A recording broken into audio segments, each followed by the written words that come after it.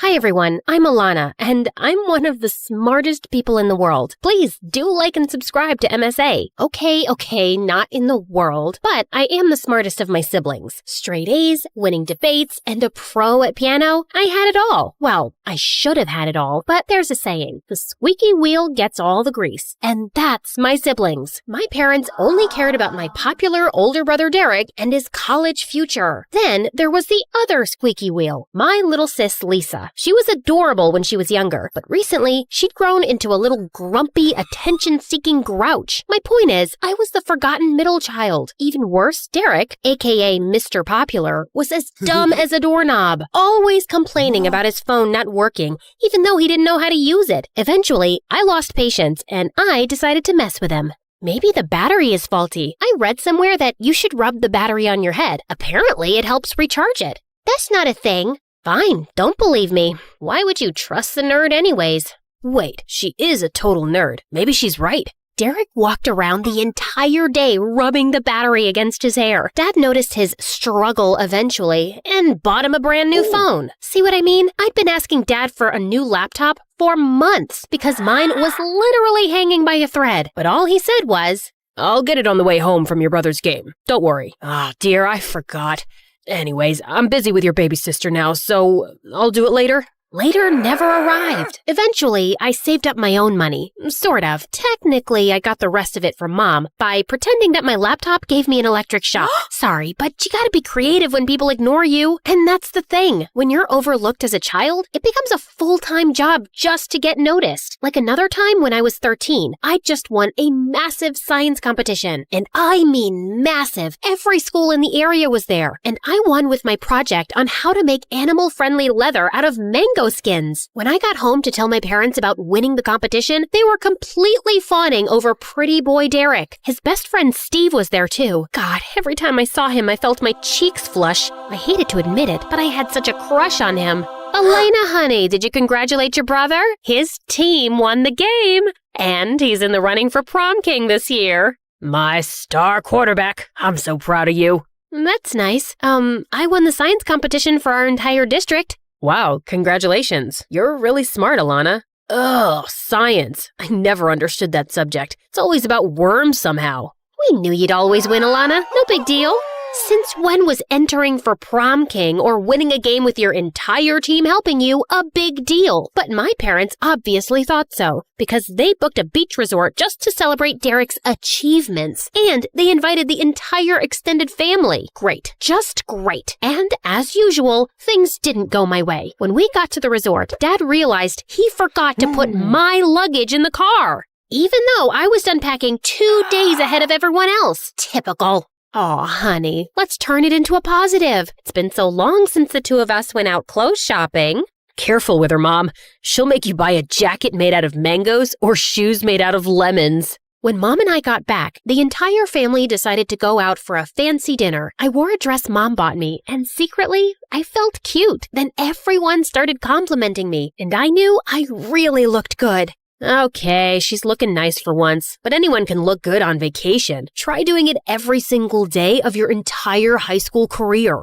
He couldn't handle losing the spotlight for a second. While everyone was laughing at my brother's corny jokes, I hit the beach. Grabbing my phone, I opened the piano app to play my favorite song. The music took me away to a special place, but then I noticed someone watching me. It was a boy my age, a really good-looking boy. Huh, didn't expect to find someone my age who liked older songs. You play really well. Thanks. It's one of my favorite songs. He introduced himself as Wayne, and we got to talking. We both had a lot in common. We listened to similar music and even had the same favorite movie of all time, The Notebook. Just don't tell me it's because of Ryan Gosling. Nah, he's too old, but the movie was awesome. It stayed true to the book, which is what I love the most. Wayne's face went blank, then he totally transformed into the movie's lead character. I've spent each life before this one searching for you. Not someone like you, but you, for your soul and mine, must always come together. I couldn't believe I was sitting with a boy alone on the beach and quoting Nicholas Sparks. Finally, someone noticed me. I spent the rest of the trip sneaking away from my family to meet Wayne. I told him all about my family, and he listened. He told me something that really stuck in my mind. Don't hide your true self, Alana. Do whatever you like doing, even if your brother says it's nerdy. I thought playing video games was a waste of time, but now I'm pretty dang good at it, and quite famous too. On the last night of the vacation, I was sad to say goodbye to Wayne. He squeezed my hand and told me we'd keep in touch, and we did. We texted each other every day, but when I hit school again, things had changed. My shopping trip with Mom had transformed my dress style, and now I felt everyone's eyes on me, even Steve's. It became too much, so I hid in the music room during recess. Then, the most unexpected thing happened. Elena, how are you? I'm good. Derek's not here, though. I know. I wanted to talk to you. How's music class going? I couldn't believe it. I did my best not to act like the other girls who screamed when Derek or Steve walked past them. Steve and I talked for a while. I told him about my vacation and showed him some of the beautiful pictures I took of the place. That's when I noticed how he kept moving closer. And before I knew it, he was holding my hands. You know, this new look is really cute on you. Do you seriously think so? Yeah, I do. And I am the cuteness expert. Hey, listen. Sorry, I gotta take this. As Steve talked into his phone, I watched him walk away, but all I could think about were his words. This new look is really cute on you. After that day, Steve and I hung out quite a bit, but only at school. The more I got to know Steve, the more I told Wayne about him. But when I got home one day, my numbskull brother Derek was waiting. He turned my closet upside down and ruined my new clothes. He was angry. Stay away from Steve, nerd. You got it? Finally, someone takes an interest in me, and you want me to stop? Derek, I'm gonna ask Steve to be my homecoming dance date, whether you like it or not. And if you ruin all of my clothes for the night, I just won't wear any. Derek was shocked. Looks like the boring middle sister wasn't so boring after all. Alana, please. As if I was gonna listen to him of all people. The next day, I went to find Steve. I wanted to ask him to the homecoming dance, but as I reached for the gym door, I heard Steve's voice inside. My heart raced when I heard another girl's voice. Come on, babe. There's no way I like Alana. I just wanted to get close to her so she'd do all my assignments. I can even get her to do your assignments too. I couldn't believe it. I wanted to yell at him, but I was way too upset. If I confronted him, I'd probably have puked on him. When I got home, I jumped straight into bed and texted Wayne to tell him everything. He cheered me up right away. He sent me a surprise package of brownies and some exotic flowers I'd never seen before.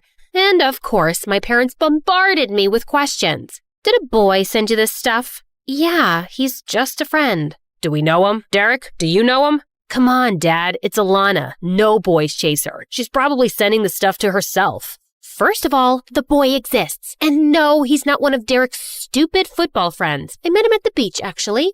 And we've been best friends ever since. See for yourself. The phone battery died, honey. Dad, you can't trust her with phone batteries. I'm not lying, I promise. Whether you believe me or not isn't important to me. I'm not trying to show off to the world who I'm dating or how cool I am. That's not my priority, says the girl who's running for prom queen. Huh. Yeah, I saw it too. Someone entered your name for that thing.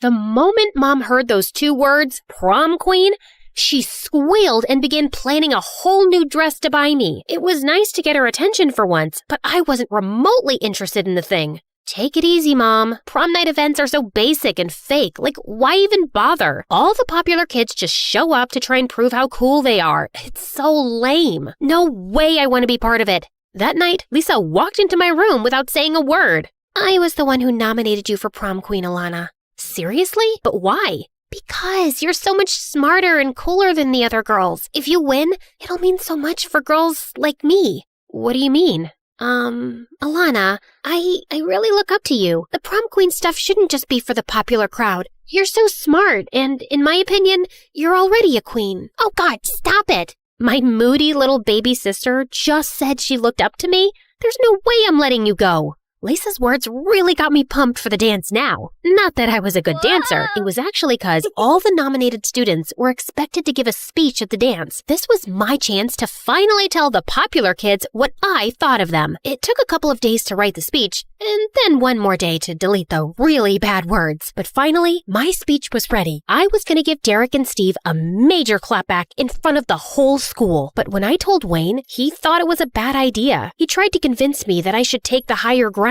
that Derek was my brother after all. But I didn't care. On the day of the speech, I was practicing at home, and suddenly Derek barged in. Did you forget how to knock, or were you rubbing batteries on your head again? Alana, I heard you're going to tell the whole school how much you hate me and my friends. Really? Yeah, and? You always get everything on a silver platter. Don't you know how hard the rest of us work compared to you?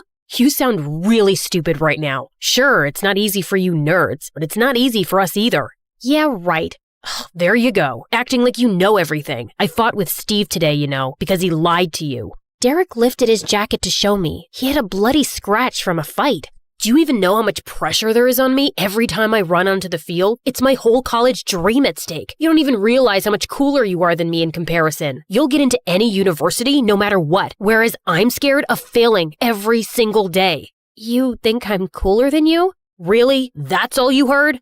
Wow. Derek's words really made me think. I'd acted like the burden of the entire world was on my shoulders, but here he was, the most popular guy at school, and he was struggling. I found Derek sitting out on the porch later. Derek, I just wanted our parents to notice me as much as you and Lisa. I'm tired of trying hard and still being nothing but a nerd to them. Firstly, Alana, Mom and Dad do notice you. In fact, they're always talking about how good you are all the freaking time. It's just that they don't have to worry about you. And anyways, being a nerd is great. You can do anything. Like I could tutor you. That's it, Derek. How about I help you out by tutoring you? Well, actually, I could really use your help for school, but nobody needs to know, okay? Not even your imaginary boyfriend. He is not imaginary.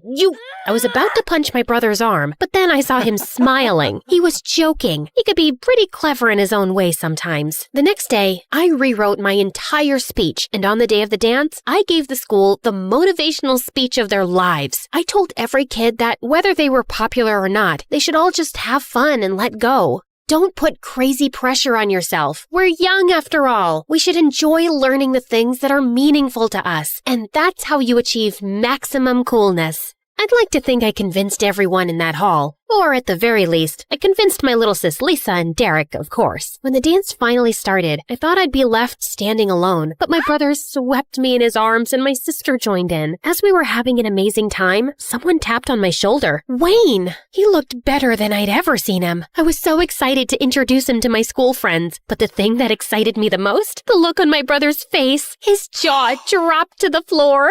See? I told you Wayne was real. Yeah, but this is the Wayne you spoke of? This guy's a legend. Turns out, Wayne was a much bigger gamer than I thought, and Derek was a huge fan. The way he behaved, it was like he wanted Wayne to be his date instead of mine. I didn't win anything at the dance, of course, but it's fine. That's not my main thing. I did have an amazing time with Wayne, and I felt more relaxed than I'd ever felt.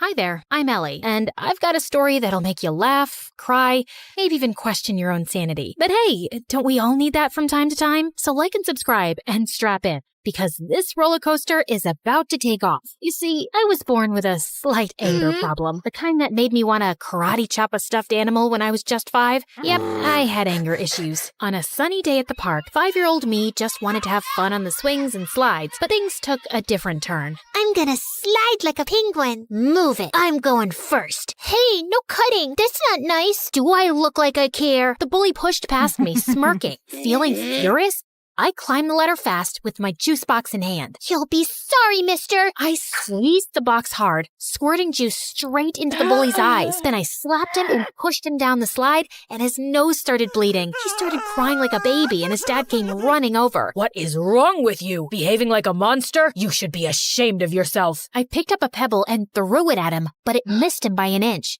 Don't tell me how to feel.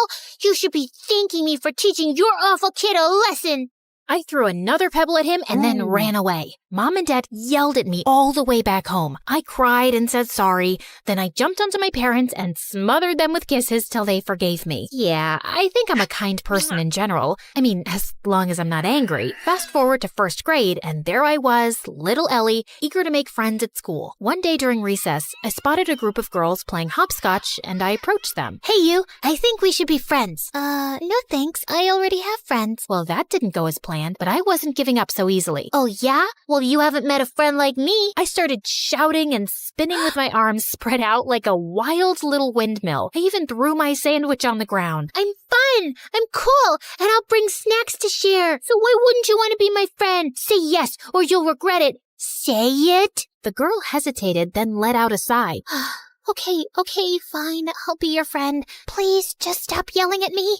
And just like that, I made a new friend. Her name was Lucy, and she was the best. 2 years later in 3rd grade, my family told me one day that we had to move for Dad's job. Scared of losing Lucy, I got really angry. I won't leave Lucy. She's my best friend, and I'm not going anywhere. I protested by staying in our backyard treehouse, and I refused to come down till my parents changed their mind. We know you're upset, but we have to think about what's good for the family. But when I didn't budge, my parents caved after a few days. I was so happy, I finally climbed down from the treehouse. And I learned that standing up for what matters can make a difference, and that my anger was the best thing I had. It gave me whatever I wanted. What I didn't realize back then, though, was that Lucy eventually figured she could take advantage of my anger issues to get her way, too. If she wanted something from someone, she'd come up with a sneaky plan to get me all riled up against that person. Yeah, it always made me the bad guy fighting and bullying people, while Lucy looked like she was the nice, calm friend of a monster, but no one got seriously harmed. As we entered middle school, though, Lucy started doing it more frequently and for bigger things, and I began getting into serious trouble. Like one day, Lucy came to me saying that Mrs. Thompson had called her into her office and said she was giving her a C- on her project. You know what else she said?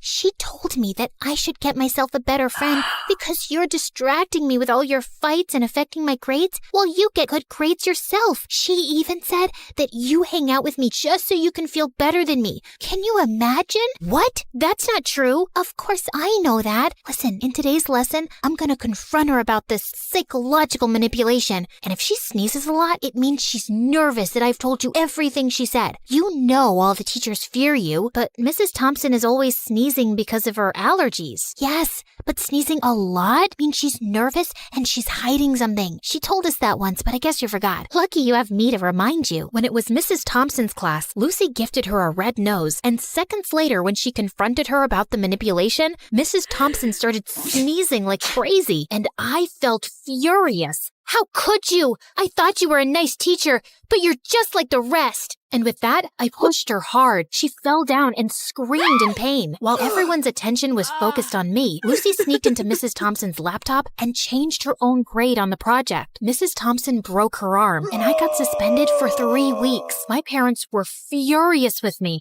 and insisted that I tell them exactly what happened. When I did, Mom said that Lucy was the manipulative witch here. I yelled at her and didn't talk to her for days. How could she say that about my BFF? Days later, I visited Lucy, and her mom opened the door and looked at me like I was some cockroach. Ugh, you again. What do you want? I heard what happened with Mrs. Thompson. Why can't you be a normal human being? Poor Lucy, she almost failed her project because of you. What? Yeah, you're crazy and you're affecting my child. She'll end up failing all her classes because of you. Why does everyone keep saying that? Because it's true. Hey, listen, you silly woman. I was about to scream at her when Lucy showed up and pulled me inside her bedroom. Please, Ellie, you can't talk to Mom like that no matter what she says. But I'm a good friend and I forgive you. Now calm down, girl, and take the Snickers bar. I know it's your favorite candy. Lucy had clearly been spreading lies about me, but I was too blind to see it back then. And when I returned to school, things were a bit different. A new girl, Isabella, had joined our class. She was rich, pretty, and quickly became popular. Lucy seemed annoyed by her existence, but she seemed like a cool girl to me. Till one day, Lucy and I saw Isabella walking out of the bathroom, and I noticed a marker in her hand. Lucy went in to use the bathroom as I waited in the hallway, but moments later, she came out, dragging me back into the bathroom with her. OMG, you gotta see this. You won't believe what Isabella wrote about you on the door. It's totally her handwriting. I'm so done with this annoying psycho Ellie. She's always bullying everyone. I want a peaceful, calm school that I can brag about to my rich friends. I offer $1,000 to anyone who can get rid of her. DM me on this Instagram account if you're interested. What a stupid, ugly witch. Furious, I stormed over to Isabella. How dare you write that about me on the bathroom door? I saw you with that marker, so don't you dare lie to me. Ellie, seriously? I had a marker, but I was working on an art project. I didn't write anything about you. Oh, yeah? Well, Lucy seems to think it's in your handwriting, and Lucy said that? Okay, you should stop listening to that friend of yours. She's just using you like a puppet. Can't you see it? For some reason, Isabella's words struck a chord with me, like she just said something out loud that I kinda already knew. But I quickly brushed my thoughts away. You don't know anything.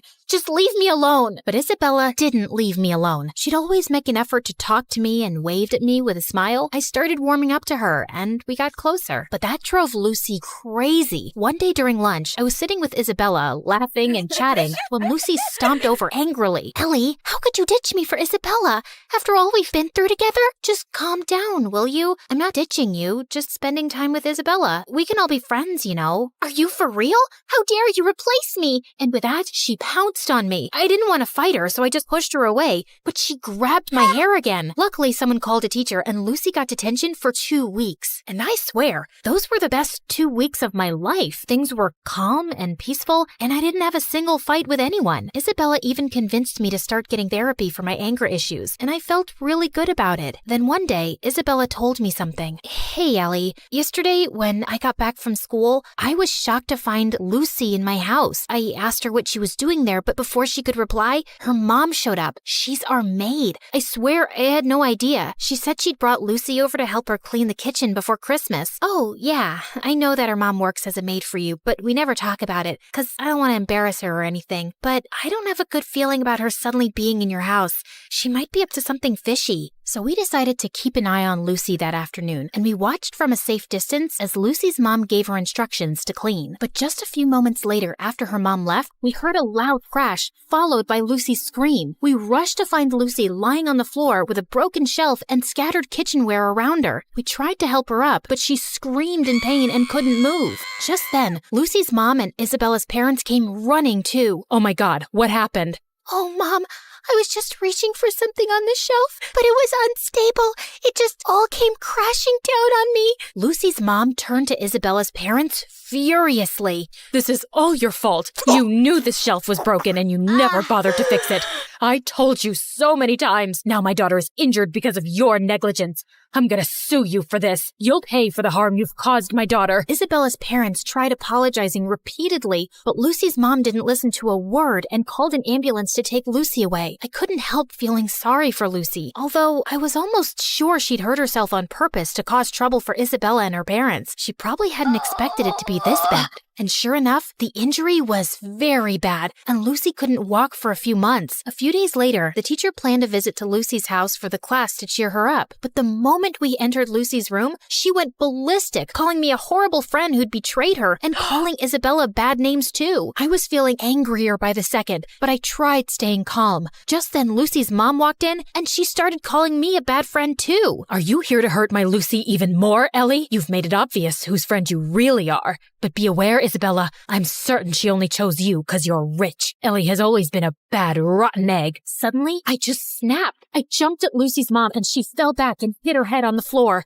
Everyone looked shocked, and I knew I'd messed up big time. I ran out crying. When Mom found out about it, she was so mad. Ellie, I can't believe you attacked Lucy's mom. She called me, threatening to contact child services and telling them that you need to be put in some rehab center because you're a danger for other people. I honestly felt terrified hearing that, and my first instinct was to lash out and scream in my defense. But instead, I took a deep breath and thought of my friendship with Isabella, and it helped calm me down. Mom, I know it was wrong, and I'm really sorry. I'm working on controlling my anger. I'll be better, I promise. Mom looked really surprised and then nodded, but she still took my phone away and grounded me for a month, and I didn't protest. I knew I deserved that. Back at school, Isabella told me Lucy's mom was going ahead with the lawsuit, and I really wished there was something I could do to help. Lucy or her mom wouldn't listen to a word I'd say. But then one day, I was in the school's bathroom when someone knocked on the stall door. It was Lucy's mom. Ellie, I need to talk to you.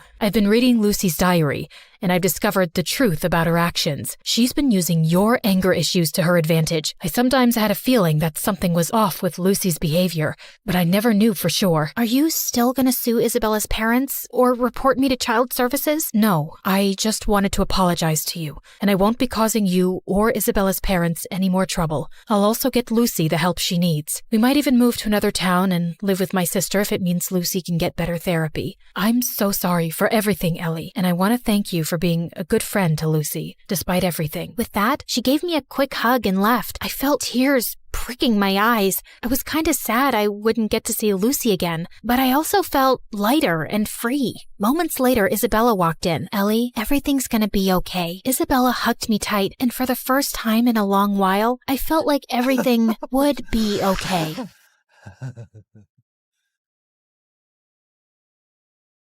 Hi, I'm Leah from Indiana. Before I continue, please hit like and subscribe. Since I was a baby, I was meant to be a dancer. I could dance before I could even walk. I would do the cha-cha while cleaning my room, and bust a move while brushing my teeth, and of course, I was shaking it all the way to and from school. People smiled and laughed when they saw me, but I never cared. When I was 10, I would watch my friends head off to dance class after school. It would tear me up inside to see them living my dream. I came home one day as my mom was finishing her makeup. Mom, can I please go to dance class? All my friends are going. You're not going. You have no idea how much that class costs. There was no other parent to ask at that time. Just me and Mom and whoever she was dating that week. But Mommy, please. I swear, I'll do your laundry and chores, and when I make money from ballet, you'll get makeup from Sephora. I'll take you shopping, whatever you want. Pretty please. This means everything in the world to me.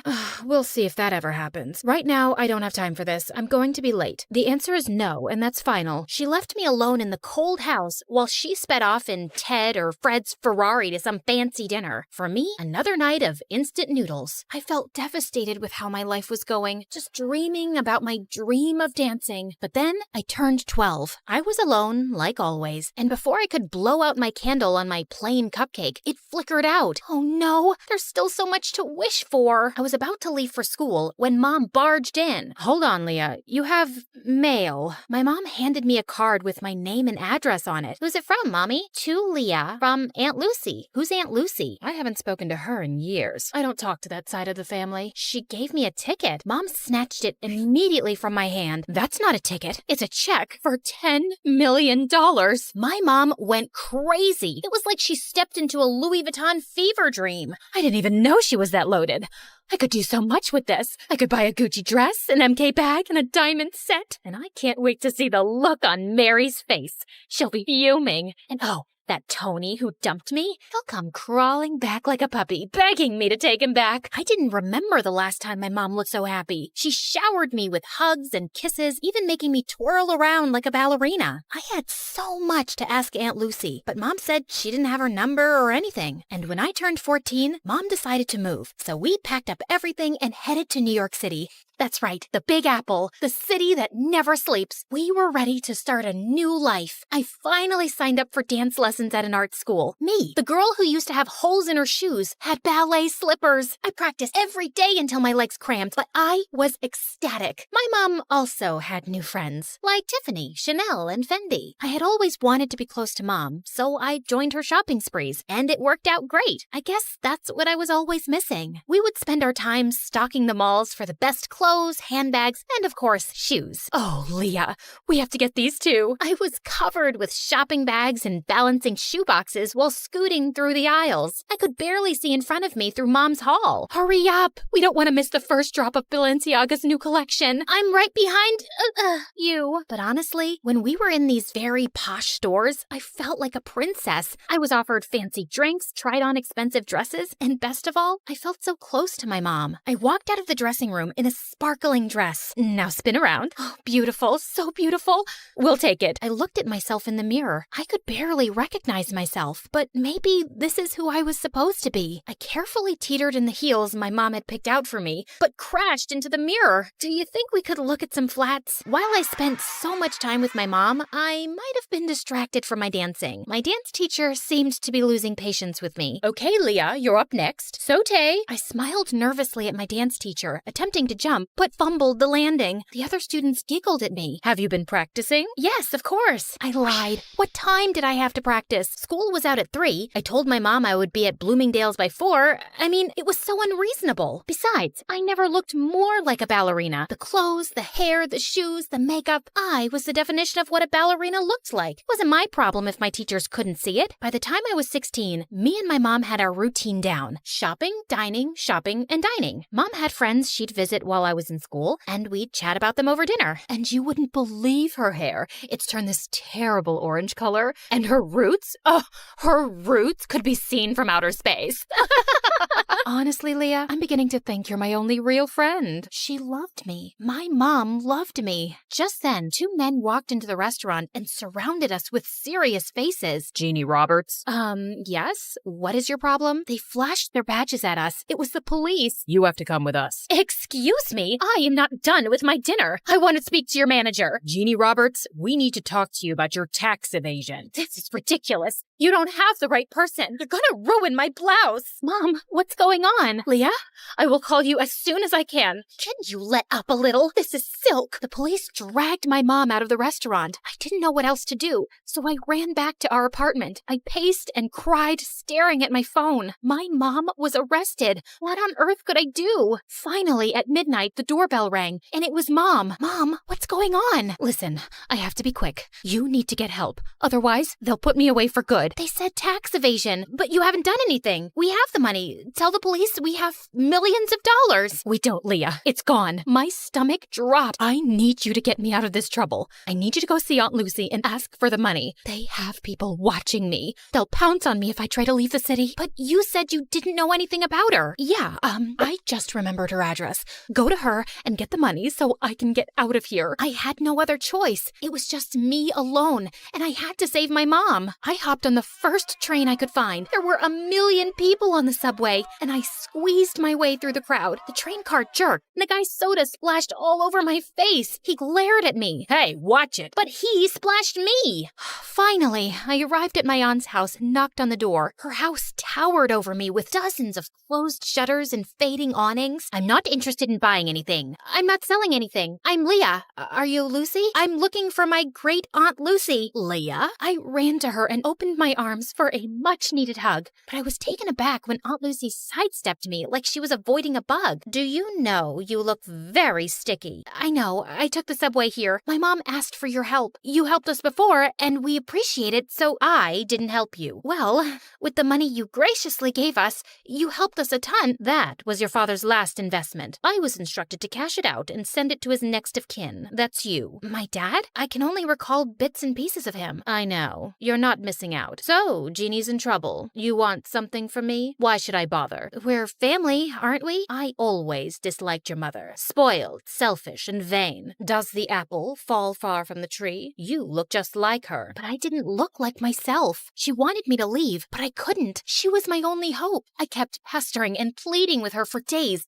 buzzing around her like a pesky fly. Finally, after what felt like forever, she talked to me. This used to be a hotel, you know. I took care of everything, and I was great at it. But it's hard for a person my age to manage everything around here. There's too much space and too many stairs. I have a few guests coming over, but I don't have much staff. I would like to see how useful you can be. Whatever you need, I can do it. I needed to win her over to save my mom, so I got to work by cleaning out the fireplace. Large chunks of ash rained down on me, covering the floor in a thick blanket of gray.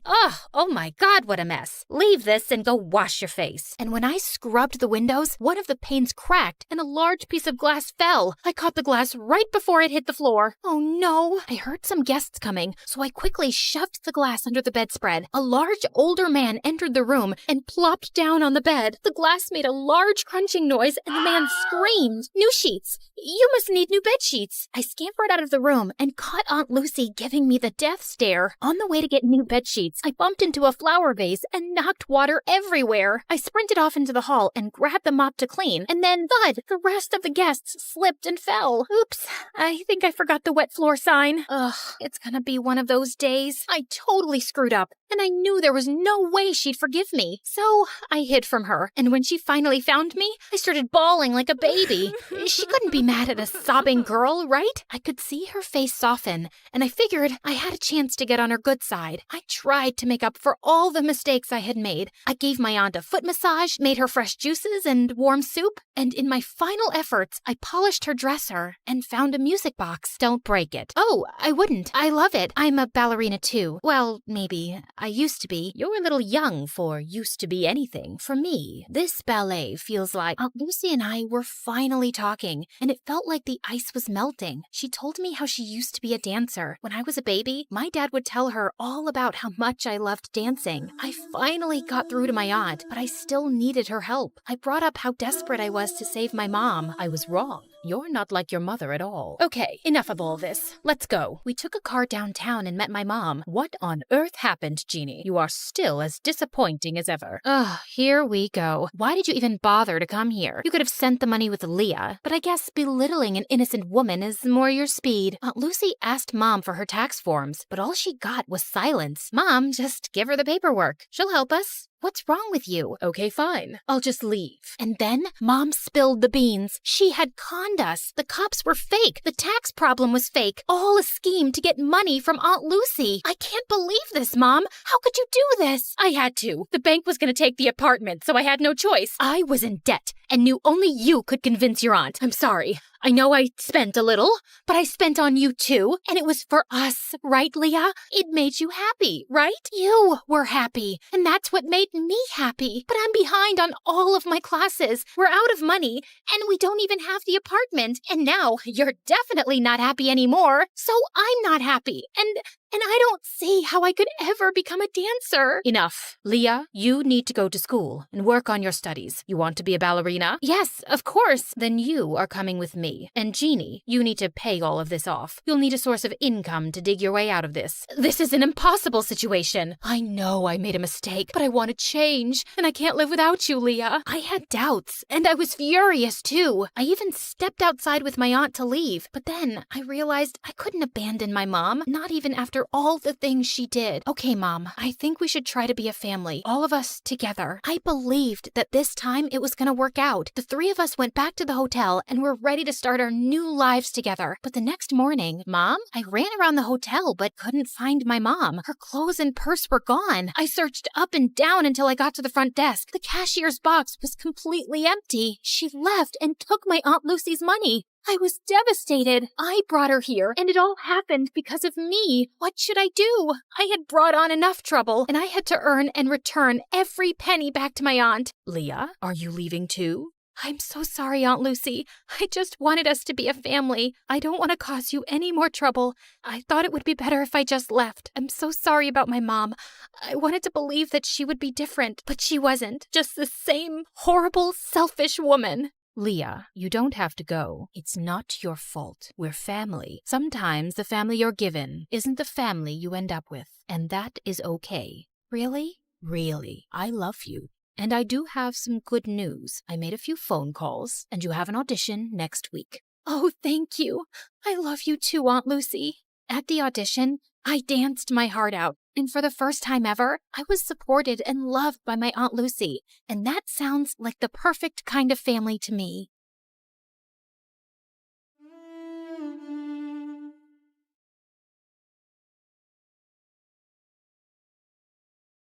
The music was pumping, everyone was dancing, and then suddenly, chaos. People were pushing and shoving, trying to make their way towards the exits. We have to head out immediately. Milo, wait, there's no time. We need to go, now. That was my prom night. It was a disaster, and it was all my fault. Hey everyone, it's Jenna. If you want to hear about my crazy story, make sure to hit that like and subscribe button. I grew up in a small town in the Midwest, where life was slow and predictable, but I've always been the kind of person who likes to push boundaries toys and have a little fun. My parents were pretty strict when it came to homework and other boring stuff, while all I wanted to do was explore the world and play outdoors with the boys. And it paid off when I got a cute teddy bear as a gift from Milo, my crush. I loved that bear more than anything in the world, but eventually, Milo and I grew apart. He wanted to play video games with the boys, while I still wanted to swim in rivers and explore nearby caves. But I had Teddy, my partner in crime. Even my parents had to get special permission for me to bring my Teddy to class, or else I'd throw a major tantrum. Life was amazing, but things changed when Layla, stepped into my second grade class.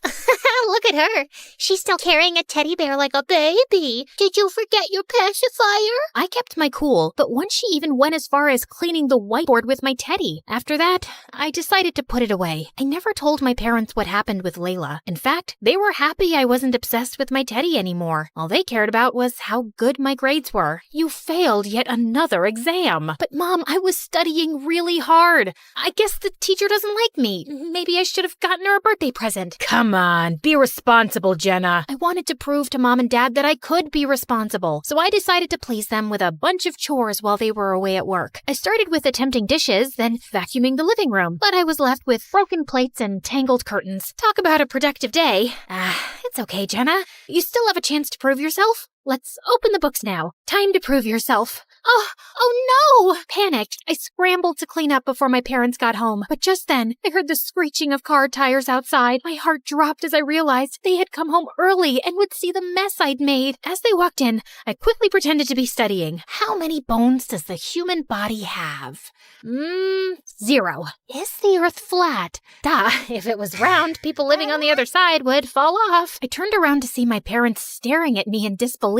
I tried to pretend like I hadn't noticed them coming in. Hey, Mom, Dad, you're home early. What happened here? I was trying to but today's been a really bad day.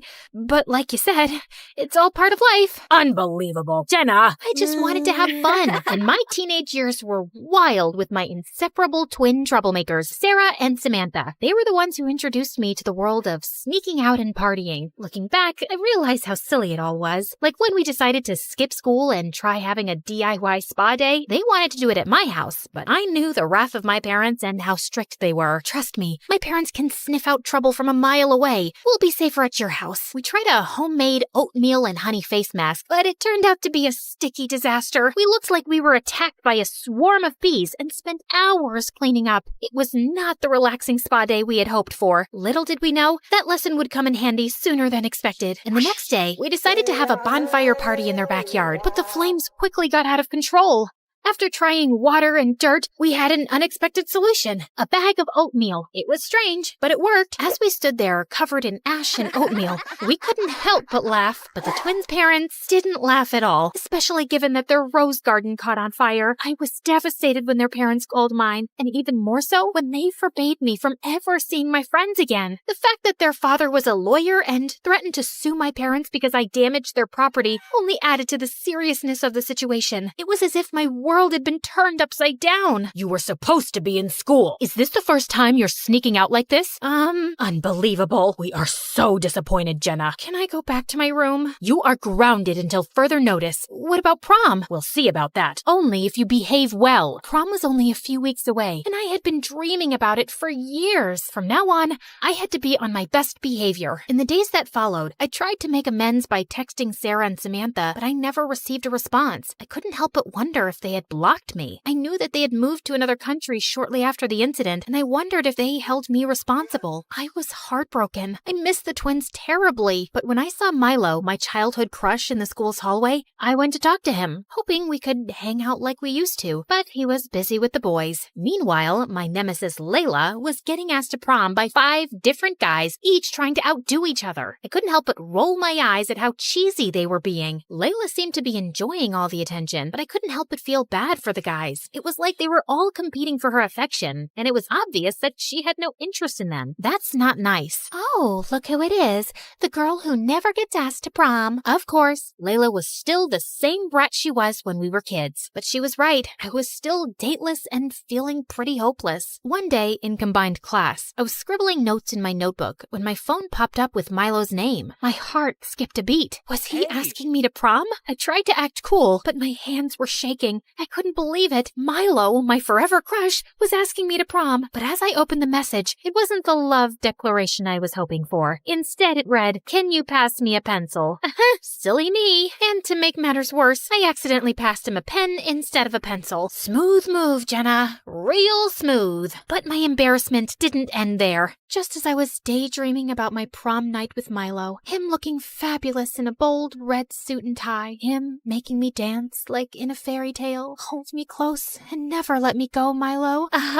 You do realize you're drooling, right? It's sad that you can only have him in your dreams. Oh, I was just practicing my drooling for when I see you in that dress you've been talking about. You know, the one that's always out of stock because everyone wants to look like a glittery potato sack. Layla scowled at me and didn't say anything for the rest of class. I thought that would be the end of it, but the next day, the principal called me into his office. Apparently, Layla had told him that I had started a rumor about her and spread it all around school. And my parents were called. That's it. No prom for you. What? That's not fair. We warned you, Jenna. Only if you behaved well, and you did it. Once again. I was devastated. The next day at school, I heard someone calling my name. I turned around to see Milo running toward me, a big smile on his face. Hey, Jenna, wait up. Thanks for the pen. What pen? Oh, yeah, sure. No problem. So, I heard you got into a fight with Layla because of me? Of course she told him. I should have known she'd blabber about it to everyone. Hey, do you want to go to prom with me? Was this really happening? I tried to play it cool, but I couldn't help myself. Yes! A million times yes! I'm so excited! But suddenly, I felt something warm. You okay? Hey, can you quickly take off your shirt? My shirt? Why? Wearing your boyfriend's shirt is the latest fashion trend, and I just want to be trendy, you know? To my relief, Milo smiled at me without asking further questions. Yes, I had just peed a little in excitement in front of my crush. I definitely felt embarrassed, but I didn't care. I was going to prom with Milo, and nothing could bring me down. I spent the rest of the day in a haze, trying to come up with a plan. Since I wasn't allowed to go to prom, I couldn't ask Mom to take me shopping for my dress. So I snuck into my mom's closet and searched through her old dresses until I found one. It was a multicolored dress from the 80s. I loved it. I hurried out of the house through my bedroom window so my parents wouldn't see me. It was supposed to be the night of my dreams. But as they say, life doesn't always go according to plan. And boy, was that an understatement for what happened on my prom night. It all started when Milo showed up wearing a Hawaiian shirt, cargo shorts, and flip-flops. And he wasn't driving a limo. He was picking me up with his bike. I couldn't believe it. I tried to hide my disappointment, but I knew it was written all over my face. Are you okay? Yeah, I'm fine. As soon as we arrived at the ballroom, my dress got caught in the bike wheel and ripped apart. Oh no, Mom's gonna kill me. Milo quickly ran to a classroom to find a stapler and stapled my dress back together, but he made it look like a patchwork quilt. We walked into the ballroom, and everyone was looking at my dress. I suddenly felt a little embarrassed. I went to grab my lipstick, ready to dance the night away, when I felt something soft and furry inside my bag, something I hadn't felt in years and definitely hadn't brought with me. I looked down to see my childhood teddy. OMG, I carried the wrong bag. I quickly tried to hide him, but it was too late. Everyone had already noticed and were laughing hysterically. I wanted to crawl into a hole and disappear. It was just like being 7 all over again. Just then, Layla passed by me with her group of friends. Aw, little Jenna never grew up. What a baby. You kept Teddy all these years? It almost looked like he was about to cry when ring! My phone started ringing. Oh no, she's gonna kill me. Jenna, where are you? Your dad just went to kiss you goodnight and found your bed empty. As my mom continued her lecture over the phone, I felt suffocated, and just as she was about to launch into another tirade, something outside the window caught my eye. A man, dressed in all black and carrying a flashlight, was sneaking into one of the nearby houses. Oh my god, someone's being burgled! Is this another one of your— I immediately sprang into action. There was an emergency exit-only door nearby, and without thinking twice, I ran through it. Little did I know that the loud alarm would go off, causing the entire school to panic. We have to head out immediately. Milo, wait, there's no time. We need to go, now. He was right, there was no time. As Milo gathered around with all the students outside, I chased after the burglar, shouting for help. Soon enough, other people joined in the chase, and together we were able to get him and call the police. As we were waiting for the police to arrive, I couldn't help but feel a mix of emotions. I was relieved that no one had been hurt and that the burglar had been caught, but I knew my actions had just caused prom to be canceled. So, you kept Teddy all these years? I did. You forgot me, but I never forgot you. My bad. I missed you, Jenna. And I'm feeling blessed now. I wish we could slow dance. I can't believe prom is canceled. And I can't believe you saved my family from a burglar. What? That was your house? Yes, I owe you one, Jenna. Thank you so much. You are a gem of a person. Does this mean we're not enemies anymore? I guess so. When Milo dropped me off at home, I felt nervous about facing my parents. I knew they were going to be mad at me for sneaking out to prom. Mom, Dad, I'm so sorry for everything. You were right. Is this my dress? So funny story. Just as my mom was boiling up like a tea kettle, Milo intervened. He told my parents how I'd saved Layla's house. They might not have believed him, but then my principal called my parents and told them everything. My parents were shocked, but for the first time, I also saw how proud they were of me. It wasn't easy, but they eventually forgave me for my mistakes. I promise, I'm going to be more responsible and more careful from now on. But just as I was about to bask in my newfound maturity... I'm sorry, Mom, but don't worry, I'll fix it. Oh, please, let it be. I can handle it. Just bubble wrap yourself and sit in the corner.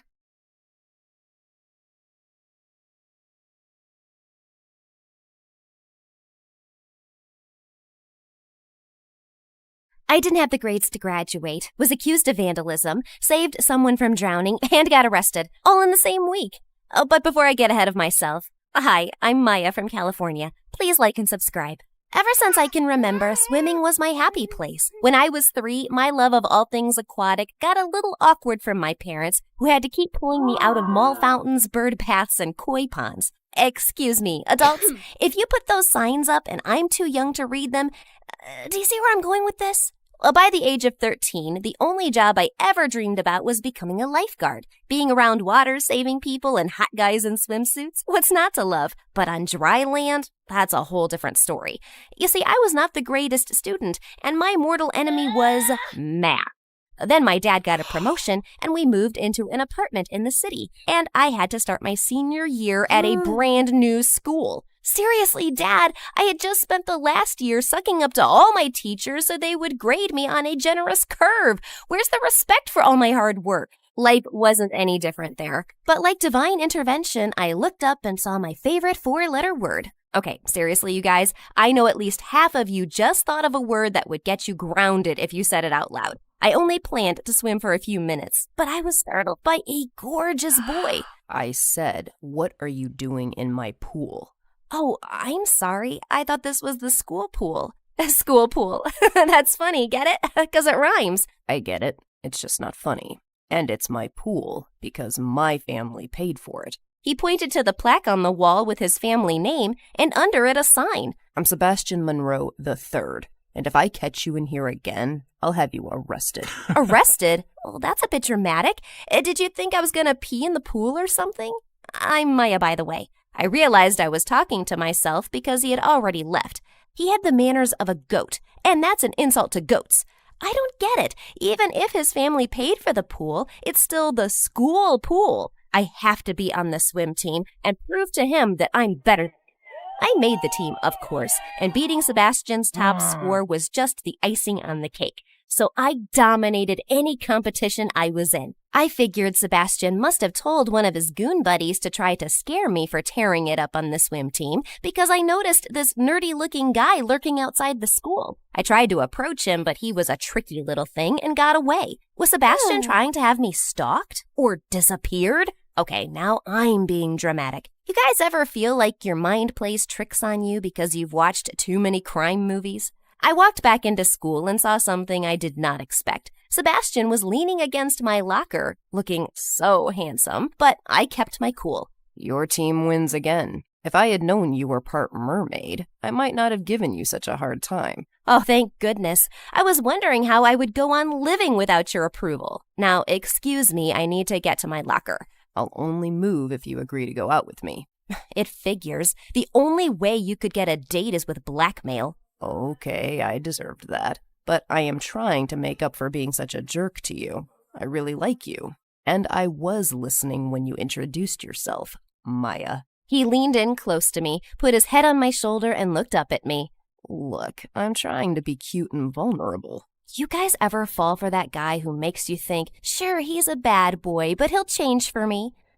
I guess even you deserve a second chance. Awesome. Where do you want to go? I have this sudden craving for ice cream. He took me to an upscale dessert place and ordered one of everything. He was charming, and I was falling for him like an apple off an Isaac Newton's tree. Oh, hey, I guess I did learn something in class. I thought things are starting to look up. But what do they say about looking up? That's when you trip and faceplant. Yep, I failed my second test. One more and I would get kicked off the swim team.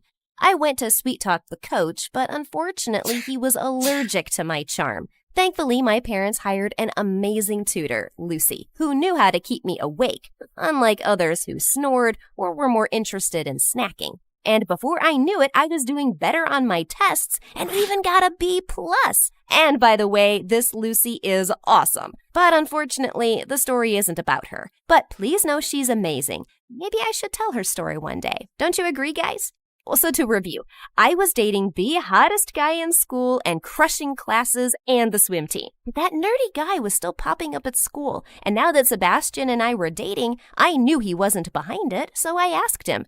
Oh, he's probably smitten with you. Too bad you're taken. But I can't stop thinking about it. You just need a distraction. I'm serious, Sebastian. What if He interrupted my rant with a kiss. If he's what? I was so charmed by his kiss that I forgot what I was saying. He who? Well played, Sebastian III. Well played. After school that day, I came home, and there was a package at my front door. No return address, just my name on it. I was so excited. It must have been Sebastian surprising me with something wonderful. But when I opened it, the worst smell filled the room. It was a bag of poop. My parents called the police, but they said nothing could be done because there was no one to trace it back to. I made a list of people I thought it could be, like Amy, whom I told her boyfriend she had kissed someone else, and Tony, who I totally exposed his crush on our teacher. But that creepy, nerdy guy was the number one suspect. I showed it to Sebastian the next day at school. Babe, I'm telling you, it's some girl at school that's jealous of you because you're dating me. Wow. Did the school give you an extra locker for that ego? It's not an ego if it's the truth. Don't worry, I'll protect you. Besides, I have a romantic date planned for us that will take your mind off of all this. I'll pick you up at your house at 7. I decided to focus on our date and get creepy nerd guy off my brain. I jumped in my closet for some great chimichurri to go with my dress and started to wonder where Sebastian would take me. But he never showed. I called and texted. Nothing. I was really worried and rushed over to his house. When I showed up, there were police cars everywhere, and my heart sank like the Titanic, thinking something had happened to Sebastian, until I saw him standing next to his car. Sebastian! Oh, thank God you're okay. Then I noticed his car. Someone had spray painted, "Sebastian is a loser, he can't swim." My parents think you did this. All that misspelling? Well, that's just insulting. I'm bad at math, not English. If you're gonna try to frame someone, do your homework. Just as I was about to defend myself, his mom rushed toward me. "Is this the monster who did this to my baby? Well, you're lucky there isn't enough evidence to arrest you, or you would spend the rest of your life in jail. Oh, Sebastian, why do you insist on living that low lifestyle? I mean, does it even know about personal hygiene?" She walked off in a huff, and I was stunned and hurt. I went to Sebastian for comfort, but instead he yelled loud enough for his parents to hear. "I don't care how cute you think it was. We're over." You know I would never do this. It must be that creepy guy. But he just walked away. What just happened? How could he not believe me? I ran away with tears in my eyes and spent the whole night eating half of the world's junk food. The next day at school, Sebastian met me with a big hug and a romantic kiss, like everything was normal. How many personalities am I dating? Sorry about the show last night, babe. It was just to get my parents off my back. You know how parents are. We'll just have to keep our love a secret for a while, and then I will fix everything. Trust me. But you were so mean to me, and you let everyone believe I would do that. Well, yeah, of course. And I did it all for you. I didn't want my mom to get you kicked off the swim team. I was relieved. He really did care about me. I wasn't thrilled about the way he did it, but, boys aren't that bright, and he probably did the best he could. Besides, what do you care about what my parents think? You have me, and that's all that matters. Let's just focus on the senior beach bash tonight and forget them. Well, I have been looking forward to this all year, so I'll meet you there. Once I arrived, I could hear music blasting and see a huge campfire. Sebastian was waiting at the gate for me, but I noticed there was a padlock at the entrance. Come this way. We have to go through the tear in the fence. I'm a little nervous about this. Are you sure we're not breaking the law? What's the big deal? Everyone else is already there. Besides, do you see any signs telling us to stay out? Well, against my better judgment, I agreed. We had fun, and he danced around like a reject from America's Got Talent, but he was cute. Halfway through the night, Sebastian disappeared. I asked if anyone had seen him, and someone said he went to get some pizzas. I was thinking how weird it was that he didn't tell me, like my boyfriend had ghosted me. I just wanted to go home. Suddenly, a guy screamed that some girl had fallen into the water and was sinking. I knew I could swim faster than I could run. Acting quickly, I tore off the bottom of my dress so it wouldn't weigh me down and dove in. It was cold, but all I kept thinking was that I had to save her. I reached her in minutes and swam her to shore. Her boyfriend thanked me 1,000 times, and I could feel their love for each other as her boyfriend embraced her in turn. I was so tired that I laid down on the sand. My teeth were chattering when someone wrapped the jacket around my shoulders from behind. Are you okay? That was some pretty heroic stuff. It was the creepy nerdy guy. You! Why are you following me? Did you send me that poop? What are you even doing here? My interrogation was rudely interrupted by the police showing up and arresting everyone for trespassing. I knew sneaking through a hole in a fence was shady. When we were at the police station waiting for our parents, I saw that guy again. I ran up to confront him. I don't know what your weird fascination is with me, but I'm only going to warn you once. Stay away. I understand you might think that, but I wasn't following you. I've been following your boyfriend, Sebastian. Sebastian? You have a crush on Sebastian? No, but I was, in a way, stalking him. Did you notice that your boyfriend managed to disappear before the police came? I really wanted to argue with him, but he was right. Where the heck was Sebastian? I was released, but my parents were so disappointed. And worst of all, Sebastian was nowhere to be found.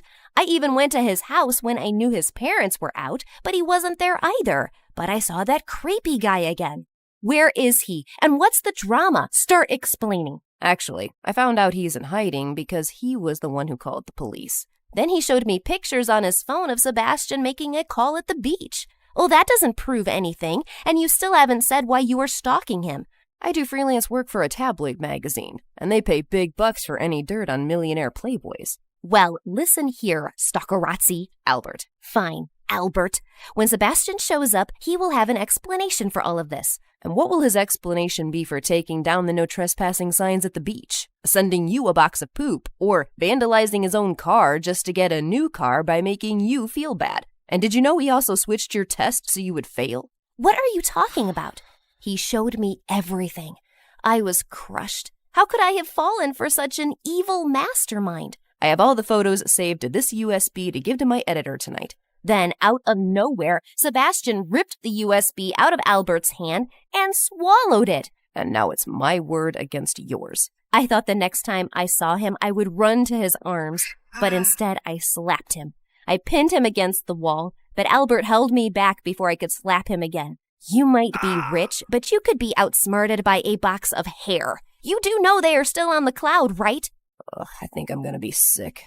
Well, that's not how I wanted to get my USB back. You know, you've got some pretty strong arms under that nerdy exterior.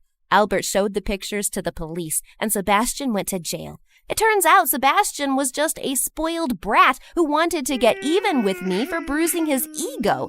Apparently his friends laughed at him when I kicked his butt on the swim team. Get a life, dude. I'm sorry if I creeped you out with all the sneaking around. It was kind of weird, but I'm sorry I was quick to judge you. Thank you for coming to my rescue. He may not have been as good looking as Sebastian, but as I stared into his eyes, I could see he was so thoughtful and kind, and that was way more attractive. Yep, I think I'm gonna date this guy. But I have to end the story for now. Sorry, guys. Be careful who you call your boyfriends. That's my advice. See ya!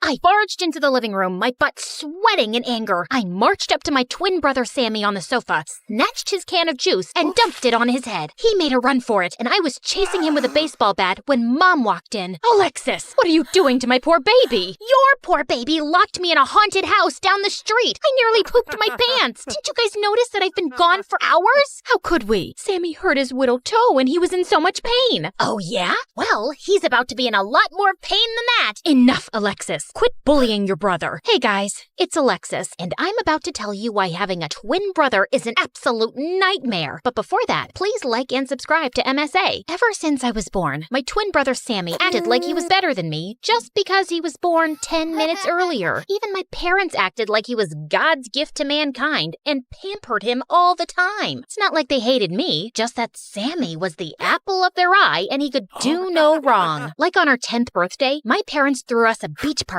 and I spent an hour building the most amazing sandcastle. But just as I turned my back to grab a shovel, Sammy and his best friend Nathan came running and smashed it to pieces. Why did you do that? Because it was ugly and it was ruining my perfect view. He threw sand in my face and ran away. Are you okay? I will be now. I threw the beach bucket at Sammy and it hit him in the head. He cried and Mom grounded me for bad behavior. Unbelievable! As we grew older, Sammy just got more annoying. He and Nathan were the brattiest kids in school and would constantly embarrass me with their stupid jokes and dumb pranks. Like this one time in 10th grade, we were in the science lab doing experiments and Nathan was my partner. Tell me, what's gravity? Oh, that's easy. It's when Alexis tries to get up from the bed but can't because she's a big fat cow. Enough, Sammy. Funny how you're talking and all I can smell is garbage. Maybe that's because you haven't showered in days. I felt so mad I flung a book at Sammy. He ducked and started attacking me with pens. The two of us got into a fight. I knew there was no point in arguing, so I just avoided everyone and focused on my studies. I became the smartest kid in class, and I joined the poetry club, yearbook committee, and debate team. In 10th grade, I got a chance to represent my school in the national debate competition, and that's where I met Tony. He was the captain of the debate team, the star tennis player, and the hottest boy in school. Together, the two of us nailed the competition, and when we got back home, Tony invited me to one of his practice tennis matches. After the practice, we were having a conversation when he suddenly pulled me close. Whoa, was he about to kiss me already? I pouted my lips and was about to close my eyes when I noticed his hand stretched out, holding a tennis ball. That was coming straight at you. We don't want that pretty head of yours to get hurt. My head's pretty? You like the shape? Well, thanks a lot. I mean, for saving my pretty head. Not for saying that I have a pretty head, but thanks for that too. Can I get you an energy drink or something to thank you for saving me? How about a date instead? Yeah, it was fast, but sometimes you just know when it feels right. Soon, Tony officially asked me to be his girlfriend, and I was riding high. Dating someone popular meant that people knew me as more than just Sammy's sister. I was getting noticed, and I was loving the attention. But it drove Sammy crazy. One night, Tony and I were going to a party with a bunch of friends when Sammy walked in. Don't you think you're a little too young to be wearing that dress? Don't you think you're a little out of line to be asking me that question? Also, we're twins, genius. So if you're old enough to do anything you want, so am I. Fine, do what you want. Just don't become a bigger loser than you already are. At least not for that clown Tony. You know he's a player, right? He's always got his arm around a new girl. He's just a really friendly guy. Nothing wrong with that. And he says hugs are good for mental health. I literally saw him feeding French fries to that cheerleader just yesterday. She has carpal tunnel syndrome, Sammy. Her wrists are in pain. He was just being nice. Why is it so hard for you to believe that a hot, popular guy could be into me? Just stop being a jerk and leave me alone. But after that day, it became Sammy's life mission to annoy Tony every time he saw him. Like this one time in the cafeteria, Tony and I were chatting when Sammy dumped a bowl of spaghetti on him. Oops. My hand slipped. And another time in class, just as Tony was about to take a seat, Sammy pulled his chair away and he landed on his butt. Your seat looks more comfortable. Mind if I borrow it? Tony almost punched Sammy, but Nathan intervened and saved him. Sammy backed off for a while, until a few weeks later, Tony and I were having dinner at this really fancy place, and suddenly, he jumped out of his seat screaming. What? What happened? Please don't tell me there's a rat. I will freak out. The only rat here is you, Alexis. What's this? Tony shoved the phone in my face, and I saw a bunch of pictures with Nathan kissing a girl who looked exactly like me. I was so confused until he played a video where I was confessing my love for Nathan, and I immediately recognized the voice. It was Sammy's. Oh, that's not me. I mean,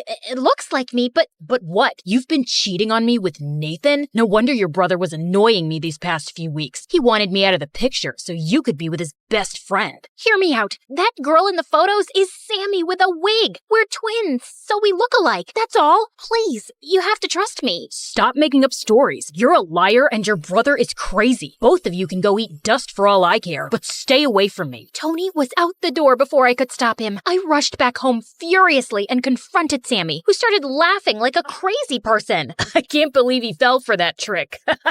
He's as dense as pudding, Alexis. I did you a favor. You're a jerk, Sammy. You ruined the best thing that happened to me, and you hurt Tony. He'll get over it. Trust me. Also, now that you're here, pass me some soda. But I just dumped the can on his head and walked away. I hated him. The next day in school, Tony refused to talk to me. In fact, he went around the school telling everyone how I was a cheater and a liar. My popularity went down the drain in minutes, and I was back to being invisible. But Sammy acted like nothing was wrong and went on living his life. And after that day, I decided to get even with Sammy. I spent the entire week planning the perfect revenge. I knew the only person Sammy cared about was his best friend Nathan, so that's where I started. I found my opportunity when the teachers announced the test results, and Nathan got an F. He was sulking when I found him in the hallway. Aw, this is what happens when you're best friends with a moron. Gee, thanks. Look, I'm a little bummed right now, so maybe rub things in my face later. Okay. I'm actually here to offer you a really sweet deal. I need you to date me. What? Sorry, pretend to date me. You're Sammy's best friend, so if you start hanging out with me all the time instead of him, he'll hate it. He'll finally have a taste of his own medicine. I'm not asking you to do it for free, of course. I'll help you study and ace your scores. No thanks. I know Sammy can be a jerk sometimes, but I'm not doing that to my best friend. Fine, fail high school then. I heard you telling Sammy your parents were angry that you had a C in science. This score is worse, so good luck dealing with that. Wait, fine. I guess we could make it work. Of course we will, my cute boyfriend. Now buckle up. We've got plans. The next day, it was time for phase 1. I walked into Sammy's room and called a truce on my fight over Tony. Just as we were talking, Nathan walked in, pulled me by the waist, and kissed me. Sammy's mouth fell open like a broken door, and my heart fell to my stomach. What the heck are you doing? Get off my sister. Didn't you tell him, babe? Sammy, Alexis and I are dating. You're what? Dating. Are you stupid and deaf now? Come, Nate. We'll be late for the movies. Nate? He has a nickname now? Of course. That's what people in love do. Sammy was totally spinning out over our dates. But to make things worse, I crashed all of Nathan and Sammy's plans too. Video game night, baseball game, bowling alley. I was stuck to them like gum to a shoe. Sammy tried everything to keep Nathan away from me, but we just laughed it off. You know Alexis farts in her sleep? Aw, I'm sure it smells like roses. Alexis eats her boogers and then spits them out so they stick to the wall. She makes graffiti out of them. My baby's an artist. Watching Sammy's frustration was hilarious. But what I liked more was how Nathan was always taking my side. He'd been a brat to me growing up, but now he was caring and sweet. And even though I knew we were playing pretend, I found myself falling for Nathan. One day, I was helping Nathan with his homework in the library when he looked a little sad. When I asked him why, he told me that his mom was moving out. She's always busy and hardly ever around, but I still can't help feeling bad that I might not see my mom that often. I get it. My parents were hardly ever there for me too. I mean, they were around, but they always loved Sammy more. Suddenly, Nathan held my hand and my heart raced with excitement. He came closer, but just then the janitor showed up and we were asked to leave. The next day at school, I couldn't wait to see Nathan again when I felt someone grab my shoulder. Tony! Hey babe, miss me? Listen, I've been thinking about us a lot. I know you cheated on me, but I'm ready to forgive you. You don't know this, but I kinda cheated on you too when we were together. Twice. Okay, thrice. Okay, fine. You want me to start being honest? It was 6 times. But I like you the most, 'cause we're the same. Meant to be. Blah, blah, blah. Don't you think? You cheated on me? Yeah, but you get that, right? We're even now, babe. It's all good. Before I could say more, Tony pulled me into a kiss. As I pushed him off, I suddenly saw Nathan walking away with a bouquet of flowers, which he dumped in a trash can on his way out. So, what do you say? I say, you're a stupid, cheating, lying piece of poop, and we are nothing alike. And I'm glad my brother pulled a dumb prank on you, because it got you to admit what a sleazeball you are. Now stay away from me unless you want me to knock your perfect teeth in. Get that? I shoved Tony out of my way and rushed behind Nathan. I finally caught up with him in the parking lot. Nathan, wait! Tony was just... Save it, Alexis. I just saw your passionate kiss with Tony. I guess that was all part of the plan. Dating me would make Tony jealous and bring him back to you. Anyway, I'm glad your mission accomplished. And thanks for all your help with my grades. But I'd rather not be used like a toy anymore. With that, Nathan turned around and left. He didn't even give me a chance to tell him my feelings. I curled up in a ball in my room and cried so much harder than I ever did over Tony. I was still sulking when suddenly Sammy knocked at my door. Alexis, are you okay? No, I'm not okay, and it's always your fault. I wanted to get revenge on you, and it messed up everything. What do you mean? I was desperate to make you pay for sabotaging my relationship with Tony, so I asked Nathan to pretend to date me so I could piss you off, but I ended up falling for him, and now I've lost him too. That's the dumbest thing I've ever heard. Yeah, I tease you, but I also love you. You're my sister. I wanted to protect you. Tony was a jerk, and he didn't deserve you. As for Nathan, I read your diary. You did what? Focus, Alexis. I know you like him. And now, just like a big brother, I'll fix it. You're 10 minutes older. Do you want Nathan or not? Yes. Then come with me. Sammy took my hand and drove me to the beach where I saw Nathan sitting. We walked up to him and Sammy backed me up about not having any feelings for Tony, but I could see that Nathan still had doubts. In case you won't take my word for it, Nathan, take Alexis's. Just then, Sammy took my diary out of his backpack and started reading. Dear diary, I know it was just supposed to be a trick, but Nathan is the best thing to have ever happened to me. He's so cute. His eyes remind me of the deep ocean. All I want is to lie in his arms and tell him how much I like him. Also, I got severe diarrhea the other day. Give me that, you moron! I quickly pulled the diary from Sammy's hand and smacked his head with it. Just then, Nathan walked over to me and held my hand. Do you mean it? That's how you feel? It's how I feel. I really like you, Nathan. And Tony was just a glitch in the universe. You're the one I want. And I want you, Alexis. I might throw up. Shut up, Sammy! Fine. Nathan pulled me in for a hug, and over his shoulder I saw Sammy smirking. My brother finally used his annoying brother powers for good and pulled off his best trick yet, because even though that's how I feel, I definitely didn't write that stupid stuff in my diary.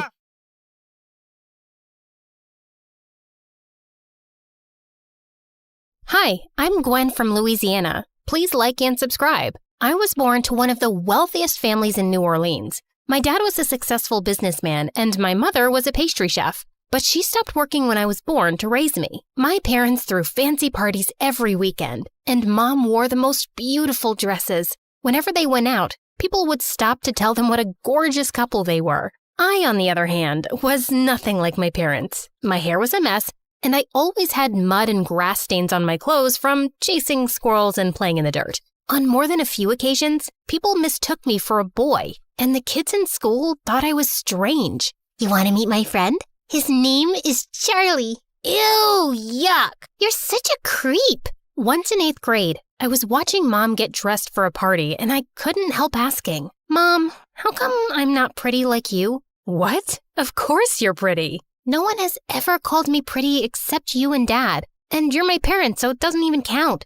Are you sure I'm your daughter? Gwen, why would you say that? None of the kids at school like me very much, and I just don't see how I'm related to you two. Was I switched at birth? Am I adopted? You can tell me. I won't be upset. Mom pulled a beautiful gold locket from her jewelry box and put it around my neck. Inside that locket is a powerful secret. Beauty, success, happiness. Whatever your heart desires, you'll find your answer in there. No way! It's true. I want you to have it. But you have to promise to wear it all the time to keep it safe. I nodded and opened the locket. There was a mirror inside. I don't understand. What do you see? My face, obviously. Well, that's the secret. Mom, that's really lame. One day, I hope you'll see what I see when you look in that mirror. When I was in 10th grade, things took an awful turn. Mom got really sick and went into a coma, and Dad and I were devastated. Over time, Dad started making bad business decisions and lost most of our money. We moved into a tiny apartment, but Dad was still struggling to make ends meet.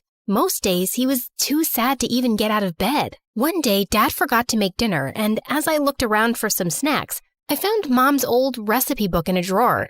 I picked a recipe and made the most delicious meal ever. What's that smell? It's wonderful. Dad and I ate together, and he smiled for the first time in months. After that, I started cooking dinner regularly, and it made me feel closer to Mom. A few weeks later, someone pounded on our door one evening. It was our landlord demanding rent. Please, I just need more time. This is the last extension. If you fail to pay next month, I'll throw you out. I really wished I could do something to help. Suddenly, I remembered Mom's words and opened my locket. Beauty, success, happiness, whatever your heart desires, you'll find the answer in there. I thought of all the recipes I'd been making recently from Mom's book and had an idea. I printed out a menu and went door to door in our apartment building with copies and tasting samples.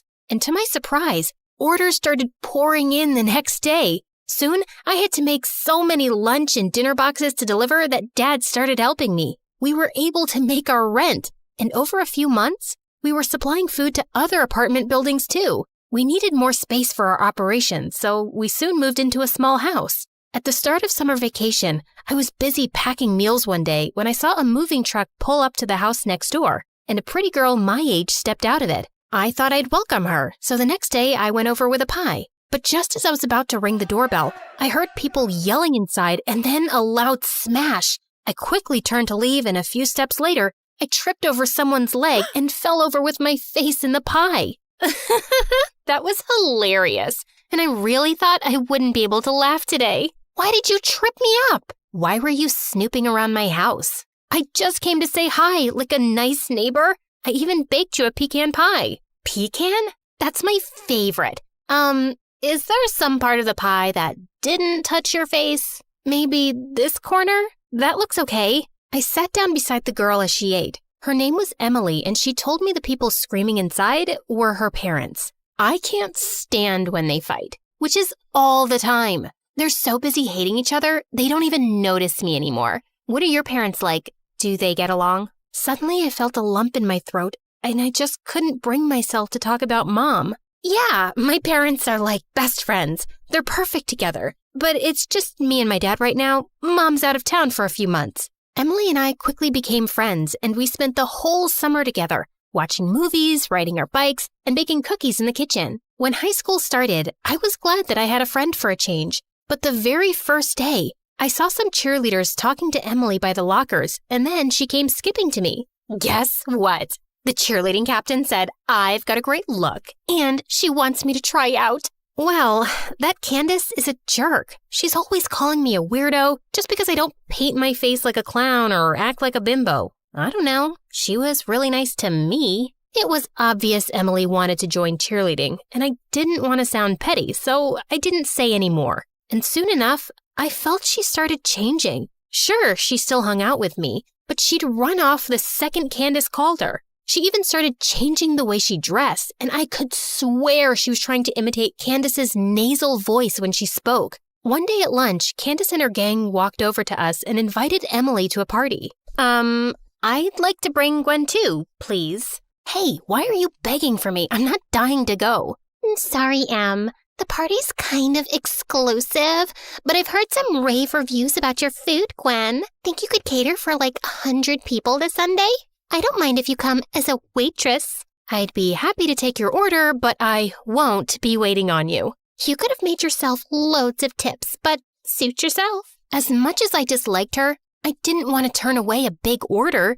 I worked hard all weekend, and Dad dropped it off at her place. But the next morning, I was shocked to find the food inspection authorities at our door. It turned out that Candace had made a complaint because she got an allergic reaction from something she ate at the party. She told me she had nut allergies, and I was very careful. Well, clearly some contamination happened, and we'll be investigating further. For now, we're suspending your business license for the next 6 months. I was so mad. And the next day when I saw her in school looking just fine, I felt even angrier. Candace, you have to withdraw your complaint. I'll give you your money back. It's not about the money. You endangered my life. My parents take me very seriously, and they're not gonna back off. Sorry, there's nothing I can do. You're such a witch. Emily, how can you be friends with someone like her? Yes, Emily. Why don't you make a decision already? Who will it be? Me or her? Emily stared at me blankly, then looked away. Candace smirked, and I stormed off. But later that afternoon, I found Emily waiting for me outside my house. Look, about what happened in school, let me explain. It's pretty clear to me, and I have no idea why you're here. I like being your friend, but I also like being a cheerleader. Why can't I have both? I can have those friends there, and we can always be friends outside school. If you can't be my friend at school, I don't want to be your friend at all. What's the matter with you? I just like being popular. I like being noticed and feeling seen.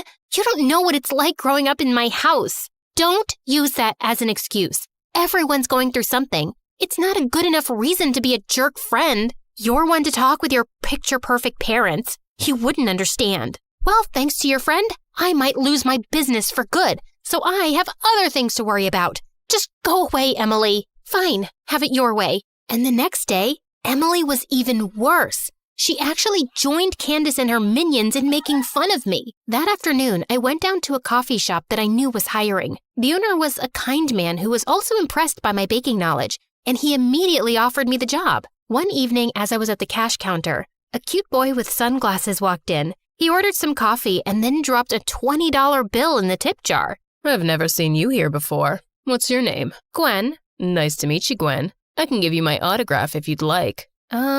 Why would I want your autograph? You don't know who I am? Hey, buddy, I've got other customers, so if you don't mind getting out of the way, please. No one has ever talked to me like that. Well, maybe if someone had, you wouldn't act like the world revolves around you. Please, step aside now. Just then the boy pulled off his sunglasses, and everyone in the coffee shop lost their minds. OMG, Damien, I love you. I'm your biggest fan. Suddenly, a crowd of people rushed towards the boy. Then 2 huge bodyguards appeared out of nowhere and ushered him out the door. That night, I looked Damien up online and discovered that he was a pretty big movie star. I felt like an idiot. The next day, my boss called me in for a special shift at the coffee shop, and I found out that Damien had booked the place for a networking event and was inviting some big celebrities. I want you to make your mom's signature pastries that you had me try one day. I was only too happy to, and the guests couldn't stop raving about them. My boss introduced me as the baker, and I caught Damien smiling at me warmly. It kind of made my toes tingle. After the party was over, Damien asked me if he could drop me home. I think we got off on the wrong foot. I'm Damien. It's a pleasure to meet you. Damien and I talked and laughed the whole way home. This was really fun. I feel like you really see me. Of course I see you. I'm looking at you right now. Wait, I hope you're not telling me you're a ghost. You're funny. I mean, most people just see my fame and stardom. They don't really bother to get to know the real me. Who do you see when you look in here? Not some famous star, just plain old Damien. Well, I think plain old Damien is pretty cool. Damien came to see me at the coffee shop every time he was in town, and I had a growing crush on him. One night, Emily and her friends were at the coffee shop when Damien walked in. Is that? No way! Damien came up to me, ordered his usual, and then took a seat to wait for me to get off work. And suddenly, Emily and Candace were waving me over like lunatics. How can I help you? Introduce us to Damien. Come on, give him my number. You can do that for an old friend, right? I'm afraid I can't. I know Damien won't be interested in you. And why's that? Because you're as lame and fake as your jumbo eyelashes. How dare you talk to me like that? I'll complain to management. Go ahead. I only spoke the truth. Now, if you'll excuse me. I turned away, but just then Emily flung her chocolate shake at me. I missed it by an inch, and the shake made a huge mess on the floor. Then Emily charged towards me and slipped on it. She landed smack on her butt, and it was all over her clothes and hair. Everyone laughed as Emily struggled to get to her feet, and the loudest was Candace. One of her minions was even filming the whole thing. And by the next morning, the video was making its rounds at school, and Emily was a joke. She stopped talking to Candace and her gang, and after that, I'd always see her alone. I tried to reach out to her, but she was so mad that she refused to talk to me. And I found out one morning that she and her family had moved. She never even said goodbye. Damien and I started dating shortly after, and he even got help from his lawyer to have our license returned. The coffee shop owner wanted to invest in my business, and before I'd even graduated high school, we'd opened more branches and were supplying meals all over the city. Dad was managing it full-time, and we were doing well. But the best day of my life was when I got a phone call from Dad saying Mom was awake after 3 long years. We hugged and cried for hours, and I was beyond happy to have her back. Her recovery was so miraculous that it was even all over the local news. Late one night, I was locking up one of our kitchen locations when I turned around to see Emily. Gwen, why didn't you ever tell me about your mom? I wanted to, Emily, and I thought I would eventually, but then we stopped being friends, and it was just painful to talk about. Like saying it out loud made it too real. I'm so sorry. I never knew what you were going through, and I'm sorry for how I treated you. I just wanted to be popular so bad, but I was never good enough, and you were my only real friend. I hope you can forgive me. Emily, you were always good enough. I'm sorry you didn't see that. What's your secret, Gwen? You seem to have an amazing life now. Beauty, success, happiness, whatever your heart desires. Inside this locket, you'll find the secret on how to achieve it. You want to know what it is? Yeah, absolutely. The secret is you. You just need to believe in yourself.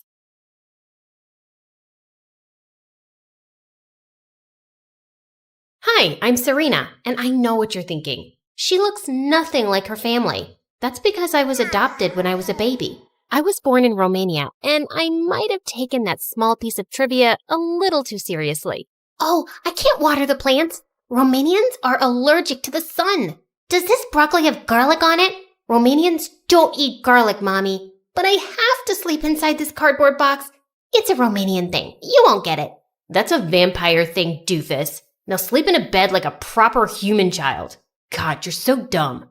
I wasn't dumb. I was quirky and cute. But Fred was right. I just never seemed to make the smartest choices. Fred wasn't only my brother. He was also my best bud growing up. He was super smart and solved math equations in his sleep, but he was really awkward and hated outdoor activities. Come out, Fred. Look at all these butterflies coming out of their raccoons. It's cocoons and no thank you. You know they start off as icky caterpillars, right? Quit being such a party pooper and come play with me. But Fred just stayed inside. I chased the butterflies and didn't realize when I ended up rather far from home. I was about to find my way back when suddenly this weird woman came out of nowhere and started showering me with kisses. Ew, get your germy lips off of me. I'm warning you, I know Kung Fu. Serena, I'm your aunt. I know your real mother. She wants to meet you at the ice cream shop. My what now? I didn't really care about finding my real family. I was happy with the one I had. But since ice cream was involved, I was suddenly curious. I was about to get into her van when suddenly a couple of police cars came screeching to a stop before us, and the officers arrested my aunt. They took me to the station with them, and moments later, Mom and Dad came running in and hugged me super tight. Oh, Serena, thank God you're safe. You can't go so far from home. That woman is a kidnapper the police have been trying to catch. She works at the adoption agency and picks up adopted kids for ransom money. Luckily, they caught her in time. Whoa. The psycho woman was jailed for 25 years. But from that day on, my parents were attached to me like my shadow and treated me like a porcelain doll. They wrapped me up in bubble wrap when I wanted to jump on the trampoline. They put me on a baby leash when we went out in public. They even missed Fred's science fairs and chess matches because they couldn't trust anyone to babysit me. You only have yourself to blame. Who's dumb enough to just walk off with a random stranger? Me, of course. I was nothing special. I had no brains and no passion. Most of the time, I felt a little lost. But one day, I saw this 16-year-old Russian swimmer, Mariana, win a gold medal on TV, and my whole life changed. I had posters of her all over my room and even bought all of her merchandise. I was obsessed. I want to be just like Mariana. She's a year older than me and she's achieved so much. But swimming is dangerous, sweetie. You could slip and hit your head. I could do that in the kitchen too. We should baby-proof the kitchen. What? No, I'm not a baby. Please, will you just let me try something for once? I'm sick of staying at home. I begged and whined and threw a couple of tantrums, and finally they agreed to take me to a kiddie pool. Whatever. I was determined to make the best of it, and when I entered the water, it felt like I was finally in my element. I aced all the lessons and turned out to be a natural. Within a year, I joined the high school swim team and even won a local competition. and Mom and Dad finally stopped freaking out like headless chickens. Then I started 10th grade, and things just went bonkers. On the very first day, I was rushing to the shower when I slipped and went crashing into a girl. I'm so sorry. Oh my God. What? You're Mariana. Am I dreaming? Ouch! This is definitely real. I am such a huge fan. Oh, really? Is that why you tried to injure me? What? It was an accident. Ha! I doubt it. I eat jealous little wannabes like you for breakfast. Now, stay out of my way or I'll crush you. What a diva! I found out from the head coach that Mariana was recovering from an injury at the local state-of-the-art medical center and would be attending our high school while she was here. Just my luck. The universe sent my idol to my school, and she already hates me. I tried to do damage control and got her some welcome flowers and cheesecake, but she started sneezing and gagging and threw everything in the trash. Are you trying to sabotage me? I'm lactose intolerant and allergic to roses. How was I supposed to know that? You said you were my fan and you don't know this? Some fan you are. I was just trying to be nice. Nice gets you nowhere. Work on your swimming instead, loser. Okay, that's enough. I know you're an international champion, but you can't treat me like this. I really admired you, but now I can see you're just a brat with a swollen head. Get over yourself. You wish you could be me. I have more talent in my injured little toe than you have in your whole entire body. You can put your entire foot in your mouth because at the next swim meet, I'm gonna beat you. I accept the challenge, although it's hardly a challenge. I was pumped. I trained extra hard and spent so much time in the pool, I started looking like a wrinkly old grandma. But on the day of the swim meet, Mariana spilled an entire bottle of conditioner on me right before the start. Oops, I'm so sorry. Your skin looked like it needed it. I was fuming. I took another quick shower, but I was super late. And when the whistle blew, I was so out of it that I flopped into the water like a dying fish. I lost badly, and Mariana sailed through the water gracefully like a swan. But what she did next shocked the bubbly farts right out of me. Mariana stepped off the stage after taking her prize and kissed Fred. Hey, what the heck are you doing to my brother? Stand behind me, Fred. I'll protect you from this soul-sucking mermaid. Sorina, Fred has told me so much about you. We met in the library the other day, and I said I was craving some Russian pastries. He got me some the very next day. Fred is a real gentleman. And you're a real lady. What was happening? Fred looked genuinely happy, but Mariana was bad news. The way she'd swam earlier, it didn't look like she was injured at all. But before I could confront her, they left. What a bunch of love-struck jerks! I was so depressed, I spent a couple of hours at my favorite ice cream shop eating my feelings. But once the banana splits were gone, I headed home and, to my surprise, I saw Mariana across the street. She was dressed like some weird spy and went inside a dirty-looking alley. I followed her and saw that she was buying a weird packet from some homeless dude.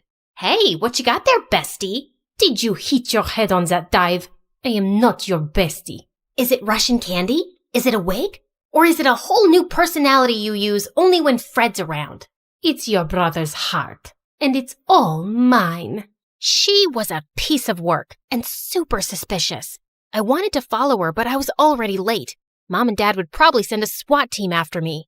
So that night, I borrowed Fred's laptop and did some research. I found a few articles about Mariana's injury, but then I found a creepy Reddit thread about athletes using performance-enhancing pills. I was shocked. Is that how Mariana had swum so well in the competition with an injury? I had to find out. But the next day, I walked into school and everyone was talking about Mariana and Fred like they were a celebrity couple. Fred, of all people, was popular. He suddenly had this confidence I'd never seen before. It was kinda awesome. But Mariana was ruining swimming for me. We've decided. I'll take your place on the swim team for regionals. What? You can't do that. You're not even a permanent student. Aren't you supposed to be injured and resting? Coach!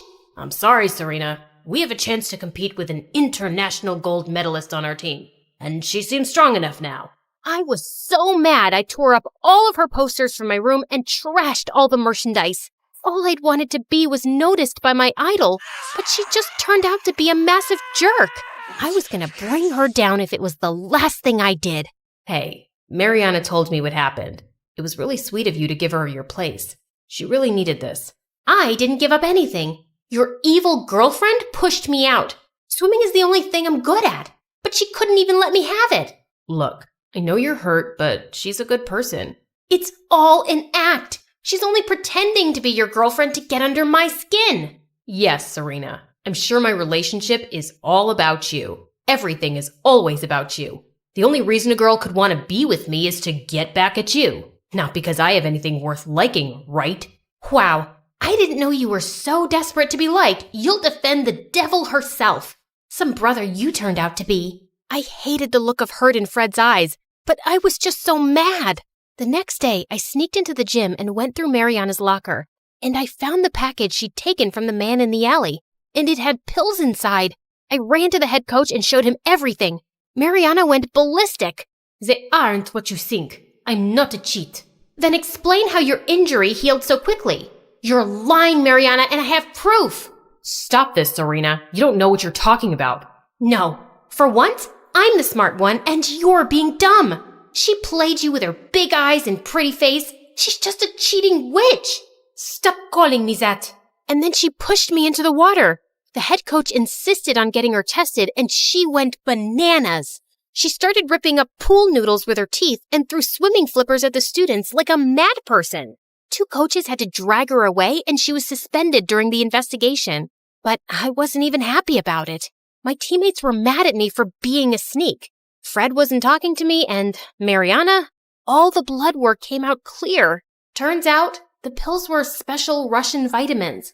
But she was so messed up with all the media attention and headlines, she completely failed at the regionals. I felt like a total jerk. It was time for me to apologize. Hey, I'm sorry about the whole mix-up. As if your plan worked. I lost the competition and my reputation. Now you can have your perfect life back. Perfect? My life is not perfect. My adoptive family is the bomb, but I've always felt a bit lost since I was a kid. Swimming makes me feel like I belong, and you took that away from me. Yes, I did. Because I'm better at it, and it's good for the team. But Fred was right. You're a selfish, spoiled brat who only thinks about herself. I was so mad, I slapped her hard across the cheek. We were rolling around on the floor fighting like cats when suddenly Fred came in between. What the heck is wrong with you two? She started it. She's always hated me. That's enough. I love you both, but this needs to stop. You love me? Are you okay? Do you have brain fever? Stop it, Serena. After all these years, I've taken a back seat while Mom and Dad obsessed over you. I thought you'd be okay with me being the center of attention for once. It was true. Mom and Dad always went out of their way to make me happy and keep me safe. They hardly ever talked about Fred. I was selfish and felt terrible for not realizing it before. And Mariana? You can't blame Serena for jumping to conclusions when she doesn't know the truth. What truth? Suddenly, Mariana looked so sad, it broke my heart. My family had to flee Russia. Some really bad men were after my father, and I had to fake an injury, so they would give us quick visas to come to America for my medical treatment. Now, I can never go back, and I can never swim for another country if I want to keep my family safe. That's why I wanted to be part of the swim team so badly. But that doesn't explain why you're so mean and horrible. It's all I knew. In Russia, you don't become a champion by being nice and sweet. You have to be really tough and fight for your place. It will be a hard habit to break, but I see you all as competition, especially you. You're good. She said it reluctantly, but she said it, and I was on cloud 9. Aw, that's all I ever wanted to hear from you. Get away from me, or I'll take the words back. You can't take it back now. You think I'm good, and we'll be on the same team together. It's gonna be epic. Is your sister crazy? What is wrong with her? Why is she so huggy? She's just really happy. And so am I. Hi, I'm Joyce, and I'm from China. People think my life is perfect. a pretty face, wealthy parents, and an elite school. But what good is any of that if my family doesn't love me and favors my genius brother? All I ever wanted was for my dad to be proud of me, but I made my brother disappear, and that ruined my life. Let me start from the beginning. I look like Mom, thankfully. Dad's beauty is mostly internal. Mom is the prettiest woman I've ever seen, and she looked more like my big sister than my mom. She looks like you, but I hope she doesn't have your brain, or she'll turn out useless like you. Well, I had learning difficulties and barely spoke more than a few words until I was 5. Dad hated me. He spoiled my brother Dustin rotten. I wanted to impress him too, but Dustin, 3 years younger than me, was already a genius. Dustin loved me, no matter how much Dad compared us. He never let it get between us. Like this one time on my 8th birthday, Dad decided to celebrate Dustin instead of me. He invited all his employees and business partners. Dustin was on stage reciting this long old English poem called Beowulf, and people were already yawning and checking their watches. Mom and I were late because we were at the salon, and when we finally walked in halfway through the poem, every single head turned our way. People looked at us like we were movie stars. Dad came rushing over, looking pissed. What are you all staring at, huh? It's just 2 girls who care more about their looks than their brains. Joyce, you're just a disappointment. Go upstairs. Actually, do us all a favor and stay there. I went to my room, and a few people, including Dustin, gave me the thumbs up and told me how pretty I looked in my dress. So I gave them my best princess bow, threw a couple of kisses like a celebrity, and kept walking. Once Dustin started 1st grade, my parents adored him even more. Dad gave him the entire 2nd floor, 3 private drivers, and 1 jet. Maybe you're wondering why a 6-year-old needs a private jet. Yeah, me too. But when you're that rich and that obsessed with your genius kid, I guess a bicycle just doesn't cut it. Anyway, once, Dustin took me on his jet to France for breakfast. And when Dad found out, he freaked out and grounded me for weeks. I knew I would never make Dad love me, so I thought maybe being close to Dustin would help. Whenever he did something wrong, like breaking a glass or messing up the floor, I'd take the blame, thinking maybe that would make Dad look at me differently. Joyce, stop! You don't have to cover for me. Dad's not gonna love you more because you're suffering, and it kills me when he talks about you like you're nothing. No, you're just too young to get it. Once, when I was in 7th grade, Dustin had a science project and wanted to test gravity and weight. He used a bowling ball from our private bowling alley and dropped it on different items. One of those items was an old watch he thought nobody wanted, but it turned out it belonged to our maid, a gift her mom had given her when she was a child my age. When she found it broken, she lost it and said she would tell our parents. I panicked.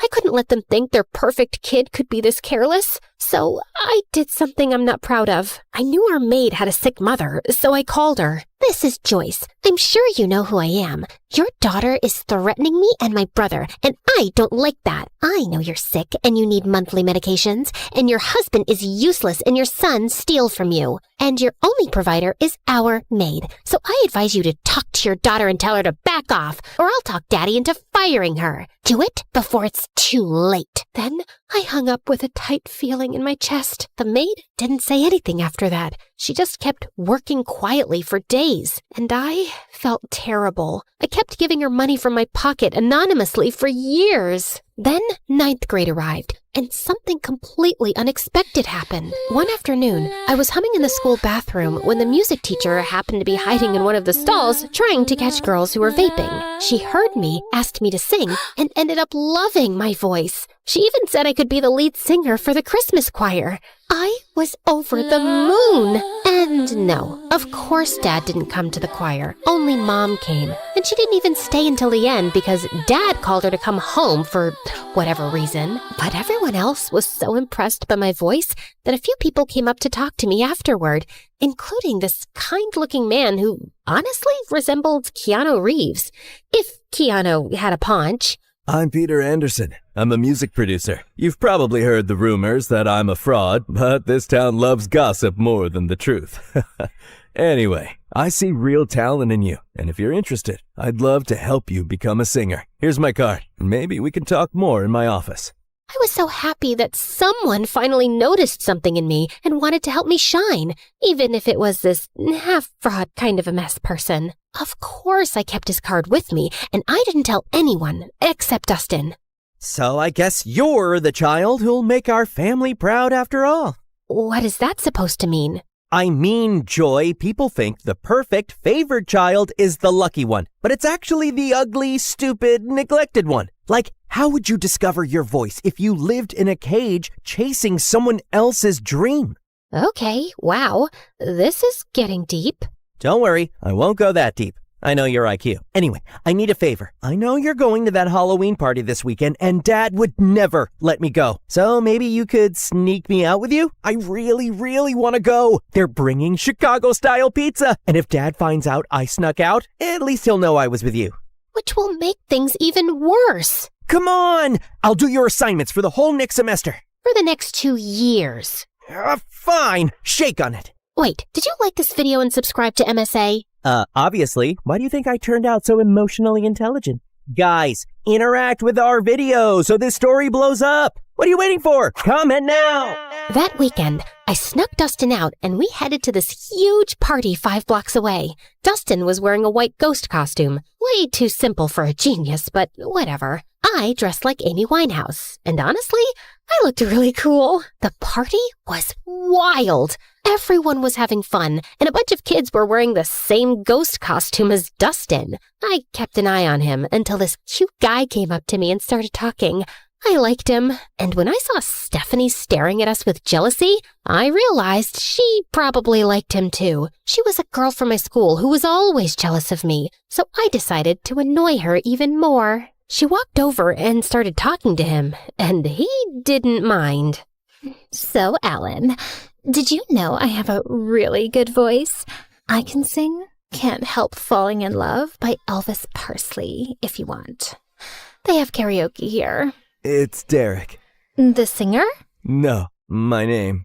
Anyway, I'll show you how it's done. Then she rushed to the karaoke machine and sang in front of everyone. Her voice wasn't bad, and I saw Derek nodding along. When she finished, everyone cheered, and she looked like she owned the world with that smug smile. I don't know what came over me, but I ran up, grabbed the mic, and started singing too. Everyone went silent, listening. I even saw kids showing each other their goosebumps. When I finished, Derek came over to hype me up. That's my girl. I felt amazing, especially when I saw Stephanie's annoyed face. My eyes followed her as she stormed out of the party, and I saw a few boys in ghost costumes leaving too. That's when I remembered Dustin. I tried to run after him, but kids kept stopping me for high fives and congratulations. By the time I made it outside, I sprinted to the group of ghost boys. Dustin? Dustin! Knock it off! This isn't funny! No one answered. I started pulling off their masks one by one, but none of them were Dustin. Back off, you weirdo! Panic shot through me. I ran like crazy through the streets. Dustin! Dustin! Dustin! 2 hours passed.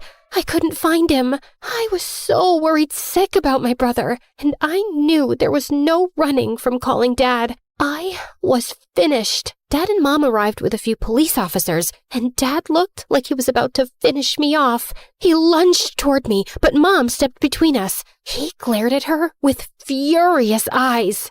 So now you're protecting your kid? Oh, that's funny because I didn't see you stopping them from sneaking out in the middle of the night. The officers tried to calm him down while everyone started searching for Dustin. But another day passed, and still no sign of him. The whole town volunteered. People searched through the nights, but nothing. Every second felt heavier than the last. I isolated myself. I text Dustin every day. Stupid messages like, "Where are you?" and "Please come home," as if he'd somehow see them and reply. At night, I'd sneak into his room and sleep in his bed, burying my face in his pillow until his smell faded away. Some nights, I'd just sit on his floor holding his favorite hoodie, feeling like I'd lost the only person who ever really saw me. Dad barely talked to me anymore. Mom didn't yell at me or blame me, but sometimes I'd catch her crying alone, and she'd wipe her tears the second she saw me. "I'm sorry, Mom." She didn't answer.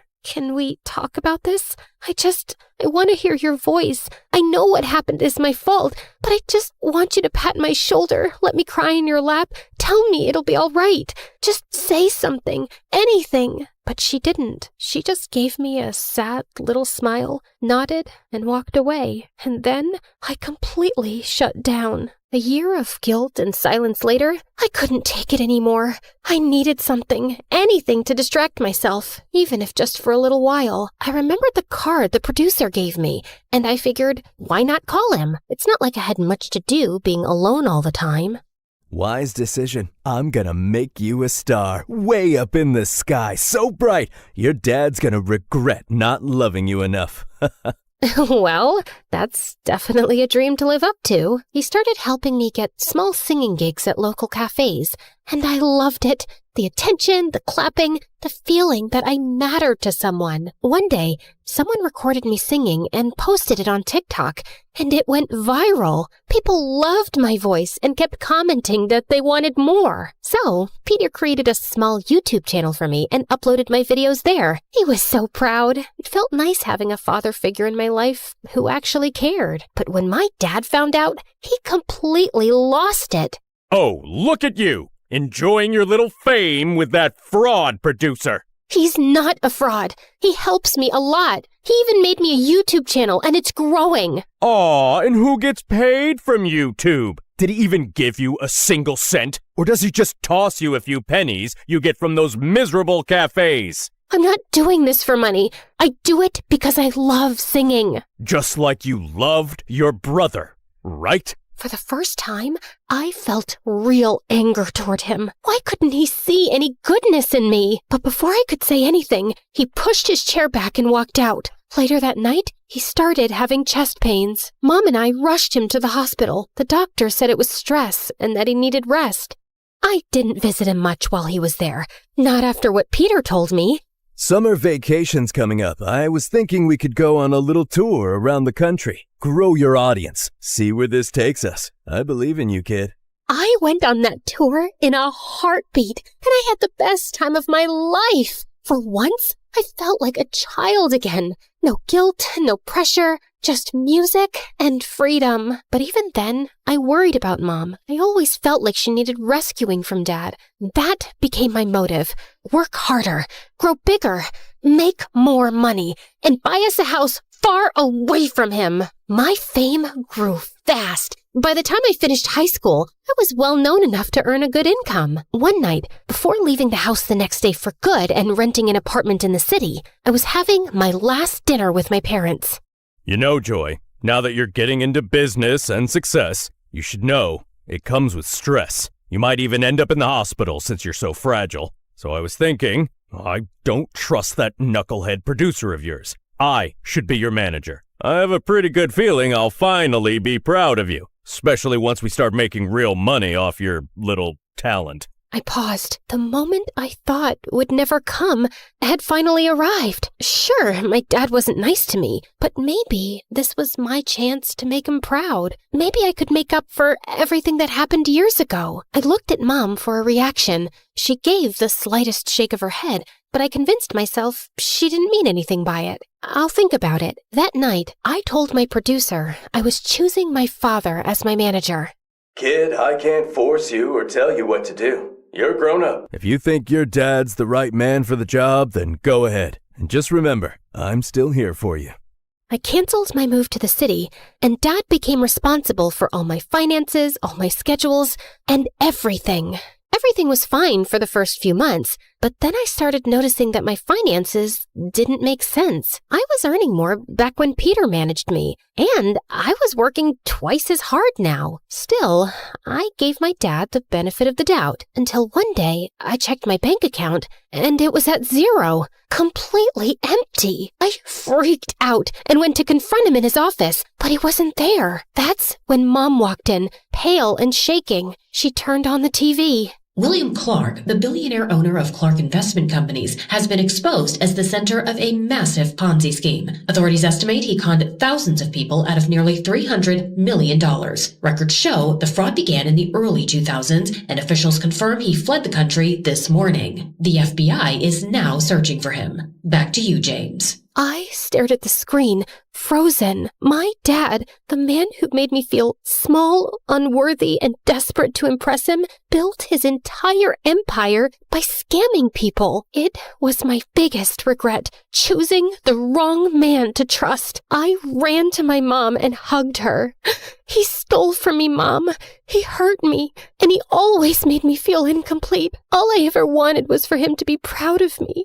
Where did I go wrong? Mom wrapped her arms around me. You were focused on the wrong parent, honey. Every time I tried to hold you, I could feel myself breaking. And I didn't want you to see that. I didn't want you to carry my pain on top of your own. Words were never my thing, but I always loved having you around. After Dustin, everything fell apart. You shut yourself away, and I didn't know how to reach you. But your father's gone now. Good riddance. It's just us. I've saved some money. Let's start over. I hugged her tighter. Her words came late, and in the hardest moment of my life, but somehow I felt happy. I never knew you could feel so happy and so sad at the same time. After that, everything happened in a blur. The FBI seized our mansion, our cars, and everything inside. Mom and I moved into a tiny apartment and hardly left it. Then one day, someone knocked on the door. It was Peter.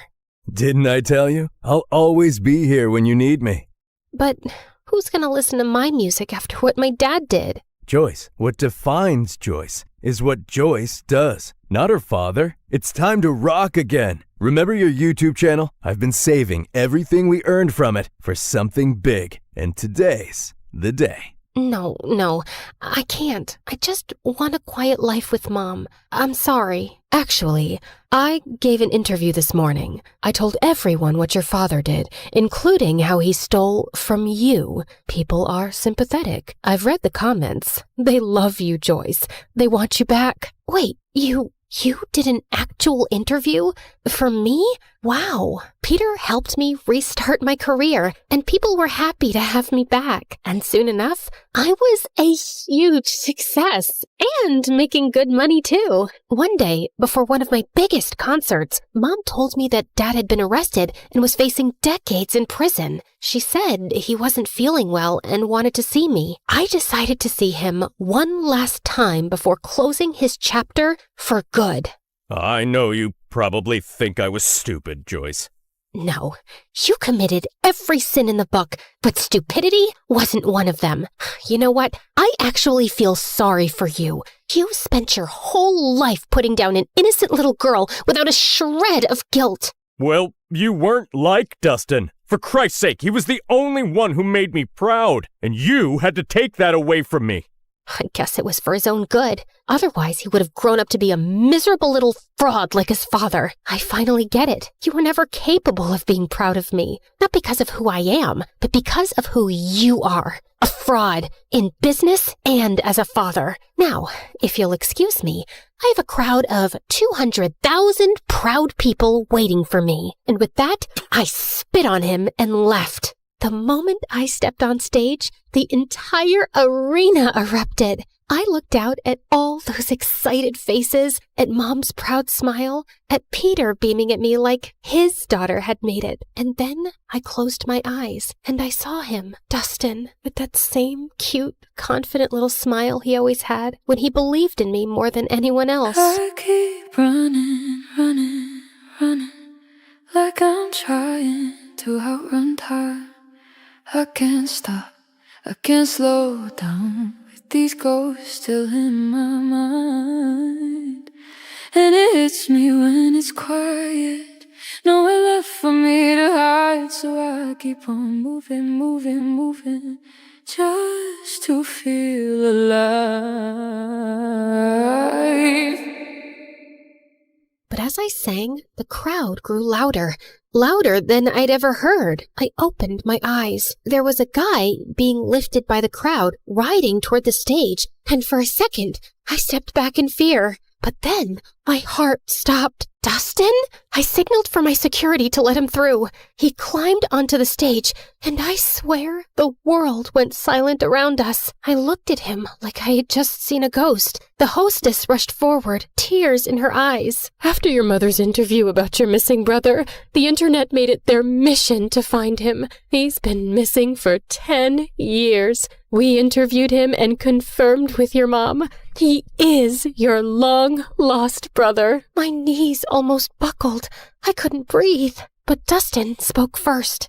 I was taken by some shady people. They asked Dad for ransom, but he ignored them. They took me to Mexico. We got into a car accident. I lost my memory. A kind Mexican couple adopted me. I didn't know who I was, but I always felt like someone out there loved me. I just didn't know it was you. My heart shattered and healed all at once. I dreamt about this moment every day, always imagining myself as the stupid, reckless sister who failed you. I never pictured meeting you like this, as a woman with a life and strength and dreams of her own. Welcome home, brother. I threw my arms around him, and he broke too. And when I looked up, the whole arena was crying with us. I turned back to the microphone, wiping my tears. Thank you, everyone. I learned something I wish someone told me sooner. You can't buy love. You can't chase approval. Not even from the people you want it from the most. The greatest person you can learn to love is yourself. And once you do that, everything else falls into place. Thank you again. And now, if you'll excuse me, my brother and I have a lot to catch up on. And with that, we walked off the stage together for the first time in years, and the first time all over again. Because sometimes the people who make you feel the smallest are just trying to make themselves feel big.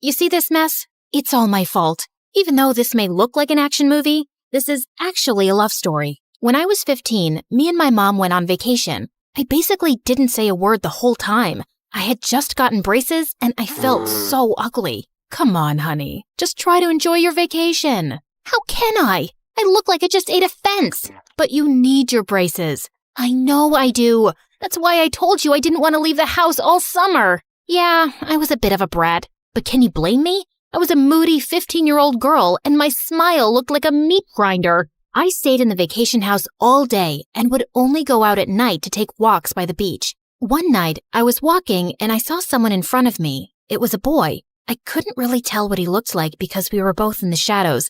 The moon was the only light we could see. Can't sleep either? Something like that. Actually, that's not why I'm out here. I don't want people to see me during the day because I have braces and I look horrible. You have braces too? Yeah, do you? Yeah, I look like I ate a can of tuna fish. Well, your shadow's pretty. We hung out for a while and talked about how we both loved musicals and theater. He was funny and I made him laugh a lot too. He told me his name was Kyle. The next night, I went out and I saw him again. We kept meeting up in the darkness every night. And then, on our last night there, the sun's coming up soon. We should go. What if we stayed and waited for the light? I don't care if you have braces. I already think you're beautiful. So we sat there and waited for the sun. And when it rose, I finally saw him and he saw me. He was the cutest boy I ever saw, especially because of the braces. He leaned in to kiss me, but his mom called him. And then my mom called me. It was time to go. Promise me something. Never hide yourself in the dark again, okay? Okay. I watched him go. His words stuck with me. And from then on, I started auditioning for shows and didn't mind my braces. Pretty soon, I was the most famous dancer in my whole town. Kyle and I talked online for a while, but I got busy doing plays and eventually we lost touch.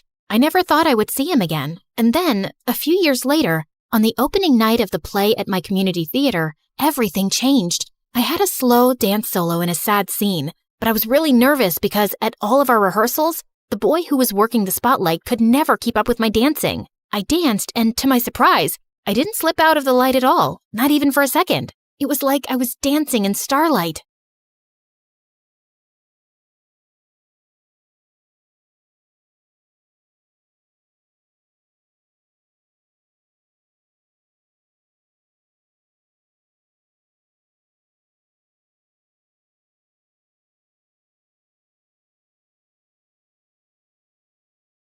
Everyone stood up and cheered when I was done. It was exactly what I had been dreaming of all my life.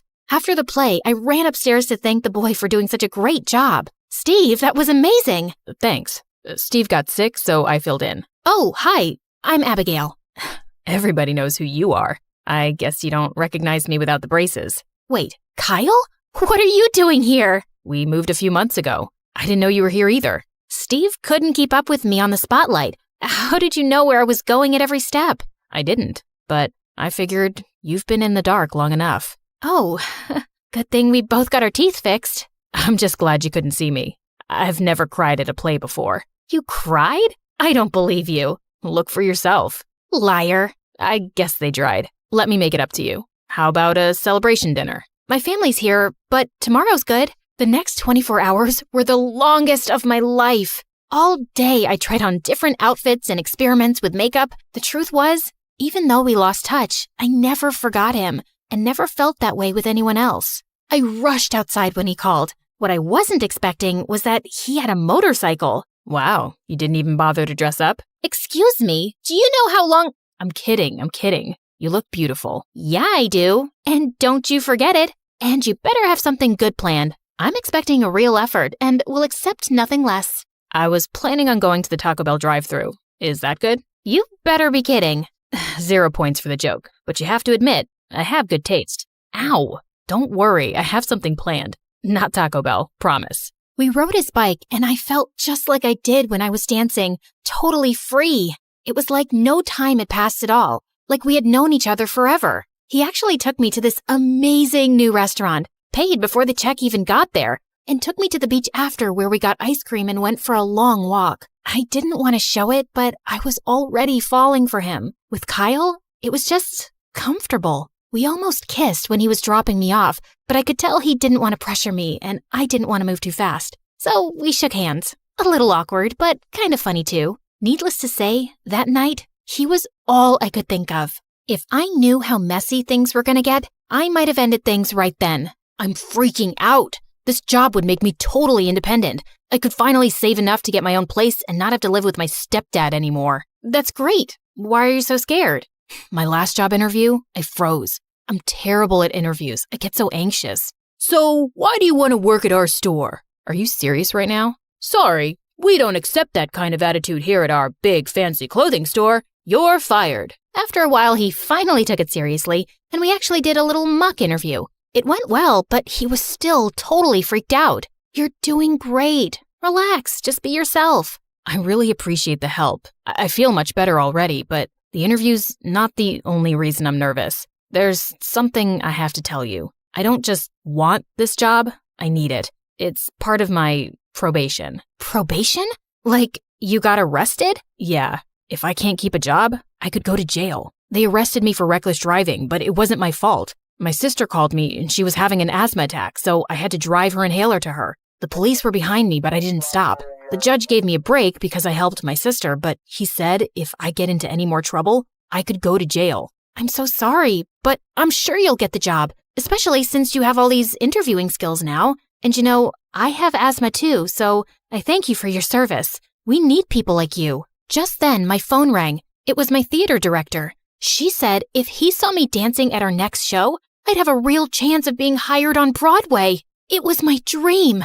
And the next day, Kyle told me the interview went great and he got the job. Everything was perfect. All I had to do now was nail the performance and dance my heart out. But then, on the day of our next show, I was stretching at home, trying to stay calm, when Kyle called me in a panic. Abby, I need your help. Yesterday, my boss sent me to deposit the store's money in the bank 5 minutes before they closed. I didn't make it on time, so I kept it under my bed to do it today, but now he's asking me to stay late and the bank closes early. Can't you just tell him that? They won't suspect you if you still have the money. My boss is already suspicious of me. He knows about the probation. If he knows I took it home, he'll think I wanted to take it. Please, Abby. I would have to run, but I still had time before my show, and I knew how much trouble he could get into if they suspected him of a crime, so I said yes. I never ran so fast in my life. When I got to Kyle's house, no one was home and the doors and windows were locked. Time was ticking. I knew the banks closed at 3. That only gave me 20 minutes. Then I saw the attic window was open. So I started climbing. Oh no. Come on, Abigail. Use those strong dancing legs of yours. Finally, I got in. I went to his room, grabbed the envelope from under the bed, and dashed back out. Everything went blank for a moment. Then the world came back into focus, and I saw that I had run into a boy who was staring at the envelope. It got ripped, and he could see the money inside. I grabbed it before he had a chance to do anything and kept running. I saw the bank. Finally, it was right there. I had made it with 2 minutes to spare. Miss Abigail. Oh my, it's really you. I couldn't believe it. I had only seen him on TV before. I was totally starstruck for a second. I'm coming to your show tonight. I can't wait to see you. We have an opening for our next show. We need someone just your age, as long as you can dance, of course. Thank you. I'm so sorry. I can't talk right now. I have to run. I'll explain later. I'm sorry. I was in too much of a rush to think about the fact that I had just very rudely turned my back on the guy who could give me my dream life. Oh no, what was I going to do? When in doubt, just tell the truth. I could just say it was my fault. What a jerk! I ran after him, but he was too fast on the scooter. By the time I turned the corner, he was gone. Oh no, now Kyle was really in trouble. I couldn't move. I didn't know what to do. How could I explain this? No one would believe me. At the store, I told Kyle everything. When he saw his boss, he told me to hide behind the rack of clothes. But I can explain. He won't believe you, and you'll be involved. He pulled the rack in front of me as his boss rushed up to him. The bank says they didn't get the money, Kyle. Where is it? I'm sorry. It was my responsibility. The money was stolen. Thief! I knew this would happen. They told me you were on parole, but I wanted to give you a chance. Now, I'm calling the police. I'm sorry, Abigail. I'll have to miss your show. He rushed to the motorcycle. I couldn't believe it. She was gonna run? I know it seems crazy, but without the money or any evidence, they'll think I took it. There's no option for me now. But I was totally lost, confused, and so upset with myself. There had to be a way to fix it, but I couldn't even think about that now because it was time for the biggest performance of my life. The producer was right there in the front row, watching, and he didn't look too happy. I had been so rude to him. All I could do now was rely on my dancing skills to get me through. Except Steve was on the spotlight, and I was still out of breath from running and so upset that Kyle was in trouble with the police. When my solo came, I was so upset I fell on stage and cried in front of everyone. I ran off, and the show was canceled for the night. As I was walking home, totally crushed, I decided to only focus on what I could control. The show was over, but I could still help Kyle. I would tell his boss it was me who had stolen the money. Of course, I would get in trouble, but not as much as Kyle. This is where we began. The big mess I had made. He looked at me as he passed. I wanted to stop the police, but they were too fast. But I knew the park next to me would take me right to where they were going. If I could run across, I could catch them and stop the police to tell them it was me. Once again, I was running. Only this time, I didn't have my inhaler. I forgot I had left it in my dressing room when I ran out crying. As I cut through the park, I couldn't breathe. I saw Kyle's bike on the other side. He saw me too, but before I knew it, I was fainted on the muddy ground. When I woke up, I was in his arms. He had stopped to help and the police cars were rushing towards us. I was in the hospital for a day. My mom told me that Kyle was arrested, but I knew he would have to see the judge before they really made any decision. I asked her when it was, and she said today. I made her drive me to court as soon as the doctor said it was okay. I rushed inside. Stop! It was me.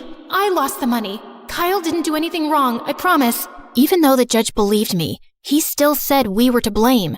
And Kyle ran from the police, so if he was going to be released, we needed to pay back the money to the store. I started working at the theater, and Kyle also had to go back to his job. We both made no money because we had to give it all away and were too exhausted to even hang out. It was the perfect punishment for me since I could barely see him and had to watch other people perform while I cleaned and took people's tickets. Of course, anytime I did have a free moment, I danced. Hey, hero, you have a second? He had come to surprise me at work. He took me to the auditorium where everything had been decorated for what looked like a big party. What's going on? Well, I figured you have to pay the money back, but that doesn't mean it's got to be a punishment. Why not have some fun? I talked to your boss, and we're throwing a fundraiser for us to get the rest of the money. And the best part, you're the star of the show. This is amazing. Thank you so much. Sorry I ruined your chances of going to Broadway. It doesn't matter if I only dance here and not on a big stage. As long as I have you, I can dance anywhere.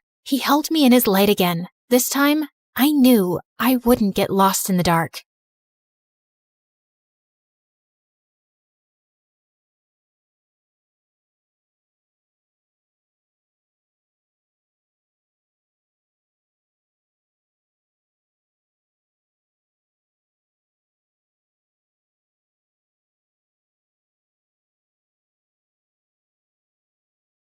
Hi, I'm Elodie. Before I tell you my story, please like and subscribe. I was born on the outskirts of Paris, and my early life was pretty uneventful until I turned 7, and my parents decided we were going on our first real vacation. That involved flying to the Maldives on the other side of the earth. I was super excited, but as soon as the plane took off, I started feeling very uneasy. The height made me feel dizzy. Then, halfway in our flight, we started having really bad turbulence, and that made me panic. Are we gonna crash? Don't be silly. The chances are really low. So you're saying there is a slight chance we might die? I cried hysterically for the remaining flight, and when we finally landed, I was shaking. Not even a week of fun at sea could make me forget, and when it was time to go back home, I refused to get on the plane again. I caused such a scene at the airport that my parents had no choice but to take a ship for the return trip, and it drained their credit cards. This is the last time we're going on vacation ever. Mom and Dad argued about money all the way home, and soon after, they separated. I was convinced it was my fault. No, honey, we were having problems for a while. Don't worry, we'll be okay. But seeing them divorce was heartbreaking.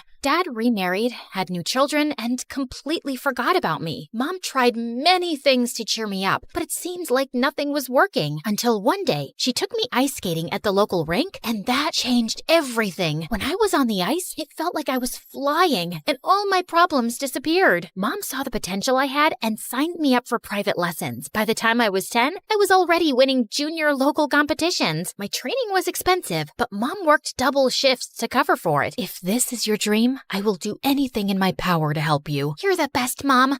I'll make you proud. At school, I did well enough. My peers admired me, but unfortunately, I didn't have many close friends. Also, as time went by, I started noticing I wasn't like other girls my age. Like one time when I was 15, I was at a friend's house for a sleepover and we were watching the movie Titanic. During the final scene, all the other girls were crying, but I just couldn't get it. I snatched the remote and paused the movie. This is so stupid. Look, there's enough room on that door for Jack to climb too. Elodie, you're ruining the moment. This moment is already ruined. Who even likes such dumb movies? Needless to say, I was never invited for a movie night again. So maybe I wasn't that much of a romantic. Or at all. Big deal. As I grew older, most of my peers started dating, breaking up, and crying over ice cream, while I was still waiting for my first crush to happen. I felt like I was being weird, and the only person in the world who got me was my best friend Louis. We got closer months ago. Mom is happy I'm not getting distracted by dating, but her sister and friends always ask why I don't have a boyfriend, as if there's something wrong with me. It's not something you can force, the same way I can't like girls. And even if you never fall in love with someone, who cares? You're amazing just the way you are. I know, but sometimes I wish I wasn't so different, and that guys would stop asking me out. I wish that was my problem. It would be if you came out. No thank you, I'd rather swim with alligators. Louis was terrified of his father finding out he was gay. In a way, we were both fishes out of water, and maybe that's why we got along so well. I knew I could talk to him about everything without being judged. When I turned 18, I was added to the national competition that would send the winner to the Olympics. That would give me the opportunity to have a real sponsor, relieving Mom of the huge financial burden. By that point, I was training daily, and my coach had given me a very complex program. You have a real chance of winning, Elodie, but you really need to land that triple axel. That jump would keep me up at night. It was so difficult. Less than 20 women landed it in competition ever. And as if that wasn't enough, one day, the restaurant where Mom worked caught fire, and she ended up in the hospital with a broken ankle and some burns. Her condition wasn't too serious, but she needed time to recover. I won't be able to work for a while. I'm sorry, Elodie, but I can't pay your coach anymore. I was devastated. It felt like my only chance at a career had just been taken away. But I didn't want to show that to Mom. She was already feeling bad, and I didn't want to make her feel worse. I picked up a job in a small cafe to earn some extra cash, but between studying and working, I was exhausted. I was crying on the phone with Louis one night when he came up with a crazy solution. You won't like it, but hear me out. My dad is having this big party in a couple of days with all his business partners, and he insisted that I invite my girlfriend. What girlfriend? I may have lied about that. Dad kept asking me why I was still single at my age, so I panicked and told him I was dating someone. I know it's wrong, but I never expected him to meet her. Anyway, you could pretend to be my girlfriend, and I'll ask him to sponsor you. He likes donating to all sorts of causes, and for a potential daughter-in-law, I'm sure he'll accept. I don't know. Lies like that always end badly. Can't you just tell him the truth? You don't know him. Ever since I was little, he wouldn't stop talking about my future wife and how he hopes I'll have like 25 grandkids. Trust me, this is the only way. I was uncomfortable with the fake dating plan, but Lewis was right. It would benefit both of us, at least until I managed to win the championship and get another sponsor. So when the day of the party rolled out, I put on my prettiest dress and ended up charming all of the guests. Lewis was cold sweating when it was time to introduce me to his father, and I could see why. His dad was a very stern-looking man with a permanent frown on his face. But when we started talking, he seemed kind in his way. Lewis took the opportunity to tell him about Mom's incident and how I needed help with my career. I understand, but unfortunately, this isn't a good time for my company. Maybe next year. I felt like the earth stopped spinning. Lewis looked as shocked as me and promised to talk to his dad again, but it was of no use. Some days later, I was at the cafe working, but I really couldn't focus and started crying again. Just then, someone tapped on my shoulder. Why is a pretty girl like you crying? You're ruining your makeup. I looked up and saw Henry, a famous skater who had won the championship the previous season, staring at me. He sat me down, and I ended up telling him all my worries. So now, my career is basically over. It doesn't have to be. I could pay for your training. Really? You can?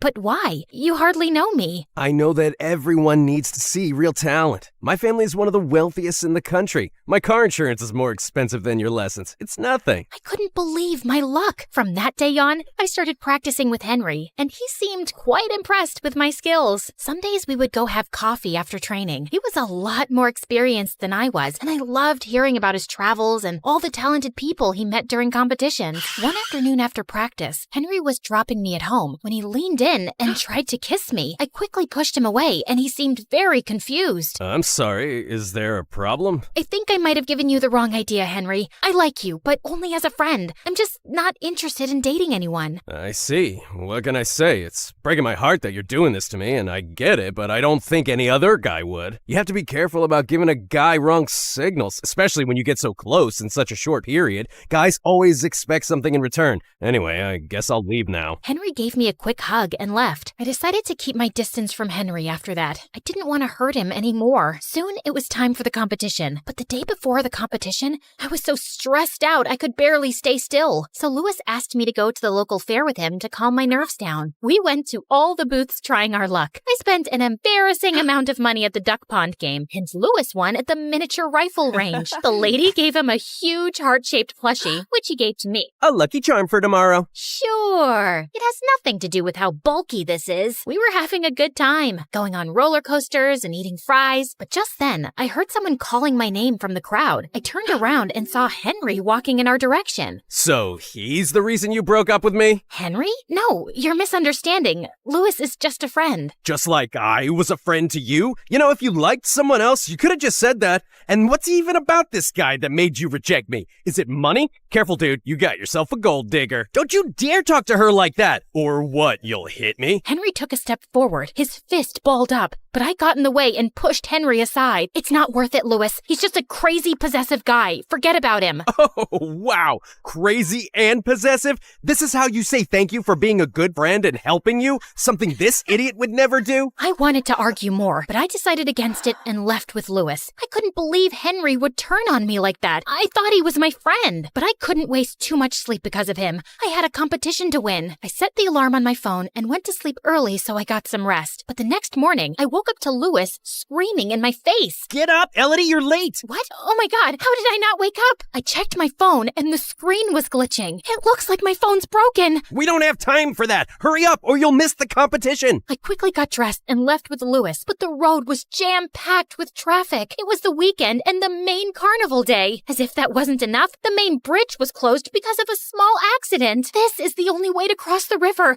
We're never gonna make it. What am I gonna do? I might have an idea. Lewis Louis got out of the car, and we made our way back to the fair from the previous night. Okay, anytime now. Who? What? That. I looked where Louis was pointing, and my heart dropped. Right over the fair, a couple of hot air balloons were already taking off, and others were waiting for customers on the ground. Oh, no. You gotta be kidding. I know you're afraid of heights, but this is your only chance. Listen to me, Elodie. You can't let your fear win. Not now, when you're so close to making your dream come true. Louis was right. My stupid fear was getting in the way of my dreams, but I was stronger than that. We paid the man piloting the balloon and hopped on. As we took off, I closed my eyes and wrapped myself around Louis like an octopus. You can look now. Trust me. I slowly opened my eyes, and it was so different from what I remembered from that airplane all those years back. Sure, I was still afraid, but from up there, the world looked so peaceful and beautiful. The flight didn't last long, and soon we were landing in front of the arena. We ran inside, and I got my skates on just in time. The place was packed, but I felt confident and performed my best routine. And then came the final moment, the dreaded triple axel. I took a deep breath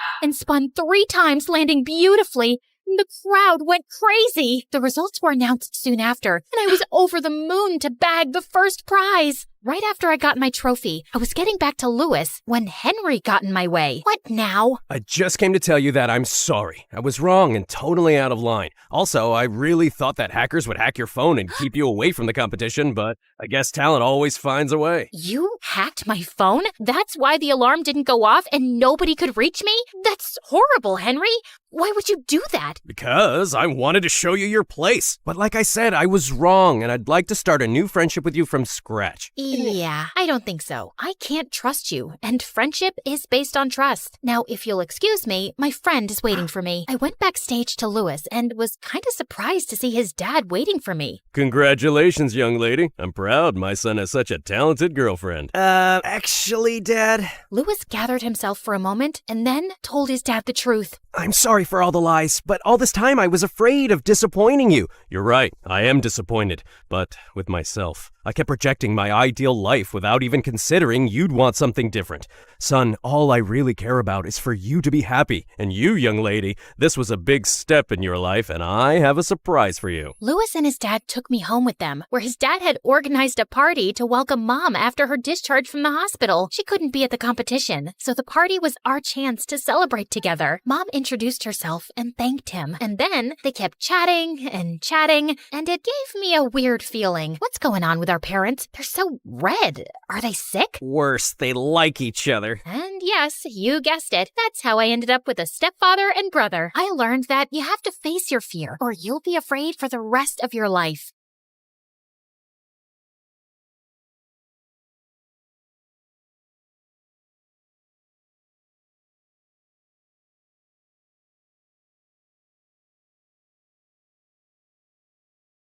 Hey everyone, I'm Sophie from France. If you think you've had some misfortune in love, well, I promise my story will make you think your romantic life isn't so bad. But first, please like and subscribe. I was born in a super rich family, and our mansion by the beach looked like a fairy tale castle. I used to play hide and seek in the garden maze with our maids, and my dad bought me a stunning white pony, which I rode all over the huge grounds. Princess, your smile lights up my world, and I will never let you down. He lied big time. When I was in 4th grade, his company was accused of financial fraud. Dad managed to avoid being jailed, but we lost everything. My pony was sold, and we moved to an ordinary house in an average neighborhood. After that, my parents argued every single day, and soon they got divorced. Dad left us and never looked back. He never even sent a card on my birthday. Mom started a new life and started dating another man. I had no choice but to move on too, and I quickly made friends with kids in my new neighborhood. Although I enjoyed playing with them, I struggled to come up with ideas for games, so I preferred to follow the rest. One of the kids, Tom, was a natural leader. He often told us what to do, playing an admiral, a king, or even my future husband.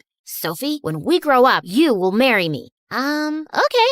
We all played outside till it was dark, and Tom often walked me back home, which was sweet. But over time, his behavior started to get strange. Like once when he had to go visit his grandma for a week, he told me not to play with anyone else while he was gone. We were also in the same class at school, and I loved making friends and joking around with everyone, but it seemed to bother Tom a lot. Sophie, stop being so friendly with everyone. It's annoying. Nobody seems annoyed except you, Tom. In middle school, a cute boy sent me a card on Valentine's Day saying, "You brighten my day," and it made me so happy. But the next day when I tried giving him a chocolate, he ran away terrified, like he'd seen a ghost. Of course, Tom was behind this. I was getting sick of him and even tried creating distance between us, but he didn't take the hint. If I didn't walk with him to school, he just followed me. He'd turn up at my house whenever he pleased, and if I didn't talk to him, he'd just sit in my room for hours watching me. I told Mom not to let him in anymore, but she always said he was the sweetest friend I had. Once in high school, I decided to sneak out to a party late at night, but I was more worried about keeping it a secret from Tom than my own mother. Thankfully, I didn't encounter him on the way, and I was ready to have fun. But every single boy I asked to dance with me turned me down.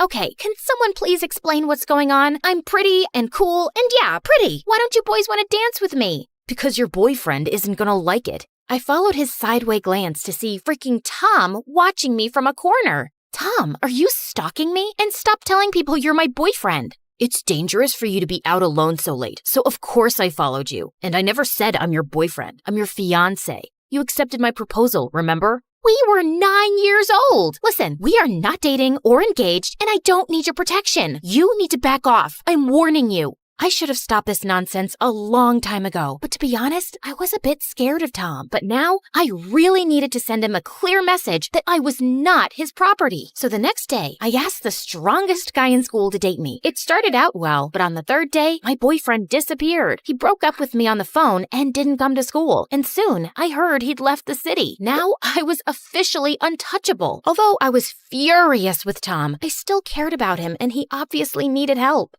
Listen, Tom, you're my friend, and I think you really need therapy. You seem to be obsessed with me. No, I'm not crazy. Does being in love seem like madness to you? It's not love, it's an obsession. But he didn't seem to get it, and I didn't know what to do anymore. Fortunately, Mom offered a temporary escape. Sophie, we've been invited to vacation anytime at this beautiful villa owned by the son of an old friend. How about we go away now? It could be a nice break. I was only too happy to accept. The owner of the villa, Pierre, seemed to be only 5 to 6 years older than me. He'd inherited his father's business and was already a millionaire. As soon as he saw us, he smiled brightly and his gaze was fixed on me. I felt myself blush. Pierre was a really charming gentleman. We spent the whole day together enjoying his amazing place. He revealed to me that a year ago, he'd been in a terrible accident that had caused him amnesia. I couldn't even remember my parents' names, and I felt so lost. It was a really dark time, and I zoned out as the wheels in my brain started turning. Amnesia. Yes, this could be the perfect solution for getting rid of Tom. Well, I'm glad you're fine now, but on the upside, it must have been good to forget bad things. Oh, trust me, there's nothing good about it, and it took a while to recover. Maybe faking amnesia was a bad idea, but it was the only shot I had at getting my life back. So the next day, I was busy looking for an opportunity to fall and act like I had amnesia. And it presented itself when Tom suggested that we go horse riding. I chose the wildest horse, named Terror. We went riding along the coast and watched a lovely sunset. I knew we'd be heading back soon, and I had to execute my plan now. I haven't ridden a horse in years. I remember I visited once, and you had the loveliest ivory pony. My moo-moo. Yeah, my parents had to sell it. That's a shame. You loved it so much. I was trying to force Terror to rear up, but this horse was just not listening to me. Sometimes that life just feels like it was all a dream. But you can return to this dream, Sophie, if you want. What? Just then, the horse reared up, and I let go of the reins and fell to the ground. The world spun around me. The last thing I saw was Pierre's worried face before I blacked out. When I opened my eyes again, I found myself lying in a hospital bed. How do you feel? I don't know. What happened? Where am I? Where's Moo? Yeah, so I pretended that I didn't remember life after I was 6. I didn't remember getting poor, or Dad leaving us, or any of my childhood friends, including Tom. My fall was an accident, but Pierre blamed himself for letting me ride that unruly horse. He begged us to stay at his villa so I could recover in peace, and Mom and I were pretty thrilled at the idea. Pretending to have amnesia, I acted like a child the first few days, which was quite funny. I did all sorts of silly things, like hiding in the garden and asking Pierre to find me, then jumping out and been scaring him. I even drew a mustache on his face while he was sleeping. Pierre was dedicated to helping me recover my memory and did all sorts of mental exercises with me, and he pampered me a lot. He had his cooks make my favorite meals, took me to his private cinema often, and bought me anything I wanted at the mall. And I really got to know him better. His eyes lit up when he talked about how his company was helping build schools for kids in Africa, where he went often. Pierre was the complete opposite of Tom. He was kind and gentle, and being around him, I felt safe. And I knew I was really falling for him, but the guilt of lying about my amnesia was eating away at me. I'd have to tell him the truth eventually, but would he forgive me? A few weeks later, the doctor said I seemed well, but my memory would take time to return. I'd already missed a lot of school, so Mom and I decided to go back. Pierre had to deal with some business abroad, but he promised to visit us soon. And when we got home, Tom appeared at our door in 5 minutes. Where have you been? Why did you leave without saying a word? How could you not reply to me? Are you sure you're at the right house? Who are you? Huh? What is this dumb game, Sophie? Mom told him everything about my amnesia, and Tom was shocked. Then he got angry and refused to believe Mom, but she firmly told him not to stress me out and leave our house. The next day at school, everyone found out about my amnesia and asked me stupid questions, like if I still remembered how to read or write. Tom followed me around watching me, but he didn't say a word. But that afternoon, as I headed out of school, he confronted me. Enough of this nonsense, Sophie. I'm not buying your stupid act. Look, I'm sorry if you were someone important to me, but I really don't remember you. I'm sorry. How could you forget me? I've loved you since we were 9.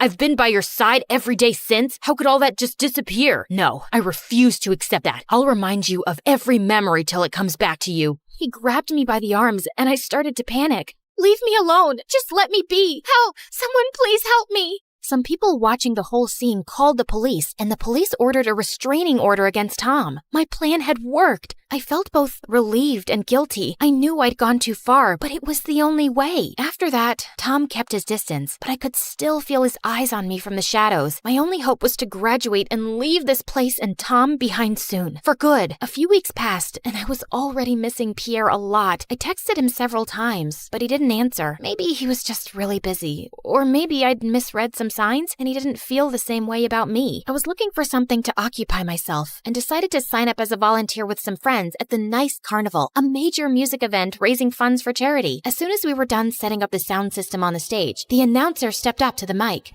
Before we start the performances, I'd like everyone to welcome up our generous sponsor who's made this event possible and donated $10 million to our purpose. Give him a great round of applause. Mr. Pierre with his lovely fiancée, Beth. My heart sank to my toes when I saw Pierre step on stage with a beautiful brunette on his arm. As he spoke a few words, I couldn't stop staring at them. Not even a girlfriend, a fiancé. Just then our eyes met, and it hurt to realize how deeply I was in love with Pierre. I quickly turned away and started to run. When I was far enough, I sat on some porch and just cried. I had no right to be mad at Pierre since I was a liar, and he never said he loved me, but I still felt betrayed. Sophie, can I sit near you? Yes, Tom. That guy on stage, I saw how you looked at him. You're in love with him, aren't you? Suddenly, I just broke down and told him everything. How I'd been scared of him and faked my amnesia. Tom, I never said you were crazy, but your behavior isn't okay, and you made me feel suffocated. I know I've been a little intense, but it's only because I care about you so much, Sophie. I've loved you since the first time I met you. But caring about someone doesn't mean not respecting their boundaries, and you can't force someone to love you back. You can't hold on to an obsession for years and expect it to turn into a healthy relationship. I know you're right, but I don't know what to do, Soph. I can't help how I feel. That's why I think therapy could help you, Tom. You really deserve to be happy, but it can't be at the expense of someone else's well-being. You need to learn to let go and move on. Tom promised that he'd try therapy, and I felt like someday we could be friends again. Pierre's calls and texts were endless, but I refused to answer them. But one day, a strange sound caught my attention. It was a helicopter landing in the field behind our house, and Pierre came out of it. What are you doing here, Pierre? Fighting for the love of my life. That's you, in case it wasn't clear. Those are strange words for a man with a fiancée. Please, I just need a few minutes to explain. Pierre then told me that his dad had laid a condition on him to find a girl to marry before he could take over the family business. So Pierre had proposed to a girl he wasn't in love with just to please his father. But the pressure to settle on a date for marriage had been too much for him, and he'd escaped to his family villa for a break. That's when I met you, Sophie, and everything changed. I realized that I'd made a huge mistake. When you left, I went back and ended things with my ex-fiancé. We had committed to the nice carnival as a couple, so we decided to go through with it together. I know I should have answered your texts or told you earlier, but I was scared of losing you. I wanted to explain everything after it was over. Pierre, I don't know what to say. Say you'll forgive me, Sophie, and give me a chance to make it up to you. Before that, I need to tell you something too, and you may not want to talk to me after this. I told him the plain truth about Tom and my fake amnesia. The worst part is that I knew you really suffered because of amnesia, and faking it was completely out of line. I'm so sorry, Pierre. Is that stalker still bothering you? No, I've dealt with it. He's going to get therapy, and wait, why are you laughing? I can't believe you put on an act for weeks. You should look into a career as an actress. We both burst out laughing like crazy. When we finally caught our breath, he took my hand and kissed me.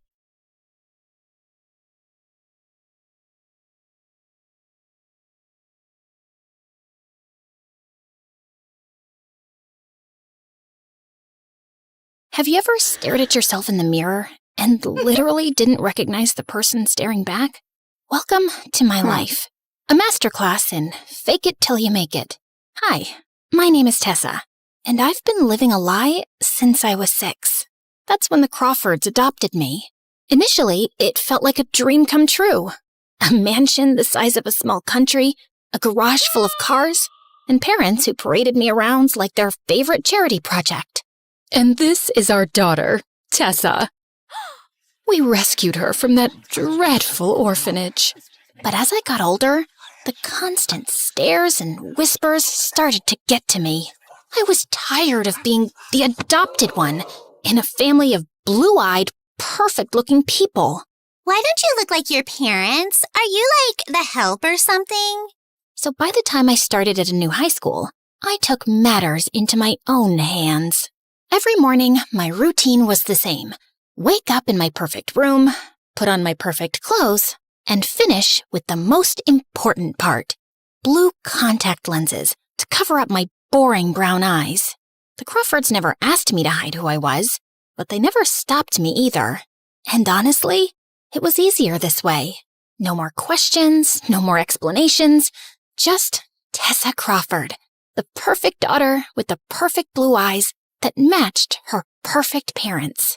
And that perfect image didn't stop there. Very soon, I was the queen bee of my school.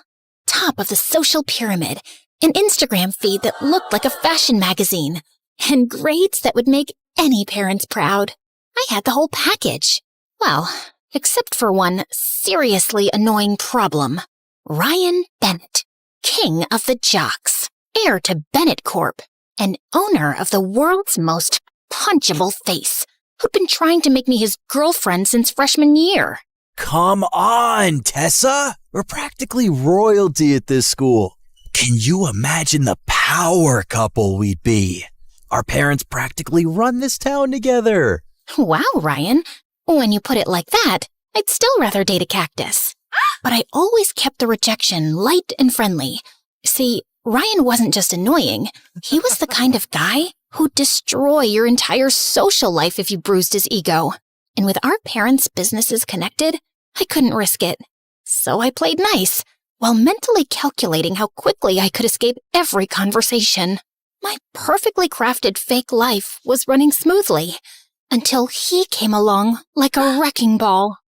Ethan Cole, new kid, foster child, always carrying a beat-up sketchbook and wearing clothes splattered with so much paint they looked like a Jackson Pollock original. The second he walked into class, I knew Ryan would make him his personal chew toy. Hey, Goodwill, did a rainbow throw up on you, or is that your idea of fashion? His squad of brainless hyenas erupted in laughter, while I sank lower in my seat in embarrassment. But Ethan? He just looked at Ryan with this amused expression, like Ryan was a toddler having a tantrum in a grocery store. Genuine creativity intimidates those with empty lives. Thanks for the psychological case study. What? Nobody talked to Ryan Bennett like that, ever. Ryan's face turned blazing red, but before he could respond, the teacher walked in. I thought that would be the end of it. Man, could I be more wrong?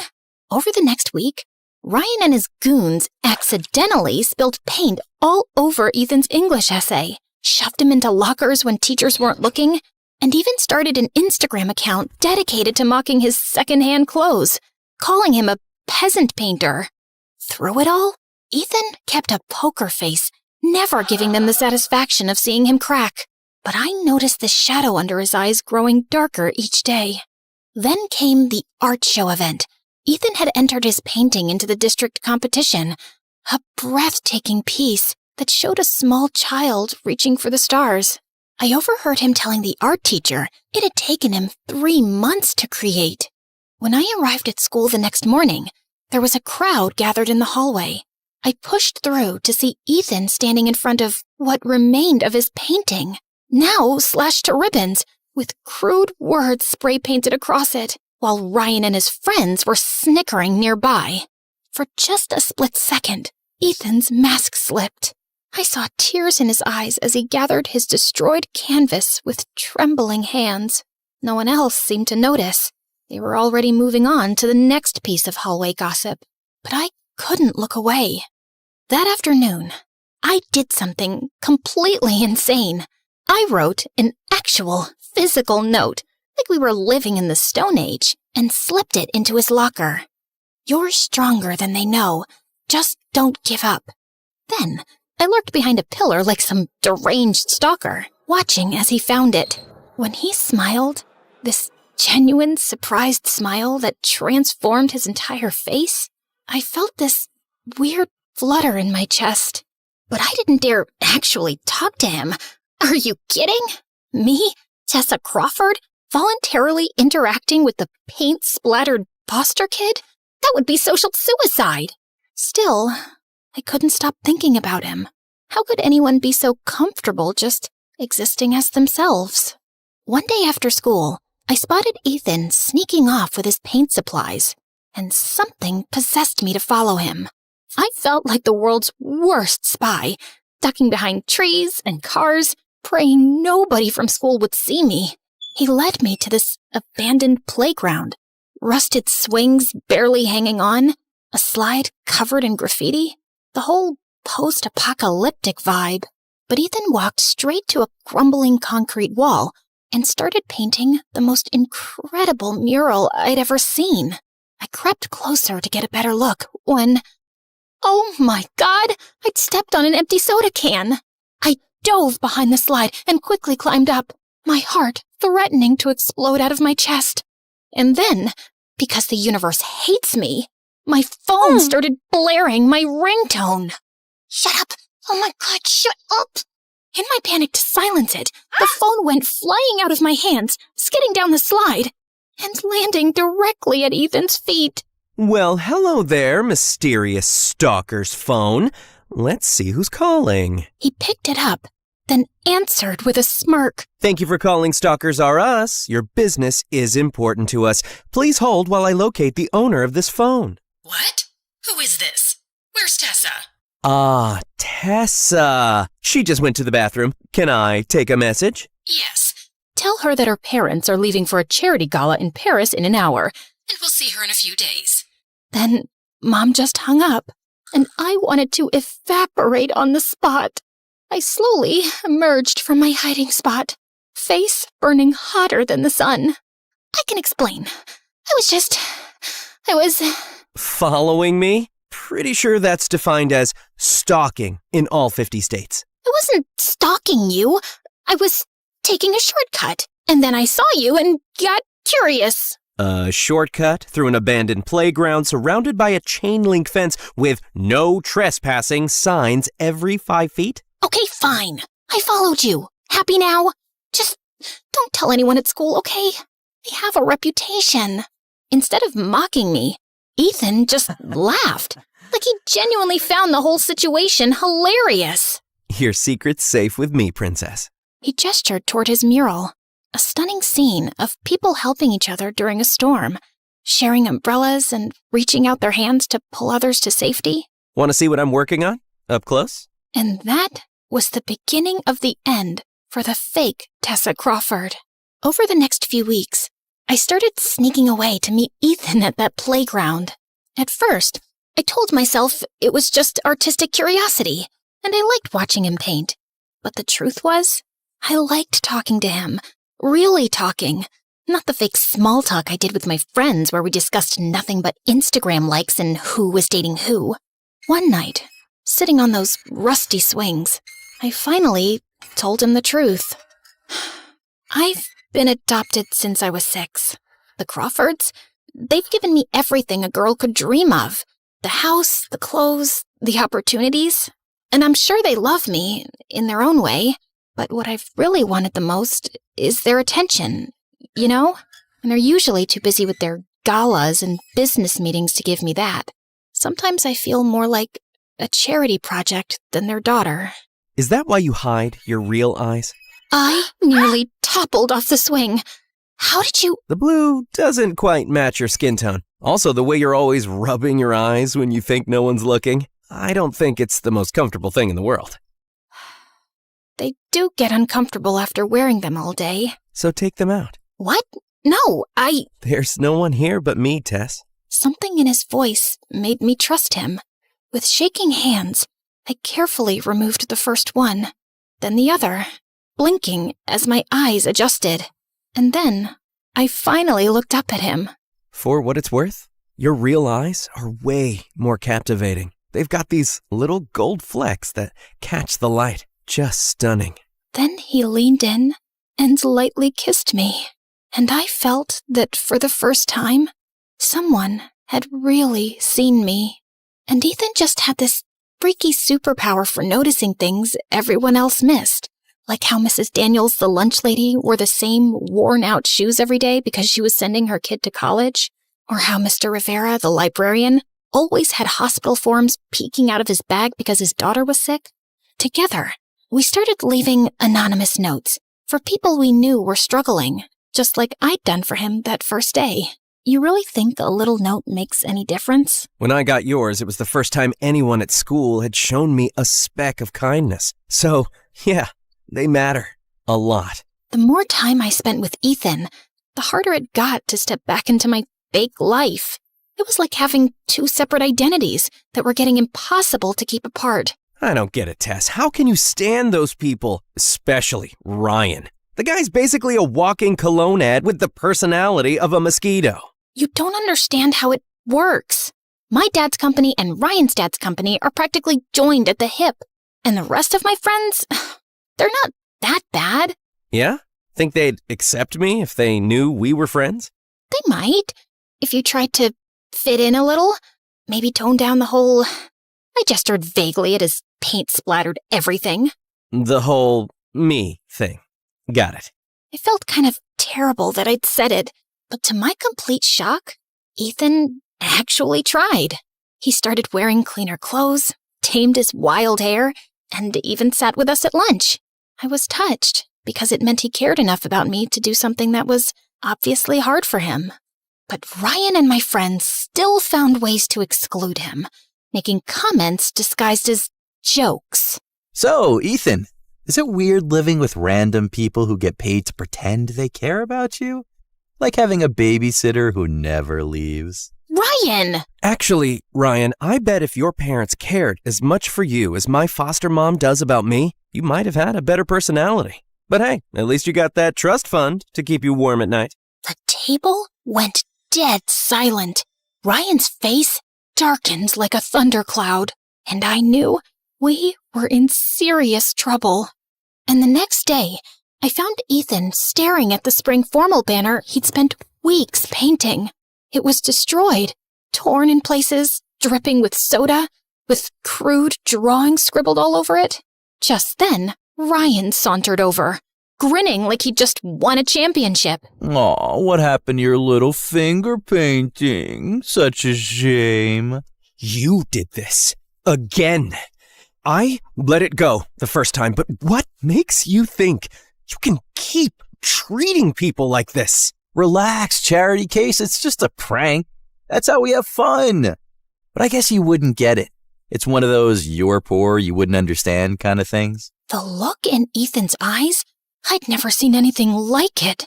It was anger mixed with resolution, like he'd finally made a decision he'd been putting off for too long. The next day, Ethan didn't show up at our spot. I texted him, called him, nothing. Days went by, and Ethan still didn't show up. Worry weighed on me, until I finally decided to visit his foster home and see if he was okay. I'm sorry, honey. Ethan left this afternoon. He said he needed a fresh start. Did he say anything about me? He left you this. She handed me a folded piece of paper. Inside was a sketch of me, not with blue eyes, but with my real brown ones, filled with warmth and life. Underneath he'd written, "Don't let fear choose for you. You're more than what they expect you to be. Live your truth, and don't change for the world. Make the world change for you." Ethan didn't take the revenge route after all. He just left. Maybe rich bullies were never his world to begin with. I cried the whole way home, finally seeing the truth. I had used Ethan's strength while never showing any of my own. That night, I stared at myself in the mirror for a long time. Then slowly, I took out my blue contacts. My real eyes, brown with little gold flecks, stared back at me. The next morning, I went to school as my real self. No contacts, no fake smile, just me. I started leaving notes like Ethan and I used to, slipping them to people who seemed to be struggling. You're not alone. You're stronger than you think. Your voice matters. To my shock, someone found one of my notes and posted it on the school's social media page. The next day, I spotted similar notes appearing on random lockers. By the end of the week, they were everywhere. Taped to bathroom mirrors, tucked into textbooks, even written in chalk on the sidewalks. The movement kept growing. People started leaving little care packages with the notes. The drama club put on performances about kindness. Even some teachers joined in, writing encouraging messages on the board instead of just assignments. Within a month, the entire school atmosphere had shifted from cold and competitive to warm and supportive. People actually looked up from their phones, held doors open, sat with kids who used to eat alone. A local news station even came to do a story about the kindness movement sweeping through our school. What sparked this wave of positivity among students? I don't know who started it, but it's changed everything. People actually look out for each other now. This is pathetic. Who actually cares about all this touchy-feely garbage? All this kindness nonsense is just what losers tell themselves to feel better about being nobodies. Like that homeless artist freak who ran away. Right, Tessa? The cafeteria went dead silent. Everyone turned to look at me. No, Ryan, you're wrong. And you're a bully. A few kind words can literally save someone who's drowning inside. If you can't understand that, then I feel sorry for you, because your life must be incredibly empty. Ryan's jaw literally dropped. For the first time in his life, the king of comebacks had nothing to say. People actually applauded. These were the kids from every corner of the cafeteria, including the ones who'd been invisible to me for years. I never told anyone I started the notes, and I never saw Ethan again. Sometimes I wondered where he was, if he was still painting his truth on walls somewhere. 6 months later, I was riding the subway downtown when I saw it, a new mural on the wall of the station, a girl with familiar brown eyes releasing butterflies from her hands, and in the corner, a tiny signature, EC. Ethan was out there somewhere, still making the world more beautiful. And thanks to him, so was I. Sometimes, the people who break your carefully constructed world are the ones who set you free. I had just walked a few blocks down, when suddenly, I stopped short in my tracks at a familiar sight. A boy with mussed-up hair and enough paint on his overalls to make them look like a Jackson Pollock original. Then, his head turned in my direction, and our eyes met, and his smile made my heart flutter, just like the first time. Ethan was still out there, changing the world one wall at a time. And maybe that's what we're all supposed to do. Leave something behind that makes life a little kinder. So if you're listening to this, here's my challenge. Find one person who you think needs a little hope. Someone who might feel invisible, and write them a letter. Slip it into their locker, their notebook, wherever they'll find it. Do it tomorrow. No one has to know it was you. Just let them know that they matter. Because kindness doesn't need a name. It just needs someone brave enough to start it.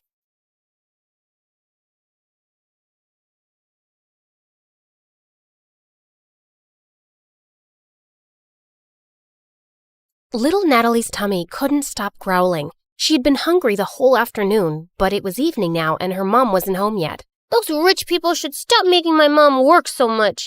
I wish we'd never moved from France. Mom didn't have to work so hard there like she does here. As she walked outside, she heard loud music coming from the biggest mansion in the whole countryside from afar. Her tummy told her to go there, and she found out there was a large party happening in the garden. Natalie started drooling when she saw the huge feast. She tried to sneak in, but a group of women blocked her. Where do you think you're going, little girl? I'm hungry. Can I have some meat, please? And a glass of juice, too? Just look at her dirty clothes and hands. Disgusting. You're not welcome here, child. Be off with you. Natalie was so mad at their meanness. Just as she turned to leave, she noticed a young boy around her age hiding in the bushes, and he looked furious. He was staring at a maid who was being scolded by the lady of the mansion, Mrs. Harrison. How can you serve these fruits in a stupid basket? We have an expensive tray for this. Another mistake, and you're fired. Mr. Harrison was trying to calm his wife down when their daughter Harper, who was the same age as Natalie, was making things worse. I don't have the mood to eat those fruits anymore, Mom. That woman ruined my night. Natalie felt so bad for the humiliated maid. She joined the boy in the bushes. I hate these people. Me too. And that's my mom they're yelling at. They don't deserve all this delicious food. I have to teach them a lesson. Wait, are you going to do something bad? Mom said you shouldn't do bad things no matter what. But he just ignored her and dragged a bag of manure lying close by. Then he started climbing a tree that overlooked the garden. But moments later, the branch under him cracked, and he went tumbling down straight onto the food table, spreading cow poop everywhere. Everyone screamed, and Mrs. Harrison looked ready to explode. She yelled for security, and Natalie thought she had to do something to save her friend. And with that, she ran towards the nearest barn, rode on a young horse, and made it run around the garden, completely ruining the party. You little rascals! Natalie grabbed the boy's hand, and they fled the scene. I can't believe you just did that! You're so cool! Natalie's tummy suddenly let out another growl. He chuckled and took out an apple from his pocket. For you! Make it 2, 'cause I saved your butt. I'll get you another one soon, promise. What's your name? Natalie. And you? Caleb. Nice to meet you, Natalie. Can we be friends? Okay. And since then, Caleb and Natalie became best friends. Growing up, they shared their love for food and their hate for rich and mean people, especially for people like the Harrisons. Caleb was 11 years old when his mom met a guy, Mr. Cross, a gardener for the Harrisons. His mom said that from now on, Mr. Cross would be taking care of them. Hello, Caleb. Your mom told me you like apples. And reading? Not long after, Mr. Cross and Caleb's mom got married, and he became the hero in Caleb's eyes. He was so amazed by his stepdad, how smart and strong he was, and how good he was to both him and his mom. When I grow up, I want to be just like you, Dad. I'm sure you'll be better than me, and every wealthy man in this land, my child. He would help Caleb understand his math homework, give him tips on how to build a dove house, and he also gave him really good life lessons. My dad told me something. I want to share it with you too, 'cause you're my best friend. Really?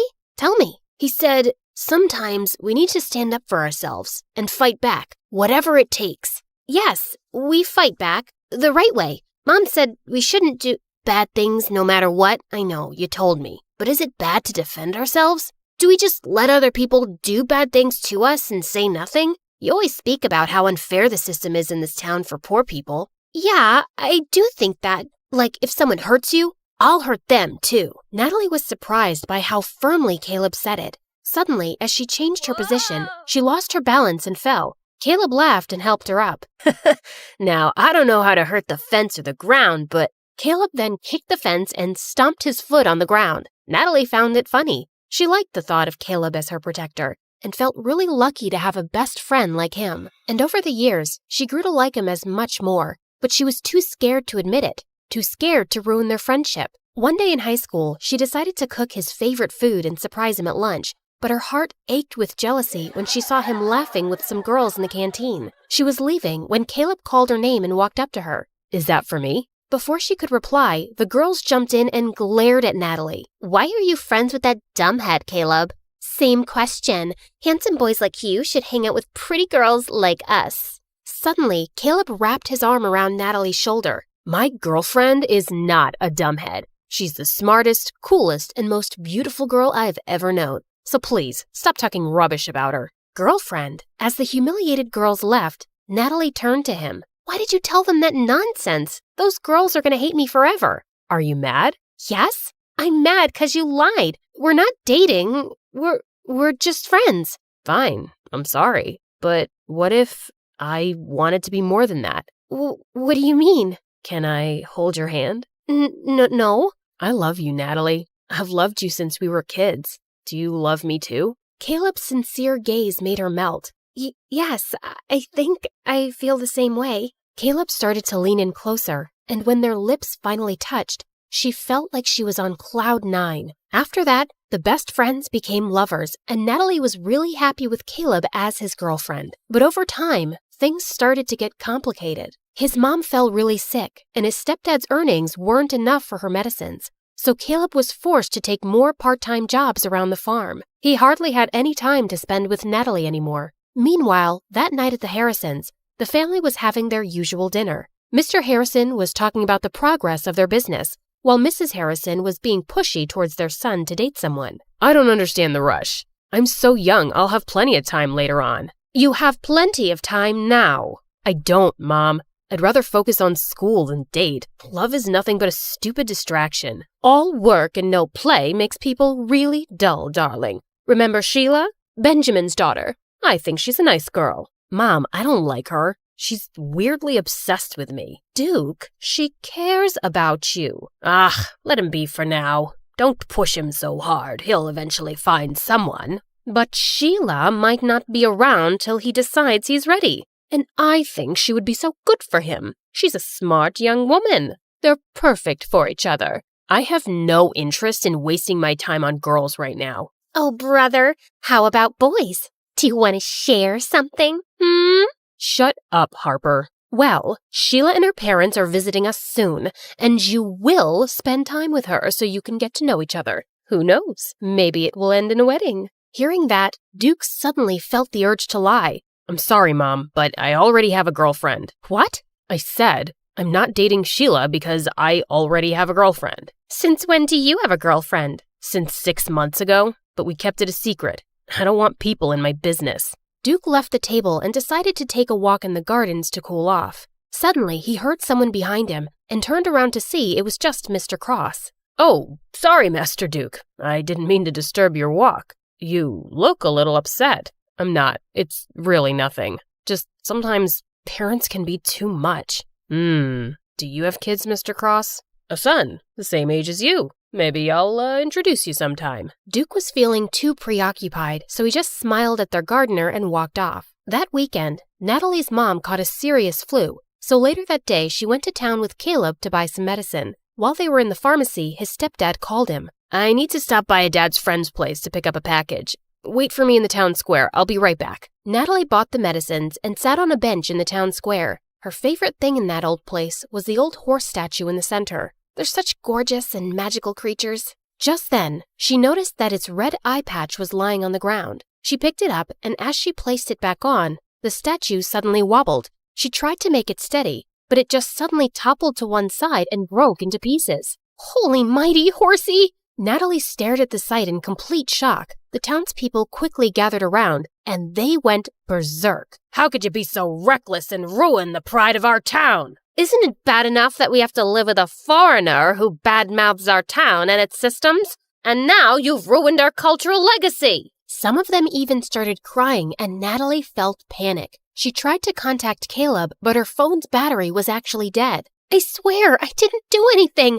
It was already unsteady. Please, forgive me. But the townspeople were blazing mad. Soon the police came, and as they were questioning her, everyone suddenly became silent as they made the way for someone. Natalie lifted her head and met someone's eyes. Duke, the oldest child of the Harrisons. What's going on here? This girl just caused serious damage to a public property, and we need her to come with us to the station. Duke just nodded at them, and soon, Natalie found herself sitting in a police station. Please, officer, just let me go home first. My mom is sick, and she must be really worried. But the officer just ignored her. A few minutes later, Duke came out of the main office. You're free to go. I've taken care of everything. Huh? What do you mean? I paid $50,000 for the fine and damages, so you won't go to prison. What? Why are you doing this? You don't even know me. Because I need you. What? What do you mean? Duke then dragged her outside the station to talk. Listen, I need you to work for me as my fake girlfriend for a month, and I'm going to pay you for it. I'm sorry, but can you repeat what you just said? I'm not sure if I heard it right.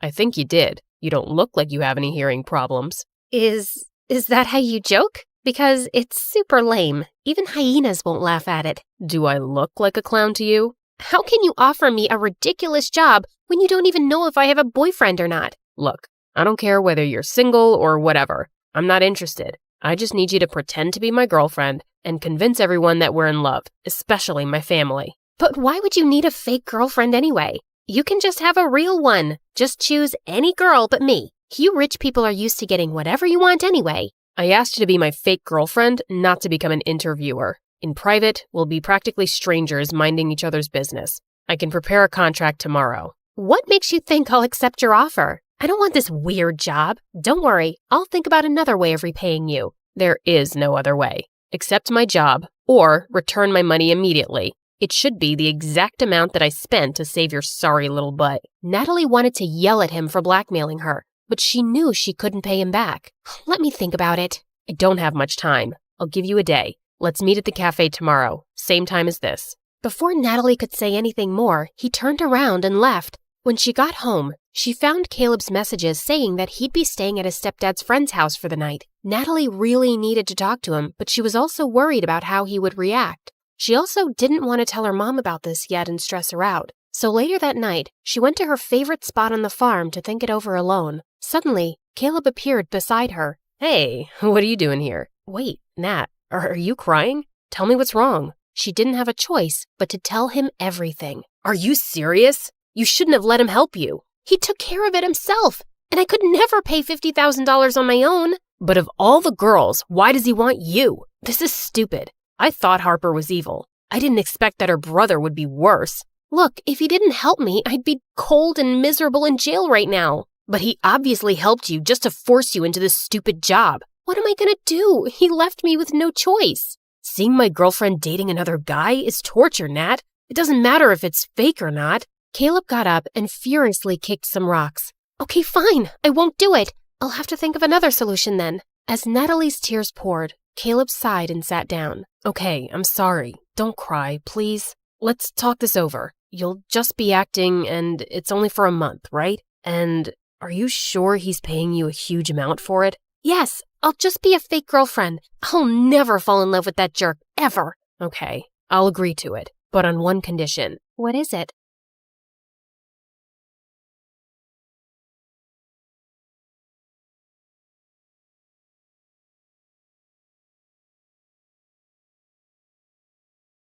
Hi, I'm Nora, and most of the time, I'm pretty sweet. But when I fall in love, I turn into a jealous psycho. Before I continue, please like and subscribe. I blame my mom entirely for it. She and my dad were high school sweethearts. But over time, Dad kept getting promoted at work and got busier, while Mom felt neglected and became really insecure. I mean, she became a nutcase. Like once in the supermarket, when Dad held the door open for the woman behind us, Mom accused him of flirting with her and even flung a melon at the woman's head. Or that time at my 6th birthday party when Dad gave a female clown a slice of cake, Mom marched over furiously, smushed the cake with her fists, and then gave the clown a wedgie. I don't condone violence, but that was hilarious. When I was in the 3rd grade, Mom was convinced that Dad was having an affair with his pretty new secretary. So one day, she took me and my older sister Sophie to his office. Please don't steal our daddy, lady.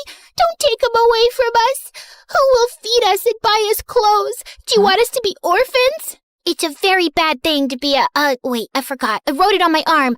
Oh yeah, a homewrecker. Homewreckers are bad, and you'll end up in jail, bad lady. Wait a second. Are those my jeans you're wearing? I want my jeans and my husband back, witch! Are you insane? As if my size 0 jeans would even fit your size 8 butt. Mom snarled and leapt at the secretary, who dodged her and went screaming down the hallway. She burst into the conference room with Mom on her tail, and the two ended up crashing onto the large conference table where Dad was having a meeting with the company's top executives. What on earth?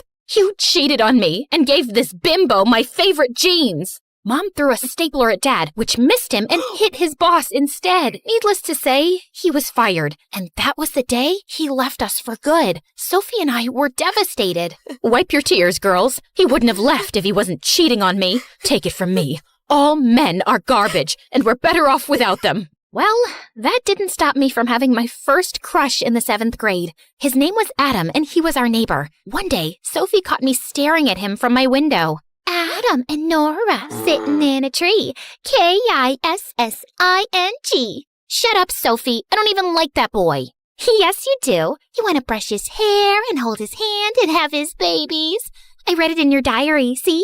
I snatched my diary out of Sophie's hand and pushed her out of my room. She was so annoying. A couple of weeks later, a super pretty girl named Becca joined my class, and we quickly became friends. Once, when we were hanging out at my place, Adam showed up at my door. Hi. I brought you some cookies I baked myself. You free to hang out? Oh, yeah. Why wouldn't I be free? Wait, I have another guest over, but yeah, I don't think she'd mind. Come in.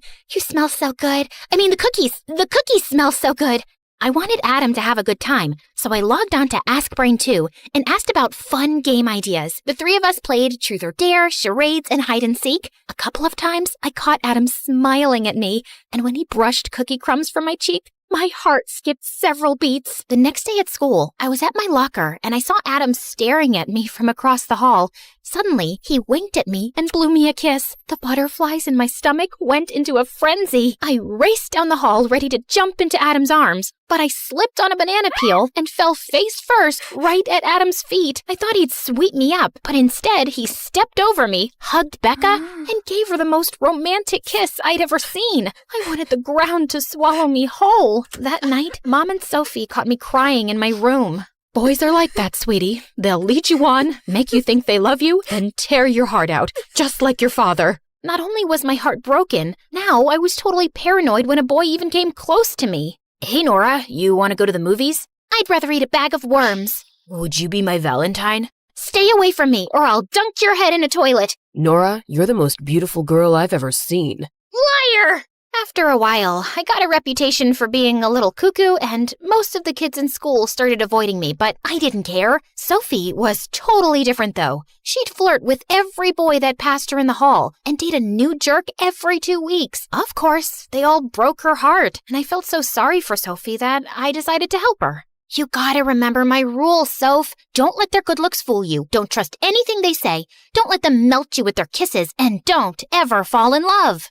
Sophie listened attentively and took notes, but a week later, I caught her kissing a boy named Clive in her room. You're breaking all the rules. Your rules are dumb. All boys aren't bad. That's right, girl. Boys are cool, and that's why they rule. Ha ha! Shut your stupid mouth. No one's talking to you. Where'd you pick him up from? The dumpster? That's your problem. You're so judgmental and won't give any boy a chance. I thought you were smarter than this, Sophie. Maybe hanging out with stupid boys has made you stupid too. Sophie kicked me out of her room, and we didn't speak much after that. Soon, I was off to university, and there were boys everywhere. I just kept my head in my books and rejected any boy who even tried to make a move. But you know, a girl starts to get lonely. So, when a girl in my class asked me out one day, I impulsively said yes. Just because I'd renounced all men didn't mean I couldn't find love. And how bad could it be, right? At first, not so bad. In fact, pretty great. She loved to cook, she braided my hair, she gave me the best pedicures, and we were the same shoe size. But then, she started acting like I'd adopted her. She would never leave my dorm, and I hated it when she used my towel and my hairbrush. She was clingy and needy, and constantly needed validation that she was the most important person in my life. So, if your mother and I were hanging off a cliff, holding on for dear life, and you could only save one person, who would it be? My mother, obviously. Seriously, I've known you for a month. Mom carried me in her womb for 8 more months than that. I thought it was a reasonable answer, but she totally lost it. She broke half the things in my room and threw the other half out the window before she stormed off. Then she started stalking me everywhere I went. I tried talking to my other friends about how unsafe I felt, but they all laughed it off. Yeah, if you're dating a guy and complain about him, everyone shows you sympathy, but no one comforts you if it's a girl. Now come on, she's barely 5 feet and she looks totally harmless. What could she possibly do to you? Only after she tried kidnapping me did anyone take things seriously. She was expelled from the university and I got a restraining order. And after that, I swore off girls too. Then in my junior year, Sophie showed up at my dorm one day with the worst news. Clive proposed to me.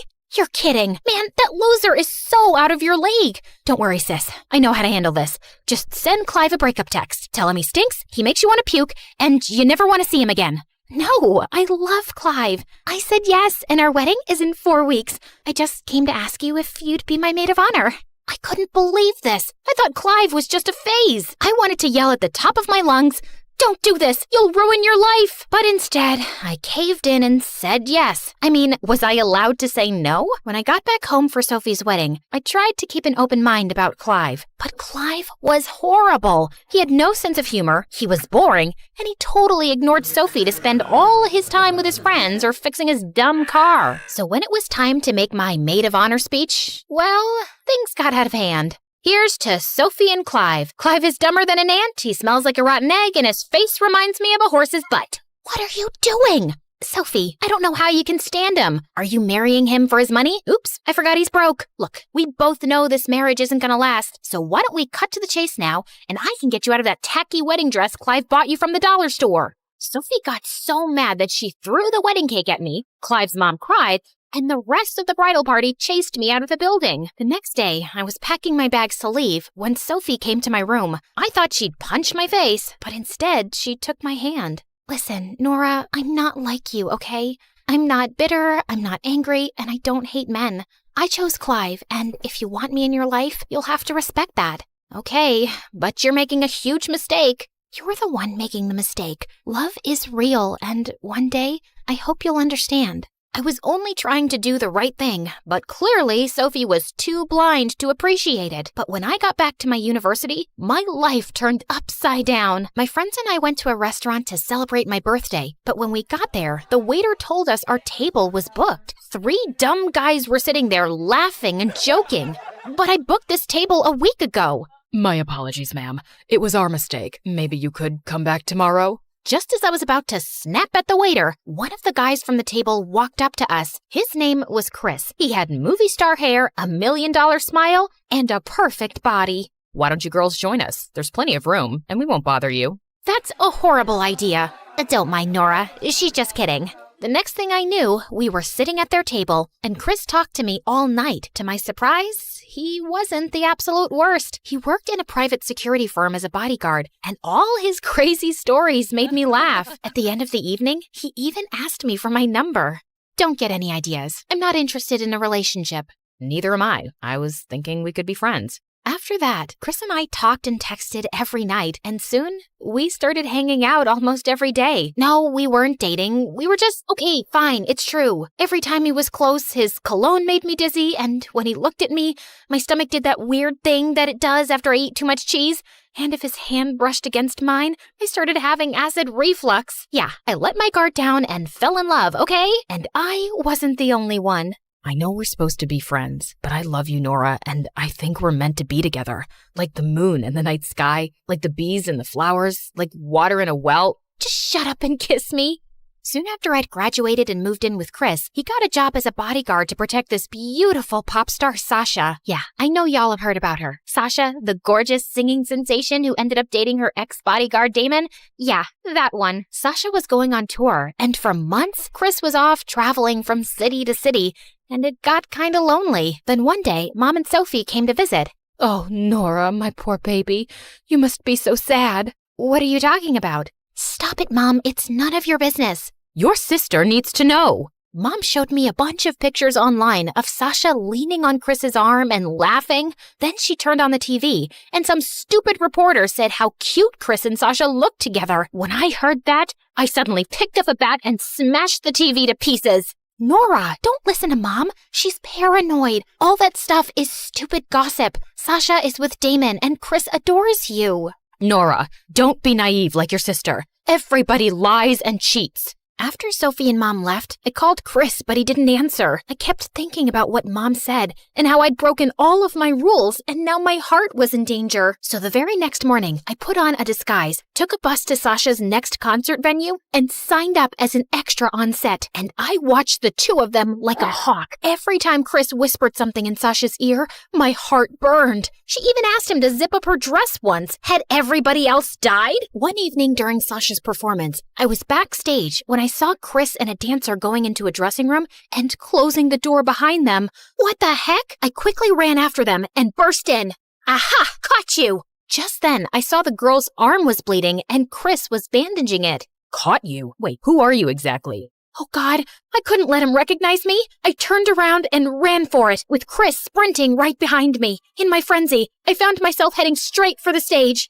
Red alert! Red alert! A snake is headed towards the eagle. I found myself crashing into the dancers on stage, and just as I was about to run into a horrified Sasha, 4 men pinned me to the ground while the audience gasped. I was immediately carried away and found myself facing Chris backstage. Nora? I realized my wig had come off. Sasha's performance was ruined, and her manager insisted that Chris be fired. What were you thinking? You compromised my client's security, and you cost me my job and my reputation. Oh, I don't know, Chris. I was thinking how my hunky boyfriend hangs out with beautiful pop stars and dancers all the time and is never home anymore. Can you blame me for being paranoid? Yes, I can. I haven't given you any reason not to trust me. Yet. I just don't want you to be a bodyguard anymore. Well, too bad. It's my job. Just go home, Nora. I don't want to be around you right now. Feeling miserable, I ended up going to a dance club instead to get my mind off of everything. I saw this cute boy on stage playing with the band, and he kept winking at me. I recognized him from TV. He was a movie star. On an impulse, I took a deep breath and then walked up to the boy and gave him a passionate kiss. The next morning, I was back home, and I woke up to tons of pictures on the internet of me and that movie star kissing. Chris showed up at my door soon after. Why would you do that to me? I thought we were in love. Everybody cheats, babe. Welcome to the real world. I know you'll cheat on me one day if you aren't already. I'm done with this stupid relationship. I walked out of there with my bags and went to Sophie. But soon after, I started feeling sick to my stomach. It hit me like a ton of bricks. I was a cheater, something I hated and felt horrible about. I made a big mistake. I don't know what to do. Yeah, you messed up big time. I wasn't talking to you, Clive. There's no need to be rude. You're right. I'm the worst, and I'm sorry for all the mean things I've said and done to you too. I don't know who I am anymore. I never wanted to hurt Chris, but something came over me. You let Mom get into your head, Nora. She says she's better off alone, but all I see is a bitter, paranoid woman who can't be happy and can't stand anyone else's happiness either. You deserve to love and be loved in return. And yeah, sometimes love can hurt, but sometimes it can also be amazing, like what Clive and I have. I really don't understand how that's possible with Clive. Okay, sorry. You're right. I decided to see a therapist and learned to deal with my insecurities and trust my heart. I even wrote Chris a letter apologizing for hurting him. I didn't get a response, but that was okay. One day, I went to eat at the cafe where Chris and I had our first kiss. Then someone walked up behind me. You're sitting at my table. I looked up to see Chris looking down at me. He smelled like an ocean breeze. My heart melted, but I tried to play it cool. I don't see your name on this table. You're right. Do you mind if I sit with you? I thought you hated me. I did at first, but I couldn't hate you for too long. You really broke my heart, though. I hope one day you can forgive me. You were the love of my life and my best friend. I want you back, but I understand if you can't trust me. Maybe we can start over? We could take it one day at a time. I can't promise anything, but I do want to give us a second chance. And this time, I was throwing away all my stupid rules and following my heart.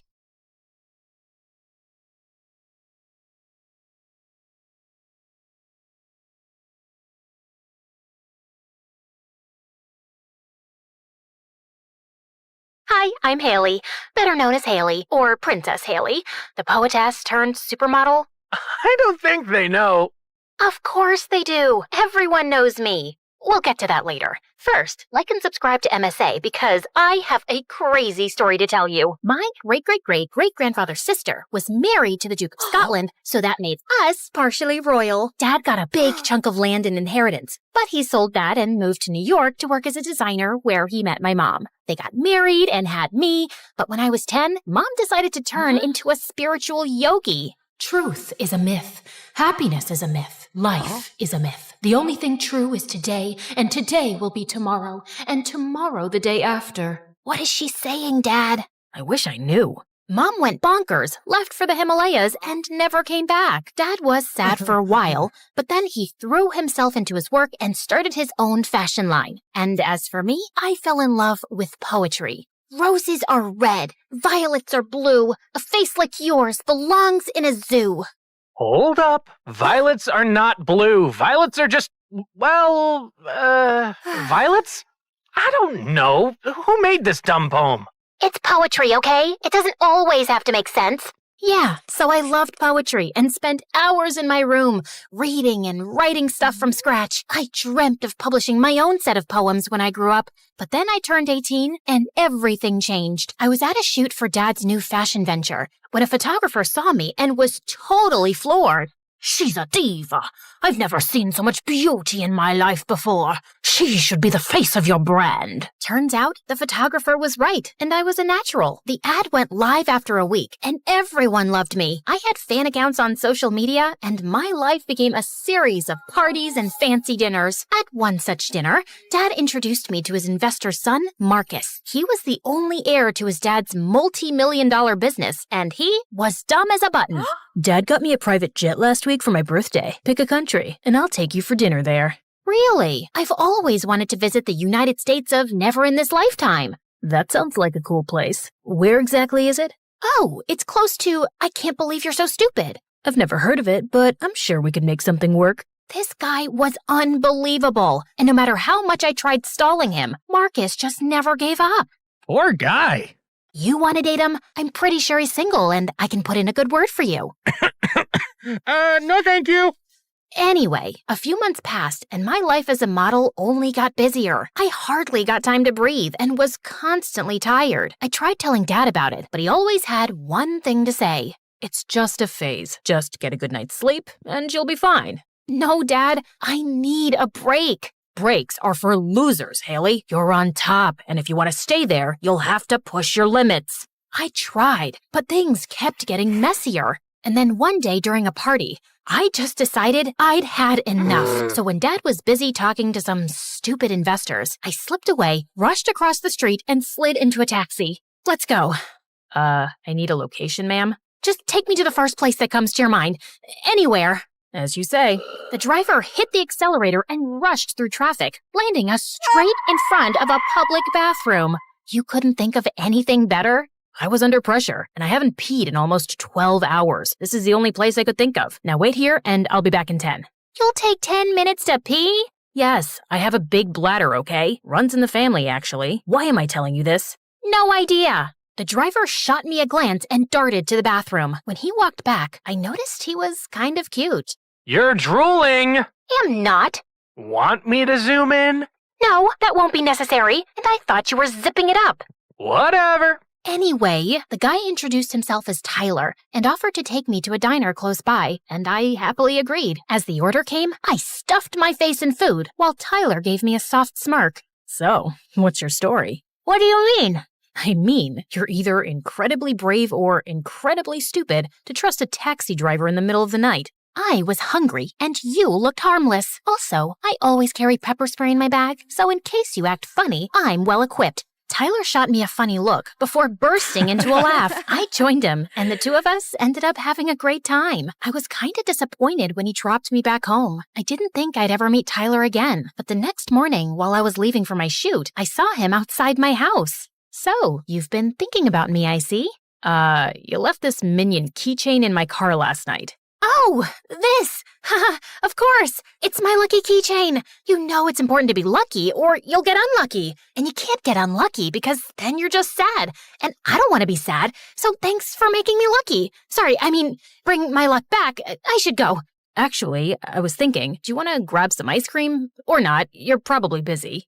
Darn right she is. I turned around and saw Marcus walking in our direction. Why are you talking to this loser, Haley? Is he bothering you? The only thing bothering me is you, Marcus. Tyler here is a friend. Really? I didn't know you were friends with sewer rats. What did you just call me? Tyler stepped up with his fists balled up, but I got in the way. He's not worth it. And Marcus, stop butting in my conversations and find someone else to waste time with. Marcus looked furious, but I just held Tyler's arm and left. He was still mad when we got to the ice cream parlor, but I calmed him down and we ended up having a great time. Tyler was cute, easy to talk to, and he had the best taste in music. We got talking, and I told Tyler everything about my life and how I actually wanted to be a poet, but Dad was against it. Tyler tucked a strand of hair behind my ears and came closer, and my heartbeat was in chaos.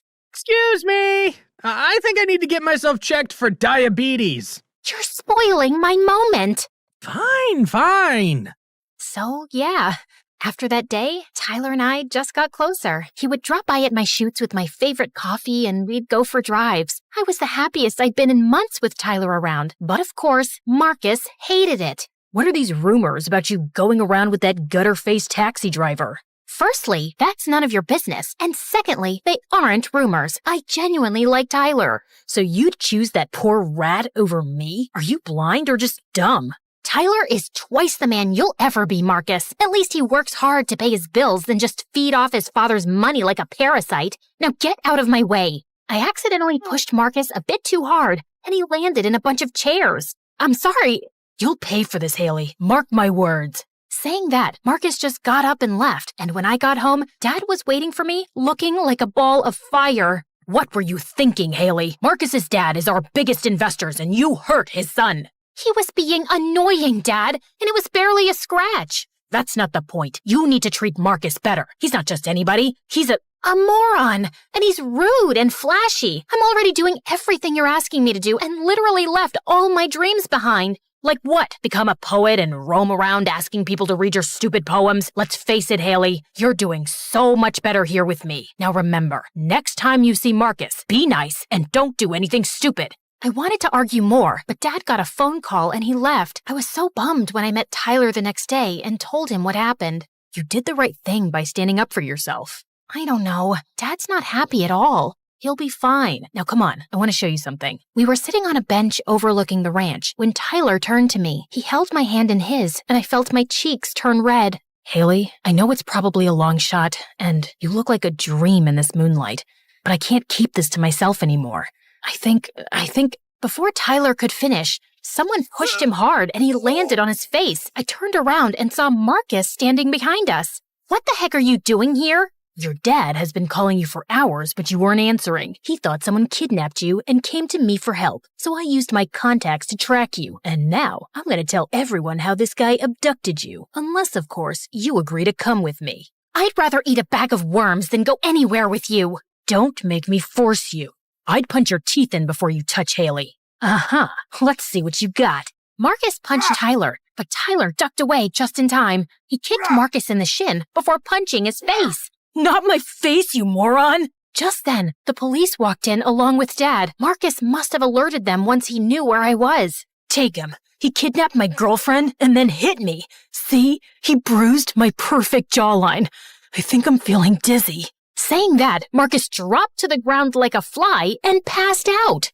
Okay, I take my words back. Marcus is a moron. Finally, we agree on something. Marcus was carried off in an ambulance. Tyler got arrested, and I tried to stop the police, but Dad shoved me in the back of his car and took me home. Why would you do that? Tyler is innocent and Marcus is lying. I need to talk to the police. You can't. Why not? Because I'll lose everything. That's when Dad told me that a few months back, he ran into money troubles and started gambling. He even got involved with some illegal businesses and would have been in jail if Marcus's dad hadn't used his connections to help Dad out. The only condition was that you and Marcus get married. You've got to be kidding me! I'm not. Marcus fell for you the day he saw your first dad. He's the one who told his dad to invest money in my business. I thought you guys were old friends. Dad, I'm not marrying that jerk. You don't have to marry him. You just need to date Marcus. I will stall the wedding by a few months and figure out a way to get out of this debt. Please, help me.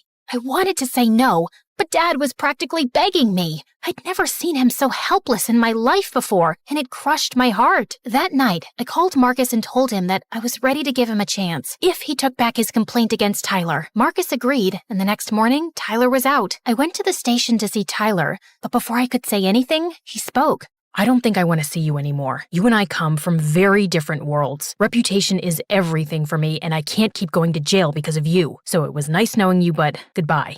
Really? Is that how you feel about me? Yes, just please, stay away from me. Before I could say another word, Tyler walked away. I rushed after him, but Marcus got in my way. You heard him, Hales. He doesn't want to see you. Now, be a good girlfriend and forget about that leech. I have planned something exciting for you. The next few weeks were a blur. I missed Tyler terribly and tried reaching out to him, but he never responded. I wanted to go to his place and talk to him, but Marcus was stuck to me like chewing gum, and now he was even more controlling than ever. You look hideous in that dress. Change it. It's my dad's design. Well, it sucks. And keep your hair down. It hides your ears better. In fact, you should get plastic surgery to fix those ugly ears. The nose needs a little work too. I'm fine just the way I am. You could be better. Marcus was horrible, and Dad was nowhere close to getting the money. I didn't know what else to do except wait, but we were running out of time, and soon my engagement was announced. On the engagement day, I felt heavy and heartbroken. I was in the room, weeping my eyes out, when I heard some voices. I rushed outside to see Marcus holding my dad by the collar. What do you mean you can't pay for a champagne fountain? I already told all my friends. I don't have that kind of money, Marcus. You know that. Then beg, borrow, rob a bank. I don't care. It's customary in our culture for the girl's father to pay for everything. Marcus kept screaming at Dad, and I felt my blood boil. I walked up to Marcus, punched him in his gut, and he winced like a little boy. What do you think you're doing? It's customary in my culture to punch the guy if he acts like a jerk. And for the record, this engagement is off. You can't do that. I'll ruin you and your family. Try me.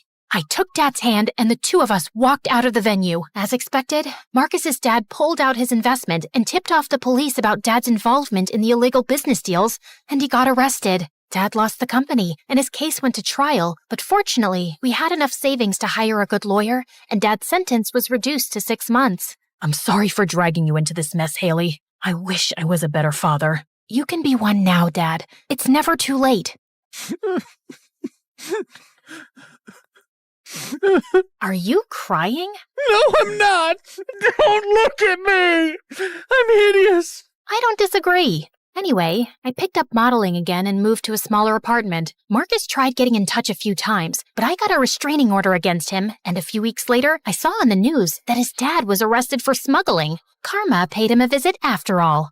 Everything was falling in place, except I still missed Tyler a lot. I had gone to visit him at his family ranch, but his neighbors told me he'd moved. A few months passed, Dad got out of jail, and I finally quit modeling. I wanted to give poetry an honest shot and was writing in a cafe when I heard a familiar voice behind me. Glad to see you're still writing. Tyler? Oh my God, how have you been? Good. I quit working as a taxi driver and got into college. We even sold the place on the ranch to move closer to college. I know, I visited. Listen, Tyler, I know you don't want to see me, but... Let me stop you right there. Whatever I said at the police station that day was because Marcus threatened me and my family, Haley. As much as I loved you, I couldn't let him hurt my mom and grandma the way he hurt me. So I decided to let you go, and it was the most difficult thing I'd ever done. You should have just told me the truth, Ty. And hold up, did you say you loved me?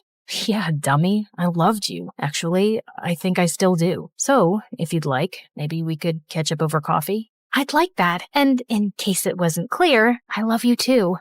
I think that's pretty obvious now. Yeah, whatever. Now, can you look away so we can kiss?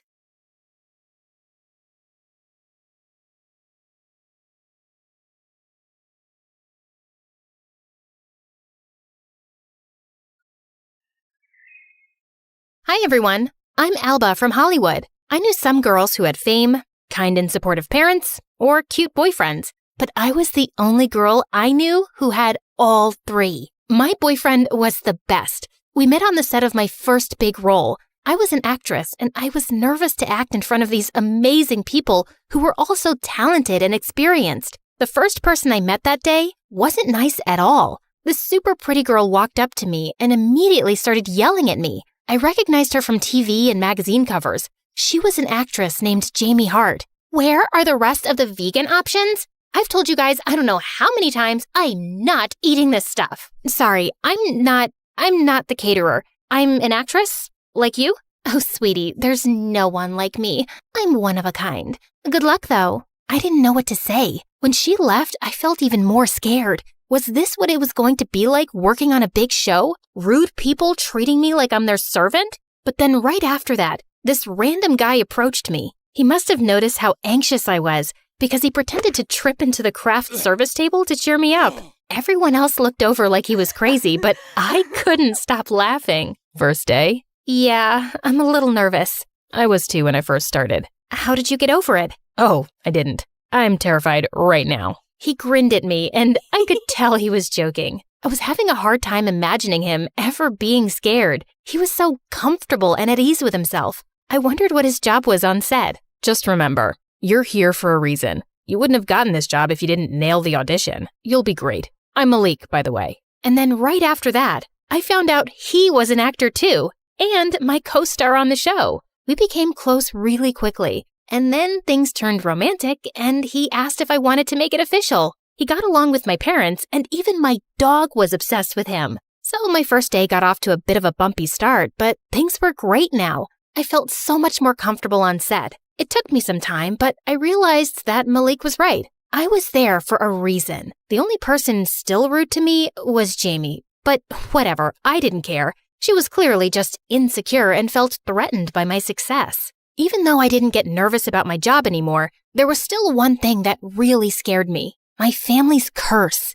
Okay, curses aren't real, but I couldn't help worrying anyway. When my mom and grandma were my age, they both ran into some really bad luck. My grandma got into a car accident, and my mom almost got trapped in a house fire. Besides, I'd been lucky for so long. No one could have a perfect life forever. Malik and I got dinner at my favorite restaurant for my birthday. Malik gave me this gorgeous diamond necklace, and the food was amazing. But I couldn't fully enjoy my meal because I was thinking about this stupid curse. Babe, you know there's nothing to worry about, right? What happened to your mom and grandma was a coincidence. Besides, they're both still here. They got through it.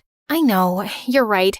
I just get anxious sometimes, even when my brain tells me it makes no sense. You know what I do when I'm feeling anxious? Before I could ask, there was a loud bang as Malik slammed his knee against the table, pretending to hurt himself. Our plates and silverware jumped, and half the restaurant turned to stare at us. I started laughing. I loved that Malik was willing to make a fool of himself just to make me smile. The table started to shake again. Okay, Malik, you should probably stop before they kick us out. That isn't me. All of a sudden, the walls started to shake too. I heard glass shattering, and people were getting up from their tables. Everyone was scared. Don't panic. It's an earthquake. Come on. We ran for the exit. Just before we got to the door, I remembered I forgot my necklace. I started to turn back for it, but before I could move, a big chandelier ripped from the ceiling and fell right on top of me. Then everything went dark. There was a strange beeping sound. What was that? When I opened my eyes, I was in a hospital bed. My parents were looking down at me with worried faces, and there was someone else there too, a boy who I didn't recognize. Alba, we are so glad you're awake. You scared us. What happened? There was an earthquake. You had an accident at the restaurant where you and Malik were having dinner. I guess the boy's name was Malik, but why was I having dinner with him? Oh, my head was pounding. I must have hit it pretty hard. What's the last thing you remember? I just got the call back letting me know I got the role, and I was on my way to the studio to start my first day. Oh no, I hoped I hadn't missed my first day. I'd worked so hard to get this role. Honey, you really don't remember anything after that? About the show? About me? Do we know each other? Malik looked so sad in that moment, but I didn't know what to do. Everything was so foggy, and my head was killing me. After I got home from the hospital, my mom sat me down and explained everything. I had amnesia, and I was missing almost a full year of memories because of my concussion. She said my show was really successful and I was a popular actress, and that boy from the hospital was my boyfriend. After you fell, he ran back into the restaurant to carry you out while the whole building was shaking. We're very fortunate that he was there to help. Wow, sounds like that boy Malik might have saved my life. On set the next day, everyone was so sweet and understanding. Even though I didn't remember all the acting I had been doing, the super famous actress named Jamie Hart went through the scripts with me and helped me catch up. I saw Malik too. He smiled and waved. I think he could tell I still didn't remember him though, because he turned sad and didn't come over to talk. The strangest thing happened. When the director called action, I didn't feel nervous at all. I had been so scared to start my first day, and I barely slept at all the night before, but here I was, nailing it. Then I remembered, this wasn't my first day. It just felt like it was because of my injury. It was all so strange. After a while, though, I got back into my routine. Things were going really well with the show. Jamie and I became great friends. We'd go on shopping sprees and have spa days and everything. I was surprised one day at the studio when Malik approached me. I felt like he had been avoiding me. He was always sweet when we spoke, but it was usually just small talk, and that sad look never left his eyes. Hey, I wanted to ask you something. I know everything's messed up and weird since the accident, but you're someone really special to me. And I know you don't remember, but I was someone special to you too. Maybe we could start over. What did you have in mind? Something casual, no pressure. There was a smoothie place you really liked. Maybe we could hang out there. That I hadn't forgotten. Strawberry banana was my favorite. That would be nice. Malik and I got smoothies later and strolled around the park. The way the sun shimmered on the pond was so pretty. And Malik was so nice and funny. I could see why I must have liked him. I felt bad though because he seemed to know so much about me, but everything he told me about himself was brand new information. I tried really hard to remember, but I just couldn't. Ugh, stupid earthquake. On set the next day, Jamie came up to me after she saw Malik and I talking. Look, I don't know if I should say this because I don't want it to seem like gossip. What is it? You can tell me. Jamie glanced around and lowered her voice. It's about Malik. I'd be careful around him. He's one of those people who only talks to successful people because he's trying to boost his own career. It's pretty gross. I was shocked.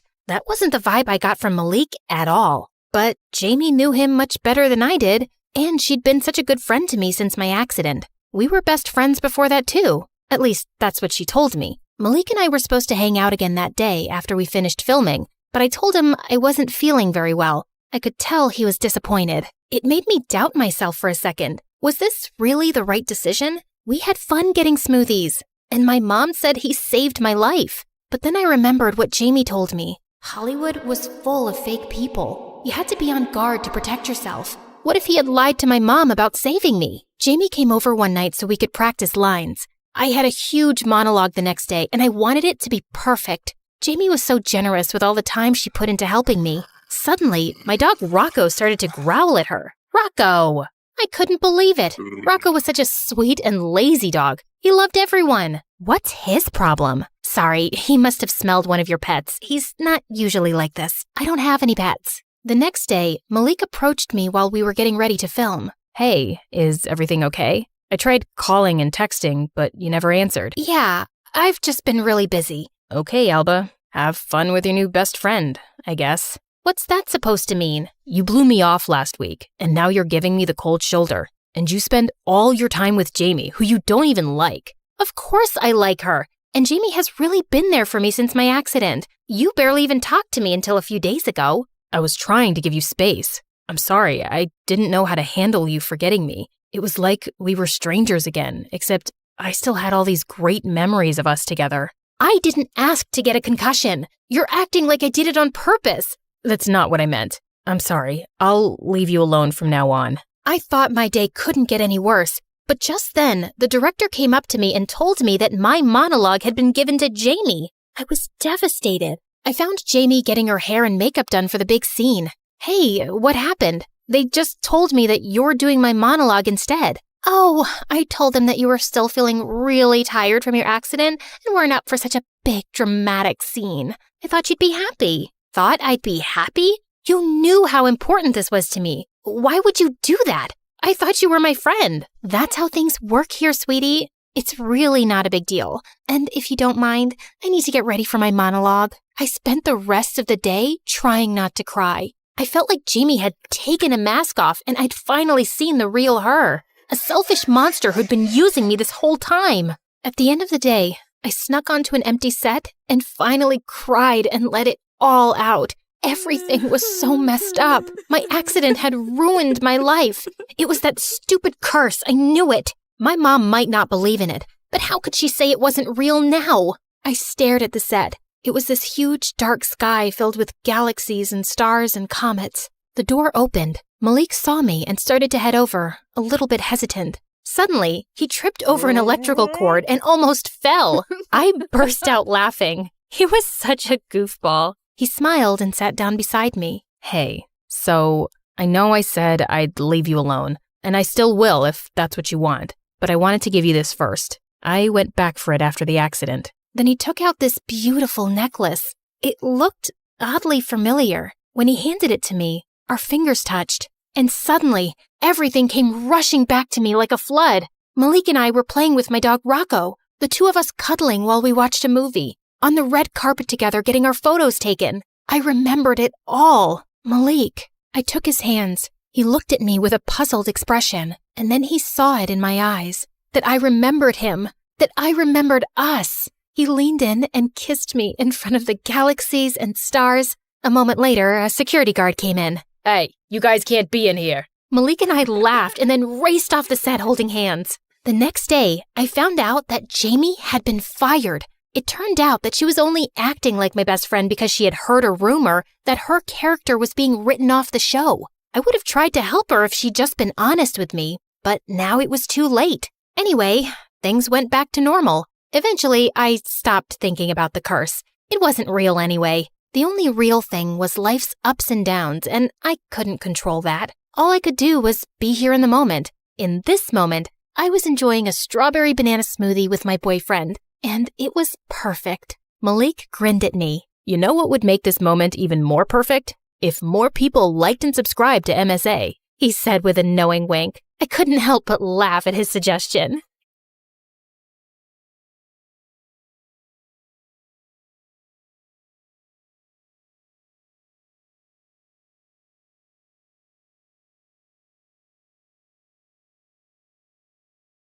As Hermes, messenger of the gods, I've borne witness to countless tales spun across the tapestry of Olympus. With my winged sandals, I have traveled across the realms of the universe, carrying tidings that have altered fates.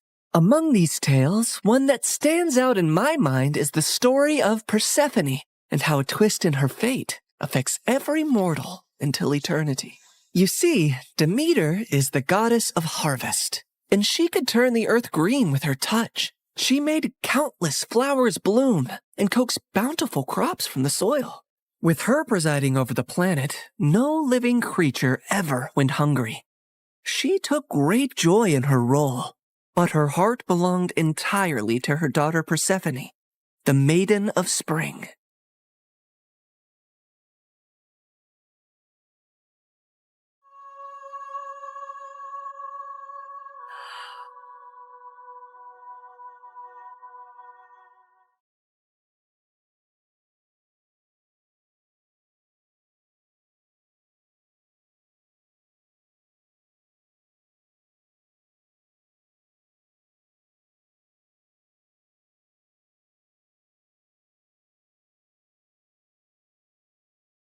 I've never seen anything like you.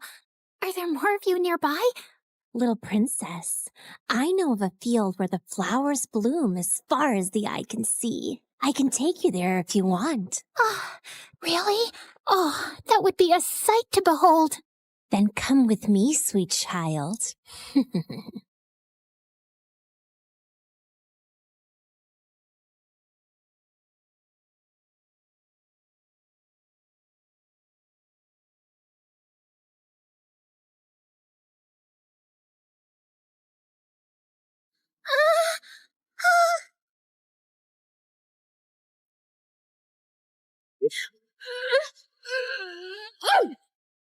Enough, spirit of mischief!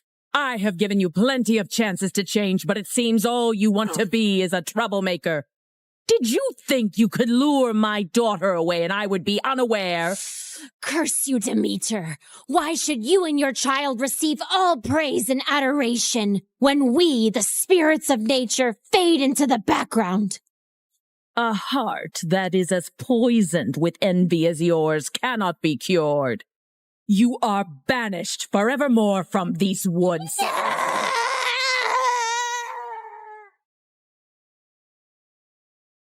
Did you forget that you are not allowed to venture into the forest alone? I'm so sorry, Mother. I only wished to see the magical flowers. And you shall see many wonders, my child, but always within the safety of my reach. The world holds great beauty, but also grave danger. Come now, it's almost dawn. Let us go out into the meadows and make our own magical flowers bloom. That sounds perfect, Mother. Demeter always wanted to keep Persephone close to her. But as her daughter grew older, she turned into a beautiful young goddess who attracted the attention of many young suitors. Anytime a god smitten by Persephone's beauty sought her hand in marriage, Demeter sternly turned them away. I cannot marry her off, Hecate. She is too delicate for the harsh world outside. Huh? These gods who come after her, they only see her beauty, not her gentle soul. They cannot care for her as I do.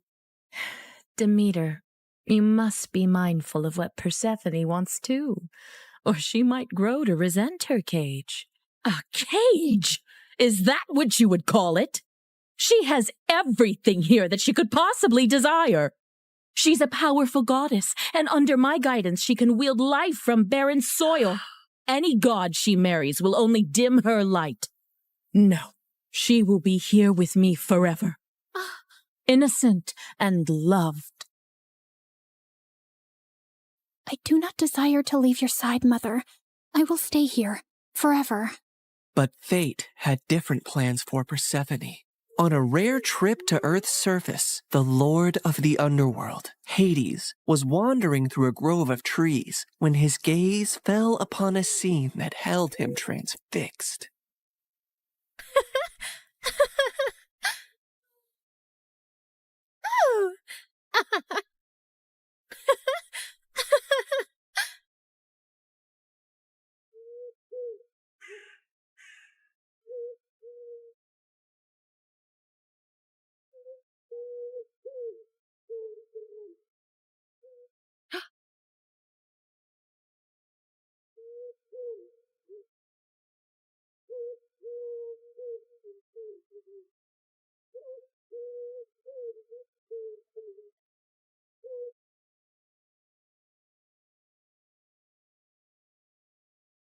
Hades, my lord, you seem to be troubled. What weighs on your soul? As you well know, when my brothers and I overthrew our father, the kingdom was divided among us. Zeus received the sky, Poseidon the sea, and I the underworld. I've never complained about my lonely lot, and do my duties justice. I don't frolic or play like the other gods, and work hard in my solitude. But mortals and gods alike see me as the embodiment of darkness, and their tales paint me as a monster to be shunned. My realm is necessary, but it is hated by all, as am I. But do they not see that I also have a heart, that I am made of the same cosmos as they, even yearn for the light sometimes? What has brought this on, my lord? Persephone, She is the light where there is none. She is life where all is death. Ever since I laid eyes on her, I can think of nothing else. But would she ever see past the darkness that cloaks me? Would she ever gaze upon me and see not a lord of despair, but a soul longing for companionship and warmth? Persephone, Demeter's daughter. Indeed, her radiance rivals the dawn, but she is of the upper world. I must have her as my queen, as my wife. Her presence would bring joy and life to a realm that only echoes with loneliness and sorrow. And I must believe that even in the underworld, love can find a place to blossom. My lord, her mother would never allow it. Perhaps there is a rightful path to this union. I will go to her father Zeus with a proposal of marriage. I only need his permission according to our customs. Get my chariot ready and prepare for my departure. Today, either I win a queen for my empty halls, or I resign myself to an eternity of despair.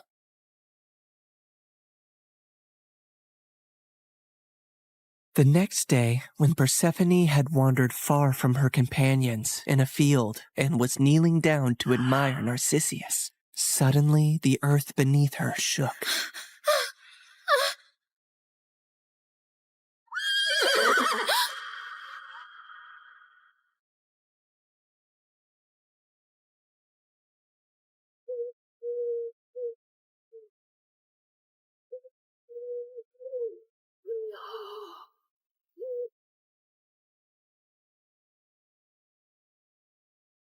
Fair Persephone, be not afraid. I am Hades, lord of the underworld. My kingdom is vast and rich, but it lacks the radiance of your presence. Unhand me! Come with me and rule by my side in the shadows where eternity lies. Let me go. My mother will tear the world apart to find me, and there will be no place dark enough to hide.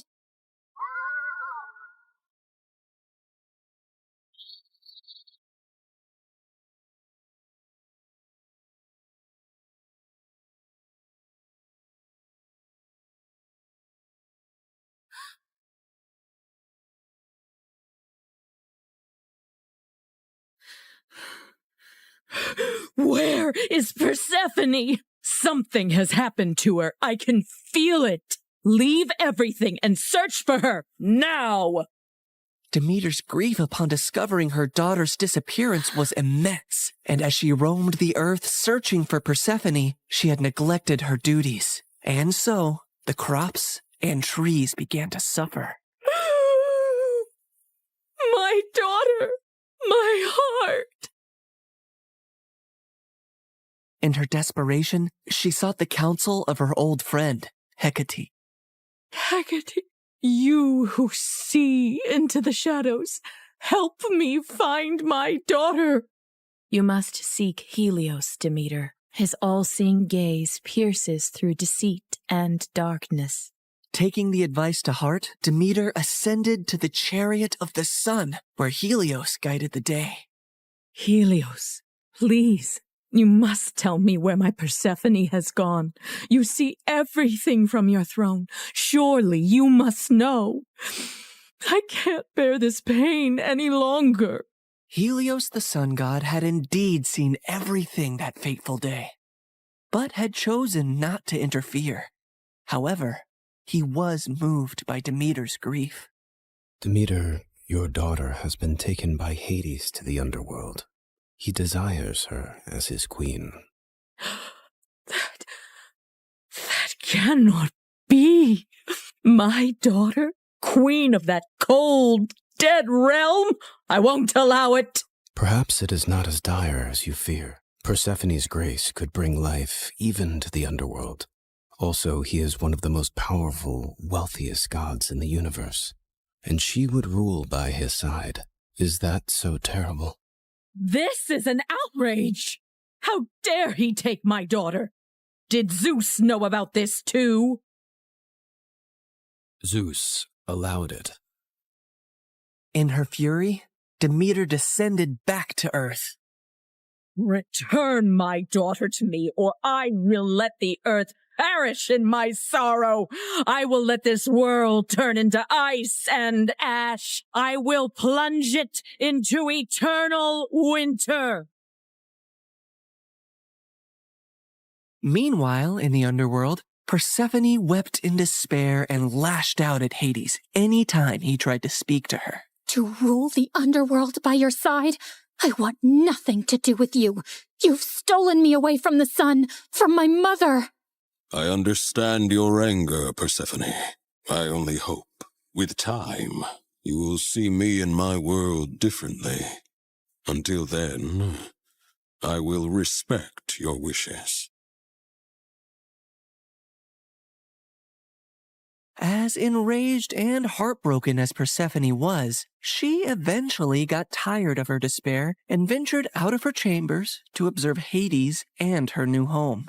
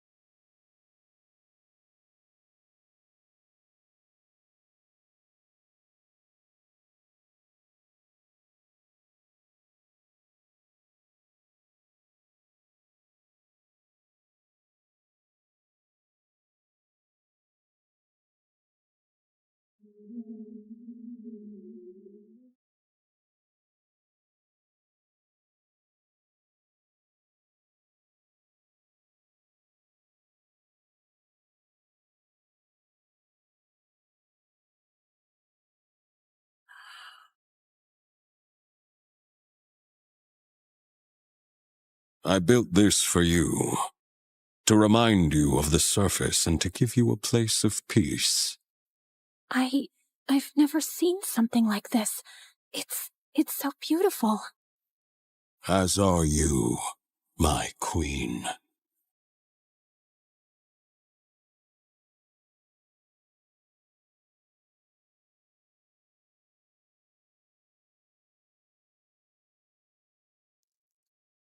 Each realm has its supreme ruler, Persephone. But here, you and I will rule together as equals. You will never be beneath me, but always near me. Meanwhile, on the surface, Demeter's grief and rage was a storm that screamed across the lands. Where she walked, earth cracked, rivers ceased their babble, and crops withered to dust under her shadow. As she withdrew her blessings from the world, famine began to spread far and wide. The cries of suffering mortals eventually reached the ears of Zeus on high Olympus, who could no longer ignore the matter. So he convened a meeting of the gods. Demeter's wrath endangers all. We must find a solution that honors both her demands and the laws of gods. If my daughter wishes to leave the underworld, let her return to me, or I shall never again let the earth bear fruit. Very well, Demeter. If Persephone wishes to return, she shall, if she chooses to stay with Hades. So be it. With a heavy heart, Demeter agreed, and Zeus commanded me, Hermes, to negotiate Persephone's return. So I descended into the gloom of the underworld, where Hades sat upon his throne with Persephone by his side. Her face was as pale as the ghosts around her. Hermes, why does Olympus disrupt the quiet of my realm? Mighty Hades, Zeus commands you to release Persephone, lest the earth die with Demeter's heart. I cannot ignore the decree of Zeus or the pleading eyes of the one I love. But know this, the ties that bind us are not easily broken. What do you mean, Hades? Just then, Persephone looked down at something she was clutching in her hand, and I saw it was a pomegranate. Suddenly, the realization of what had happened dawned on me. Fair Persephone, did you eat from that fruit? I couldn't help it. 6 seeds, to be exact. Each of them has sealed her fate and has bound her to the underworld. I knew I had to think quickly and come up with a deal that Hades would accept. Otherwise, Demeter would let the earth starve forever. She only ate a small portion of the fruit, so she should only stay with you for part of the year. She will spend 2/3 of the year with her mother on Earth, and 1/3 with you in the underworld.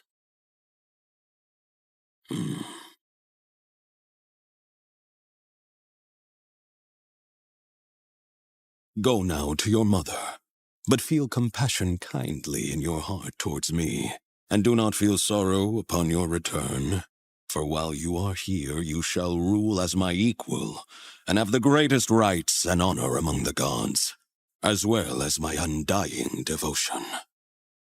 Persephone assured him she would return on the agreed time, and he arranged his chariot for her to depart.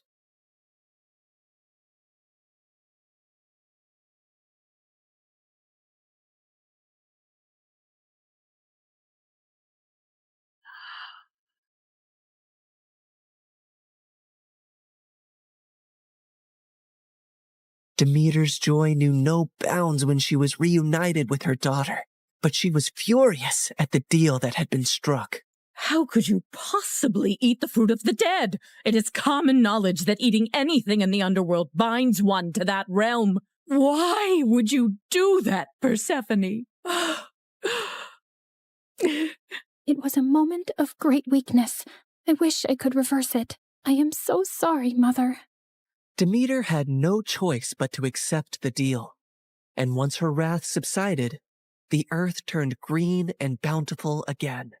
But when it was time for Persephone to return to the underworld, Demeter began to mourn once more, and winter would arrive, thus setting the cycle of the seasons.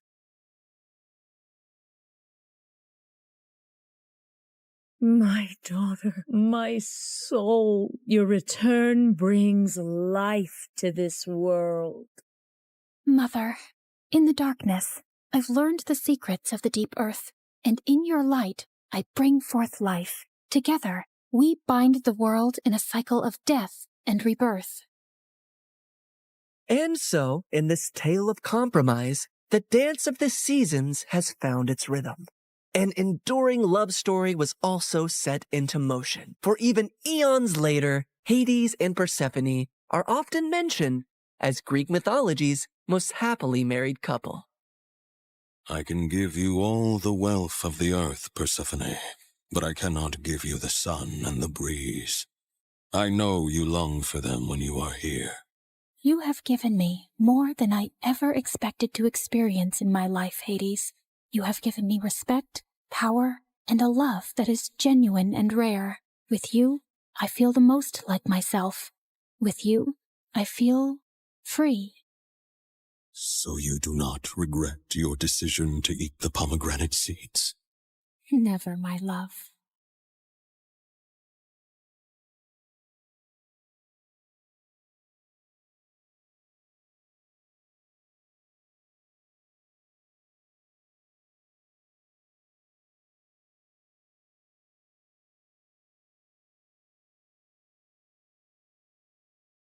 Hello, my name is Jill. Before I tell you my story, please like and subscribe.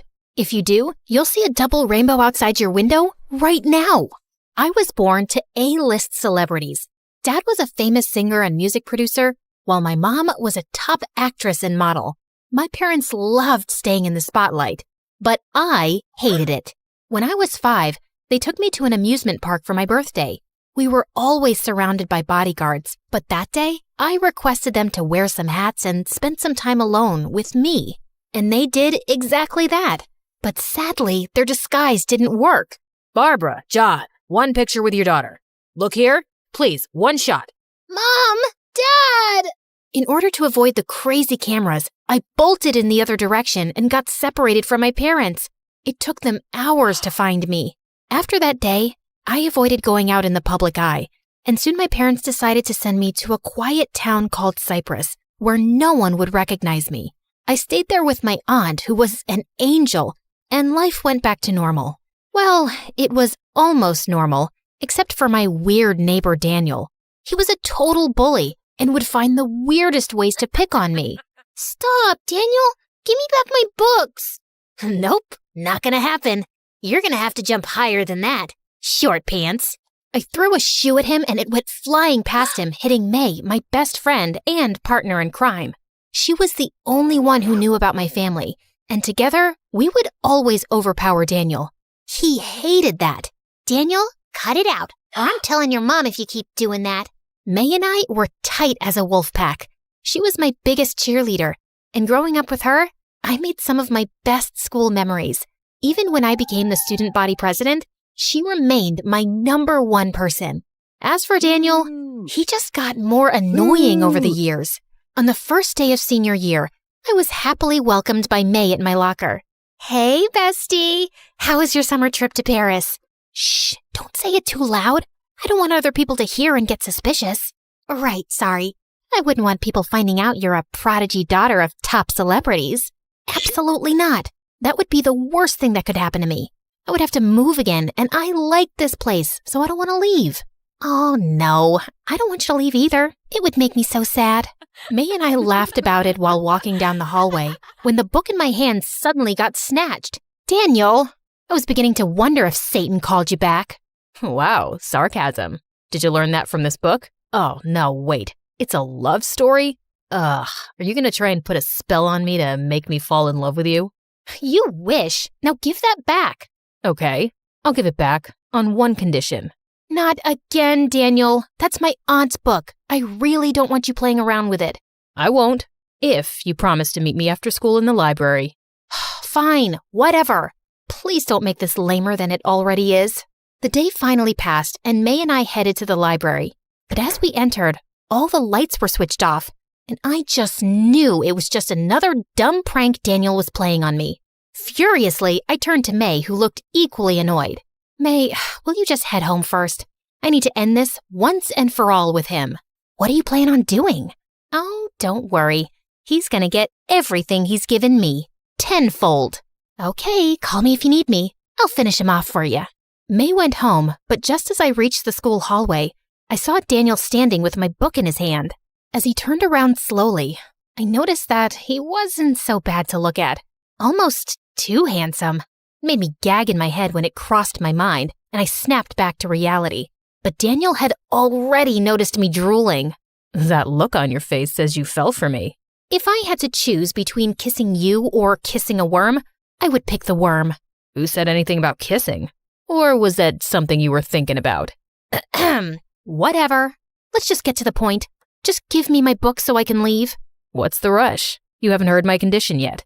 What do you want from me? I don't want to keep going in circles with you.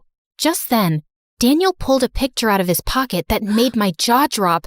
It was a picture of me with my parents, smiling away into the camera. Where did you get this? That's the wrong question. You should ask, what do I think about this picture? And what am I going to do with it? What is it that you want? Money? An autograph? Fame? Whoa. Nothing of the sort. I just simply wanted to know if it was true. Are you really the daughter of these A-list celebrities? Yes, I am. These are my parents. Wow, this is so crazy. I've pretty much known a celebrity my whole life. Now, how will it sound if I date one? What do you mean? So here's the deal. I'll keep my mouth shut if you agree to date me. What? Have you gone completely crazy? Not crazy, but smart. I just think it'll be great for my reputation to date a hot, popular girl like you. High school will be over in a year and we'll all go our own way. But I want to be remembered as the guy who dated the most popular girl in school. Also, you can't tell anyone about this deal, especially May. She's a blabbermouth, and I want people to believe you're dating me for real, or the whole thing's off. I just stared at Daniel as he went on and on about his ridiculous idea. Dating him would be like social suicide since he was the most hated guy in school, thanks to his crazy pranks. But what choice did I have? Fine, but it's only for 3 months. I can't date you the whole school year because... Because you're afraid you'll end up falling in love with me? Oh, shut up. For the next 3 months, Daniel became my fake boyfriend. We went on dates together to the movies and to the park for picnics, and I even met his family. He would pick me up from home and we'd go to school together, and he would drop me off at home after. The weirdest part was that while we hung out and we were talking to each other more, I started to notice that he was a lot nicer and sweeter than I thought. Why do you hide your identity? I just want to live a normal life. I hate being the center of attention. Thankfully, my parents agree. Dating Daniel wasn't bad at all. But the one sad thing was that May hated our relationship. I wanted to tell her about the deal, but I remembered Daniel's warning about not telling anyone, especially her, and I couldn't risk it. Jill, this is crazy. How could you date him? He's a total bully. Have you forgotten how he made our lives hell? I know, but I've come to realize that he's a nice guy, and he likes me too. So this way, he's off our backs now and not teasing us anymore. That's a good thing, right? Stop justifying your dumb actions by making up nonsense. I can't watch this. May didn't speak to me for days after that, and every time I tried calling her, she would say she was busy or not answer my call at all. In all these years of our friendship, this was the first time we'd gone this long without talking to each other. Meanwhile, Daniel and I got closer, and soon our 3 months were over. On the last day of our deal, Daniel invited me to my favorite restaurant and planned a whole surprise for me. And when I saw him in that black tux, my heart started beating faster than a bullet train. He looked amazing. Wow. Cheesy much? I've got to live up to my reputation, right? Always taking you by surprise. Well, yeah, makes sense. I just wanted to say that these have been the most amazing 3 months of my life. And I'm glad I found that picture. Yeah, about that. How did you get that picture? Does it matter? Before I could say anything, Daniel pulled me in for a magical dance, and I forgot all about it. And when he dropped me back home, I could feel myself falling for him hard. I didn't want this to be over. I fell asleep with thoughts of Daniel in my head. And the next morning, I woke up to 1,000,000 phone calls from Mom and Dad. I wanted to call them back, but I was going to be late for school. And just as I entered, the entire hallway was full of students cheering my name and shoving pens and papers in my face, asking for my autograph. Suddenly, someone pushed me and I fell to the ground, and people went crazy taking my pictures. Just then, Daniel rushed to my rescue and took me to the library where May was already waiting for me. I am so sorry, Jill. I don't know how this happened. What's happening? I'm kind of freaking out. Don't freak out, but everyone knows your identity now. The school is surrounded by the media. What? How did this happen? Daniel, you did this? No, it was me. I've always liked Daniel, but he always paid you more attention. And I got insecure and I told him everything about your family. I gave him that picture. I thought he would expose you and you'd hate him forever. But instead, he turned around and asked you to be his girlfriend. It hurt me watching you both happy, so I lost it and posted the picture to the school forum. I didn't know things would actually get this crazy. Her words made me sick to my stomach. I can't believe this. I trusted you, May. You were my best friend. How could you? Listen, Jill, I know you're mad and you have every right to be, but we'll handle this whole situation together. We? There's no we. You never told me my best friend betrayed my trust and gave you that picture. And our 3 months are over, remember? You got to date the most popular girl in school as you wanted. Now do you want to keep dating me because of all the extra attention on me? Of course not. It's not like that. I really do care. I don't want to hear it. Just stay away from me. Both of you. And the very next day, I went back to my parents' place. Where am I supposed to go now? This is a disaster. How about not going anywhere now? You can't hide and run forever, honey. And you've lived away from us all your life. We miss you. Maybe it's time to accept that your life will always be a little different from other people, and it's okay. Mom was right. I had to get over my fear of the paparazzi. So the next day, I asked my parents to call a press conference. It was our first public appearance together in ages. I've been running away from media attention my entire life, and I can't do that anymore.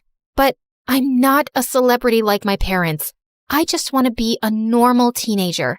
Everyone deserves some privacy and space, and I hope that people can respect that. The press conference video was received very well online, with many celebrities supporting my statement and calling out the paparazzi for making famous people miserable with their constant hounding. It felt good to take this step and not run away again. I could handle things better now. A few days later, Mom told me I had a visitor, and I went downstairs to find May in the lounge. What are you doing here? Jill, can we talk? No. Please just leave. I know I'm the last person you want to talk to, but please don't punish Daniel for what I did. He genuinely loves you. And why should I believe you? Haven't you fooled me enough? Okay, don't believe me, but you owe him a conversation. I don't owe him anything. And why don't you date him if he's so amazing? You two suit each other, a couple of liars. But he doesn't love me, you idiot. He loves you. And I was a fool for trying to ruin that. He's been miserable the past few weeks. Just one conversation, please? Before I could say anything, Daniel had already appeared from behind with a bunch of lilies. This is an ambush, and I could sue you. You know what? I will sue you. Fine by me. Listen, Jill, I'm sorry for the whole stupid deal, but you have to believe me. I've always loved you. I always annoyed you to get your attention. The deal was just a way to get you to date me. I couldn't care less about being popular. I know it's twisted, but it's true. Why couldn't you just tell me all this and ask me out like a normal person? I know. I didn't say I'm not stupid, but I'm really crazy about you. His words melted me as he inched closer. I could feel my heart beating faster. Could we maybe start from the beginning? And I ask you out like a normal person? No conditions? Well, only one. Can I kiss you already? He did, and it was perfect. And me? You still have a long way to go before I forgive you. But let's just start by grabbing some coffee.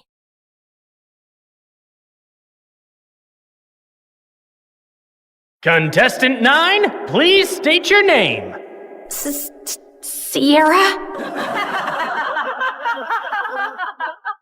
Looks like a nightmare, right? Hi, I'm Sierra. And ever since I could talk, I've had a stutter. I didn't think much of it until I moved to a new town when I was 6. Welcome to the neighborhood. I'm Dean. This is my daughter, Kelsey. What's your name, sweetheart? Sierra. Why do you talk like that? It was the first time anyone had asked me that. It wouldn't be the last. My stutter happened frequently, but it got worse when I was nervous. My mom barely noticed or cared that I had a stutter, or that I really existed. She was always working. And my dad? Well, he left the picture a while ago.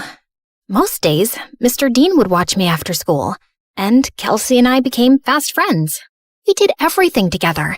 Played at the park, put on fashion shows, grabbed ice cream at Scoopy's. When we went out as a trio, I'd secretly pretend that Mr. Dean was my dad, and Kelsey was my older sister. In those moments, it felt like the family I'd always wanted. But things started to change when Kelsey's mom announced she wanted a divorce and moved out of state. After that, Kelsey started to change. She wasn't just upset. She was furious. She yelled at everyone, and once even smashed the living room furniture in a fit of rage. She lashed out in class and got held back a grade. And if her dad hadn't been the superintendent, she probably would have been expelled. By middle school, we ended up in the same class, and Mr. Dean dropped us off on the first day. Wow, your daughters are so beautiful. Aren't they? I'm a lucky dad. Kelsey looked like she was about to explode. I'm Kelsey. I'm his only daughter. My mistake. And what's your name? Sierra. Sierra? Why do you talk like that? Yeah, can you not speak properly? Or are you stupid? The class erupted into laughter, and I could feel my face burn. Since then, Kelsey wasn't my friend anymore. A real friend wouldn't do that. Through the years, Kelsey's hatred only grew. Anytime I had an accomplishment, she had to ruin it. Opening night of the school play, she stuffed worms in my costume. She threw her birthday party on the same day as mine every year and literally paid people to skip mine. At the science fair, she unplugged my volcano as the judges walked by, so it just looked like a sad pile of paper mache. And during my middle school graduation speech, she just had to make a scene. And so, I want to say how proud I am of our class. We did... What the glitch here is trying to say is we did it. Congratulations, grads. Party at my house tonight. Everyone's technically invited, but only cool people should show up. If it weren't for being her neighbor and still being close with Mr. Dean, I would have liked to never see Kelsey again. I'm sorry about my daughter. Ever since her mom left, she's been a different person. I just wish she wasn't so mean. You shouldn't be ashamed of something you can't control. At the end of the day, your stutter is something that makes you unique. I held on to that going into high school. My stutter didn't bother me much anymore. In fact, it was getting better with age. He was right. It did make me different. And I liked that. One Friday in English, we were doing a vocabulary spelling exercise, and I was totally killing it. ESOTERIC. Esoteric. QUERULOUS. Querulous. VACILLATE. Vacillate. Everyone was surprised at how well I was doing. And honestly, so was I. Who knew I was that good at spelling? Sierra, there's a regional spelling bee in a few weeks. You should join. Who knows, you may make it all the way to nationals. That night, as I sat in my room looking over the spelling bee brochure, loud music suddenly rattled my walls. Kelsey was throwing a party in her backyard. A few classmates waved me over. Fine, just for a little. The party was fun, but I couldn't stop thinking about the spelling bee, and I decided I would sign up. I was about to leave when... What's this?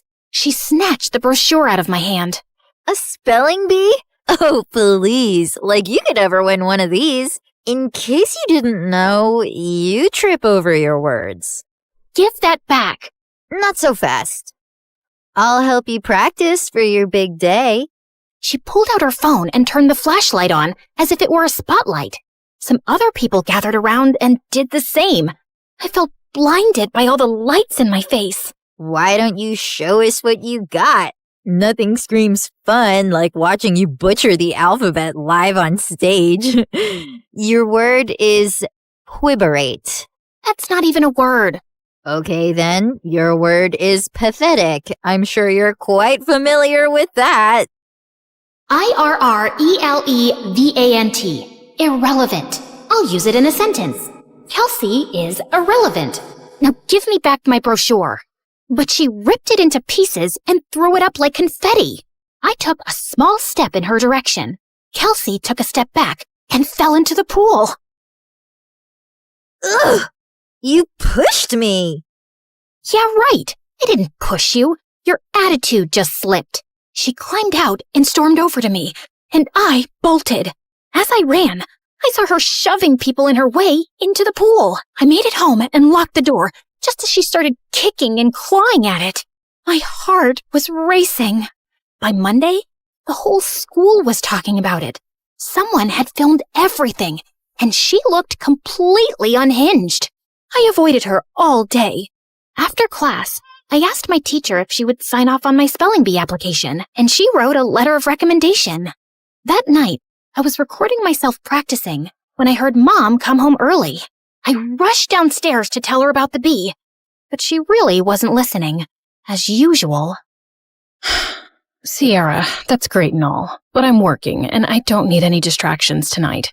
And the Mother of the Year award goes to... Feeling annoyed, I went back upstairs and found Kelsey sneaking through my bedroom window. What are you doing here? Get out! Relax, Miss Broken Record. I'm just here to apologize. Apologize? Yeah. I saw the video from the party over the weekend. I looked crazy. It wasn't okay how I was treating you, so I'm sorry, okay? Thanks? I'm not really sure what to make of this. Yeah, well, we used to be friends or whatever. I think it's time to put the bad blood between us to bed, right? Trust doesn't just snap back into place, not after everything that's happened between us. I understand. I intend to prove it to you. Do you mind getting me some water? Climbing up the vines was harder than I thought. Uh-huh. Sure. This certainly wasn't on my bingo card for how the night would go. I brought her water, which she downed in one gulp. Thanks. I'll see you tomorrow. Maybe we can sit together at lunch? Maybe. Also, never sneak into my room again. Then she climbed out the window. What a strange interaction. But maybe we really were turning over a new leaf. The next day, I walked into class feeling good about the new era I was in, where I tried new things and made up with old friends. But that confidence vanished when I found my teacher waiting for me, looking pissed. Sierra, you will not be attending class today. I've contacted the spelling bee and pulled my recommendation for your application. What? What did I do? You should be ashamed of yourself. The principal is waiting for you in his office. What was going on? It has come to our attention that the English exam answers were sent to your entire English class yesterday. I'm sorry. I have no idea what you're talking about. That's strange. Given the exam answers were sent from your email address, you'll be suspended for 3 days. Your mom is on her way here to come get you. What? This wasn't possible. I didn't do it. When Mom showed up, the veins in her forehead were practically bursting. I begged her to believe me the whole way home, but she didn't say a thing. When we pulled up to the front of the house, she told me to get out of the car. I can't believe I missed an hour of work for this. You're grounded. Then she just drove off, and I burst into tears.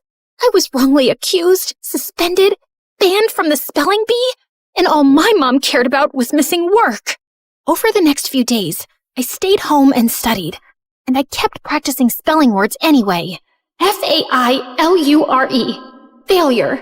D-I-S-M-A-Y. Dismay. Okay, maybe I was leaning into the drama a little.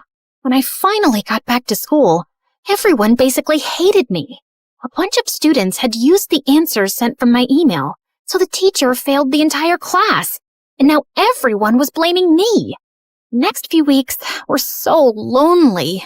I walked straight out of school one day and went to get an ice cream cone from Scoopy's, and Mr. Dean happened to be passing by.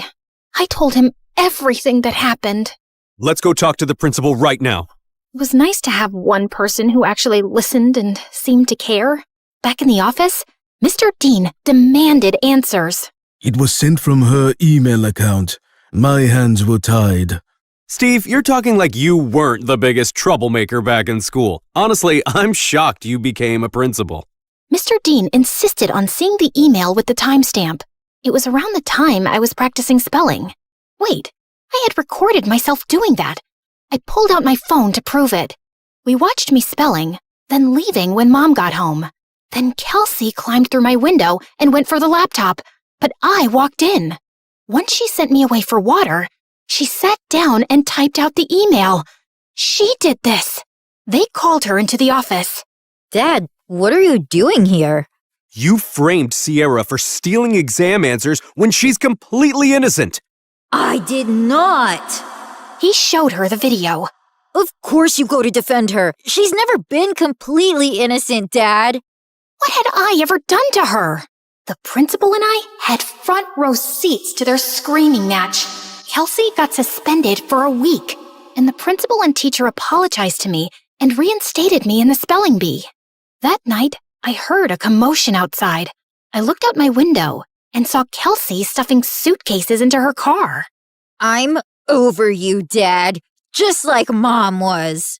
She slammed the door, rammed the car into the garage, and peeled out of the driveway. I ran to Mr. Dean, who was covered in food. What happened? We were in a huge fight about what she did to you, and she threw everything in the fridge at me. I kicked her out, and she's gone to live with her mom. As much as I wanted to jump with joy at the thought of never seeing Kelsey again, I didn't want things to be like this. Mr. Dean looked crushed as he walked back inside, and I followed him to help clean up the mess. At school, word got out about what Kelsey did, and people started being nice again. Things weren't just back to normal, they were better. I gave an incredible anti-bullying speech at a school assembly that got a standing ovation. I started a support club where victims of bullying could share their stories. And at every free moment, I was practicing for the spelling bee, often with Mr. Dean's help. He still seemed down about being alone, but when I was around, he cheered up. He drilled practice words with me every day until regionals. And on that day, he was there in the audience. My mom wasn't. I got second place and was qualified for nationals in a month. Afterward, the top contestants did a group photo shoot. I was smiling for the camera when someone put an arm around my shoulder. I looked up. It was the guy who won first. You were a great competitor out there today. Congratulations. His accent, his eyes. Suddenly, I forgot how to breathe. Thanks. Where do you come from? Where do you come from? Sierra, are you kidding me? Is that how you speak, or did I just fluster you? Oh, no. I just have a stutter. It's adorable. I'm Leon, and I'd love to get your number. We should talk more, since we'll be seeing one another for nationals next month. Yes, please. We exchanged numbers, and I practically floated back to Mr. Dean. It felt like the best day of my life. When we got home, Mom was on the porch, arms crossed. She rolled her eyes when she saw us together.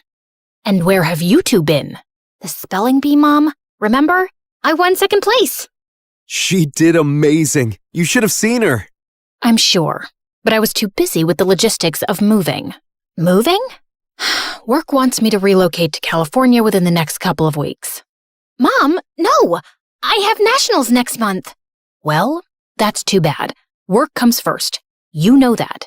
Work always comes first for you, Mom. It's never me. Oh, stop being so dramatic. What if she stays with me until the end of the school year? What? I have Kelsey's empty bedroom. She can compete in nationals, finish out the year, and then move out to California. Please, Mom. Fine. Within a week, Mom was gone, and I had moved into Kelsey's old room. Mr. Dean cared in a way my mom never had, and this new life felt good. And to top it off, Leon reached out. He was a foreign exchange student from Spain living in New York, and we hit it off instantly, texting all night, every night. We had so much in common, and he was so easy to talk to. I had a major crush. One night, I even felt bold enough to tell him. I was losing sleep, slipping in school, and didn't care. I had never felt like this about someone in my life. Leon and I even planned our first date the night before nationals. That weekend, I was behind on prep, but I was more excited to see Leon than I was to compete.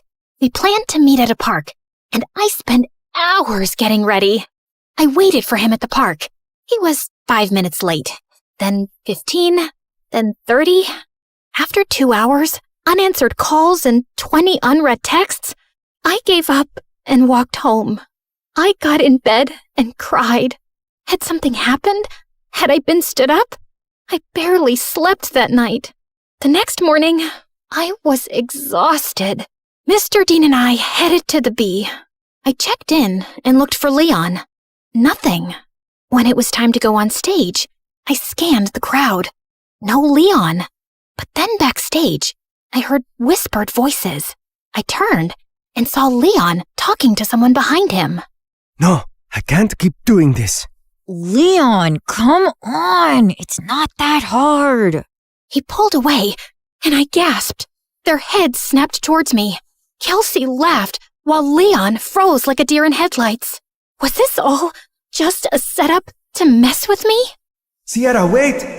My ears started ringing, and I don't remember anything else that happened until... Contestant 9? Contestant 9, please step forward! A contestant sitting next to me tapped on my shoulder, and I walked up to the mic, trying to steady myself. Sierra? Why do you talk like that? Yeah, can you not speak? Are you stupid? You should be ashamed of yourself. Like you could ever win one of these. In case you didn't know, you trip over your words. Contestant 9, please state your name. Sierra? Your word is vicissitude. Vicissitude. VICISSITUDE. That is correct. And just like that, my first round was over. With every ring of the bell that told me I got the word correct, my confidence rose. I shut Kelsey and Leon out of my mind. Contestants were dropping like flies, but I stayed strong. Until it was just Leon and I. Your word is appoggiatura. Appoggiatura. A-P-P-O-G-I-A-T-U-R-A. Appoggiatura. I'm sorry, that is incorrect. Sierra, if you can correctly spell the word, you will be our national spelling bee champion. Appoggiatura. A-P-P-O-G-G-I-A-T-U-R-A. Appoggiatura. That is correct! I did it! The audience went wild. I got my huge new trophy and went to the lobby to find Mr. Dean. But I heard Leon's voice behind me. Wait, Sierra, please! Leave me alone! Sierra, please, let me explain. It was all Kelsey. She put me up to this. She wanted to get in your head so you'd lose. Wait, don't go to the lobby. I walked through the doors, but Leon lunged at me and pushed me out of the way. The doors had buckets of slime and feathers on them, which all fell on Leon. Why did you push me away? I was trying to save you from this. Listen, Kelsey moved to my school and found out I was going to regionals for the spelling bee. She said she'd pay me to flirt with you and distract you from studying. I'm so sorry. I was just a game to you? I only agreed because I really needed the money for my mom's treatments. That's why I'm even competing in the bee. I didn't expect to end up having real feelings for you. When Kelsey found out, she stole my phone and smashed it. She even threatened to get me kicked out of school. Just then, my mom and Mr. Dean walked up. Mom, what are you doing here? Mr. Dean convinced me to attend, and I had no idea you were so talented at this. We're so proud of you, Sierra. And then Kelsey walked in. Of course my dad is here to support perfect little Sierra. And Leon, I see you've betrayed me too. Guess your mom isn't going to get any better. Why are you so evil? What did I ever do to you, Kelsey? You stole everything from me. Everything! She didn't steal anything from you, Kelsey. Oh, really? Because I remember the night you and Mom screamed at each other when she found out about your little affair, when we both found out Sierra is your daughter. What? Oh, yeah. My neighbor was actually my half-sister. The girl who ruined my family and took my dad away from me. Is this true? Yes, it is. Even though this was the craziest day ever, the news warmed my heart. I'd seen Mr. Dean as my dad since I was a kid. You didn't lose your dad to me, Kelsey. You lost him because of you. You could have told me the truth. You could have been my sister. But you chose to be a liar, a bully, and a sad little lowlife who only feels powerful when someone else is hurting. I may stutter, but I never had to hurt people to be heard. And why didn't you guys tell me sooner? I'm sorry. He didn't know until I told him once we moved in next door. I wanted to tell you right away, but then my wife left me and Kelsey took the news really hard and started lashing out. We thought it would be best for you to not know. For your sake, and Kelsey's. I was planning on telling you.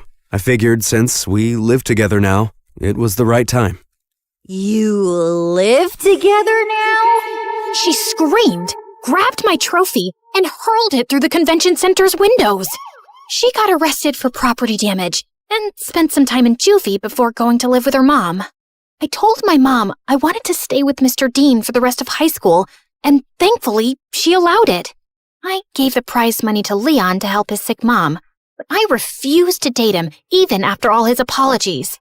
My self-worth wouldn't allow me to be with someone who thought it was okay to play with my feelings for any reason. I'm so proud of you, Sierra. Thanks, Dad.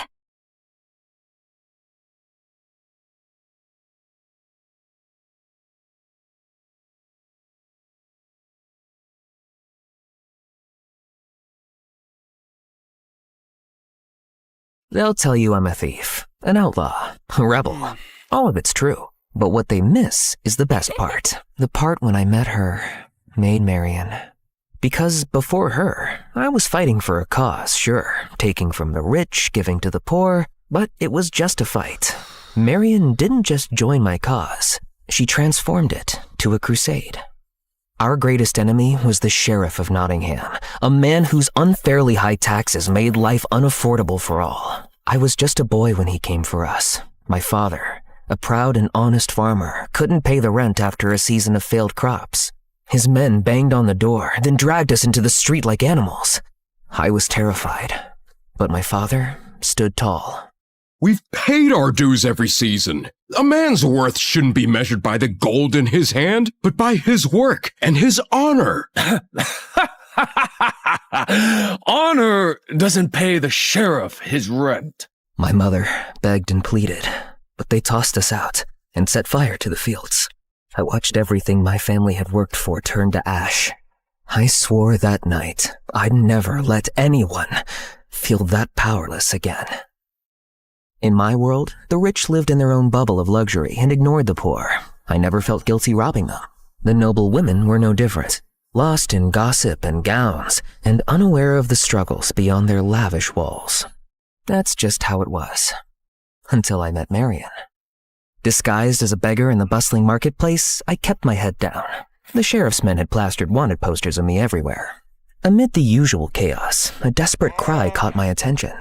A frail old man who had been caught stealing bread was pinned to the ground by one of the sheriff's brutes, ready for the usual harsh public punishment. Just as I prepared to intervene, a confident voice interrupted. Stop that! The crowd parted, and she stepped forward. At first glance, she seemed like any other noblewoman. A public beating of an old man for stealing bread? Have you no mercy? Kindly go about your business, milady.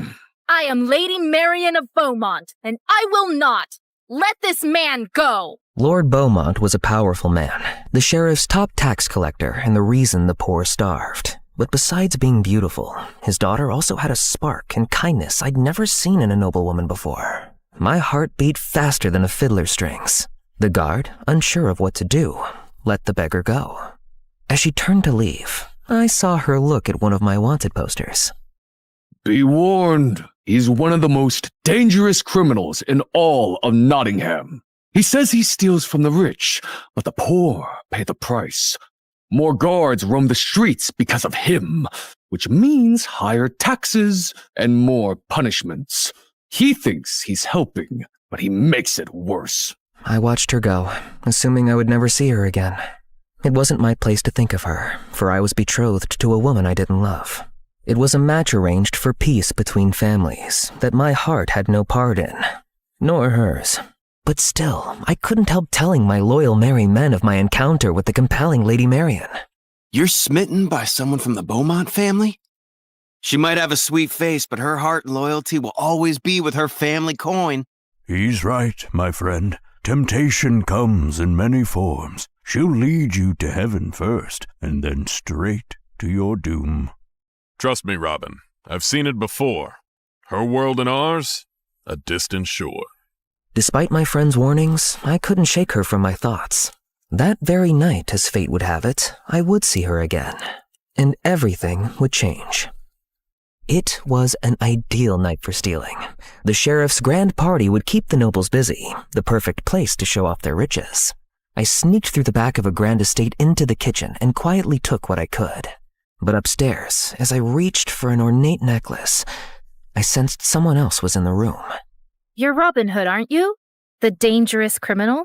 I turned slowly and knew exactly who it was. And there she stood, Lady Marian, bow drawn, an arrow pointed at my chest, the same fire in her eyes that I'd seen in the marketplace. I put my hands up. I mean you no harm, and I am no criminal. I steal back what they've already taken from us. I knew you'd come.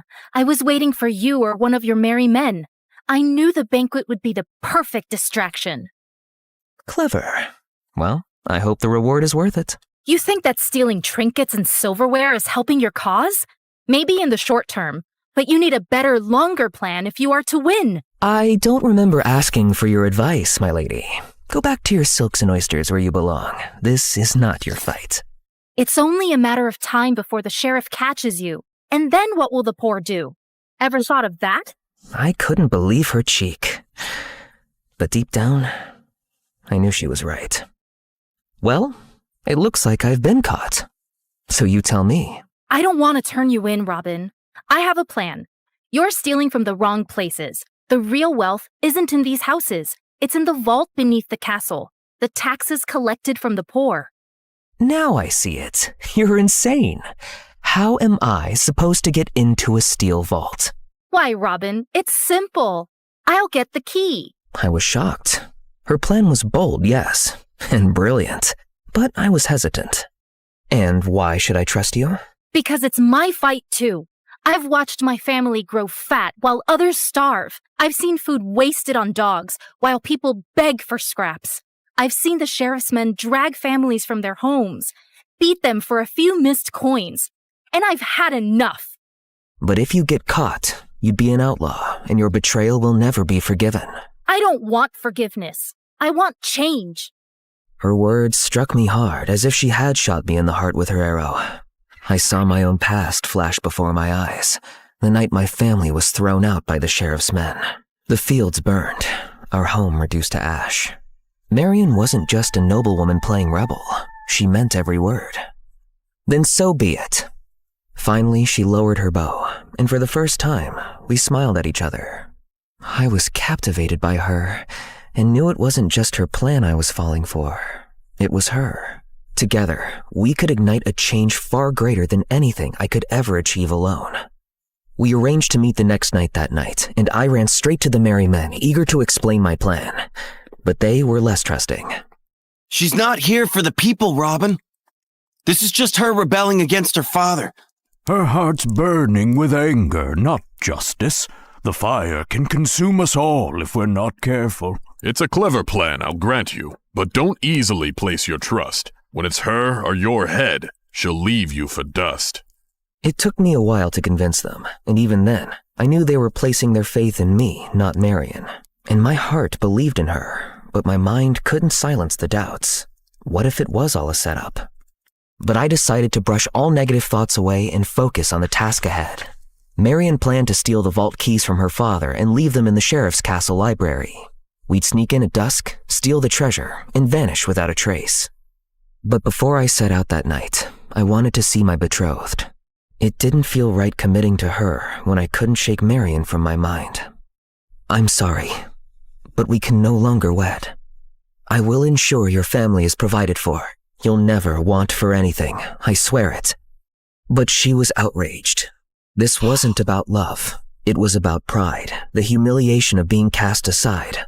I thought I'd done the right thing, but I had no idea what her wrath would lead to. Later, the merry men and I arrived at the estate. We crept through the garden toward the library.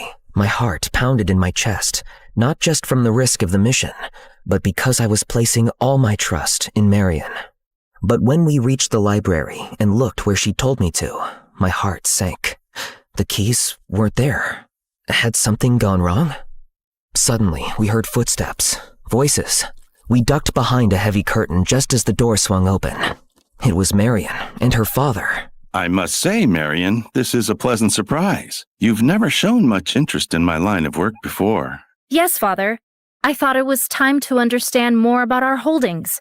See things through your eyes. Was this all part of her plan? Did she need more time?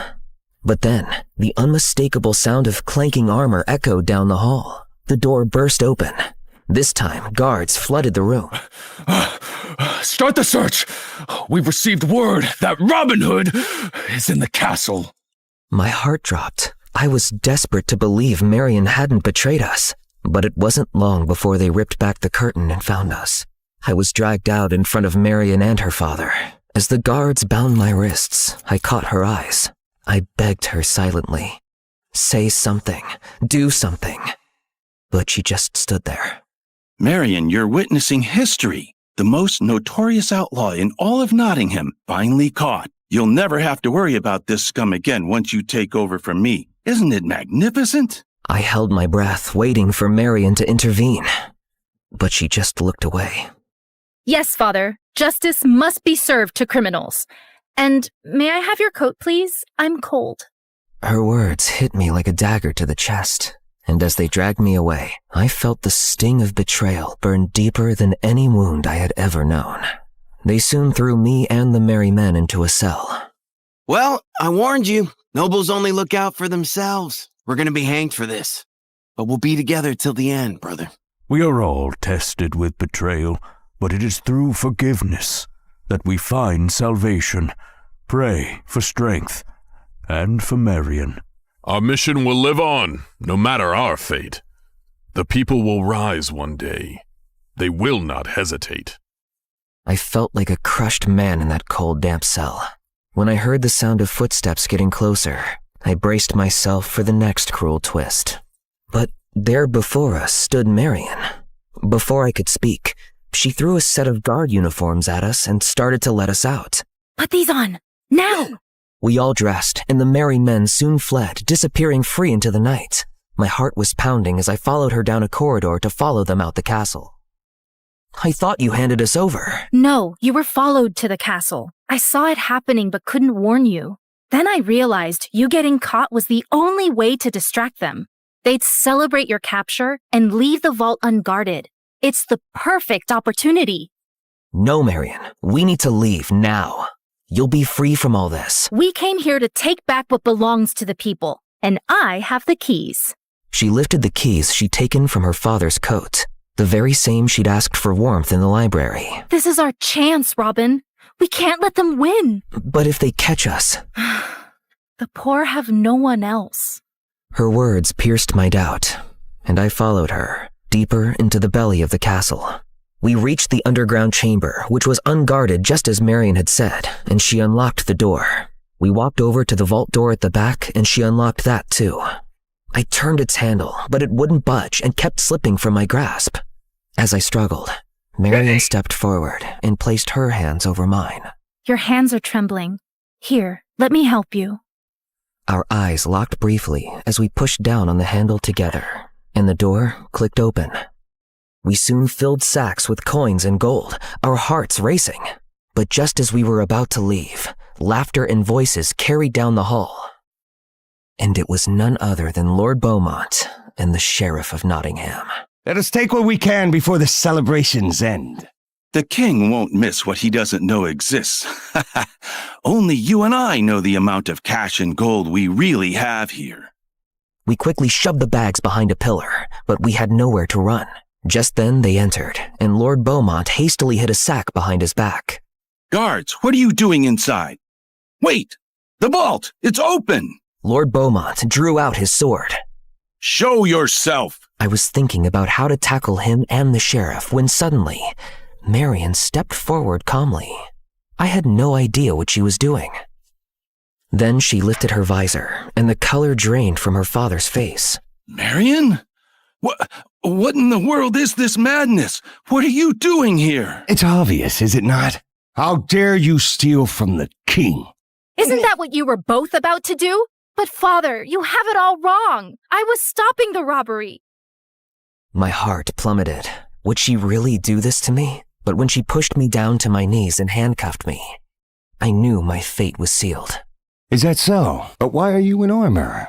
Looks like a disguise to me. Father, look at how he doubts my loyalty. I knew all the guards would be drunk and busy in celebration, so I came here in armor to do my duty. And I found this thief here in armor too, which he stole from a guard he attacked earlier. You should be thankful I caught him, because it's none other than Robin Hood. Marion pulled off my helmet to reveal my face. The sheriff and Lord Beaumont looked shocked, then started laughing. Marion, I always knew you had the mettle of a true Beaumont. Well done. Excellent work, my girl. You see, Robin Hood, no matter your cunning, you cannot outwit true loyalty. I desperately tried to make eye contact with her, but she didn't meet my gaze. Guards! Guards! Suddenly, Marion kicked my back, and I fell face forward. No need for them, Father. Look at how pathetic he is.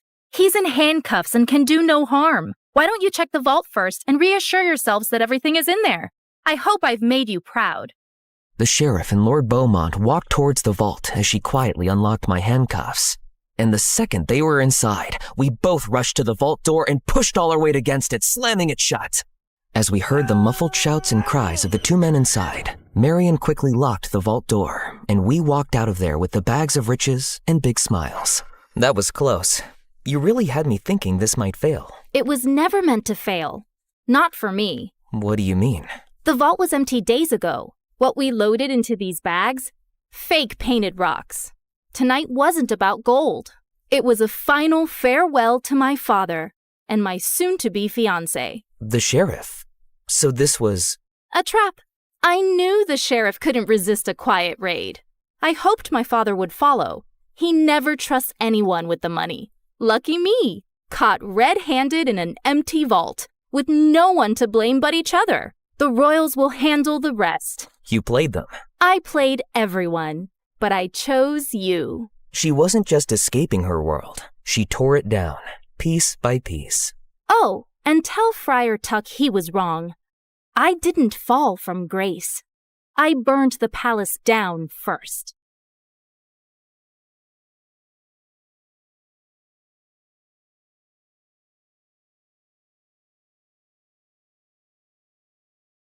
My best friend Amy and I were staring at my laptop in shock. If you don't do something, your channel will die faster than the plant I got yesterday.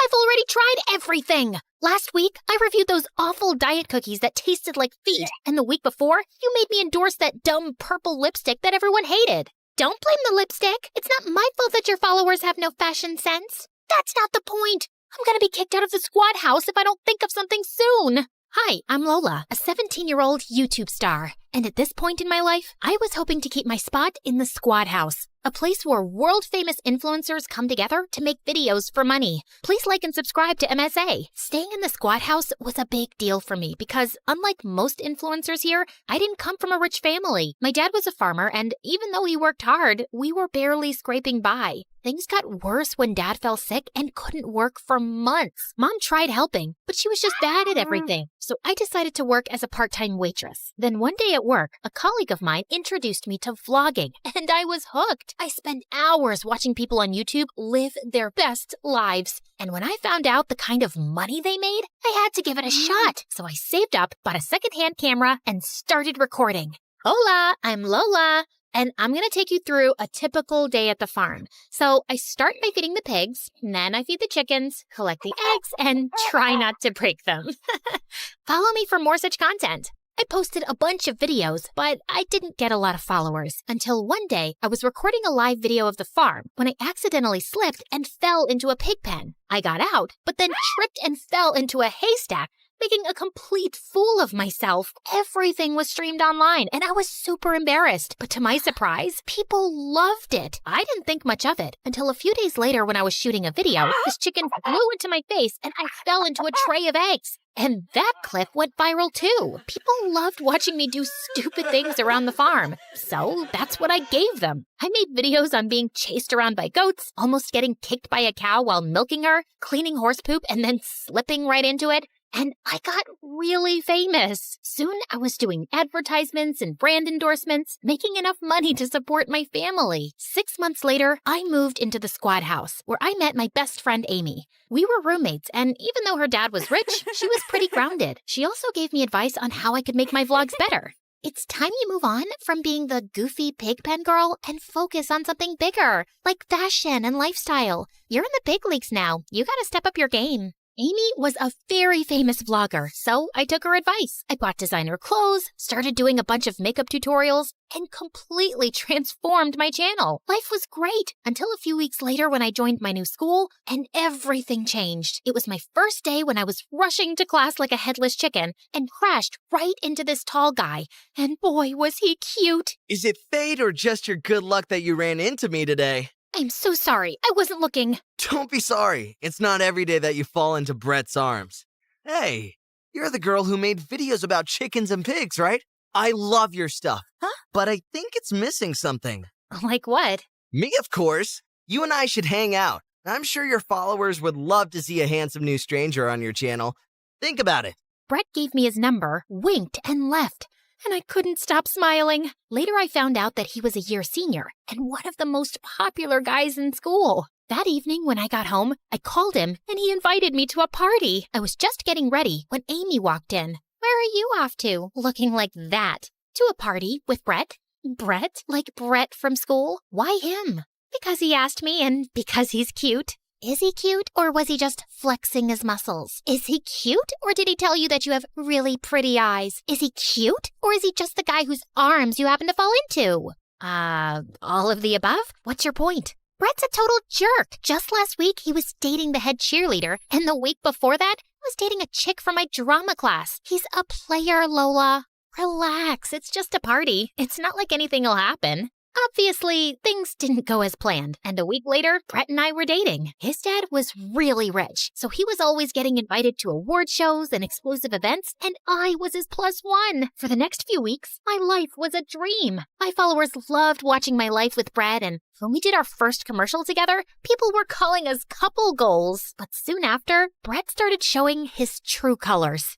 Are you seriously gonna eat that burger? Shouldn't you order a salad or something? But I'm hungry. I've been shooting all day. I'm saying it for your own good, babe. No one would want to see you if you get chubbier. And trust me, you're well on your way. He even started taking over my vlogs. No one was interested in my life anymore. All everyone wanted to know was what Brett ate, how he did his hair, how he clipped his nails. So, my mom used to make this mud mask for me back home. I'm going to take 1 scoop of this and apply it in an anti-clockwise direction. Yeah. Everyone knows how to apply face cream. Why don't we just show them something they actually want?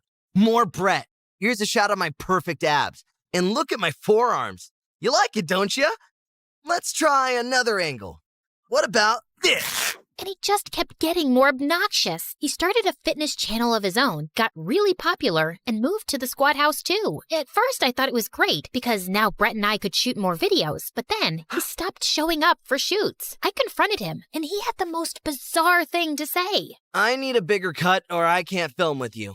But I'm the one getting us the deals. We should get paid equally. In that case, count me out. I've already taken an advance, Brett. You can't leave me hanging like that. Then just pay me more. I'm the bigger celebrity now. I will get views. While all you do is paint your face with makeup. Ugh! I'm the one who made you famous, Brett. Without me, no one would even know you exist. You know what? You and your channel can both eat bugs. We're done. What do you mean? I mean, I don't want to see your stupid face anymore. You can't leave. I'm Brett. No one leaves Brett. Watch me. And with that, I turned around and left. Brett kept calling me all night, but I simply blocked him and went to bed. And the next morning, I woke up to Amy screaming in my face. Apparently, Brett had announced our breakup publicly, making him sound like some heartbroken martyr. And my followers were going down. And even worse, I was getting calls from my sponsors saying they were pulling out their campaigns if Brett was no longer filming with me. I tried calling Brett, but he had left for a month for some fitness boot camp, and I couldn't reach him. I always knew that boy's trouble, but you were so happy with him, I didn't say anything. You literally called him buttface and threw bread at his head at dinner yesterday. I didn't throw it at him. His big head got in the way. I don't care, Amy. Those deals were my content for the next 2 months. What am I supposed to do now? Maybe I should apologize to Brett. You don't need Brett. Remember how much your followers loved you when you first started dating Brett? All you need to do is find a new guy. Are you serious? Yes, and the timing is perfect. Colin Angel, the top YouTuber in the world, is coming to the squad house next week. Just work your Lola charm, and I'm sure he'll melt like ice cream on a hot day. You think it'll work? We have to try. Trust me, Brett will be old news soon once you're dating a hot new guy. Maybe Amy was right, and it was worth a shot, but Colin was a celebrity, and I had to make a good first impression. So I stalked his social media, learned everything about him, and when he came to the squad house, I felt prepared. Colin, hey! What's up, yo? Do I know you? You tell me. Do I know me? I mean, you do know you. I have a weird sense of humor. Sorry. I'm Lola, by the way, short for Lorraine. But don't call me Lorraine. It makes me sound like a 90-year-old granny. It's such a stupid name. What I'm trying to say is... I'll call you Lola. Cool? That's perfection. I mean, yeah, whatever. Do you want some fruit punch? Sorry, I'm allergic to all fruits. And with that, he left. Okay, that hadn't worked. So next, I went through his post to find his favorite bakery and ordered the most expensive cupcakes for him. He was sitting alone at breakfast when I pulled a chair up next to him. Is the seat taken? Do you see anyone sitting there? Oh my God, you're so funny. Anyway, I got these cupcakes from your favorite bakery as my way of welcoming you to Squad House. Colin stared at the cupcakes and turned green. Take those away from me. I hate this bakery, Lola. It gave me the most horrible food poisoning of my life. But the internet says... Don't you know not to believe everything the internet says? Oh God, I'm having flashbacks. And Colin covered his mouth and ran. For the next few days, I tried everything to get Colin's attention. I left cute notes for him in his room, sent him flowers, chocolates, but nothing worked. I'd almost given up when one evening I was walking past the common room and I heard someone singing. It was Colin. He spotted me in the doorway and stopped. Sorry, did I break your flow? It's cool, I was leaving anyway. Wait, I was thinking maybe we could... Look, Lola, I'm not dumb. I know you've been flirting with me and you're very cute, so I'm flattered. But I've been avoiding it because I know you've just broken up with your boyfriend, and I can't be someone's rebound. But you're not a rebound. I really want to get to know you. And honestly, Brett was a big mistake. I was losing myself in that relationship, and I'm so much happier now. I know how that feels. And I'm glad you're out of it then. Now will you sing for me? Pretty please. Colin smiled and sang some of his favorite songs for me. We laughed and chatted till it was past midnight, and he asked me out for a dinner date the next day. I thought Colin would take me to a fancy place, but instead, he took me to this broken taco truck that belonged to his dad. This food truck was all we had, until I shot to fame and changed my family's lives. Wow, I support my family too. It's tough for kids like us out there. It is. Now sit back. You're about to see something very special. Colin pulled out a chef's hat and cooked me the most amazing meal. As I sat there eating my heart out, I could feel Colin watching me. Suddenly, he leaned in to wipe sauce off my face, and I felt butterflies. And after that day, we only got closer. Colin was talented, grounded, and very easy to talk to. When I asked him if he'd film a few vlogs with me, he happily agreed. Finally, my channel started picking up again, and with each video, my numbers only got better. But I couldn't stop feeling guilty. Colin had been so nice to me, and even though I liked him now, my intentions hadn't been exactly transparent with him. I wanted to tell him the truth, but Amy advised against it. You can't! Not until we have more content for your channel. Your numbers are up, but it's not enough. But I can't keep lying to Colin. He's so sweet, and I really like him. I really liked Brett too. Look how that went. And let's say you tell Colin the truth that you used him to gather views for your channel.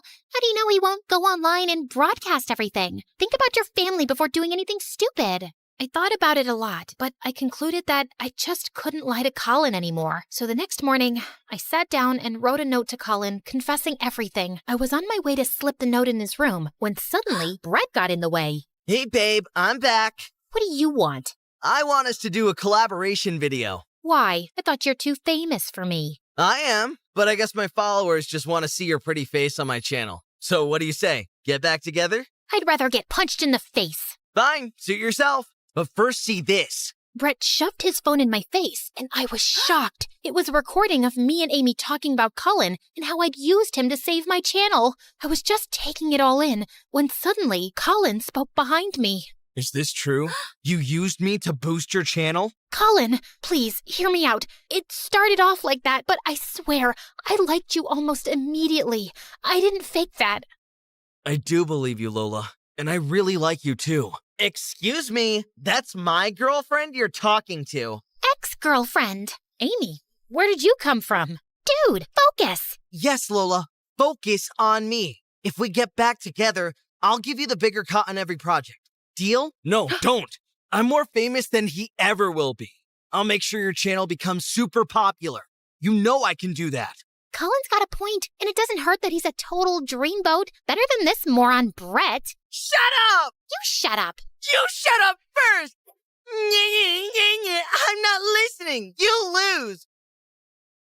Oh my God, quiet! All of you! I think I'm done with all of you. Lola, listen to me. No, Amy, you listen to me. You know what I just realized? I was good. Great, in fact, till I started listening to your advice. Wear this, date him, don't date him. It's crazy.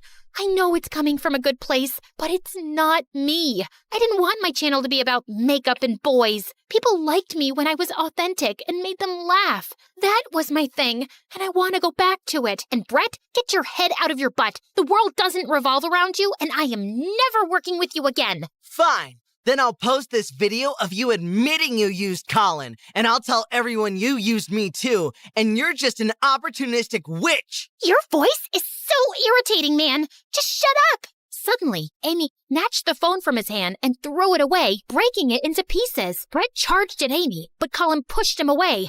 Brett got up again and started throwing things around like a crazy person. Some of the other influencers had come running at all the noise, and they live-streamed Brett's meltdown. Brett was immediately thrown out of Squad House. After security took him away, Colin walked over to me. So I guess you and I. Colin, you're a wonderful guy, but right now, I need to focus on just me. I feel like I've lost myself all over again. I'm gonna go home. I really like you, Lola. But yeah, I totally respect your decision to be on your own right now. Who says she's on her own? I'm coming with you. You will? Sure. I can do some makeup vlogs at the farm. Also, I owe you an apology. I think you redeemed yourself with that little stunt you pulled on Brett. Yeah, I really cracked that nut. At least I was right about him. Can't argue with that.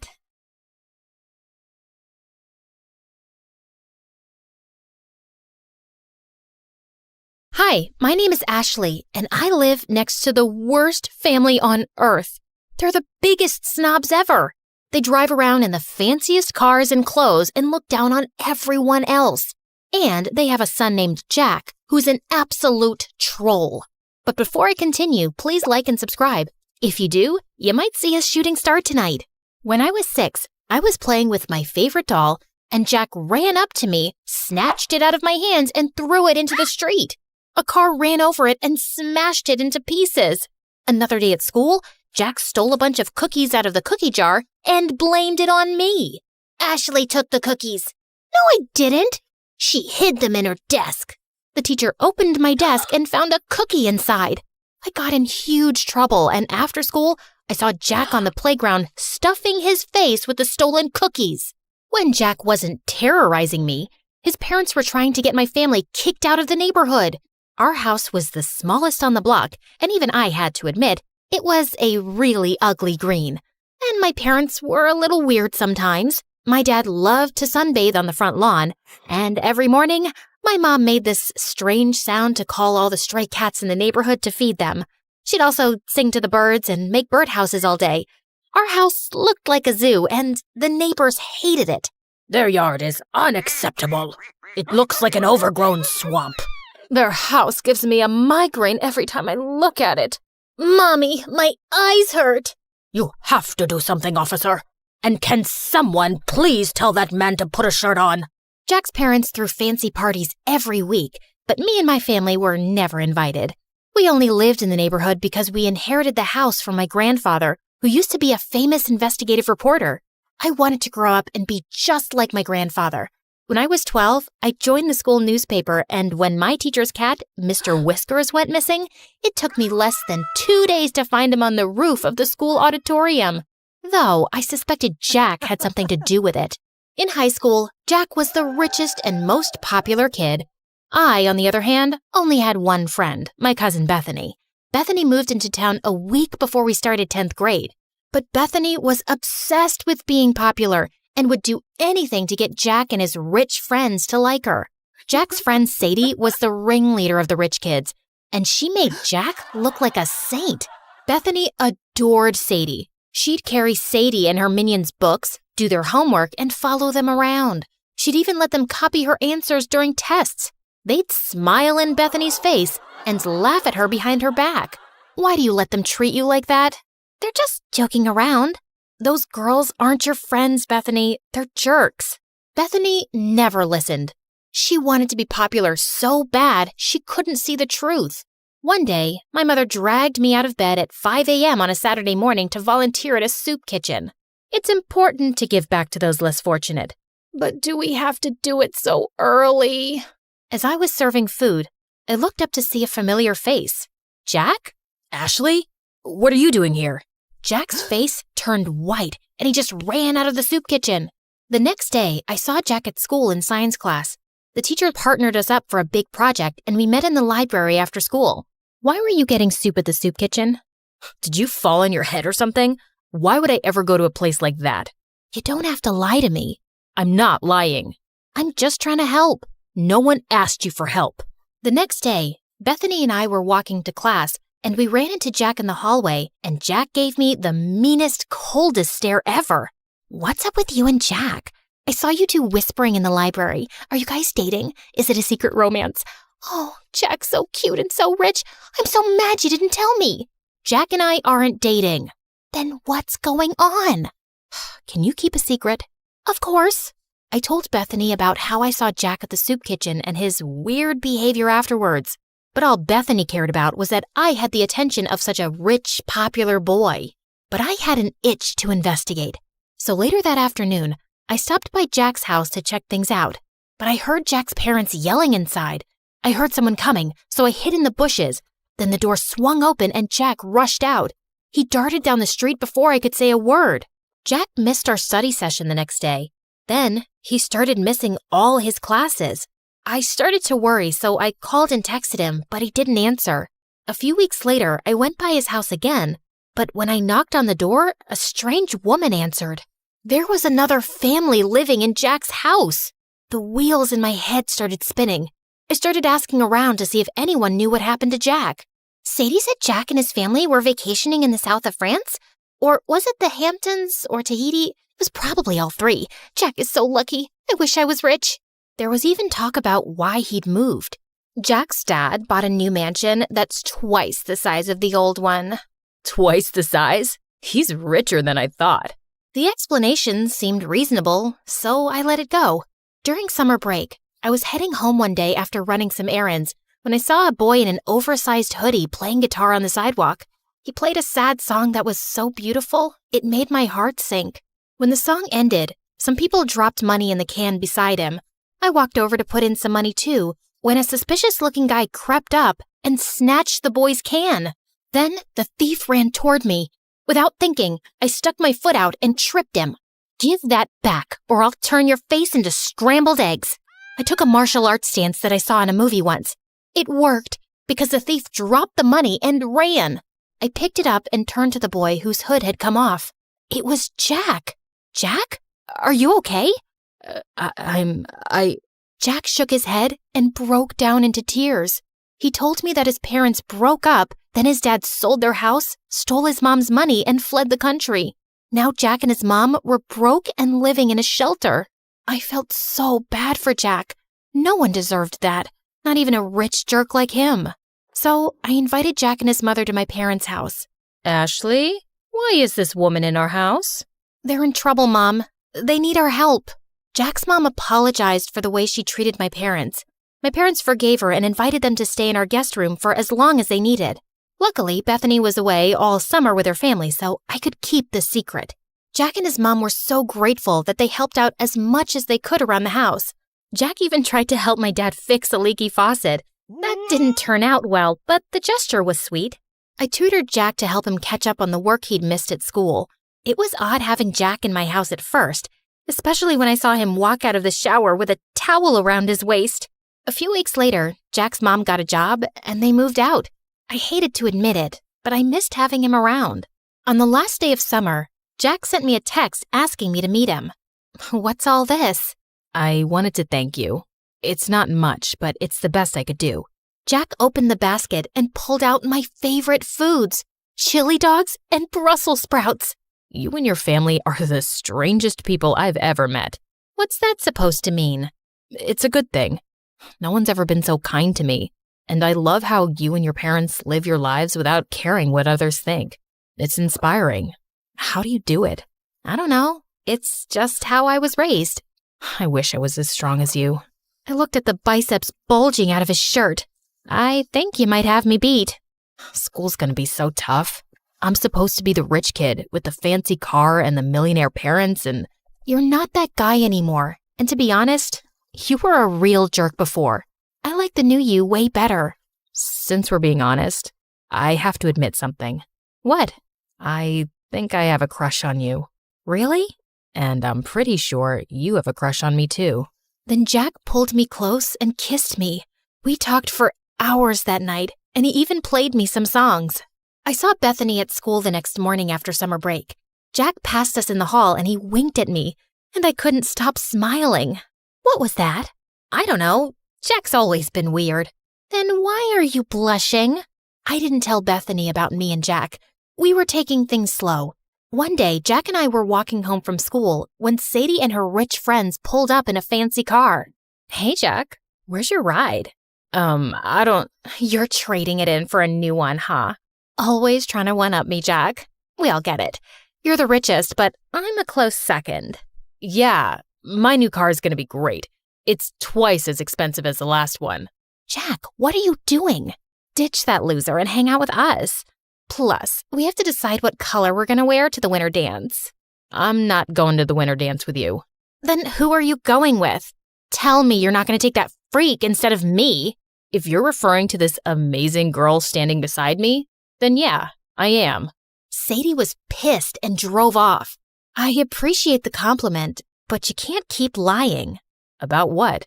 Your father's not buying you a new car. I know that. Then why lie about it? Why not? It's not hurting anyone. The truth always comes out, no matter how hard you try to hide it. Let's talk about something else. What time should I pick you up for the dance? I think I'll pass. I'm allergic to liars. Jack and I didn't talk after that. I'd see him at school bragging to his friends about the money he didn't have, lying about the huge fancy house he just moved into, and making fun of the poor kids. He was a rich, self-centered jerk again. I couldn't believe I fell for this guy. Jack called and texted me after school, but I ignored him and binge-watched MSA videos. What's with the frown? It'll give you wrinkles. I don't get why Jack has to lie about being rich. Some people will do anything to keep up appearances. Lie, cheat, sometimes even steal. But it's not right. Of course it's not right. Doing the right thing isn't always easy. I decided to go to the dance alone. Bethany and I were supposed to go together, but she wasn't returning my calls. When I arrived at the dance, I saw Bethany hanging out with Sadie and her crew, following them around, holding their drinks. Hey, Bethany, I've been trying to reach you. Sorry, I gotta go. Bethany was acting strange. She could barely look me in the eye. Then Jack walked up to me, and before he could say a word, everyone's cell phone started going off. I looked at my phone and saw a video of Jack's mom working as a maid. You're not rich, Jack. You're a poor loser. Then all of Jack's rich friends laughed at him. And don't try to deny it. Bethany told us everything. She even made this video. It's true. Ashley told me that she saw Jack begging for food at the soup kitchen. Shut up, Bethany. No one asked you to speak. Be a good little puppy and stand over there. I felt furious at Bethany. I'm so sorry, Jack. I never meant... It's okay. It's not your fault. I should have stopped pretending a long time ago. Sadie, you're right. I'm poor, but I don't care what you or anyone else thinks of me. You've never been my real friends anyway. All you've ever cared about is my money. Well, now it's gone and it sucks. But I found something way more valuable." Then Jack took my hand. Oh, geez. If you say you've fallen in love with that freak, I'm gonna throw up. I'd had enough. I walked over to her and accidentally spilled my drink all over her dress. Oh, sorry about that. But you know, the punch does bring out your eyes. You want to get out of here? Yes, please. As Jack and I walked out the door, Bethany ran up to us. Ashley, it wasn't personal. We're still friends, right? Maybe I can fix things with you and Sadie. If you did her homework for a week, then you're pathetic, Bethany. And you deserve someone like Sadie. Jack and I left the party and went to the beach. We ate chili dogs and Brussels sprouts and danced the night away. This is nice. You know what the best part is? What? It doesn't cost a thing. Then Jack gave me the most romantic kiss ever.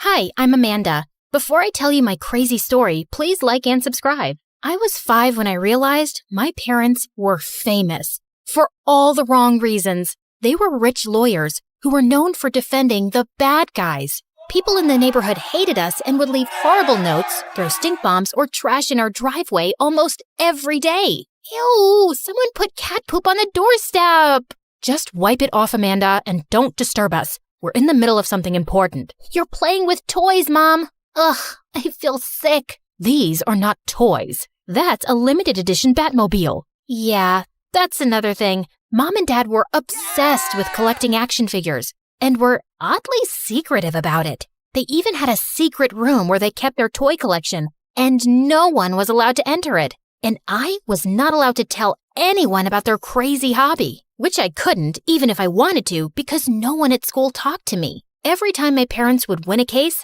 kids would drive me crazy with sly comments. Who knew people could stoop so low for money? My dad always said they were creepy. Oh yeah? Did he also tell you that your breath smells like poop? No?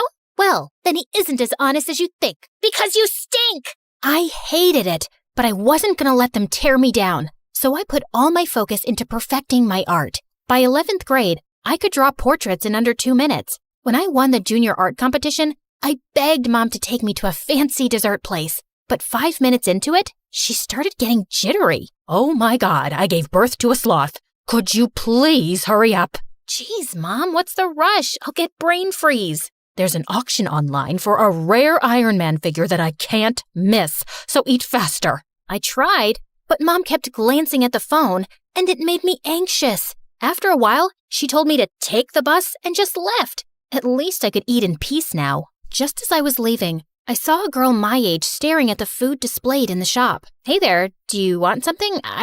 Leave me alone. I don't need your charity. The girl pushed me and I fell flat on my butt. Worst celebration ever. The next day in class, the teacher walked in with someone. It was the girl from the dessert shop. Her name was Sophie and she was wearing the same clothes as yesterday. She sat next to me, but didn't say a word. She smelled like a blown-out match. But later in the cafeteria, she walked up to me with a stern face. Why are you staring at me? And what's that you're making? Oh my God, is that me?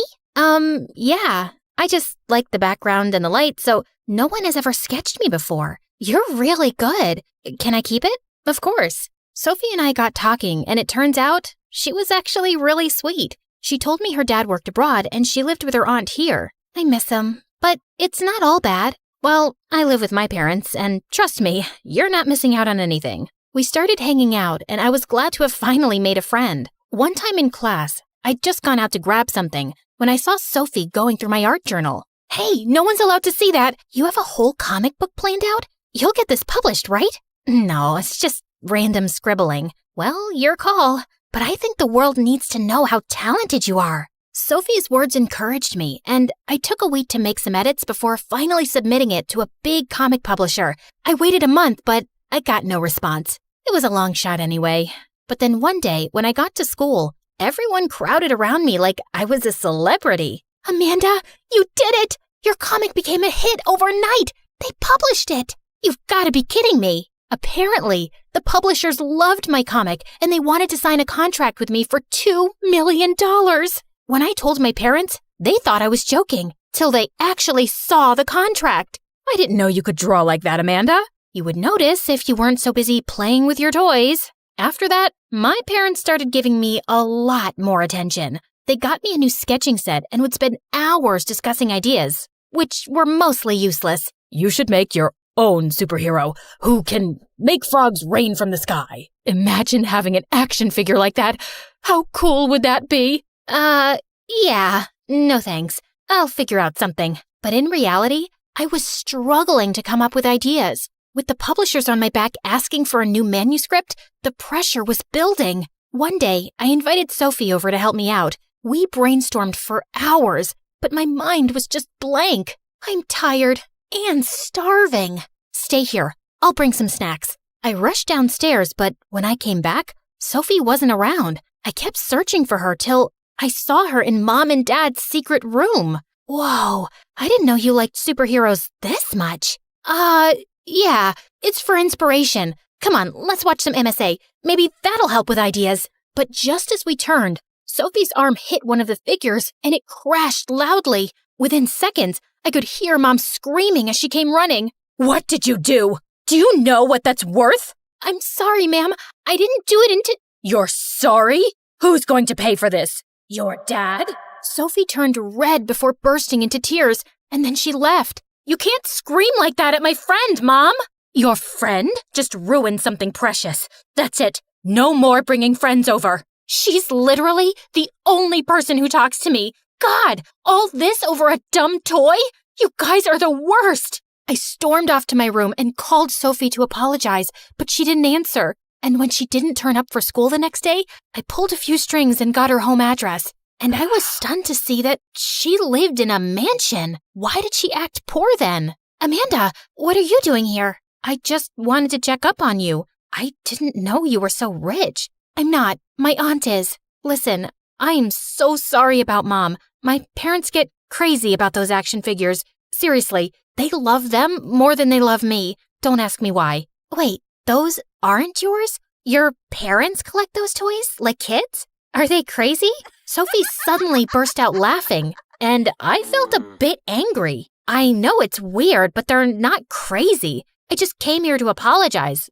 I'll leave. I'm sorry. I didn't mean it like that. But look at the bright side. This is the perfect comic book material. I'm sure it wasn't easy growing up with them. So why don't you write about that? I have to agree. My life is kind of like a roller coaster. So use it. Also, do you think we can move past this whole thing? In a heartbeat. I started working on the new comic based on my childhood. I changed the names and made a few things different just so no one would know it was a true story. And when I gave it to the publishers after a month, they loved it and wanted to release it immediately. I was super happy. But then a week later, I came home to find my parents with my manuscript. How did you get that? We have connections. What were you thinking? Dragging your parents through the dirt like this? You can't write anything without running it by us. Surely we told you that. 1, no you didn't. And 2, that's ridiculous. Please give that back to me. Nuh-uh. You're talking all about your childhood with your weird parents obsessed with their toys?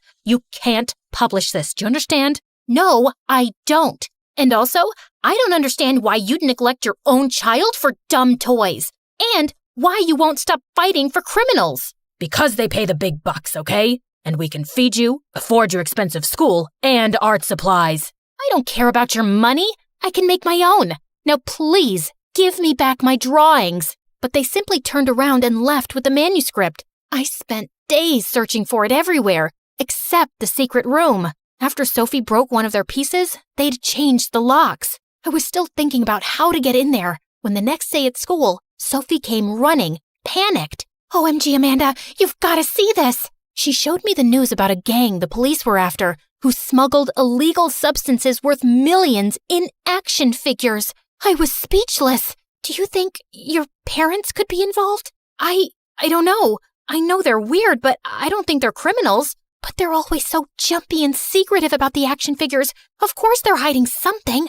We have to tell the police. Just slow down, will you? I need to think about this. I couldn't just call the cops on my parents. I decided to talk to them about it. But later, when I walked into their room, I saw Mom shredding a bunch of papers that looked like my drawings. Oh my God, what have you done? It took me months to make that. Amanda, listen. No, Mom, you listen to me. I'm done, okay? You will pay for this. I was so mad that I decided to do exactly what Sophie said. Punish my parents. I went to the police station to tell them about the action figures, but chickened out the last minute. But an hour later, the police showed up at our doorstep with Sophie. Sophie, what are you doing? Your parents are liars and crooks, and people need to know that. Isn't that what you wanted too? Amanda, how could you think we're criminals? Let us be the judge of that. Let's start with this one. Please, don't destroy our babies. These are not illegal. You can see the receipts. Mom and Dad kept pleading, but the officers cracked open all the action figures, and they didn't find anything. Are you happy now? All our figures are destroyed because our own daughter doesn't trust us. How can I? You're always so weird about a bunch of toys. So much that you forgot you had a real daughter who needed you. That's not true. And for the last time, these are not just toys. They were the rarest, limited edition collectibles worth a fortune. We didn't want someone to rob us or even ruin them out of spite. There are plenty of people who hate us. That's why we always told you to keep it a secret. Shut up! How is this possible? You're guilty! I just know it! I won't let you guys get away with it this time! What do you mean this time? Your evil parents put my innocent dad in jail and got the real culprit off. And I have to live with my awful aunt who makes me do house chores all day long so I can study in a good school. Wait, is that why you became my friend? Because you wanted to get back at my parents somehow? Well, yes. But then I saw how different you were from your family, and that doesn't matter. You still lied to me. And Mom, Dad, is it true? Did you really put her dad in jail? We don't know who her dad is. We fight so many cases, and putting people in jail is what we do. You guys are heartless. Maybe you're not criminals, but you have committed some pretty big blunders. You've ignored me all my life and never cared about how your jobs or hobbies affected me. You've even destroyed my comic that I worked so hard on. Your comic is in my office. What you saw that day was some useless drawings I found in my drawer. I tried to tell you, but you were so melodramatic, like always. I'll give you that dumb thing back. That doesn't make anything right. And you know what? I'm done with you. All of you. Amanda, don't bother explaining. After that day, I ignored Sophie and stopped talking to my parents. Maybe they started feeling a bit bad because they tried making amends by helping get Sophie's dad out of jail. I was happy for her, but I wasn't ready to forgive my parents yet. Sophie left town soon after, and I didn't hear from her again. I got my manuscript published in a month, and it was even better received than the first one. The money I earned was enough to put me through a good art school, and I left home for good. Soon I got busy with studies and writing a new comic, and a whole year went by. One day, I was at a comic book store when someone tapped on my shoulder. Sophie, it really is you. I'm so happy to see you, Amanda. Sophie, you look so different. What are you doing here? I work here now. We moved to this town after Dad got out, and we're doing well for ourselves. Listen, Amanda, I wanted to call you a long time ago, but I didn't know if you'd talk to me. What I did was wrong. I was angry and foolish, and you didn't deserve that. Dang right I didn't. But who could blame you, honestly? My parents destroyed your family, so I get why you were so angry. Does that mean you're not mad at me? Maybe a little, but not as much. Let's talk more over coffee? Sounds good to me.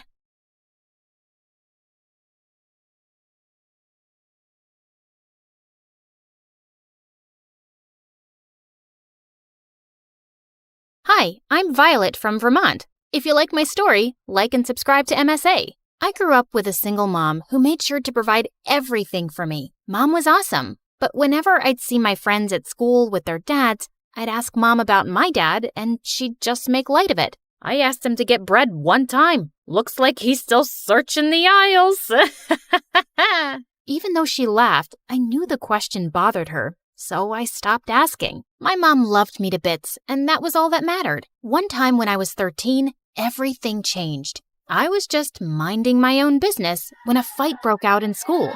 I tried to get out of the way, but a kid shoved me. When I got up, I saw a huge puffy rash appear on my skin, and I screamed. What was that? I was taken to the doctor, who told me I had dermatographia, a major skin allergy to anything I touched. My skin was sensitive to everything, even just scratching an itch. The doctor told me it was normal for it to start at my age. She reassured me the rashes passed quickly, but the condition would not. Mom, these look so ugly. Oh no, darling. You're just overthinking it. You'll be fine. We'll get you new clothes. If you're uncomfortable telling it to others, you don't have to. Of course I didn't want to. After that day, I started wearing long sleeves and jeans and even wore gloves. But soon, kids started to have a problem with me being covered from head to toe. I would always tell them that I had a condition, but they'd ask me to show it to them, and I didn't want to. My illness wasn't some freak show. Are you some kind of werewolf? Do you have tons of body hair that you have to keep yourself covered? Or maybe she has scales. Who knows? It's so weird. Who knew people could be so annoying? One time, as I was putting my books in the locker, a girl came over to me. It was Charlotte. We were both in the same class. How come you always wear long sleeves? Another one. I was so done with these questions now. It's never too late to shut up and mind your own business. Wow, so rude.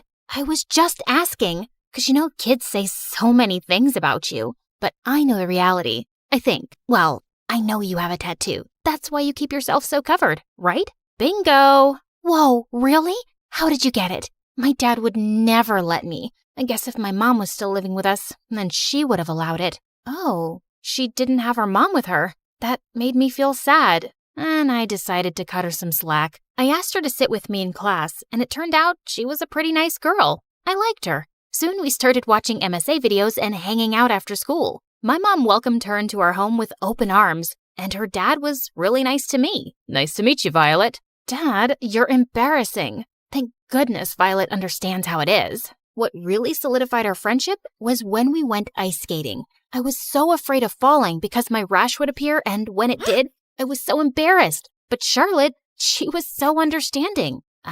It's nothing. Come on, let's skate more. Over time, we became best friends, and we were super close. One time when I was in 9th grade, I saw Mom talking to someone in a hushed voice on the phone just as she saw me enter the house. Well, that was weird. I tried to leave it alone, but it became a routine. She'd be on the phone, and the moment I'd appear, she'd act on edge. One night, I heard her go out, and when I looked out the window, I saw Mom with Charlotte's dad. What the heck? I even told Charlotte about it, but she wasn't too concerned about it. But I was, 'cause it started to happen almost every other night. When I confronted Mom, she straight out lied. No, honey, I just went out to get some milk. Nothing else. But when one night I heard Mom leaving the house, I decided to follow her. Suddenly, a car pulled up in front of me. Just then, I heard a familiar voice. You look like you need a ride. It was Ben. He was the new guy in school and a couple of years older than me. And since he was so active in the students' council, everyone knew him. He was someone I could trust. So I got into his car and followed Mom. So, who's in that car? My mom. I want to catch her red-handed today. She's been sneaking out a lot lately. That's a first. All of a sudden, Ben hit the brake seeing a cat, and before I could jolt, he grabbed my wrist. Are you all right?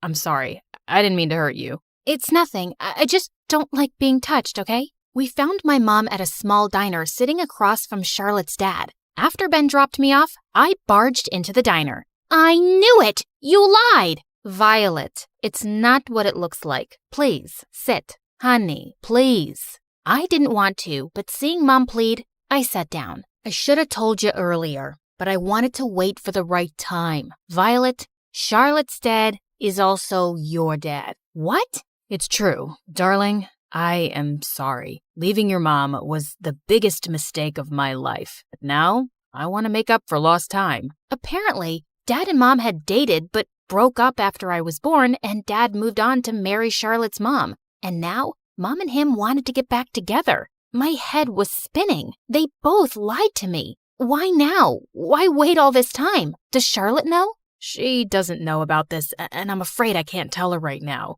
The divorce from her mom has been tough on her, and I wanted to wait until the right time to break the news to her. Can you keep this a secret, please? No, none of this makes sense, and I hate you. I ran out of the diner with tears in my eyes, but Mom chased after me and drove me home. She begged me to give him a chance. Don't you at least think Charlotte should hear it from her own dad? She had a point, so I agreed. For now. The next day at school, I was feeling so nervous to face Charlotte. Hey girl, I tried to call last night. How about we catch a movie tonight at my place? At her place? No way! Right then, I saw Ben walking down the hallway. Before I could think of what to say, he came up to me. Violet. Ben! Charlotte, this is my date tonight. Date? Yeah, we're going out. Right, Ben? Yeah. I'll pick you up at 7. See ya. Vi, this is your very first date. I felt bad lying, but hey, it was a good save. But at home, Mom told me Dad wanted to talk to me, alone, and I had to see him. But in the evening, I found Ben waiting for me at my door with flowers. Oh, I am so sorry. I totally forgot about our date. I have to meet my, someone. As I started walking, Ben offered to drop me off, and I accepted. I met Dad at a park, and he had nothing new to say except tell me how sorry he was about leaving Mom and me. Please, don't you have anything new to add to your story? Listen, honey, I know... Don't you dare. You don't get to call me that. You can't just come waltzing back into our lives and act like everything's fine. Saying that, I ran out of the park and saw that Ben was still there. When I asked him why he waited for me, he told me how he just wanted to make sure I was all right. I found that quite sweet. On our way back home, Ben got me some ice cream and we talked. He sure was a sweet guy and I was liking him a lot. All of a sudden, Ben came near me and touched my nose. Got it. You were looking cute with some ice cream on your nose, though. Oh, I thought... I was gonna kiss you. That wouldn't be so bad, would it? It sure wouldn't. But the rash? Gosh, I couldn't tell him about it. What if he was grossed out by it? I told him I wanted to take things slow, and he nodded. After that day, Ben and I started to go out often, and I guess that's why avoiding Charlotte became much easier. Whenever she'd ask me to come over to her place, I just told her I was with Ben. So, does he know? I almost jumped, thinking she meant about Dad, but she was just talking about my skin. No, and you can't tell him. I just can't deal with that right now. Okay, how about I ask my dad to come pick us up and we can go to the mall? I feel like I'm not spending enough time with you. Maybe later. A couple of days later, I was having lunch when Charlotte joined me. But just when Ben came and sat next to me, her face twisted. She got up and walked away. I followed her, and when I asked what happened, she went bonkers on me. Ben! He's always around you. Do you know that you have a best friend too, who is missing you? I thought we were like sisters, but now you're ditching me like I'm some third cousin. You don't even come over to my place anymore. Well, that was 'cause I didn't like seeing her dad, our dad, but I couldn't tell her that. But I realized it wasn't her fault. After all, Charlotte was my best friend. So I decided to go to the movies with her after school, and she was ecstatic. We had loads of fun at the movies. But just when we got into the cinema's elevator, the door suddenly closed before others could get in, and the lights went off. Oh God, this wasn't good. Getting stuck in an elevator was my worst nightmare. Vi, you okay in there? I'm calling for help. Hang on in there. Charlotte, fast. I can't stay in here. Every second passed inside that elevator felt like a lifetime. Finally, when the elevator door opened, I saw Dad. He instantly swept me in his arms. Oh my God, my baby. I was so worried. When Charlotte called, your mom and I rushed here. I just couldn't imagine losing my daughter again. What did you call her? What's going on? Dad had no choice but to tell her the truth. And when he did, Charlotte went completely ballistic. Out of nowhere, she transformed into a loud, angry monster. How dare you lie to me? You're ditching me, just like Mom did. Charlotte, please, at least listen to him. Dad had a reason. And you knew about this? How could you do this to me? You and your mom? Stay away from us. Saying that, Charlotte ran off and her father followed her. I was so shocked, I didn't know what to do. I was sure that Charlotte would understand eventually. After all, she loved me and always considered me a sister. I was really expecting Charlotte to apologize at school, but she just stared at me. The last thing I want to do is see your face, you liar. Charlotte, you always wanted us to be sisters, right? Can't this be a good thing? I don't anymore. Why did you have to lie to me? Right then, I saw Ben walking towards us, and seeing him, I saw a vicious look on Charlotte's face. Maybe it's because you're a natural-born liar. You lied to me. You even lied to Ben. Did you tell him your secret? What is she talking about, Violet? Charlotte, stop right now. Oh no, I'll tell you, Ben. Better yet, I'll show you. Suddenly, she pinched me hard on my arm. By the time she was gone, a huge allergy spot had appeared where she pinched me. Everyone stared at my arm, including Ben. He didn't say one word, but the look in his eyes made me realize nothing between us was going to be the same anymore. Because of the stunt Charlotte pulled, she got detention while I called Mom and she picked me up. I just couldn't be at school. I refused to talk to Mom and didn't even go to school for over a week and just locked myself in my room. I even turned off my phone. I just wanted to be away from everything and everyone. Thank God winter vacation started and I had some time to deal with the whole drama. One day, Mom entered my room and hugged me. I felt like I hadn't hugged her in a million years. Mom, can we move away? I don't want to go to school. See Charlotte, her dad, Ben, anyone. Honey, that's not the right thing to do. I know what Charlotte did was very wrong, but put yourself in her shoes. I never told you, but when Charlotte's mom left, the poor girl was completely traumatized and depressed for months. She totally lost it. Oh my God. Turned out, Charlotte had had a huge breakdown when her mom left. She needed years of therapy and only stopped going recently, which is why Mom and Dad thought she could finally be ready. But perhaps they were wrong. That would explain her reaction. She went through so much. You should have told me, Mom. I should have known about her condition. Honey, we thought to tell her when the time was right, but the way things unfolded left her shocked. The entire night, I kept thinking about Charlotte. Her mom had already left her. No wonder she was freaking out about me stealing her dad from her. I needed to make things right. First thing in the morning, Mom drove me to Dad's. He had Charlotte standing up front, who was so angry, she was shaking.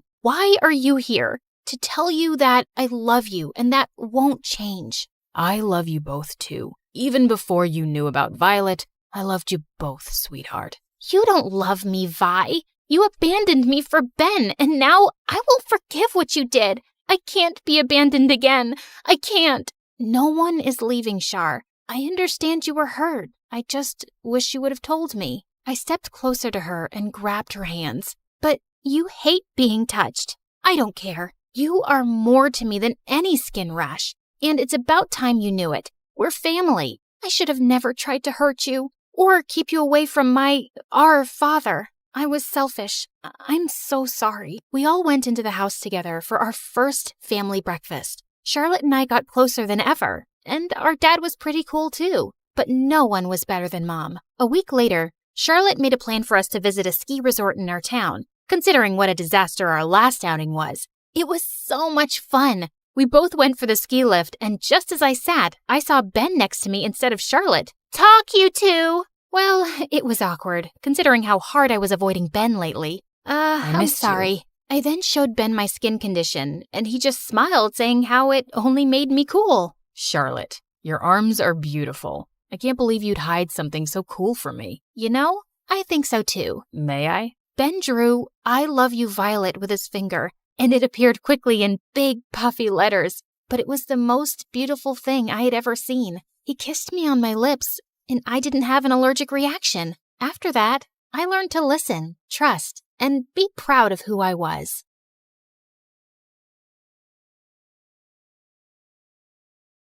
Hi, I'm Sasha from Los Angeles, and my mom is my best friend in the world. But we weren't always so close. In fact, we'd have the most epic fights every day. But before I continue, please like and subscribe. Mom grew up in Louisiana near the bayou, and she was always a little weird. Her best friends were animals, and she had a thick southern accent, and she'd say the strangest things. It's hotter than a goat's butt in a pepper patch. But everyone was nice to her because she came from the wealthiest family in town. She met my dad in high school. They fell in love, got married, and had me. But when I turned 5, Dad begged Mom to move to California. A couple of weeks after we moved into our new house, I started to notice Mom acting strange. Late at night, she'd march up and down the sidewalk, glare up at the windows, and sneak into Dad's study. One day, I asked Mom all about it. "Oh, honey, that didn't happen. It was just your imagination." "Nuh-uh. You did it every night this week." Then Mom gave me the strangest look. And that night, I heard Mom and Dad arguing, and a couple of days later, Dad moved out. After Dad left, Mom tried to make me happy, but she only made things worse. On my 10th birthday, she threw me a huge party in our backyard with dozens of kids from school and their parents. But when my mom opened her mouth, it was a disaster.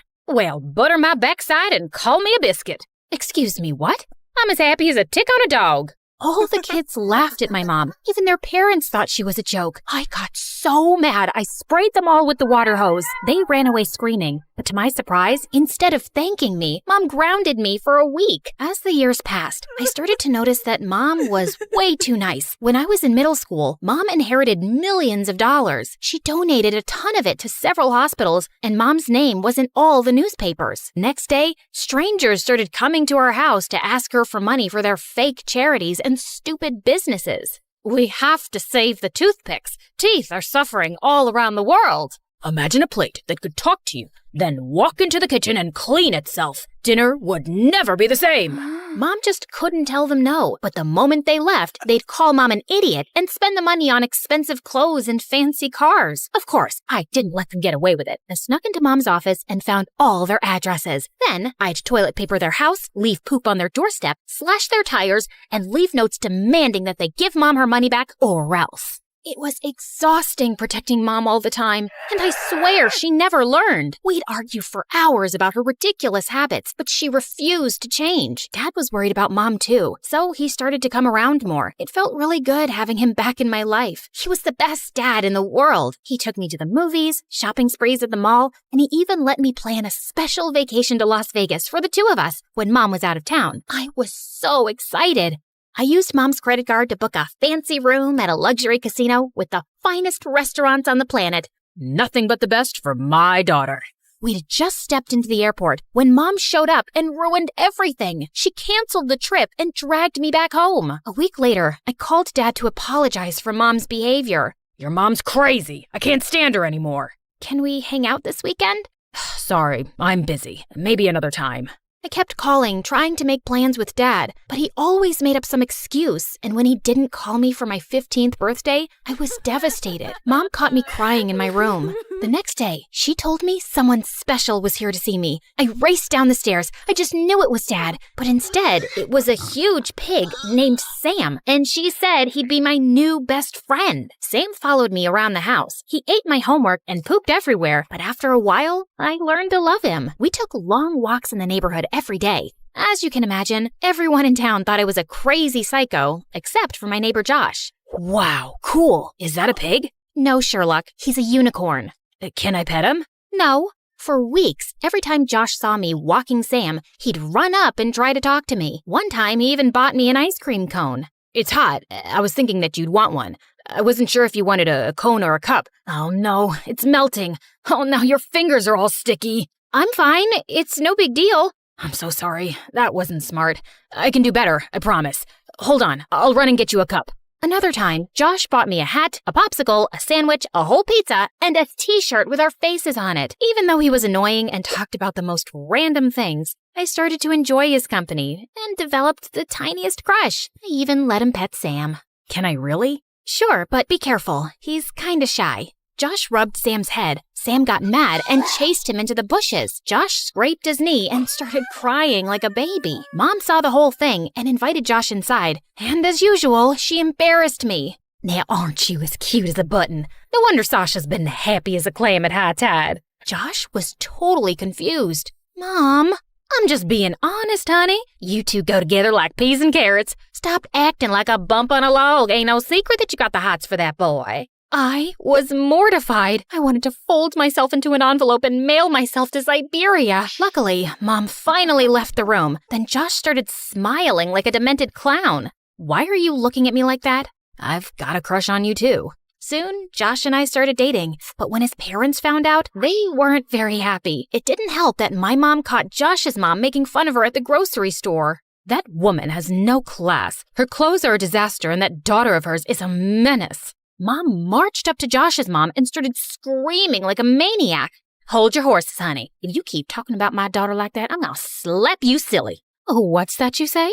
I can't understand you. Maybe you should learn some proper English. Josh's mom shoved past Mom and started laughing with her friends. Mom grabbed a pie and smashed it in Josh's mom's face. Josh's mom grabbed a cantaloupe and threw it at Mom's head. Then the two of them started fighting like wrestlers in a cage match. Josh tried to break it up, but accidentally got hit in the eye by someone's elbow. Then a couple of security guards showed up and dragged them out the door. The police showed up and gave them both a warning. That night, Josh sent me the worst text ever. It said, "Hi, I can't be your boyfriend anymore. Sorry." I called Josh a dozen times, but he didn't answer. I went to his house, and his mother sent me away. I was heartbroken. Mom tried to comfort me, but it didn't help. The truth was that my mom was ruining my life, and I started to really resent her. I wanted her to change, but I knew she never would. But things started looking up in the fall. I was accepted to a fancy private school across town, and since no one knew me, it was the perfect time to reinvent myself. I changed my hair, bought new clothes, and practiced being cool in the mirror. When school started, the most amazing thing happened. The popular girls loved me. I landed a spot on the cheerleading team, and the cutest boy in school asked me out. To my surprise, I saw Josh in the hallway. He was a new student like me. He tried to say hello, but I totally ignored him. I was way out of his league. Life was perfect until Mom messed up everything. I was hanging out with Lacey and the rest of the cheerleaders when Mom showed up at school to pick me up. Look at that lady. Is that a lizard on her shoulder? Oh, no way. Is she walking a pig? They started laughing at Mom, and I wanted to fit in, so I started laughing too. I know, right? She's so disgusting. I felt bad about it at first, but I couldn't go back to being a freak. I tried to steer my friends away, but Mom saw me and rushed over. Aren't y'all precious? Fine as a frog's hair split 4 ways. It's so nice to finally meet your friend, Sasha. Then the worst thing happened. Sam squealed and then pooped on Lacey's shoes. The entire ride home, I was raging mad. I didn't talk to Mom for the rest of the night. The next morning at school was the worst. Lacey and the other kids couldn't stop talking about Mom. Who was that crazy woman and how did she know your name? I lied and told her that Mom was my maid and she was too poor and crazy to live by herself, so she lived at my house. And my real parents owned a successful multinational business and they traveled to a new country every week on their private jet. Too bad for you. That really stinks. I'd have fired her a long time ago. Yeah, I know. It's hard, but I've learned to live with it. Josh overheard me talking to Lacey and ambushed me at my locker 10 minutes later. What's wrong with you, Sasha? Why would you say those mean things about your mom? Why do you care? You broke up with me because of her. It wasn't like that. It's complicated. Just like your stupid face. My parents gave me an ultimatum. They said that if I kept dating you, then they wouldn't pay my school tuition or give me an allowance or buy me a car. Breaking up with you was the worst decision I ever made. I regret it every day, but I didn't think I had a choice. But now I know I was wrong. I think we can make this work, but even if we can't get back together, maybe we could at least be friends? I've got plenty of friends. I'm really worried about you. You shouldn't have to pretend to be someone you're not just to fit in with those jerks. At least those jerks didn't drop me when things got inconvenient. I stormed off. I couldn't believe that Josh had the nerve to judge me. As the days passed, I ignored Mom and spent all my free time with my new friends. Then I got a phone call from my dad. He asked me to meet him after school. Promise me you won't tell your mom. You must realize by now that she's crazy. I've been trying to contact you for years, but she refused to let me see you. I met Dad at a cafe, and we talked for hours. He told me about his fabulous new life as an artist and how he traveled the world and made tons of money, but I never remembered seeing any of his paintings. He even invited me to travel with him for the summer. Then this strange man came in, and Dad got really nervous. I love you, honey. I have to go, but I promise I'll make things up to you. Dad gave me a big hug, and he left with the man. All of a sudden, I felt like I was 5 again. Watching Dad leave, a typhoon of tears rolled down my cheeks. I was so angry that I'd missed out on having a dad for so many years because of Mom. By the time I got home, it was really late, and Mom was upset with me. Honey, we need to talk. You don't walk Sam anymore. You hardly spend any time with me. And every time I try to talk to you, you're madder than a wet hen and tougher than a $2 steak. What does that even mean? You've been difficult, and you used to be sweet as cherry pie. What's going on? It's you! You're weird and strange, and everyone thinks you're a freak. You're embarrassing, and you've been ruining my life since I was 5. Even Dad says you're crazy, and I know you've been keeping him away from me. Mom looked at me like she'd seen a ghost. What are you talking about? Dad told me everything. He even invited me to travel with him for the summer. He's an artist now, and he's awesome. Your father is lying like a dog on a rug. I should have told you earlier, but your dad has some problems. He's a thief and a con artist, and he owes a lot of money to some really bad men. I didn't believe her. I couldn't. My dad was a good guy. She was the crazy one. I was so angry, I screamed. I couldn't stand being in the same room with her for another second. I turned and ran out the front door. Then, the craziest thing happened. This van rolled up, and the scary man from the cafe jumped out. He grabbed me and tried to pull me into his car. Mom and Sam appeared out of nowhere. Let my daughter go, you low-down, dirty snake. Mom yanked me out of the man's arms and pushed me to safety. Mom and the man fought in the street. Mom slipped, hit her head on the curb, and fell unconscious. Sam bit the man on his butt, and the man ran away, screaming. A couple of neighbors called the ambulance. When we got to the hospital, they rushed Mom into emergency surgery. The police told me that they'd caught the man trying to leave town. He and my dad hatched a plan to kidnap me and hold me for ransom. My dad even had an anonymous note on his computer that he was going to send to Mom demanding $2 million for my return. The police arrested them both and threw them in jail. I felt horrible. I couldn't stop crying. Then I turned to see Josh, and he gave me the biggest hug. This is all my fault. Mom tried to tell me the truth about Dad, but I didn't believe her. You can't blame yourself, Sasha. We all make mistakes. I'm sure your mother knows that you love her. What matters is you're here for her now. Then the most unexpected thing happened. Apparently, news of my mom's accident had spread, and dozens of people showed up in the waiting room. They told me stories about how Mom mentored them and changed their lives. Your mother is the smartest woman I know. She invested in my business when no one else would. She taught us to be ourselves. Now, we've got the most popular album in the country. I was amazed at how much of an impact Mom had on so many people. I told you your mom was special. Then the doctor came out and gave us the best news. The surgery was a success. Mom was released from the hospital a week later. When she came home, I was so happy. I hugged her as tight as I could. Heavens to Betsy, what's gotten into you? I'm just happy you're okay. I'm sorry about everything I said. I love you so much. I'm not ashamed of you, and I'm proud that you're my mother. I know you love me in your own way. Well, that just stills my pickle. I'm as happy as a clam at high tide. What does that mean? He's not the sharpest tool in the shed. The porch light's on, but no one's home. Huh? We're just kidding. You're the smartest kid I know. I pulled Josh close, and just as I was about to kiss him, Sam jumped between us and licked my face.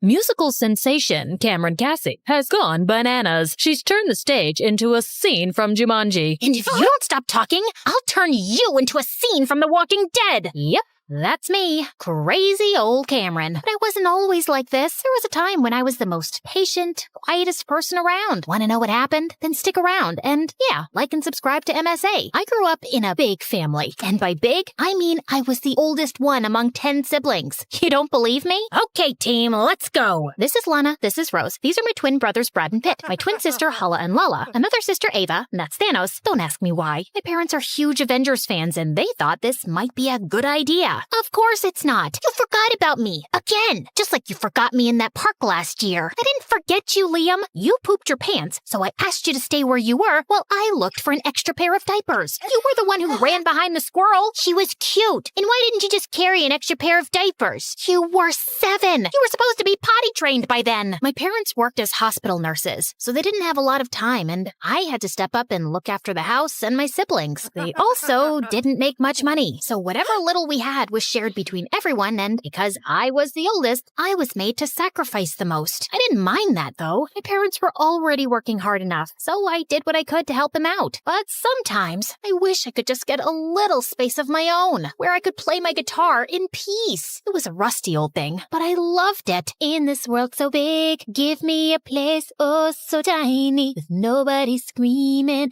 or acting whiny. Ah! What the heck was that, guys? Sorry, Pitt started it. No, I didn't. Brad threw his lunch in my face. I didn't throw it at you. I was just throwing it away. Why? Because it's tasteless. I want pizza. I want pizza too. Did someone say pizza? No one's getting pizza. Go inside and finish your veggies or no TV for a whole week. So, yeah, things weren't peachy at home, but school was worse. Between house chores and studies, I had no time to make friends and grew up to be an introvert, which somehow made me the perfect target for bullies like Bailey. We'd been classmates grades all our lives. But ever since her family struck it rich, she became this mean, hostile person with a personal vendetta against me. It didn't make sense. She was the lead drummer of the school band, really popular, and even had her own YouTube channel where she did covers of famous songs. So I just never understood why she was so obsessed with me. Like this one time in high school, I was casually singing my favorite songs when Bailey barged in. Hi, everyone. So in this episode of Off-Key Talents, we have Cameron Cassie. She thinks she sings well, but she sounds like someone stepping on a squeaky toy.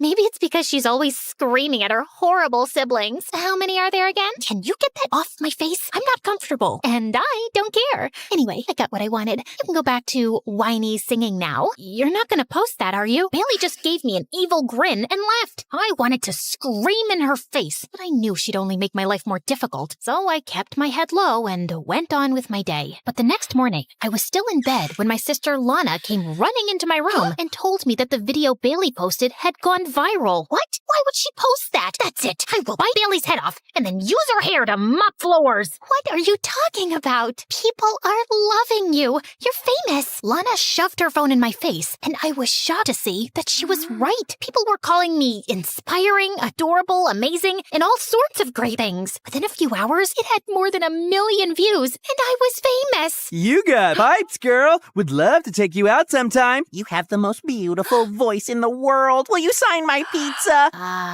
Sure. Bailey sat in a corner, looking totally humiliated, and it was the best day of my life. I was debating whether to thank her or kill her for posting my video without asking me, when suddenly my phone rang. It was some lady who told me that Tucker Wayne, owner of one of the biggest talent agencies in the world, wanted to see me. Apparently, he was assembling an all-girls band and wanted me as the lead singer. The money was great, and he'd even sent me a first-class ticket to New York for the same night. I was pretty excited, but my parents weren't happy. Who's gonna look after the house? Maybe we could hire some help? Don't be ridiculous, Cameron. We don't have that kind of money. Millions of people go to New York every day because they think they can change their lives. What makes you think you're any different? You'll only become disappointed. And what if I'm successful? This opportunity could change our lives. Fine, do what you want, but don't come sulking back to me when you fail at this stupid music thing. I was hurt that my parents didn't support me, but I knew this was my one chance to turn things around. So I packed my bags and left for New York that night. When I arrived, a limo whisked me away to the most stunning building I'd ever seen. Mr. Tucker greeted me warmly and gave me a tour of the studio. The first day of recording was an absolute blast. Everything seemed to be falling into place until a few days later, I was chilling in my hotel room when the door flung open and Bailey walked in. Ah! Bailey? What are you doing here? Your drummer had to drop out because of personal reasons. So Tucker called me in. Why? What do you mean, why? Because I'm talented, you butt face? Talented in making my life miserable. Ooh, someone grew a tongue while I was away. Relax, that was school. But this is real life. I won't bully my own teammate. You can take my word for it. As soon as Bailey left, I spoke to Tucker, and he confirmed Bailey's story. He asked me if I was okay with it, and I wanted to say no, but Bailey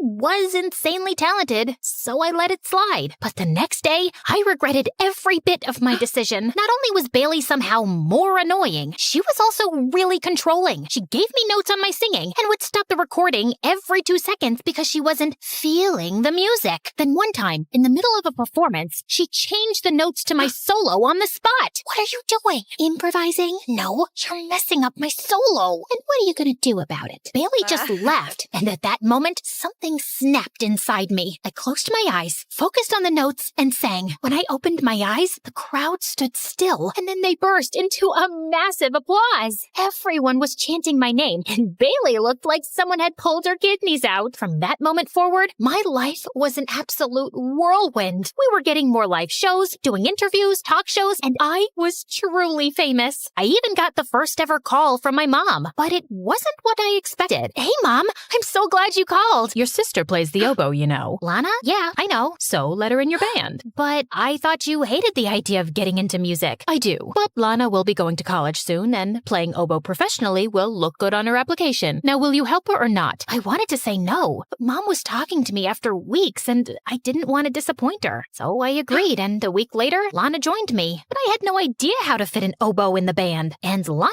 didn't seem too interested either. All she did was sleep or order room service all the time, and I barely had any cash left for myself. myself. To make things worse, we were a month away from the album launch, and I still had a bunch of songs to write. In this world so big. Stop! This is not working out. We need something edgier. Could we try a different note? No! I want more emotion. Was there ever a time when you were angry? Not that I can recall, but maybe when Bailey posted that video of mine without asking me, or the time she dipped my books into spaghetti sauce, or when she tried to spoil my solo on stage. Darling, you can't let people walk all over you like that. Stand up for yourself. Dig into that rage and come to me tomorrow with a new song. I spent the entire night replaying the conversation with Mr. Tucker, and when I calmed down, I realized he was right. I was a pushover. Bailey had tormented me for years, and I'd never stood up for myself. My own parents had treated me like a pushover, but not once did they pay attention to what I wanted. And when I finally did something for myself, they tried to snuff that spark out too. Heavy with rage, I picked up the phone and dialed in. Bailey? Yeah, you're out. You're a bully, and no bullies are allowed in my band. And I cut the call before she had a chance to scream. On a high, I called my mom next. Hey mom, Lana doesn't want to be here, and oboe doesn't make sense in this band. I'm sending her home. Finally! I couldn't believe I just stood up to my mom, and to be honest, I felt pretty proud of myself. The next day, I walked up to Mr. Tucker and told him the conversation I had with Bailey. I thought he'd be mad, but instead, he smiled. Good for you, darling. And don't worry, we'll find a new drummer. Let me hear that new song. I poured my heart into my song, and Mr. Tucker was so impressed, he sent it straight for recording. He even set up auditions, and within no time, we had a new drummer in our band. A week later, when the song was released, it got more popular than all our live shows combined. We rose to the top of every chart, got invitations to every celebrity show, and Mr. Tucker even extended my contract. I was making more money than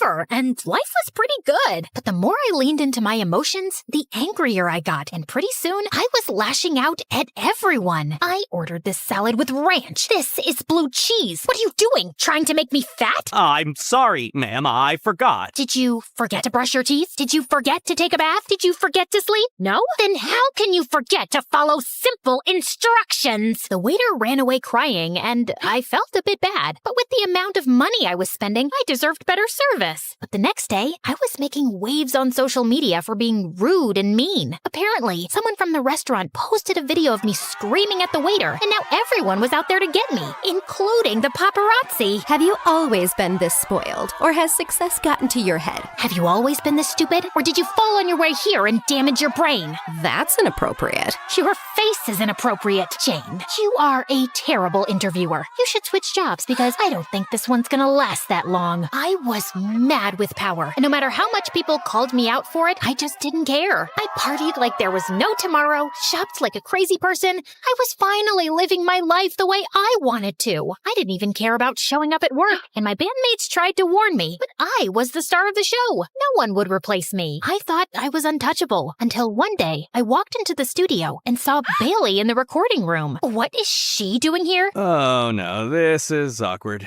I was gonna tell you, but you're off the band, Cameron. Since when? And why? Because you're a loose cannon, and I can't let you tarnish my reputation anymore. But I did what you asked me to do, and now you're kicking me out? I'm the star of the band. You can't replace me. Honey, everyone is replaceable in showbiz. Now bye-bye. Have a nice life. I was stunned. Just like Bailey and my mom, Tucker had manipulated and used me. I felt betrayed, but I had no time to sulk. I wanted to show these suckers what I was made of. So I tapped into my network to find a new label, but no one was ready to take me on, thanks to my negative image. And while I struggled to find work, Bailey rose to fame. She was having her first ever solo concert, and it was completely sold out. I couldn't let her win this time, so I crashed her concert, sneaked my way to the stage, and right before Bailey was about to sit down for her performance, I pushed her away. What are you doing? Stealing your thunder, just like you stole mine for years. Cameron's back, baby! I kicked over her drums, and in a moment of pure rage, I grabbed the guitar and smashed it to pieces. Some of the things went flying into the crowd, and everyone started panicking. Show was canceled, security was called in, and I was thrown out of the venue. Tucker even threw me out of the hotel. hotel. And thanks to my crazy party expenses, I couldn't afford another place. Eventually, I had to move back home. But I was so messed up in the head, I hardly ever came out of my room. All day, I would watch TV and see Bailey's rise to fame,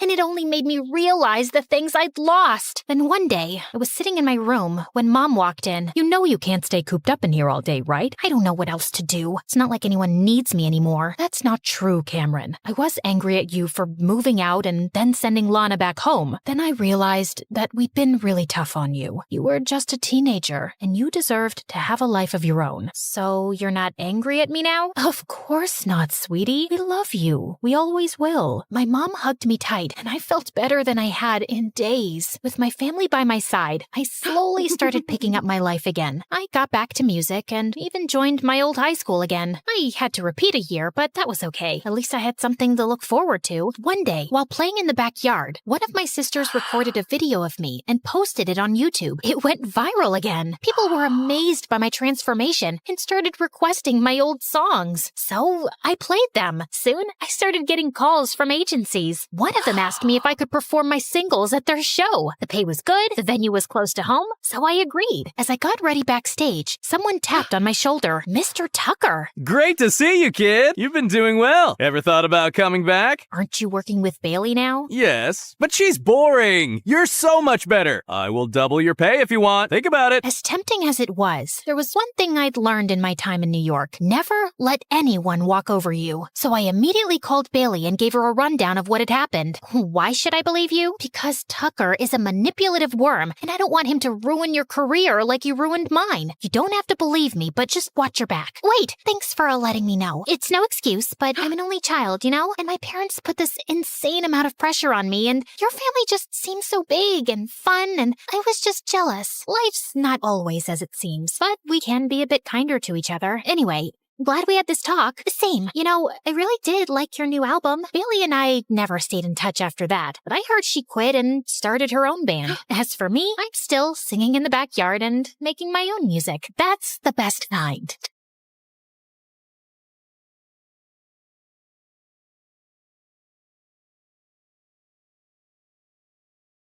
Hi, I'm Brittany from Philadelphia. Please like and subscribe. I was raised by my single German mom who moved to the US before she had me, and she wasn't a very conventional mom. For starters, I was allowed to call her by her name, Julia, and other people just didn't get that. Carol, excuse me, can I please go to the bathroom? It's Miss Carol, honey. You don't call adults by their first names, like you say Mom. You don't use her name. Yeah, I do. I call her Julia all the time. What's wrong with that, Carol? She thought I was being cheeky and got mad, and I really didn't understand why. But after that, I started using Miss, Mr., or Mrs. with names of everything in her class, just to be on the safe side. Mr. Apple, Miss Banana, Mrs. Pencil, and for some reason, that annoyed her too. Mom always treated me more like her BFF than her daughter, and we could have candid conversations about anything. How many boyfriends have you had, Julia? 5. Can I have a boyfriend? Sure, but I warn you, boys are annoying. Was my dad annoying? He was the worst. Lazy, stupid jerk. He always stole my chocolates. I'm glad he's not around. Okay, is Santa Claus real? Ugh, of course not. I buy your amazing presents, not some fat old men. I thought so, Julia. Life was pretty good, till a woman moved next to us in the 3rd grade. She had a son who seemed to be my age, and Mom and I were excited to welcome them to the neighborhood, but the lady didn't seem too happy to see us. What is it? You woke me up from my nap. Oh, we just brought you a butter pecan pie. A what now? A butter pecan pie.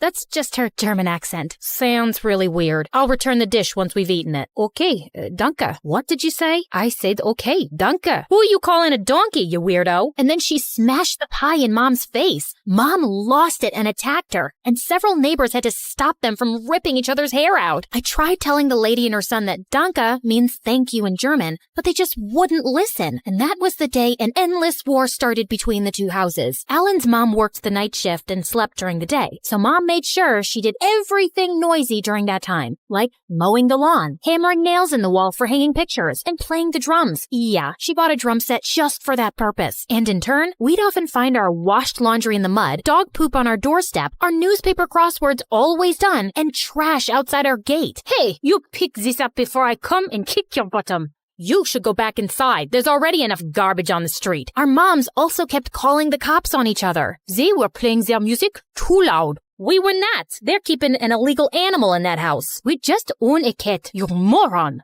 But you've been keeping lice in your hair and spreading it in the neighborhood. Officer, arrest her. We shared a wall, and one time, Mom was playing music and Alan's mom started banging on the wall. Mom got pissed and banged even harder. Then Alan's mom punched a hole through the living room wall with a broom. You stupid cow. You've ruined my wall. It's not your wall, it's mine. Alan and his mom tossed a bunch of trash through the hole, and of course, we returned the favor. And for me and Alan, our feud didn't even stay at home. We made each other miserable in school with stupid pranks. One day, I discovered slime in my locker, and just then, I heard Alan talking trash about me to his friends in the hallway. I'd had enough, so I threw toilet water on him. Wow, you smell terrible. I'll get you for that, Brittany. Ooh, I'm scared. You gonna get your mom to punish me, you mama's boy? I can take care of myself, you ugly monkey. There was never a moment of peace between us. And then in 9th grade, our moms both came to school for the school play and started fighting over a seat. Hey, that's mine. It doesn't have your name on it. If it did, how would you know? It's not like you can read English. They started shoving and scratching each other. A couple of teachers had to drag them out of the auditorium as Alan and I looked on in horror. Seemed like everyone was talking about us. I don't think I've ever felt so embarrassed in my entire life. Seriously? I wish the ground would swallow me whole.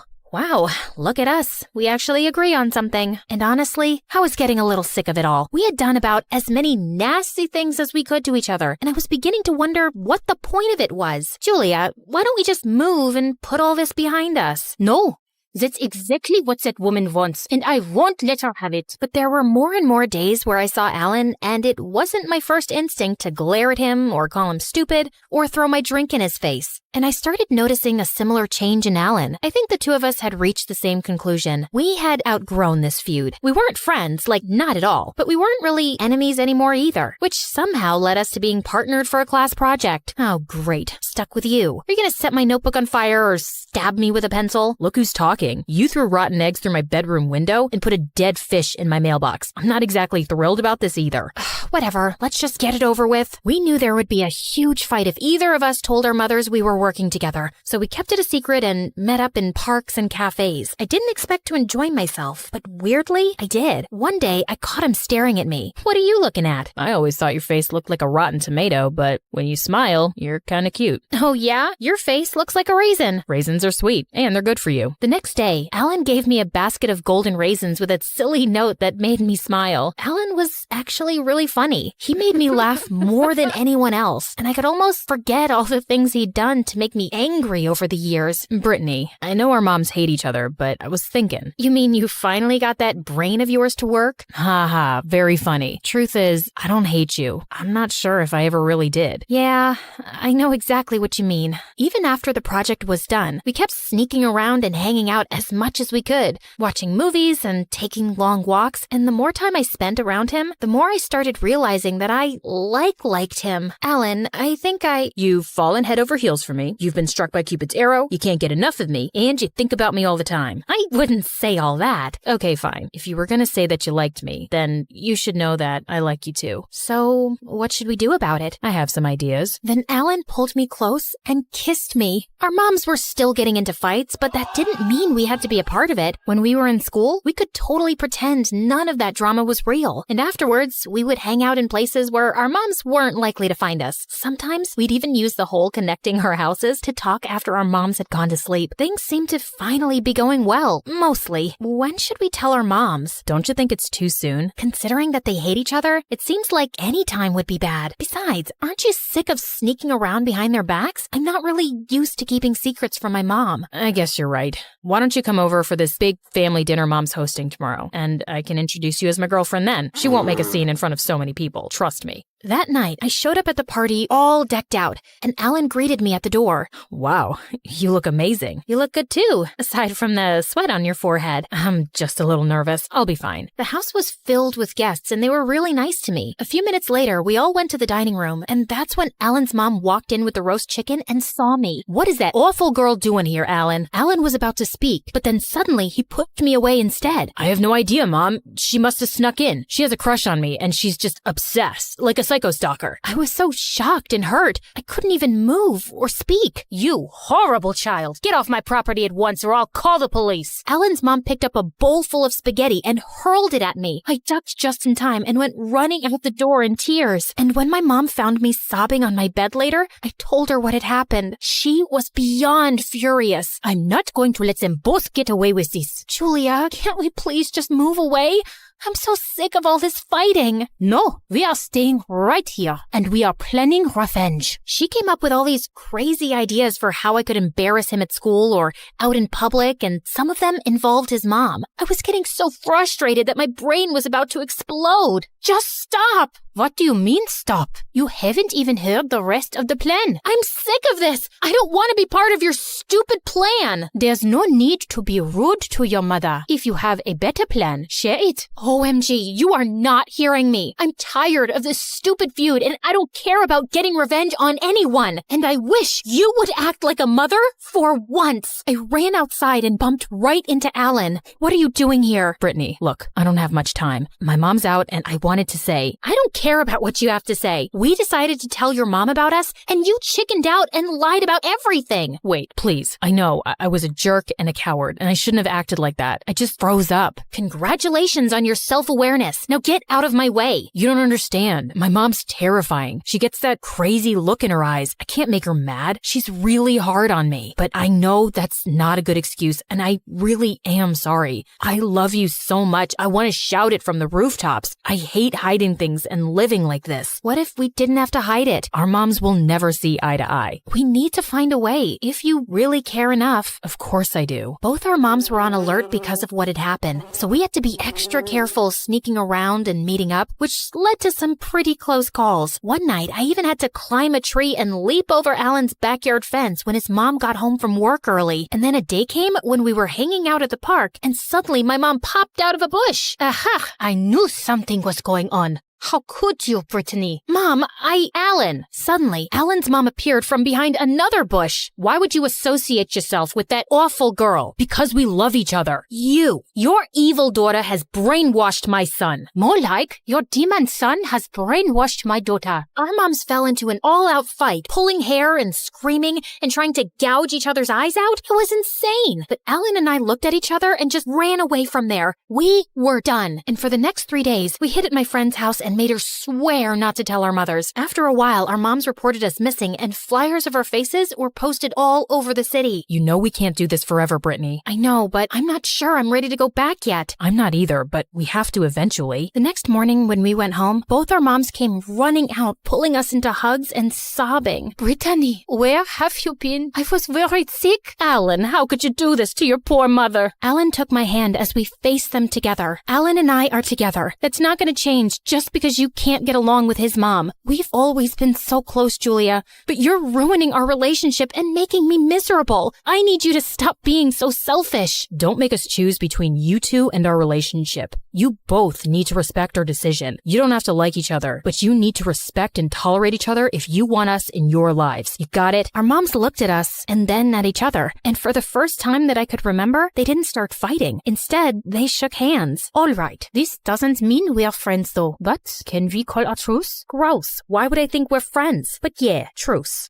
Hey friends, I'm January from Seoul, and I'm a huge K-pop fan. I mean, who isn't? But I'm a super fan. Now, before I tell you my story, please like and subscribe. My parents were super cool lawyers, but they weren't the coolest parents. They were so overprotective about me, just because I was born premature. Like, I was fine now. Get over it. But no. No bicycle. It's the most dangerous ride. No dancing in the rain. You'll catch a cold. No, stay away from that puppy. It's full of germs and dirt. Sleepover? No, never. What if you get kidnapped or something? Ugh. I nicknamed them Mr. No and Mrs. Never. Growing up, K-pop was my only escape. I was crazy about K-pop bands. 2NE1, Girls' Generation, Big Bang. And then Dream was launched. As soon as I heard their first song, I was obsessed. And it was because of Dream I found my best friend. It all happened when I ended up wearing the same t-shirt as a guy on my first day in 8th grade. Whoa, I guess great minds really do think alike. Hello, Dreamer. Greetings, my twin. Ashton and I instantly bonded. We even built a fan page for Dream, which exploded faster than a popcorn kernel in a microwave, pulling in thousands of fans. One time in our senior year, some bullies started making fun of the K-pop posters on our lockers. Are you two still in middle school, obsessing over K-pop groups? You both are so lame, says the guy who cried in gym last week because his girlfriend was ignoring him.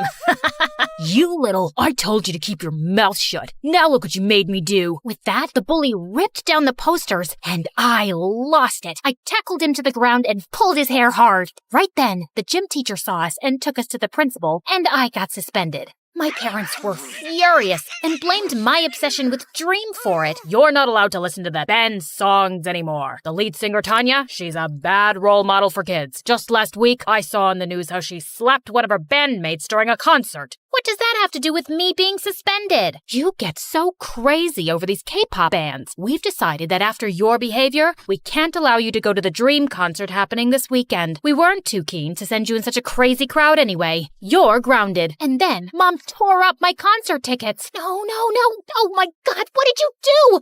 I hate you both. I stormed off to my room, my blood boiling. I called Ashton and told him everything, and he promised to find a way for us to attend. On the night of the concert, just when I'd lost all hope, Ashton came to my room through the window with tickets in his hand. OMG! How did you manage to get them last minute? They must have cost a lot. Don't tell me you took the money from that piggy bank, the one you started back in kindergarten? Desperate times call for desperate measures. Plus, it's totally worth it. I got us special meet and greet tickets too. I'm so excited. Me too! My heart raced as we sneaked out and ran to the venue. But at the concert, the band's performance seemed really off. They weren't harmonizing and even kept bumping into each other. And then suddenly, Tanya smashed her guitar on stage, and her bandmates looked really frustrated. She can be such a drama queen. Hey, you know I adore Tanya, but that's the truth. After the concert, Ashton and I went for the meet and greet, but it turned out the band had canceled it. And suddenly, the fans got angry and went wild. They started running backstage, demanding to see the band members they had paid to meet. Chaos erupted, and fans, including Ashton, were grabbed by the guards. I ran and sneaked into a nearby van and hid under the seat. If they caught me and made me call my parents, it would be catastrophic. Moments later, the van door swung open, revealing a fuming Tanya. This show is a mess. The bands turned against me. They were so rude. As Tanya was climbing into the back of the van, I began to creep out from under the seat to escape, but Tanya saw me. Aha! Caught you. I'm calling security. No, please. Look, I was part of the fans lined up for the meet and greet before things got crazy. I didn't want to cancel that. The band messed up. It's okay. I gotta go. No, nothing is okay. You know how tiring my life is? I'm exhausted with all these contracts, producers, and shows. I have no friends, my bandmates hate me, and now probably my fans too. I just need a break, but I can't even have that because the paparazzi are always on my butt. Hey, you're Tanya, a superstar. Ignore the haters and take that break. Run away for a while. Like it's that easy. But maybe I could run away. Hey, how about with you? Oh, no, that's not what I meant. That's a terrible idea. You stay right here. Bye. I rushed home before my parents noticed I was gone. I sent Ashton a text to let him know, crawled into my room through the window, and jumped into bed. But moments later, Tanya came in through the window too. You followed me? Why? I have nowhere else to go. Let me stay, please. Just then, Mom knocked on my door. I pushed Tanya into my messy closet and opened the door. January, I heard something. Achoo! You probably just heard me sneezing. Now, good night. Why are your clothes lying on the floor outside your cupboard? And how many times should I tell you to separate your underwear and keep them in the drawer? And why are you sleeping in the shirt I got you on your birthday? Gosh, your room smells like stinky socks. Mom, please, can you get off my back for once? I know you're upset because we didn't let you go to the concert, but that's no way to talk to— Good. I really don't want to talk right now. Good night. Once Mom left, Tanya jumped out of the wardrobe. OMG. Seriously? Your mom is so annoying. She reminds me of my nag manager. That's kinda rude. No, what's rude is that no one lets us have any freedom. We should have our fun without anyone breathing down our necks. Yeah, I guess you're right. Let's talk tomorrow. I need my beauty sleep. Saying that, she took the bed and made me sleep on the couch. The next morning, news of Tanya's disappearance was making headlines everywhere, and the police were on the lookout for her all over the city. Did you see this? Yeah. I love it. Fans and bandmates are worried sick. Tell everyone you're all right. Nah, people don't appreciate what they have till they lose it. Let everyone miss me a bit longer. Now, let's go out and have some fun. Of course, you'll have to arrange a disguise for me. But I have school. Skip it. Well, I did have a K-pop star asking me to spend a day with her, so yeah. I skipped school, made sure Tanya was unrecognizable, and then we went to the mall. While we were window shopping, we passed by a kid who was about to eat his ice cream, and Tanya stopped short. I want that. Okay, I can buy you some. No. I want that. His ice cream. It's the perfect ratio of chocolate to vanilla with my favorite toppings and sprinkles. Now here, boy, gimme it. I'm Tanya, the superstar. The boy refused to part with his ice cream and started yelling. Then Tanya knocked it out of his hand to the ground, grabbed me, and told me to run. What the heck was that? And are you trying to get attention by telling people who you are? Who would believe some stupid kid? Come on, let's check out some makeup. At Sephora, a sales girl was a bit rude to me, so Tanya messed up the arrangement of all the products on the shelves while the sales girl wasn't looking, then casually walked out. We both snickered as we saw her from outside, looking angry and confused at the mess. As we walked past the shoe store, I spotted these shoes I'd been eyeing for ages. You like those? Yeah, Mom won't get them for me because they're too expensive. Let's try them on. I tried on the shoes and they fit perfectly. They look amazing on you. You're taking them. Come on, the salesmen are busy. Just walk out casually and confidently. But no buts. Even though I felt super scared, Tanya convinced me to walk out of the store with them. I didn't realize I'd been holding my breath till we were on the other end of the mall. This is so wrong. Tanya, you're crazy. But I'm fun, right? I can't believe I'm saying this, but yeah, you're really fun too. This was quite a thrill. The next day, Tanya made me skip school again, and this time I had a genius idea. I blindfolded Ashton and brought him to my room, and he nearly fell back in shock when he saw Tanya. Ashton? Say something! I'm just trying to work out why Tanya is here with you. Someone pinch me or punch me. I must be hallucinating. Is he your boyfriend? He's such a weirdo. For the next few days, Ashton was like a love-struck puppy with Tanya. She seemed annoyed by him at first, but soon she seemed to be enjoying his endless compliments and warmed up to him. And together, the three of us had the best week. But then, my parents got a letter from school about my week-long absence. What is this? Where have you been going, January? Are you in some kind of trouble? Mixing with the wrong kind of crowd? Are you on drugs? You guys are always expecting the worst from me. I feel like I'm trapped with you both. Just let me live my life. I ran to my room and closed the door, and Tanya and Ashton were already there through the window. As I cried, Ashton hugged me tight. I know they can be harsh, but they're probably just worried. Worried? Are you kidding me? They're just control freaks. Some people just love to boss around others. No, they care about her. She's right. It seems like their only goal is to control my life.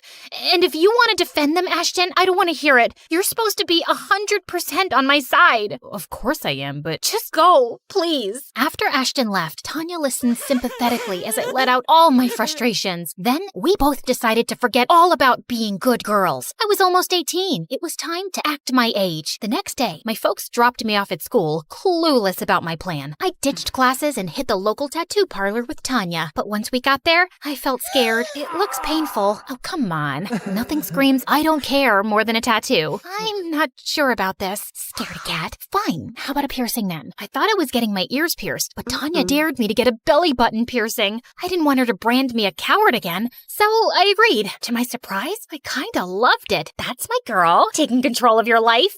Hell yeah! Tanya kept extending her stay, and I was happy about it. We were having a blast together, and I really wished Ashton was still hanging out with us, but he never replied to any of my texts and even blocked me on social media. One day, as Tanya and I were out at the mall, she went to the bathroom. I was sitting alone when I heard a familiar voice. Can I sit here? What do you want? I've really missed you these past few days. Have you? You didn't try to call me or message me, and even blocked me on social media. So petty. What? I got messages from you to stay away. I was so shocked when Ashton showed me those texts, but I'd never sent them. And guess what? It turned out Ashton's number on social media was blocked from my side, but I was 100% sure I never did that either. How is this possible? Isn't it obvious? It's Tanya. She's playing some sick games. I could never stop being your friend. And Tanya keeps saying your parents are controlling, but she's been manipulating you herself all along. Just then, Tanya appeared, looking furious. Don't listen to him, January. He's lying. Why would he lie? Oh, please. He's crazy. crazy. Can't you see how he looks at you? He's like some psycho lover, completely obsessed with you. He even admitted it to me, and I had to tell him that you're not interested, which totally pissed him off. I saved you from that jerk, trust me. You don't need him keeping you down and suffocating you with his possessiveness. I turned to Ashton, totally horrified. Ashton, you really have feelings for me? That's the truth. My heart belongs to you, January, and I can't stand anyone getting close to you. You're like a drug to me. Okay, I can't do this.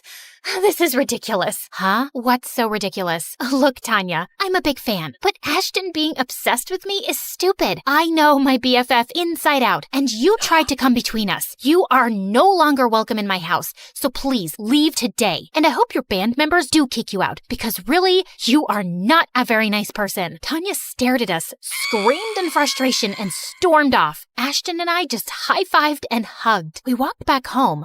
But there, we were in for a surprise. There were cops everywhere. January, Ashton, you're under arrest for kidnapping Tanya. What the what? My parents weren't home, and Ashton had no choice but to let ourselves be taken away in the police car. Oh gosh, they were gonna kill me when they found out everything. I was ready for the shouting of a lifetime when Mom and Dad reached the station, but they turned angrily to the police instead. How dare you arrest our daughter and her friend? Seriously? You have them behind bars without evidence? My parents were pretty good at being lawyers, and in no time, we were out of there. I told my parents everything, and they both hugged me. Mom, Dad, I should have come to you and told you Tanya was hiding out in my room. No, I think this is our fault. We've always been so strict with you, you probably didn't feel comfortable coming to us and talking about it. But we promise you, from now on, we won't be so strict. We will let you learn from your own experiences. It's how you become a better judge of character, too. And no matter what, we'll always have your back. The next day, there was a media frenzy outside my house. Turns out, Tanya had given an interview to TMZ about how she was kidnapped by psycho fans,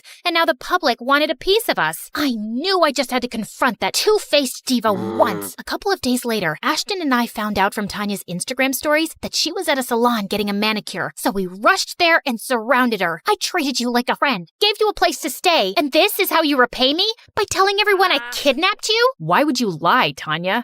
Why do you think so? I needed to be the center of attention. Sweetie, no publicity is bad publicity. I'm all over the news these days. I have public sympathy because I was the victim of a fan kidnapping. Plus, it was awesome manipulating you. It took my mind off of other things, like you were literally a puppet in my hand.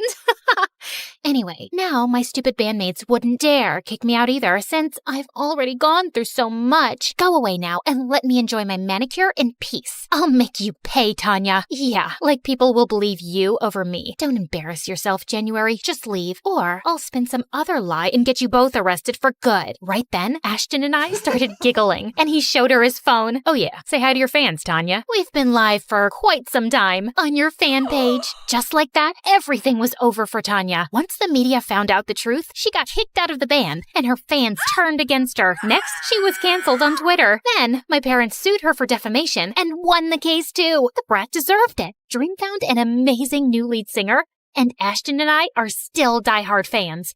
Don't let anyone manipulate you. Be your own boss.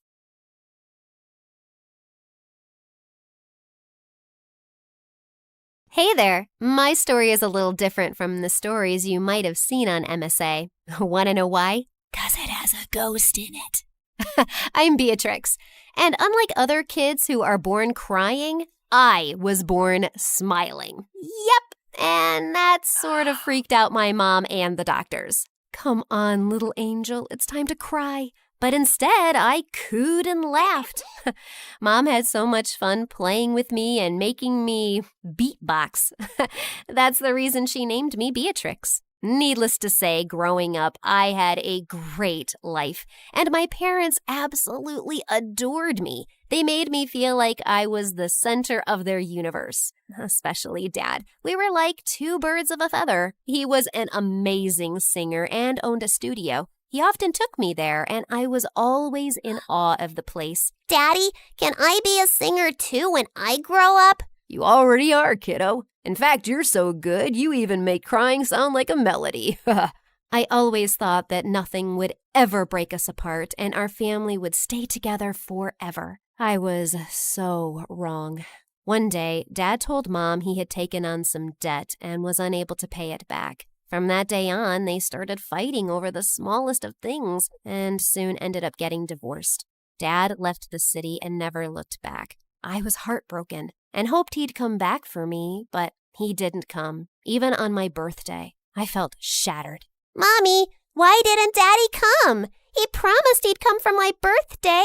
Please call him. I did, sweetheart. He must be busy. You have me. Come on, let's cut the cake. No, I want Daddy, or else I don't want this cake at all. After that day, I was asking Mom for Dad all the time, but he changed his number.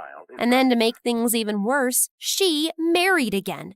I was nervous at first when I met my stepdad, but it turned out he was an absolute gem. Not only did he paint my room in the exact color I wanted, but he also treated me to ice cream every day and spoiled me with all the things I asked for. Every night when Mom used to tuck me in bed and sing me a lullaby, he'd come too. Life was finally good again. And then my half-sister Jennifer was born. Mom and my stepdad only had eyes for her, and it seemed like it was all Jennifer all the time. I started to get jealous of her, but one time when she was crying and Mom and my stepdad weren't around, she gave me the most beautiful smile ever, and I melted. Aw, aren't you the cutest thing in the world? I tried to lift her, but Jennifer ended up crying again, and right then my stepdad stomped into the room. He looked really pissed. I just put her to sleep. Did you wake her up? Did you make her cry? What? No, I was just... Don't yell at her. She's just a kid. Then they started fighting over me all the time. When my stepdad said I was always causing trouble and should be sent away to live with my real dad, I felt like someone punched me in the gut. That's when I felt like I wasn't a part of my own family. But I kept quiet and didn't complain. And since no one even knew where my real dad was, I wasn't sent away. But then I noticed something strange was happening. I couldn't go outside anymore. Mom even had to homeschool me for a month.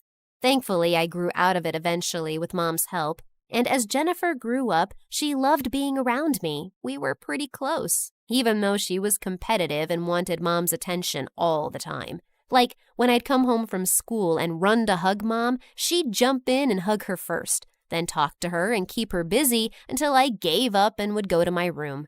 I didn't mind, because she was still very small. But one day, she broke Dad's phone by accident when we were playing with it. Beatrix, please don't let them know it was me. It was an accident. Please, please, please. I don't want them to be mad at me. I couldn't see my baby sister that way, so when Mom entered the room and saw Jennifer crying, she assumed I had done something.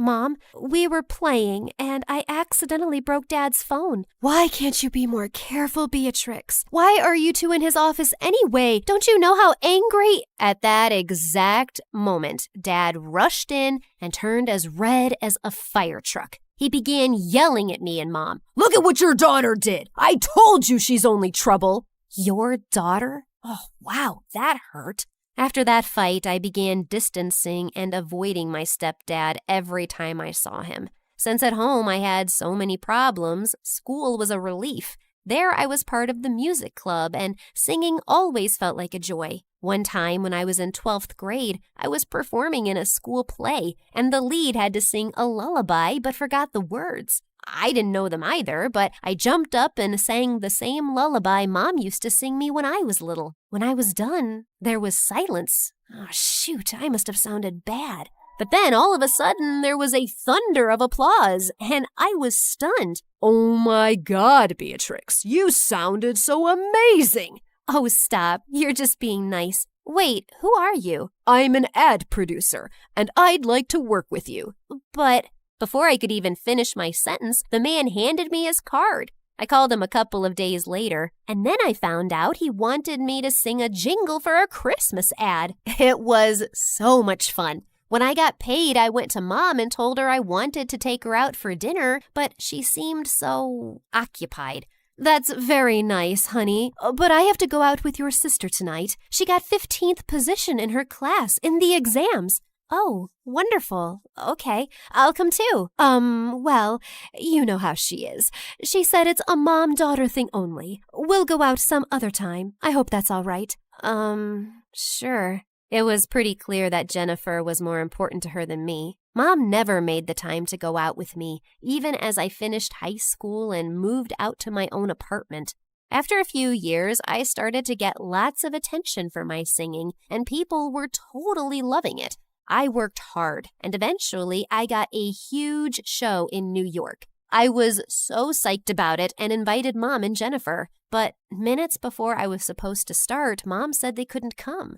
When I got on stage and saw the crowd and the 2 empty seats in the front row, I suddenly got really nervous and forgot the lyrics. My brain went blank. And since I was on the stage for so long and still hadn't performed, the audience started booing me. I felt my heart sinking, and then everything went dark. When I woke up, I found myself in the hospital. That was supposed to be my big break. Everything is ruined now. It's not, Beatrix. You just need to take it slow. Trust me, you'll be on the stage again soon. Everything will be okay. I wanted to believe her, but right when I was about to step out of my hospital room, I froze at the door and couldn't move. Honey, what's the matter? I don't know. I'm too scared to leave. I hurried back to the bed and refused to move. After talking to the doctor, I was diagnosed with a condition called agoraphobia. It was just like when my dad left. The stage incident triggered the condition I already had but forgot about. It meant I had trouble being in crowds and open spaces. It had been months since I left my home, and Mom was worried sick for me. She suggested I move into the house next to hers. It had been empty for years because the owners had left town. I was fine with it, as long as it was kept locked and I could stay inside. Mom and Jennifer were the only ones allowed in. My stepdad never visited. Jennifer was incredibly understanding, and we grew even closer. Mom came over every day, always spending time and taking care of me. One day, after she left and I was alone, I heard the sound of a door creaking open. I got up to check all the doors in the house and found the back door completely open. That was weird. I remember locking it. Soon after that, weird things started happening. Like, once I noticed the stove was on, even after I was sure I had turned it off. And then my shoes went missing. What was happening? Was I going crazy on top of everything else? I told Jennifer, and she thought the unthinkable. Maybe my house was haunted. I didn't want to believe it, but I couldn't explain it. One day, Jennifer brought over a Ouija board. Why did you bring this? Well, if there is some ghost here, we need to communicate with it and ask what it wants so we can go away. I wasn't too sold on the idea, but I thought I might as well try. Yeah, just like those stupid kids in horror movies. In just a few minutes, it turned out to be a very bad idea. I thought Jennifer was moving the pointer, but she swore it wasn't her. And it definitely wasn't me. It spelled out, "Get out." Huh. Awesome! I was even more scared now, and I couldn't move or even leave the house. I was stuck.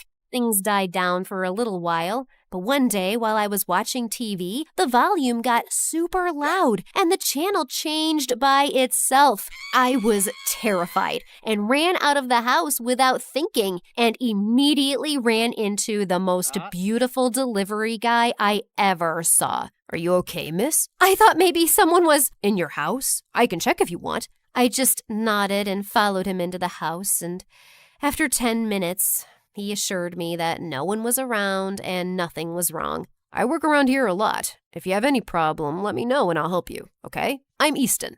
From then on, Easton came to visit me every once in a while. We would sit near my door and talk. I told him about my agoraphobia, and he would bring me things that I couldn't get for myself. He was so thoughtful and sweet. One day, when Easton and I were talking, Jennifer came to visit me. The three of us had a good time. Once he left, I could not stop talking about him. He's so kind and sweet. You know, we like the same pizza, and we both love the Marvel movies and Be an Easton sitting in a tree. Kissing. No, what are you talking about? You have a crush on him. It's so obvious. Oh no, it's true. The day Mom was supposed to meet him, I invited her and Jennifer, but he called and said he had to work late. Mom seemed disappointed. I went to get them some snacks, and when I got back, I overheard Mom and Jennifer talking, and Mom was crying. I don't know how I can help her. I've never seen her this happy. But Mom, you should know about it. That Easton does not exist. She's maybe hallucinating, going crazy. What in the chocolate fudge? Beatrix, honey, what do you mean he doesn't exist? Jen, you saw him. Bea, I'm sorry, but I didn't. I was pretending for your sake. There was no one there that day. If Easton wasn't real, then who was I texting a while back? That was me. I put in my number when you weren't looking. Could it be true? After everything, I thought maybe she was right. Maybe I really was losing my mind. Mom consoled me for hours until I finally calmed down. Then we made an appointment to meet the doctor the next day to see if I really was going cuckoo. Just a week later, I was trying to get ready when a diary fell out of my cupboard. I went pale when I saw what was written. Easton used to live here all those years ago? This freaked me out so much that when the doorbell rang, I screamed. I was shaking as I opened the door. But the minute I did, I went pale with fear. It was Easton, standing right in front of me. Beatrix, I'm sorry for not showing up last week. Stay away from me. Why are you haunting me? What do you mean? What's going on? You're not real. You're my imagination. Or a ghost. That explains all the weird things that's been happening. The stove, the TV, the weird... What? Of course I'm real. I don't know what you mean. I began screaming and yelling for Mom.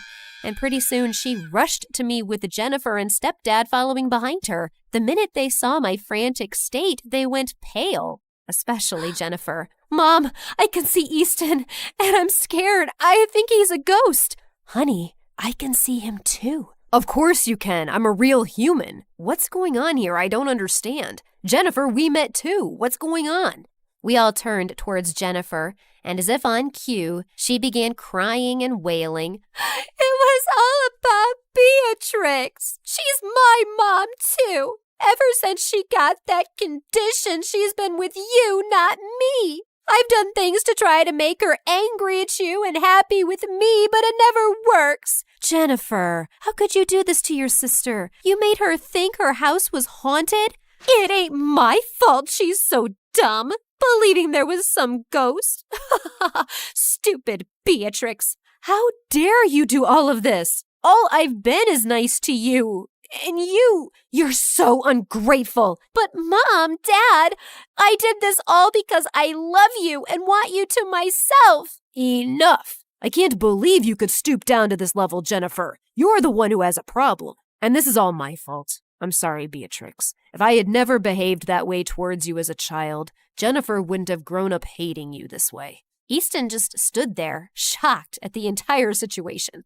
After talking to him later, we continued to stay friends. Mom and Dad helped me get through my agoraphobia and get better. Jennifer was sent away for therapy and treatment.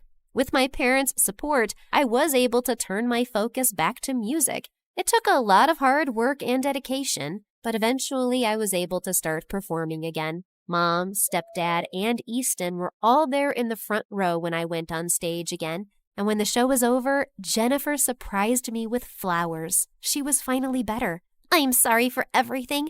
You were always a great sister. I was selfish. No more ghost stuff? Never. Good. Let's go to my not haunted house and celebrate.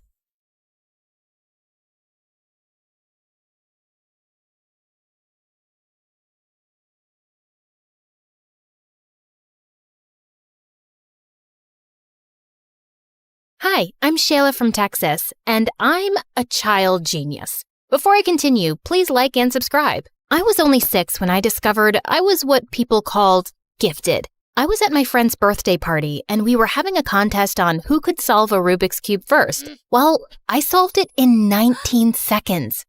Mommy, she cheated! That's crazy! How could I cheat? You were watching me the whole time! Stop lying, Shayla. There's no way you could solve the Rubik's Cube that fast. Now go sit in the corner. But that's so unfair! I didn't want to play more party games after that because all the kids kept calling me a cheat. When I got home, I told my parents what happened, and a few days later, they had me tested. And it turned out I had an insanely high IQ, just like my mom, who was a respected neurologist. Cool, right? Well, not exactly. I got moved up 2 grades, which meant I was the youngest in the class, and no one wanted to be friends with a little 6-year-old who was every teacher's favorite. By the time I got to high school, I felt like a total outcast. One night in 9th grade, I was home alone even though it was Valentine's Day, and tons of kids at school were out on dates. Knock, knock. I have a Valentine's Day present for you, sweetie. Thanks. At least I have one Valentine tonight, even if it is just my mom. Here, open this box. I pulled out a bracelet with an infinity symbol on it. What's this? Shayla, people like you and I, we're not like everyone else. We're smarter and 10 times more special. This is an infinity bracelet. And remember that nobody can hold you back from your potential. Do you understand? I think so. After that night with Mom, I decided it was time to change my attitude and stop feeling sorry for myself. So for the first time during lunch, I decided to eat in the cafeteria with everyone else instead of alone in the janitor's closet. Then suddenly, as I was walking, a flyer hit me smack in the face. Greetings, miss. May I interest you in joining the most amazing club in all of Texas? The Humble Mathletes. What are the Mathletes? Ugh, ignore him. His name is Nolan and he's the new kid. He's trying to recruit fellow dorks to compete in math tournaments across Texas. Well, I think math is fun. Sign me up. Cool. I don't usually allow younger kids on my team, but I'll make an exception. Ugh. I ended up joining Nolan's math team and the two of us became friends. Nolan wasn't gifted the way I was, but he was still smart and a really sweet guy. Finally, the day of our state tournament arrived and my mom called to tell me that she was coming. I can't believe it. My mom never takes a day off from work. Nolan, we have to win today. I really want to make her proud. Calm down, girl. We're gonna crush this tournament. Nolan pulled me into a hug and for some reason, it made my stomach do cartwheels. The competition went well, but in the final round, Nolan got 2 answers wrong and that cost us the first place trophy. Oh well, second place it is then. How about we celebrate with milkshakes and an MSA marathon? I was about to agree when I saw Mom standing behind me with a very disappointed face. I excused myself to talk to her. Why were you so happy back there? You're not embarrassed that you got second place? Hey, second place is still really good. Shayla, why are you friends with someone like Nolan? He's obviously not very bright. It's his fault you didn't win. Mom, don't talk that way. Nolan is really smart and we've become good friends. Suddenly, Mom took my wrist and started to unclasp the infinity bracelet. What are you doing? I shouldn't have given this to you, Shayla. You don't seem to care much about unlocking your potential. I'll just have to live with the disappointment. No, stop! I do care. I'm gonna make things right. Just give me a chance. I ended up riding home with Dad without saying goodbye to Nolan. And the next day at school, I tried avoiding him until he showed up at my locker. Hey, sunshine. I thought we were gonna celebrate, but you left. Are you okay? Nolan, we can't be friends anymore. What? Why? You want me to be honest? Of course. You're not smart the way I am. You're average at best. And if we continue hanging out, you're just gonna hold me back. I'm so sorry. I ran away before Nolan could answer, feeling horrible. Nolan didn't speak to me again after that, and I didn't blame him. Then 2 months later, my life took a turn. Mom was offered a research position in China. So, does that mean we're moving to China? No, only I'm moving. And I'm divorcing your father. I just can't have anyone in my way right now. But don't worry, you and I will keep in touch. Mom kissed my cheek and tears filled my eyes. After Mom left, I tried to keep busy and comfort Dad, who wasn't taking the divorce too well. One afternoon, I was sitting on the porch when I saw a van pull into our driveway. A lady came out and, to my surprise, it was my first grade teacher. Mrs. Johnson? Is that you? Shayla? I haven't seen you since they pulled you out of my class to move you up 2 grades. Miss Johnson invited me to dinner that night, but while we were eating, she kept asking me if something was wrong, and I just couldn't hold it in. I told Miss Johnson all about Mom leaving and how hard school was and how much I missed Nolan. It doesn't matter though. I just need to focus on myself and my goals. I remember I was just like you, Shayla. My grades and my dreams meant everything to me, but I realized over time that part of success is also about being happy. No offense, but that sounds like a cheesy quote you'd read on Instagram. Maybe, but it's true. Try doing at least one thing that makes you happy this week, sweetheart. I was exhausted from finals, so that week, I decided to take Miss Johnson's advice. I went to the community pool to sunbathe when I tripped over a crack in the sidewalk. Whoa, easy. Thanks. At that moment, I realized the lifeguard was Daryl, the most popular guy in school. I usually save people from water, not concrete. You look familiar. I feel like I know you from somewhere. What's your name? I was about to tell him, but then I paused. Boys like Daryl usually never talk to me, and I wanted to start off on the right foot. I'm Cher, like the singer. And you're pretty like her, too. I'm having a party tonight. How about you be my date? Whoa, did he just ask me out? Of course, I said yes. And that night, I got super dolled up for the party and even bought a new dress. The party was so much fun, and I danced with Daryl for hours. And when I saw the other kids at school there, I told them I'd changed my name because, well, I had a chance to be a new me. At one point, I had to go to the bathroom, but I opened the wrong door, which apparently was a bedroom. Oh my God, what are you doing in my room? Nolan? This is Daryl's house. Yeah, and my mom and I moved in here 2 weeks ago. Daryl's my cousin. Oh, I didn't know that. Of course you didn't. Daryl doesn't want to be associated with nerds. How did you get invited here anyway? Actually, I'm not a nerd anymore. I've decided to change. Also, my name isn't Shayla anymore. It's Cher. Cher? Yeah. So, if you could call me that from now on. No, I don't have the time or energy for this. Go back to the party, will you? And don't walk by my room again. Nolan slammed the door in my face, and I felt bad. But I really didn't want to deal with the drama at the moment. I just wanted to have fun. A week later, Daryl and I started dating. I asked everyone to start calling me Cher instead of Shayla, and just like that, I became popular. I started dressing differently, and I didn't wear my infinity bracelet anymore. One day at school, the teacher handed back last week's physics exam, and even though I hadn't studied as much, I got 100. I was grinning to myself during recess when Daryl took the paper out of my hand. What you got there, babe? Whoa, you got 100 on a physics test? What are you, some kind of computer bot? No, my brain just works a little differently than other people. Like a little Miss Smarty Pants? Wait, are you one of those nerds who thinks she's better than the rest of us just because she can memorize a few extra facts? I thought you were cool. I am cool. You know what? It was just dumb luck that I got full marks. Whew, I thought we might have to break up. Daryl and his friends made it clear they hated nerds. So for the next few weeks, I purposely failed all of my tests and didn't do any homework, which they all high-fived me for. The end of the semester school party came around, and the theme was game night. Daryl and his friends just wanted to play foosball and table tennis, but I couldn't help being distracted by a bunch of kids playing trivia. What is a 5-pointed star called in geometry?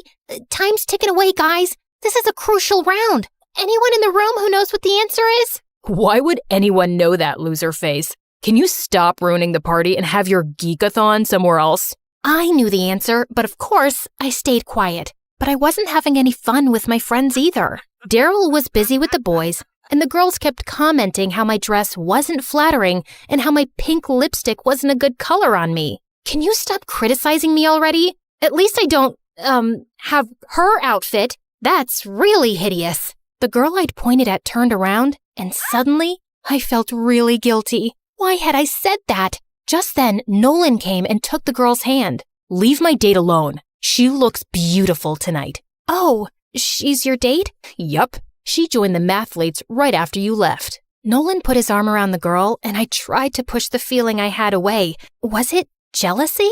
The party sucked, and I decided to go home early. But when I arrived, Dad called me into the living room and said Mom was on a video call and wanted to talk to me urgently. Shayla, is that really you? I've never seen you wear so much makeup. It's not that much makeup. I was just at a party. Oh, I see. Partying on a school night? Well, that would explain the email I got from your principal today, calling me in for a meeting to discuss your grades. You've been failing your classes?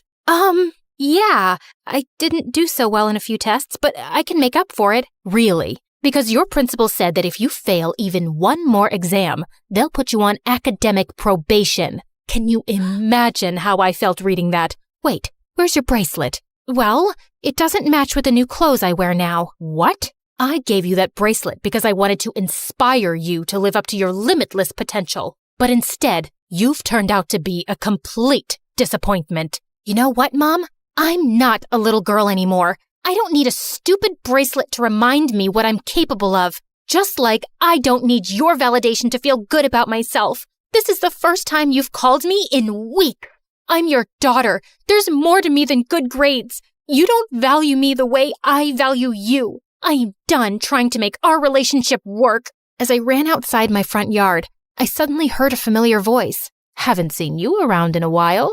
Oh, hi, Miss Johnson. You look lovely tonight. Did you meet a nice boy? Oh, is that why you haven't been stopping by? I don't know what happened then, but suddenly I ran to Miss Johnson and burst into tears. She hugged me as I told her everything. About Mom, the bracelet, how Nolan replaced me, and how I'd turned into a superficial bimbo. Oh, Shayla, don't talk about yourself that way. I think I know what the problem is. You do? Yes. First, you tried being who your mom wanted you to be. Then, you tried being who the kids at school thought you should be. You've tried to be everything except yourself. Miss Johnson's words struck a chord in me. I thought about them all weekend, and on Monday, I pulled out the infinity bracelet, but this time, it meant something different to me. I wasn't letting anyone hold me back, and I had to start by making things right with Nolan. Hey, I know it's been a minute, but I'd love to be a mathlete again, if you'll have me.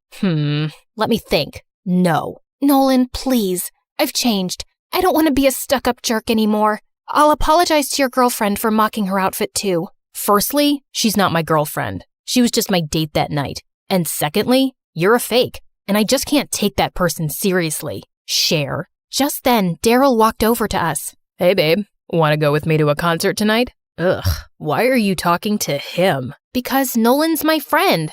I'm really not. You were at one point. We were on the Mathletes together. The Mathletes? That's a club for losers. You're better than that. Come on, let's go. Daryl started to pull me away, but something inside me snapped. No, I'm staying here with Nolan, and he's not a loser. He's your cousin, and maybe it's time you start treating him with the respect he deserves. I should have treated him better too. Aw, that's a cute speech. But if you want to be my girlfriend, you can't hang out with my dork cousin or join the Mathletes, Cher. Isn't it obvious that I don't want to be your girlfriend anymore? I feel pathetic that I dumbed myself down to fit in. I'm a nerd, and proud to be one. And just for the record, I know what a 5-point star is called in geometry. It's a decagon, and I'm going back to being Shayla. I marched off like a boss, pulling Nolan behind me. You know, maybe you can rejoin the Mathletes. We are one team member short, and there's a tournament coming up. Oh my God, you mean I can be on your team again? And you forgive me? Oh, Nolan, thank you. Hey, I didn't say I forgive you, but I do need your brain for the competition. I'm not exactly smart the way you are. Nolan, I'm sorry for saying that. The pressure to succeed turned me into a toxic person. The truth is, I think you're smarter than me. I don't have a quarter of your emotional intelligence. That's nice of you to say. Thanks. Nolan hugged me and I felt my stomach doing cartwheels again. Maybe one day, he could be more than a friend.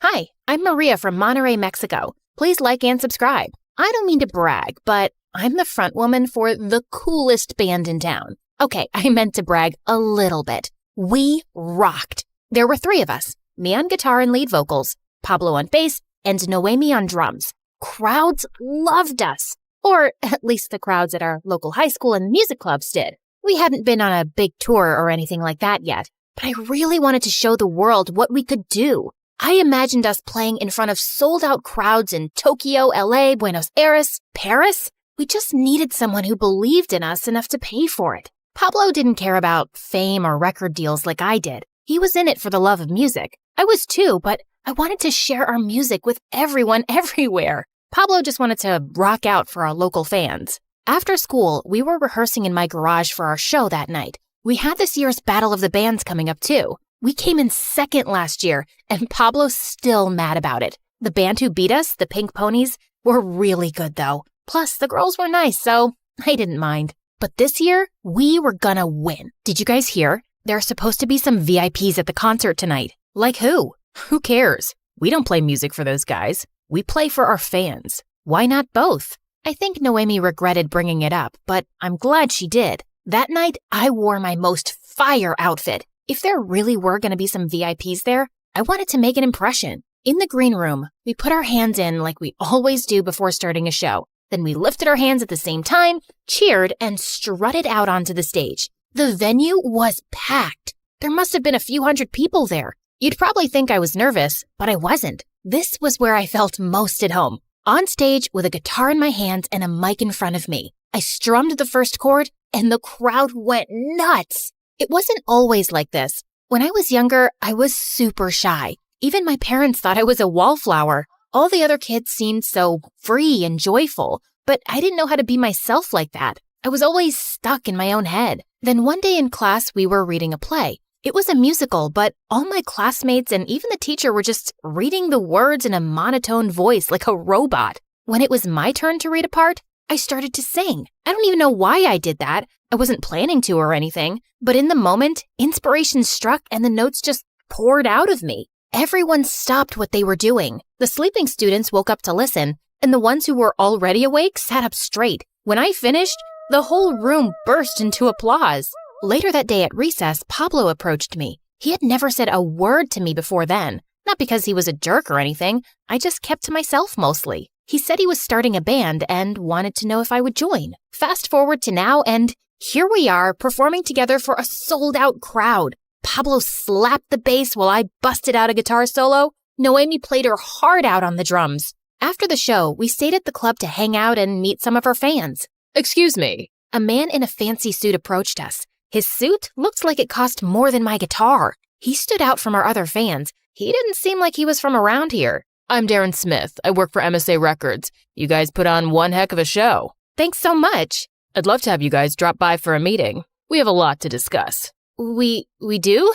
Absolutely. I see a very bright future for the band. With my label's help, your name will be in the lights. He handed me a business card, flashed a $1 million grin, and left. Wow.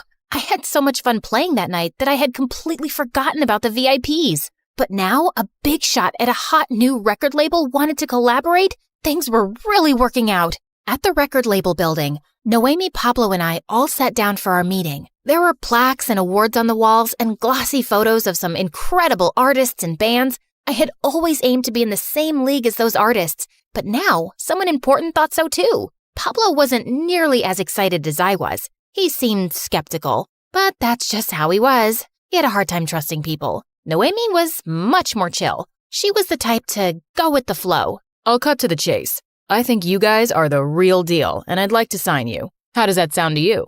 Sounds amazing. We need to see the contract first. What they said. Of course. I think you'll find it's more than generous. Your tour, equipment, sound guy, roadies, all of it will be fully paid for by the label, along with generous compensation. The three of us looked over the contract. My eyes bugged out at 2 words. Global tour. Hold on. What's this part about a 4th band member? That's part of the deal. You guys are good now, but imagine how great you could be with a 2nd guitar player. It'll really round out your sound. Do we get to choose the new member? I'm afraid not. The label's already picked someone, but I have no doubts he'll be a fantastic addition to your band. Just then, maybe the hottest guy I'd ever seen walked into the room. He had a pierced ear and this floppy hair that covered one eye. I wanted to brush it for him. Guys, I'd like you to meet your new rhythm guitar player, Tommy. Tommy is a killer musician. He also happens to be my son. Tommy jammed his hands in his pockets, nodding to us casually. Noemi and I made moon eyes at him, while Pablo gave him the death stare. What do you say? Do we have a deal? We'll think about it. Yes, we have a deal! The next day, we had our first rehearsal as a 4-piece. Tommy was late. Unbelievable. This jerk hasn't even been in the band for a full day, and he's already late? How do we even know he can play? Why doesn't he have his own band? He needed daddy to pull some strings. Pablo, at least give him a chance. What if he's great? Just then, Tommy appeared. He already had his guitar plugged in. He didn't say a word. I was mortified. Had he heard what Pablo just said about him? I wanted to throw something at Pablo, but I needed to keep my cool. What if Tommy went back to his dad and said we weren't ready and they canceled the tour? Tommy started to play. He was shredding. I'd never seen fingers move that fast before. It looked like little lightning bolts were coming off his guitar. Noemi nodded along, then kicked in on the drums. I strummed some chords, and even Pablo was impressed and joined in on bass. That good enough for you? Noemi and I definitely thought so. Not bad, man. You've got some chops. Sorry I judged you. We were all feeling great after the rehearsal. Now that we had Tommy on guitar, there was no way we wouldn't win the Battle of the Bands this year. Tommy hung back after Noemi and Pablo left. Hey, I was hoping we could talk alone for a minute. I could feel my palms start to sweat. Maybe he wanted to practice one-on-one. My dad told me to say this to you before sharing it with the rest of the band.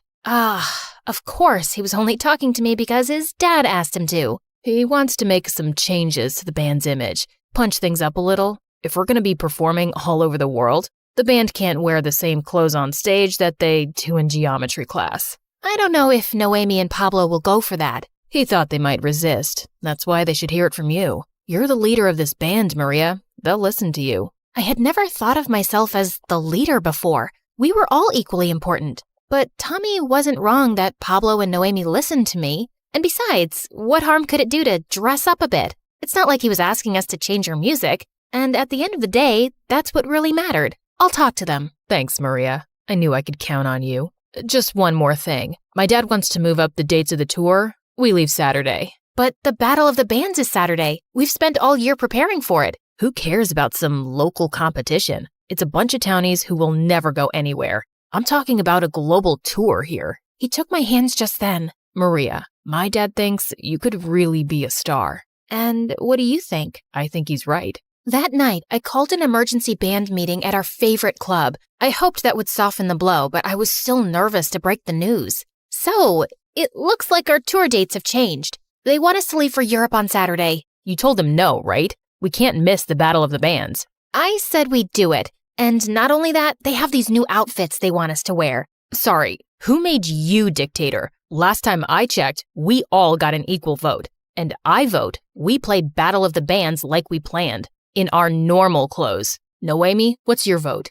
Battle of the Bands. Sorry, Maria. Can I see the outfits, though? Guys, this is a global tour, just like we always wanted. No, that's what you always wanted, not us. You've changed, Maria. Some new guy joins the band and suddenly you don't care what anyone else thinks but him? It's selfish. There's nothing wrong with having big dreams. Sorry I have higher hopes for the band than just playing in the same old clubs all the time for the same old townies. I felt guilty immediately. I really loved our fans. I didn't mean to insult anyone. Pablo just made me so frustrated sometimes. He stared at me. He was mad. I knew that. But there was something else there too, like he was hurt. Have fun in Europe. Pablo stormed off. Noemi looked guilty. I felt bad for getting her caught in the middle like that. You know I always support you, Maria. Just be careful. Tommy doesn't know you like we do. He might not have your best interests at heart. She hugged me. Text me when you go to the Eiffel Tower. At the record label the next morning,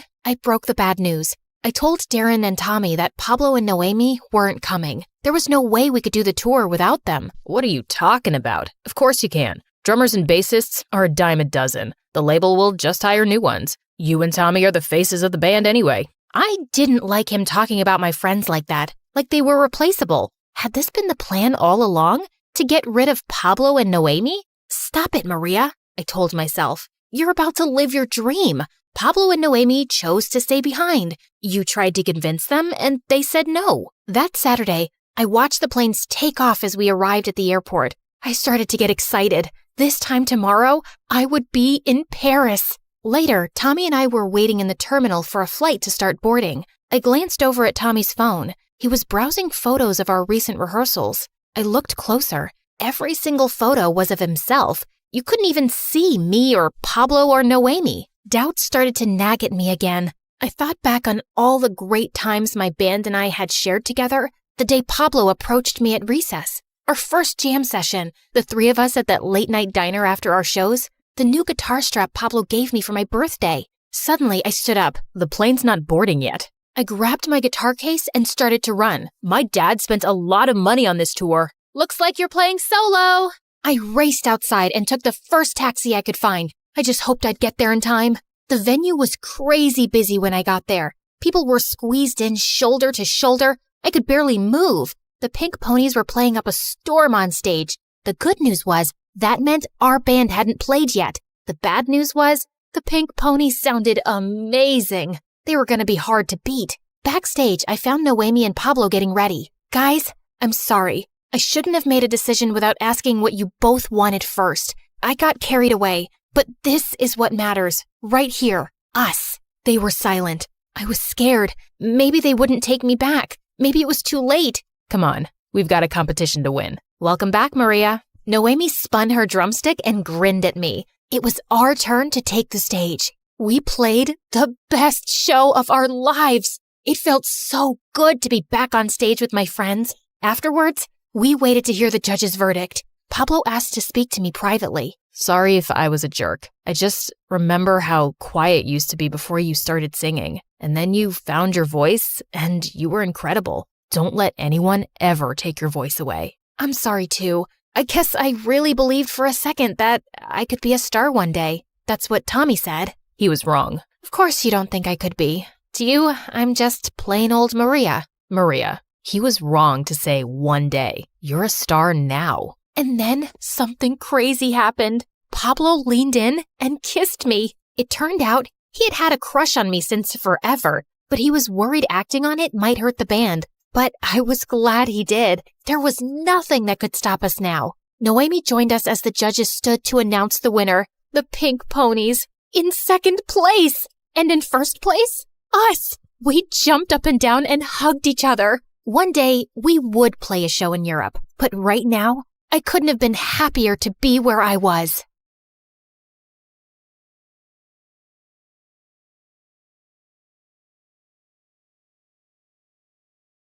Hi, my name is Kayla. Please like and subscribe to MSA while I tell you my story. My whole life, I've been a book nerd. Stories are my escape into new worlds where I can fight dragons on the top of the highest mountains or move cars out of my way using my mind. However, in real life, I'm virtually invisible and usually powerless in the face of danger. Hey, watch where you're going, geek! Sorry. What's the point of those dumb glasses if you can't see anything? Thankfully, help was never too far behind. Ow! You hurt my head! That was the idea. Now imagine what I can do with all these. Are you okay? I am now. Hey, is that Harry Potter? I love that book. You know, I think we're gonna be best friends. That was the first day I met Faye, and she was right. We instantly bonded over our love of reading, and I was forever in awe of her confidence. Everyone, make way. Your queen is coming through. She proved to me that being into books did not mean you had to be timid. And that ends my presentation on why every Friday should be pizza day at the cafeteria. But while Faye's life was forever blasting out loud, I felt like something was missing from mine. I'd read so many romantic tales of a prince riding into town, conquering the angry monsters just to be with the one he loves. And then I wonder, is my prince ever gonna come and save me? Snap out of it, Kayla. Huh? Look around you. These boys are no match for your intellect. They're all stinky and stupid. Speak for yourself, nerds. That's why you weren't invited to the big house party this weekend. Your fly is undone. Huh? Oh, oops. You see what I mean, Kayla? Is that the prince you were looking for? Yeah, maybe you're right. Except I really did want to go to that house party. I knew there was no way that was going to happen. Or at least, that's what I thought, until everything changed one day as I was looking for a book in the library. Hey, what's this?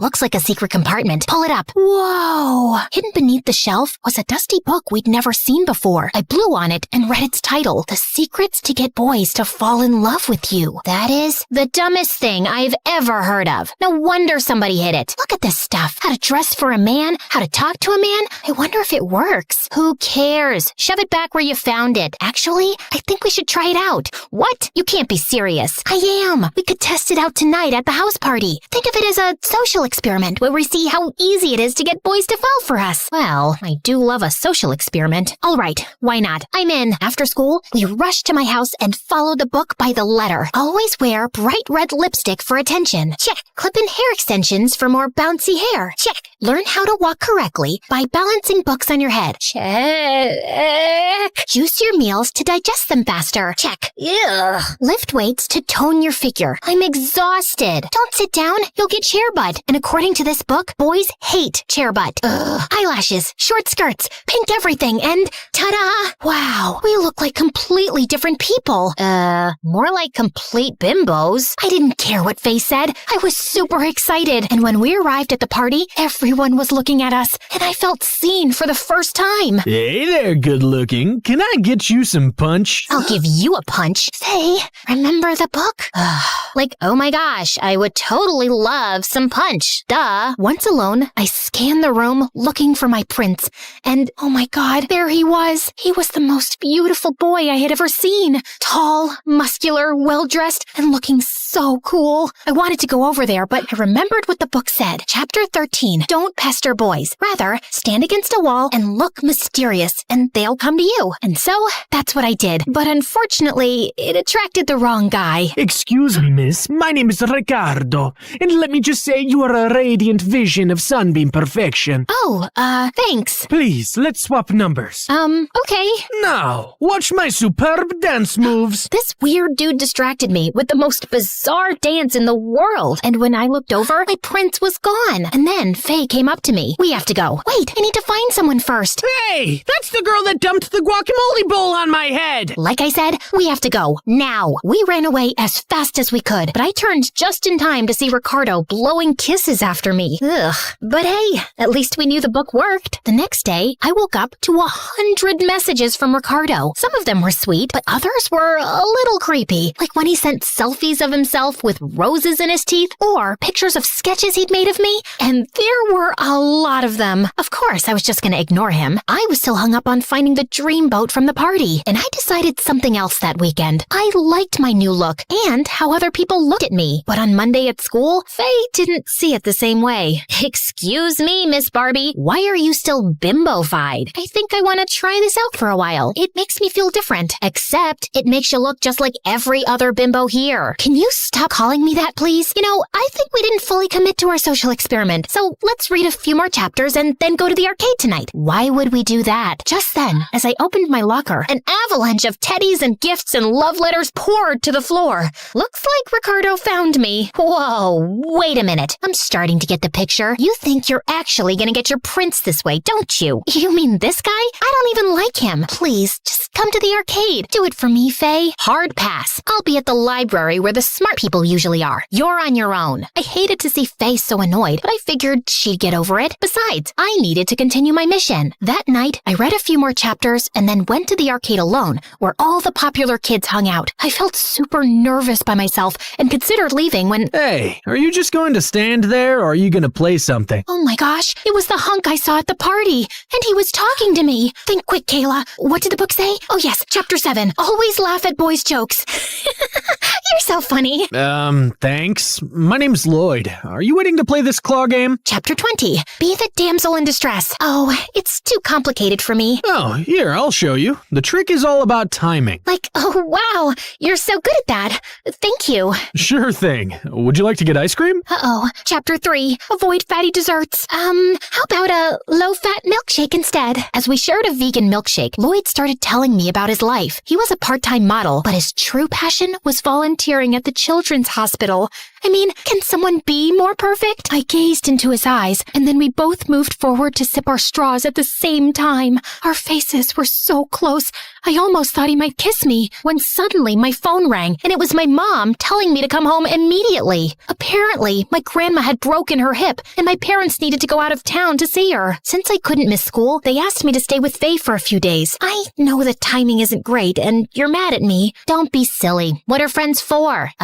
You packed all that makeup to bring over? Since when do you even have have so much makeup. I went shopping yesterday, and what is this ridiculous bag? Wait, I've seen all the cheerleaders carrying this lately. Are you gonna start waving pom-poms in my face next? Faye, is me staying over gonna be a problem?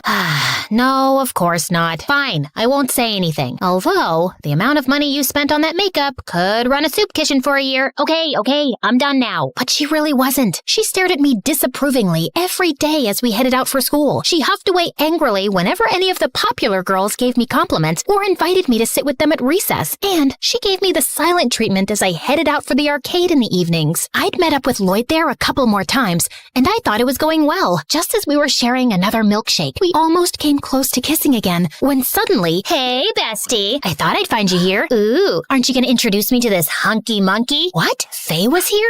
And she was dressed by the book too? Lloyd Faye Lloyd. That's such a manly name. So Lloyd, can you show me how the photo booth works? Oh my gosh, it's so confusing. Yeah, I can show you. This was crazy. Faye was trying to steal the spotlight from me. Well, two can play at that game. Oh, wow. Look at these photos. We'd make such a cute couple for sure. If you say so. Oh, Lloyd, let's have a dance battle. All right. Oh, Lloyd, let's sing karaoke. Okay. Oh, Lloyd, let's get some cotton candy. Sure. Oh, Lloyd, let's shoot some zombies. Can do. Oh, Lloyd, let's break the basketball high score. No, Lloyd, let's trade some prizes for our tickets. Well... Oh, please, Lloyd. Ow. Lloyd, this way. Ouch! Come on, Lloyd. Stop! I don't know what's happening here, but it's freaking me out. It's not me. It's her. She's a phony. Me? You're the phony. Look at her. What the heck? Look, I don't know what's going on here, but you two clearly have some serious issues, and I don't want to get in the middle of it. Goodbye. No, Lloyd, come back. I can explain. Wait, Kayla, don't be a fool. Suddenly, I heard a loud crack and turned to see Faye tumble to the floor. Ow, these dumb heels. Faye, are you okay? I think I broke my ankle. Call an ambulance. As we waited for the ambulance, Faye turned to me angrily. This is all your fault. Me? You're the one who thinks all boys are trash, but then you just show up here to hit on Lloyd and ruin my chances with him? What's wrong with you? I don't want Lloyd. I was just trying to show you the mirror by acting like you. You look pathetic. Trying to be someone you're not just to make some stranger like you? I thought we were the cool, smart ones who don't care about what's on the outside. If you don't care about that, why does it bother you how I choose to dress or what I put on my face? You know what? You're just so used to bossing me around, you're pissed off I'm doing something on my own that you don't agree with. Fine, be a wannabe bimbo. We can't be friends then. Thanks for letting me know that our friendship is conditional on me always listening to you. The ambulance arrived and took Faye away. I didn't want to go to her place right away, so I went to my own house to cry it out. But to my shock, I found my room was overflowing with gifts from Ricardo. Heart-shaped balloons, bouquets, and dozens of teddy bears. This was all too much. And when I looked in the mirror, I didn't even recognize myself. I had lost my chances with Lloyd, and things with Faye were all messed up. Plus, these new clothes were so uncomfortable. And that's when I realized all these troubles started with the book. I opened it up to the final chapter and read in horror. Chapter 31, charm boys by cleaning up after their mess. Chapter 32, make boys sandwiches when they are sad. This was not a magic guide to romance. This was the most sexist book in the world. And I had been such an idiot. I needed to make it right. The next day, I returned to the arcade, only this time as boring old Kayla. Excuse me, Lloyd? Hey, Kayla? Yeah, this is how I really look, and I'm just here to apologize. I've been acting like somebody I'm not, which isn't cool or fair to you. Seems like you have some self-work to do. Most definitely. Okay, well, sorry again. Goodbye. Hold on. Do you want to get a milkshake? As long as it's full fat. The rest of the evening, we played arcade games and then went for a romantic walk by the river. And Lloyd seemed to like me for me. I went home on cloud 9 that night, and when I woke up the next morning, I was determined to fix everything else. Starting with, Faye, I just wanted to apologize. You're right. I shouldn't have to change anything about myself to get noticed or be liked by anyone. Kayla, I owe you an apology too. To be honest, I just got jealous and insecure. I mean, you're You're out there trying to find your Prince Charming, while I'm perfectly happy just the two of us in the library. I just didn't want anything to change. We can have both, Faye. You'll always be my bestie, no matter who else comes into my life. I can handle that, as long as whoever he is appreciates the Kayla that I know. Deal? Deal. Yoo-hoo! Huh? It's me, Ricardo. I've been searching for you for days. Why are you ignoring my gifts? There was something crazy in his eye. Ricardo, you're coming on too strong. You broke into my house to leave me gifts, and now you're following me around? We don't even know each other. But we can spend our whole lives getting to know each other. We're meant to be. I love you. Ew, catch a hint, dude. She doesn't like you. No, I will not rest until you're mine. Ricardo grabbed me by the wrist, and I was about to panic when suddenly... Let go of her! Two boys battling over me sounded like a fairy tale in a romance novel, but now that it was actually happening, I didn't like it one bit. And that's when I remembered the book, The Whack. Ow! You break my heart, and now you break my head. I don't want to be here anymore. At least this book came to some good use. Girl, I am so proud of you.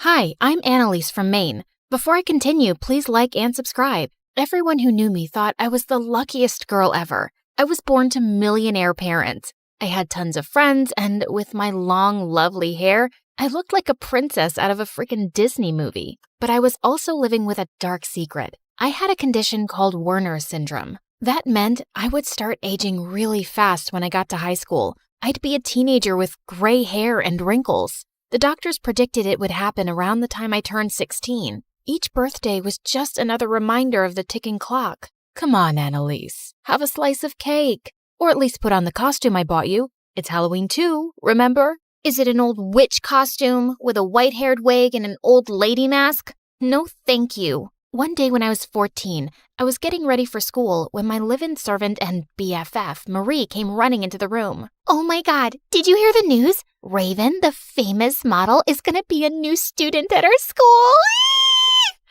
And I hear he just broke up with his girlfriend, so he's single. You know models aren't my type. I'm more into nerdy, bookish guys. Whatever, he's mine then. But maybe you should take these next couple of years to date a jock or model. I mean, your boyfriend choices will be kind of limited afterwards. Most guys don't want to date girls who look like 80-year-olds. Let's not talk about that right now. I still have some time, and I plan on living my life to the fullest until then. I lent Maria some of my nicest clothes before we went off to school. She made me promise never to tell anyone she was a servant, and in return, she promised not to tell anyone about my condition. Our little pact worked perfectly for me. Later that day, I was studying in the library when suddenly I felt someone watching me. I turned to see some guy dressed in fancy clothes and earrings snapping pictures of me. Don't mind me. I'm designing some jewelry and I'm just photographing your bracelet. Dude, you can't just go around photographing people without their consent. Excuse me, do you know who I am? I'm a popular model. Well, I quit modeling a year ago, but now I own a successful jewelry business. I can do what I want. Holy crud, it was Raven, the guy Marie had been talking about. I don't care who you are. The rules of basic respect still apply to you. With that, I pushed Raven's phone away from me and it ended up shattering on the floor. Are you kidding me? I had all of my photos in there. Why would you do that? We both got kicked out of the library after that. Raven gave me dirty looks whenever I walked by him. So what? A hot guy was taking your picture. I'd kill for that kind of attention. No, you wouldn't. That guy was nothing but a creepy jerk. And I don't feel bad at all for breaking his phone. Later that week, I was in ceramics class feeling totally relaxed when Raven snuck up behind me and told me I was doing everything wrong. Hey, you're not the teacher. Well, I've been doing this for years, so you could learn something from me. First things first, you're supposed to cup your hands like this. Raven's hand started guiding mine, and for some reason, I felt my heart race. Then suddenly, some girl burst into the classroom glaring at Raven. I've been trying to track you down for days. Breaking up with me was a huge mistake. You are so gonna regret it. To my horror, the girl ran over to Raven and jumped on him. Get off of me right now, or I'm gonna call the cops. But the girl had Raven's wrists pinned to the floor. So I stepped in and lifted her off him with all my strength. Luckily, our teacher called security before Raven's ex could attack me. Wow, you saved me from getting murdered by my psycho ex. I owe you one. Not really. I already smashed your phone and didn't pay you for it. I'm sorry about that. Nah, I should have asked your permission before photographing your bracelet. We got off on the wrong foot. How about we start over? I could go for that. And I guess I could use your help with the bowl I'm making. Raven laughed and I felt my heart race again. What was that about? I decided not to dwell on it, and from that day, we became good friends. I learned Raven had to quit modeling to focus on his studies and his jewelry making business. Modeling was just something his parents made him do. He was the most creative person I have ever met, and over time, I developed feelings for him, but I never said anything. I knew he didn't feel the same way about me. One evening, I came home late after exercising, and when I walked into the living room, I almost fell over in shock. Raven and Marie were kissing on the couch. What's going on? Can you believe it? Raven and I are dating now. I've had a crush on him for ages, and I finally got the courage to ask him out, and he said yes. I guess it's just confusing because you guys haven't really talked much or hung out before. Well, it all kind of happened really fast. Maybe it was fate or something. But don't worry, Annalise. Just because Marie is my girlfriend now doesn't mean we can't hang out. Don't worry about her, babe. She's obviously happy for us. Marie started kissing Raven again. I just wanted to tell her to get away from him, the guy that I loved. But I didn't want Raven finding out how I felt about him. I cried myself to sleep for weeks and tried to hide how heartbroken I was from Raven and Marie. Then one morning, I was in the courtyard when I saw a mob of girls squealing by the parking lot. I walked over to see what was going on, and that's when Raven came running up to me. Please, kill me right now. My idiot brother Grant is on vacation from modeling school and is coming to visit. I can't believe my parents favor that idiot over me now, all because I quit modeling. Raven looked really upset, and I was about to comfort him when suddenly his brother came right up to me, and wow, he was gorgeous. My oh my, Raven. Is this the new lady in your life you were telling me about? No, this is Annalise, my best friend. My girlfriend should be here any minute. So, you're telling me this girl is single? How would you like to go to Italy for a day in my private jet? No way. She's not about to let a stranger take her to a foreign country. How about you let her decide? I kind of liked how protective Raven was over me, even if it was just because he hated his brother. But as soon as Marie arrived, Raven had to go, and Grant continued to treat me like a queen. And by the end of the day, he asked me on a date, and I said yes. He was lovely. What was the harm in it? Plus, I wanted to move on from Raven. But when Raven found out I was going out with his brother, he was enraged. How could you do this? Going out with Grant is the worst betrayal ever. Why? You're already dating my best friend. Me dating your brother isn't that different. Except my brother is my enemy that steals all of my parents' love. And you're my best friend.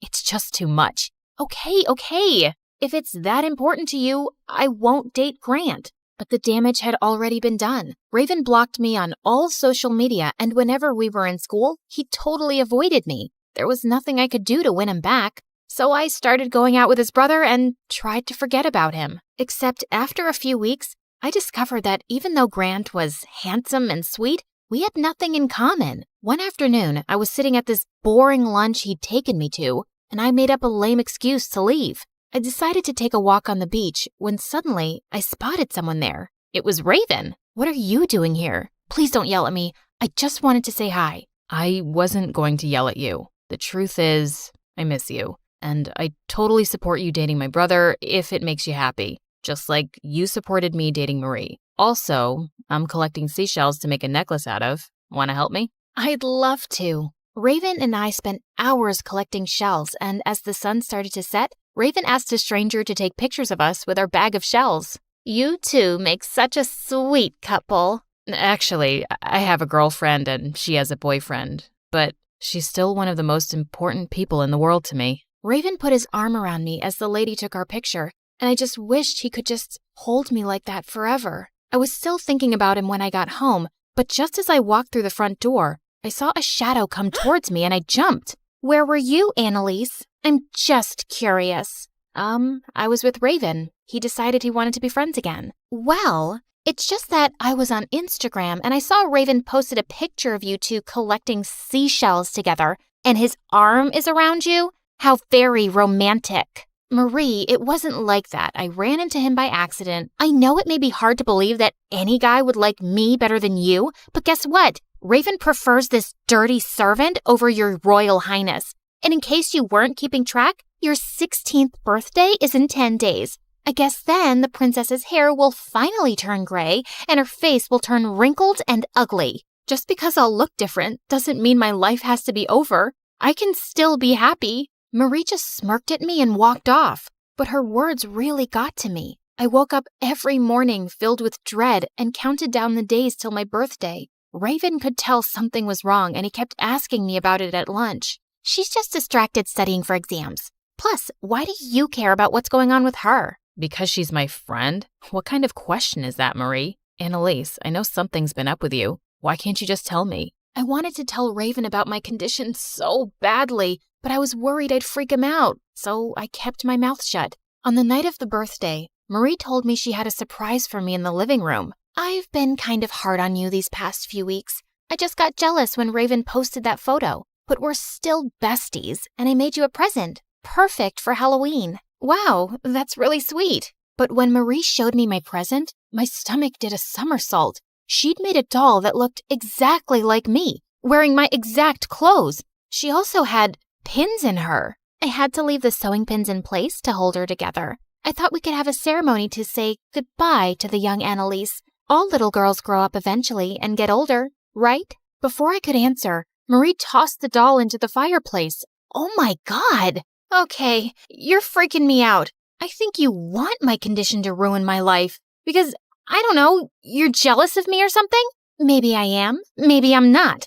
All I know is it's my time to be the pretty and popular one now, not just your little servant girl. I couldn't be around her for another minute, so I went upstairs to watch MSA videos and collect my thoughts. After that night, I avoided Marie and Raven and told Grant I couldn't date him anymore. I even refused to go to school. Too much was happening too fast. And a few months later, I started aging and my hair slowly started turning white. So everywhere I went, I wore a scarf around my hair and face. Then one day, someone knocked at the door and my heart jumped to see that it was Raven. Annalise, is that you? Why are you dressed like that? Just leave me alone, please. You won't understand. You know what? No. You've ghosted me for months, and I came here to check to see if you were okay. Suddenly, I started to cry and told Raven everything. Then I took off my layers to reveal what I looked like. Well, what do you think? How could you keep a secret like this from me? Annalise,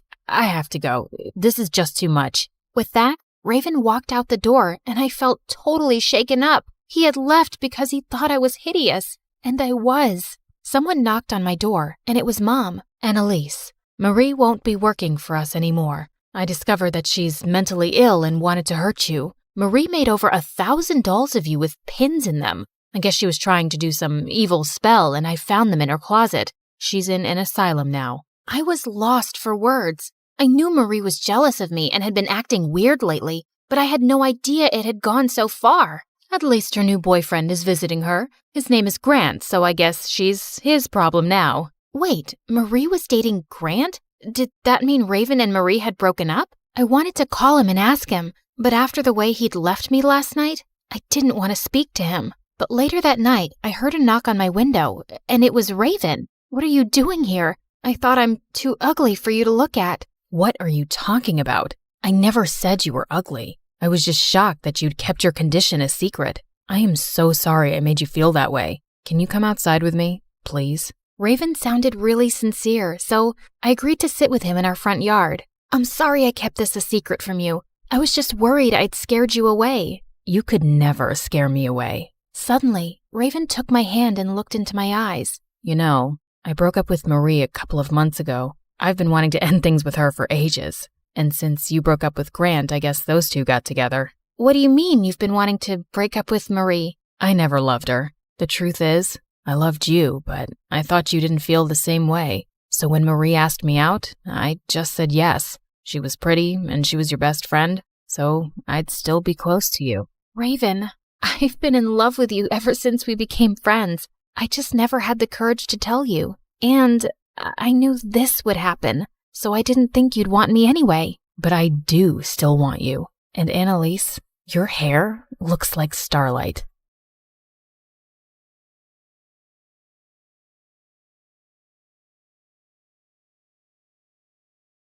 Hey, I'm Claire, and my life's a mix of checkmates and chaos. Mash that like and subscribe button to keep up with my adventures. My mom had me and my older sister Joy while she was quite young. Whenever we went out with her, people often mistook her for our elder sister. She raised us as a single mom since my dad left her for someone else. Mom has always been overprotective of us, and she was extra paranoid when it came to boys. She would always sit Joy and me down and make us chant some words. I am a precious girl. I'm not allowed to date any boy until I am 30. Mom did everything to ensure we had everything we needed. She often worked 2 or 3 jobs just to afford rent. Joy, only 2 years older than me, was often left in charge of me because we couldn't afford a sitter. One day when I was 7, Mom left me with Joy and I was doing crafts when I accidentally spilled paint all over Joy's dress, her only nice one. I'm ruined. Now I have to go back to wearing my torn hand-me-downs from our cousins. Here, you can wear this pretty one. I cut out a paper dress from a magazine and handed it to Joy, but she was too upset to appreciate it. She would often stare out of the window, watching her friends play, while she was stuck at home watching me. The only fun thing I did with her was a game we played together, and they are sponsoring this video.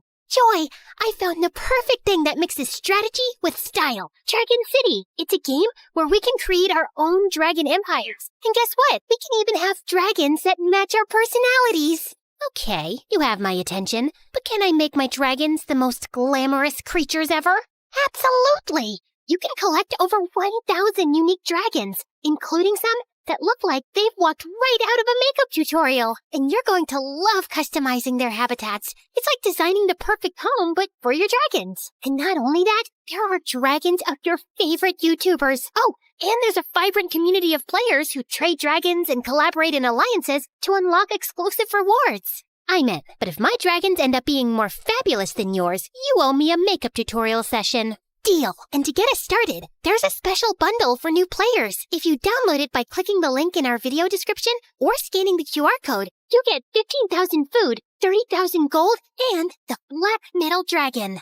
One day, Mom had promised Joy that she could go to a sleepover at her friend's house. However, I fell sick. You can't leave your sister here alone. She's unwell, and I can't take her to work with me. You'll have another chance to go. Joy was beyond angry. So, I guess my life is all about raising you now. She tried to stay home and take care of me, but I guess she'd had enough that day. She yelled, "I can't do this anymore," and stormed out to go to her friend's house, leaving me alone. I tried to follow her down the stairs, but I tripped and fell, hurting my leg badly. When Mom came home and saw me crying and hurt, she was furious. Mom grounded Joy, saying she couldn't go out with her friends for a very long time. Joy just got angrier every day. She stopped talking to me and would just glare at me like it was all my fault. I felt really bad and wished I hadn't gotten sick that day. When I was 14, Mom decided to take us along to help her with work. She was working as a cleaner for a rich family. Joy and I were always arguing. So to keep us occupied when we weren't assisting her, Mom bought us a chess set. You two had better learn to play this. Joy had no interest in chess. She was always preoccupied with makeup and talking about Dan, a boy she had a crush on at one of Mom's jobs. I had never met Dan, but from Joy's descriptions, he sounded handsome. One day, while Mom was cleaning a client's house, I sneaked into his office. He had an amazing chess set. I set it up and started playing alone when he walked in. I'm so sorry. I just wanted to try it out. I've been watching you play by yourself for the last hour. I'm impressed. Would you like to play against someone? I've never played against anyone, but I can try. He sat down to play with me. Feeling nervous, I imagined that I was alone, and to my surprise, I won in less than 5 minutes. We played over 10 games, and I won each time. Checkmate. Whoa, I didn't see that coming. Maybe I've lost touch with the game. After many tries, he finally admitted defeat. He showed me his trophies from various chess tournaments, revealing that he was once a world champion. I was astonished that I'd won against him. Maybe you need a younger challenger. He then introduced me to his son Dan, who was incredibly handsome. This is my boy Dan. I'm training him to be a champion too. Don't expect me to go easy on you just because you're pretty. Bring it on. Playing against Dan was a real challenge, but I was beating him. Everything was going well until I noticed him swap a piece on the board. Hey, Joy, you've cheated. I saw what you did. Don't blame me for being quick. Just as I was about to win, Mom walked in and was furious. What do you think you're doing, playing with a boy? Hey, I was just about to win. But Mom dragged me out of there and banned me from going to work with her again. Despite my attempts to explain my victory over the world champion, she wouldn't listen. What have I always taught you? That I'm a precious girl and I'm not allowed to date boys until I'm 30. It's Joy who's always daydreaming about Dan. I haven't done anything wrong. When we got home, Joy was cold towards me and even threw my chess pieces out the window. What is the matter with you? Why did you have to tell Mom I like Dan? I just panicked. I shouldn't have told her. She was just being hard on me. As I went outside to get my chess pieces, I saw a posh car parking outside our house. It was Dan's dad. He entered our house and handed Mom some papers, then left. When Mom came in, I practically jumped on her. What was that about, Mom? That nice man has decided to sponsor you for a chess tournament in Europe. I was thrilled by the opportunity, but I knew Mom would be hesitant to let me go. Please, Mom, can I go?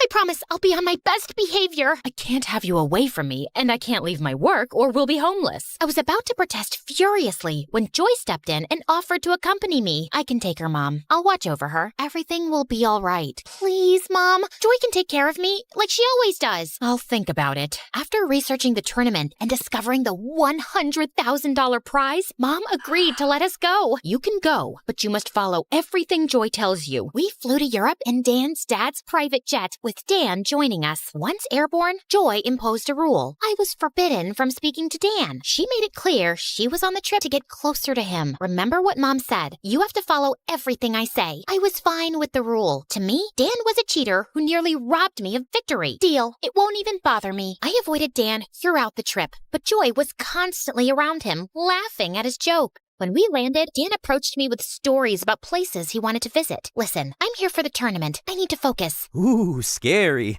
I was just trying to distract you from the competition. When Joy saw us talking, she dragged me away. You're already breaking the rules. That's 1 strike. 2 more and you're out. He approached me. And you're breaking Mom's rules too. We're not supposed to talk to boys. Mom's not here, and I'm older, so I make the rules. At the tournament, I quickly became a favorite, advancing to the semifinals, while Dan was eliminated early. So, you're really good, huh? Looks like it. I don't even need to cheat. Soon after, my popularity soared. During an interview after qualifying for the semifinals, Dan suddenly joined me and told the reporters he hadn't seen someone as good as me in years. And then he hugged me. Of course, Joy saw that and she was mad. We're going home. I saw you hugging Dan. That's against Mom's rules. He hugged me. It wasn't my fault. Joy didn't listen and started calling Mom to tell her. I couldn't leave before the semifinals. In a moment of desperation, I tackled her, and her phone fell into a drain. I'll follow your rule, but I won't let you ruin this moment for me. You're just stealing my crush. You've always known I like Dan. I was about to defend myself, but things escalated quickly. Our argument turned into a huge fight, and we were both shouting and not listening to each other. In the heat of the moment, I pushed Joy away, but she lost her balance, tripped, and fell badly. I was horrified. Joy, are you okay? But Joy was in a lot of pain. We rushed her to the hospital, and the doctor said she had broken her hip and needed rest for several weeks. I felt terrible. I'm so sorry, Joy.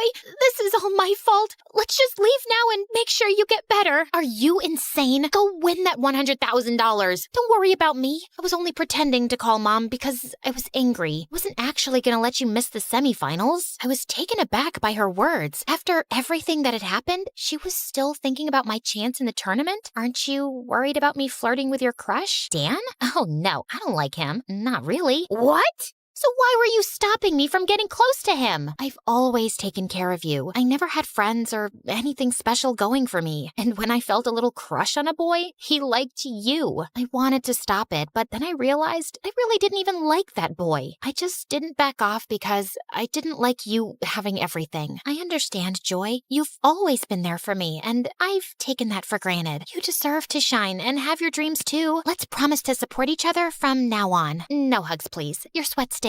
Now go win that prize. I need some rest. Thank you, sis. I hugged her and left. The evening after Joy's accident, I was sitting outside the tournament hall before the match started, and I was startled when Dan quietly sat beside me, handing me some flowers. These are for Joy. I thought you could take them with you to the hospital. The flowers were Joy's favorite, daisies. It showed he really cared about what was happening in my life, not just the chess tournament. I've arranged for a video call set up in your room so you can talk to her before and after your matches. I thought it might help both of you. Thank you so much, Dan. I don't mean to be rude, but I don't think we can start a relationship right now. Winning this prize is my top priority, and I really need to stay focused. I can't afford any distractions. I just wanted to make things a little easier for you. You've got a lot on your plate. You have a tell when you're anxious. Your ears get red. Maybe cover them. You've noticed that? That was kinda sweet. Nobody but Mom and him had ever noticed that. The next day, I played well in the semifinals and won. I was excited, and Dan rushed to congratulate me. He hugged me, and then he kissed me. About the kiss, I'm not allowed.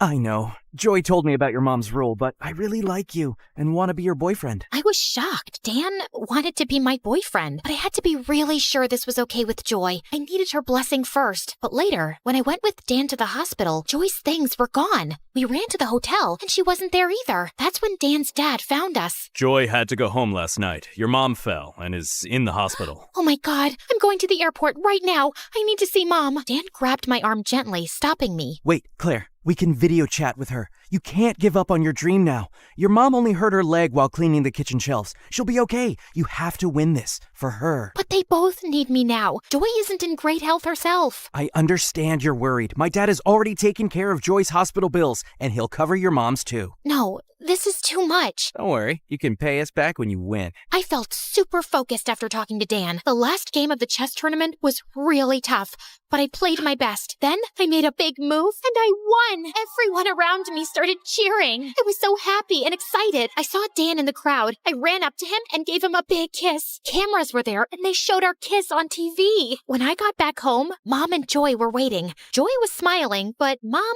looked serious. She was proud of me for winning, but she said, "You're still grounded for having a boyfriend." I guess some things never change. And remember, you can download Dragon City by clicking the link in the description or scan the QR code and get a special bundle with 15,000 food plus 30,000 gold plus the Black Metal Dragon to get you started.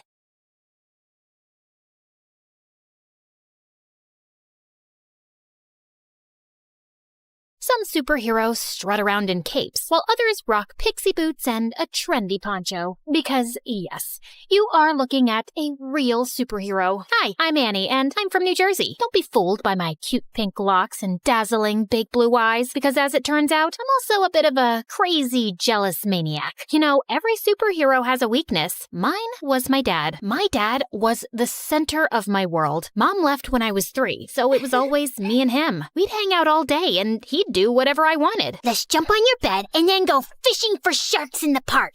I've just made the bed and it's raining outside, but whatever makes you happy, my angel. My dad was the best. He was my superhero. We did everything together and made a big effort to share each other's interests. For example, he learned the names of all the dogs from Paw Patrol. You're such a sky. In return, I learned to play chess, which was Dad's favorite game. Kapow! That's a chick and a mate. One time, when I had a high fever, I asked him not to leave my side for 1 minute. I promise, Annie, I never will. And I totally believed him. He even made a pulley system to get the Uber food delivery to my bedroom window without leaving my room. But then, the worst thing happened. A couple of days later, instead of making me breakfast, he grabbed his car keys and let a babysitter in. I must go to work today, Angel Annie. Teresa will look after you. No, Daddy, I'll go with you. I'm sorry, sweetie. I have to go alone. It's for the best. Why? Because we need the money to live. Fine. If you want to leave, you'll have to step over me, and everyone knows that's bad luck. And to my surprise, he actually stepped over me to leave. I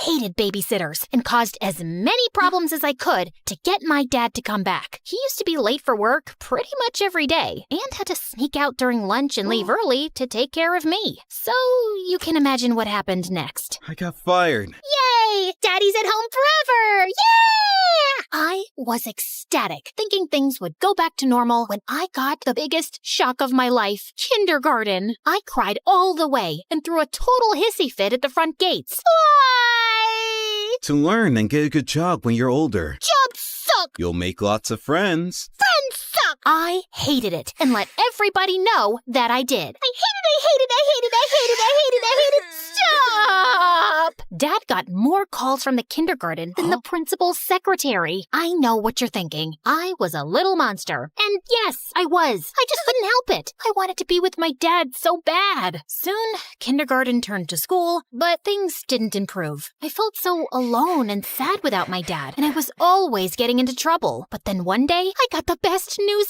ever. I know how unhappy you are at school, so I talked with the principal and I'll take a job at your school as a janitor. This way, we can spend all the time you want together, and I can have a job. God knows we need the money. I know it's not glamorous, but would it be too embarrassing for you? What? Just you and me again? This is the best job ever! But there is one condition. You must behave, because if not, I'll get fired. You promise? Oh, I promise. Pinky promise! And for some years, things were amazing. We drove to school and worked together, sat together at lunch, and whenever he'd go past my classroom mopping the floor, he'd give me a goofy wave. For the first time, I focused on my schoolwork because I didn't want to mess up our arrangement. Other kids were even inviting me to parties. You should go. Make some friends. Maybe you could come with me? Annie, you must learn to do things without me. Rely on other people. Really? Maybe you're right. I guess I can go for like half an hour. Nah, let's just hang out here and watch TV. But then it all changed. I was supposed to be meeting some peeps at the movies, but then remembered Dad's favorite TV show was on. So I decided to go back home and watch it with him. But when I opened the door, I found that Dad was having dinner with a woman with candles and flowers on the table.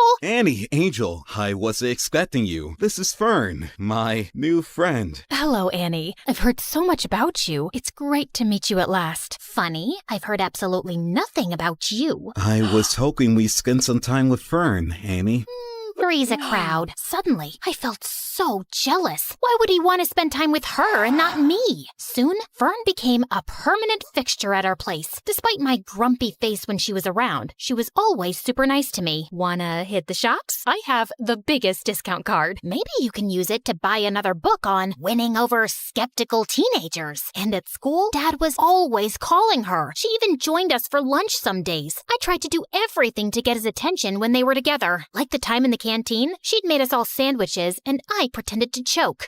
Poison! But they were too busy staring into each other's eyes to notice. Soon, Fern moved into the house, and even though I kept moving her things around, she was always calm and supportive. You can always talk to me about anything, you know. I'm fine. You and your dad have such a special relationship. I wouldn't want to come between you two. Well, cheers for that. You can rely on me, too. I'll always have your best interests at heart. Yikes, is that the time? Gotta run. It felt like Dad was slipping away from me. But at the same time, I was also starting to become independent. During that time, I joined the chess club and quickly showed talent, no doubt thanks to all those games with my dad. I even won the school tournament and got invited to represent the school in an international tournament in Belgium. I knew it was a life-changing trip, but I also knew that my dad's job as a janitor didn't pay much. He would not be able to afford the expenses of such a trip, so I had to decline the offer. I was pretty sad about it, and soon things got even worse. That same afternoon, I got to class, and one of the more popular girls was sitting in my seat, slurping on a milkshake and making fun of me. Look at me.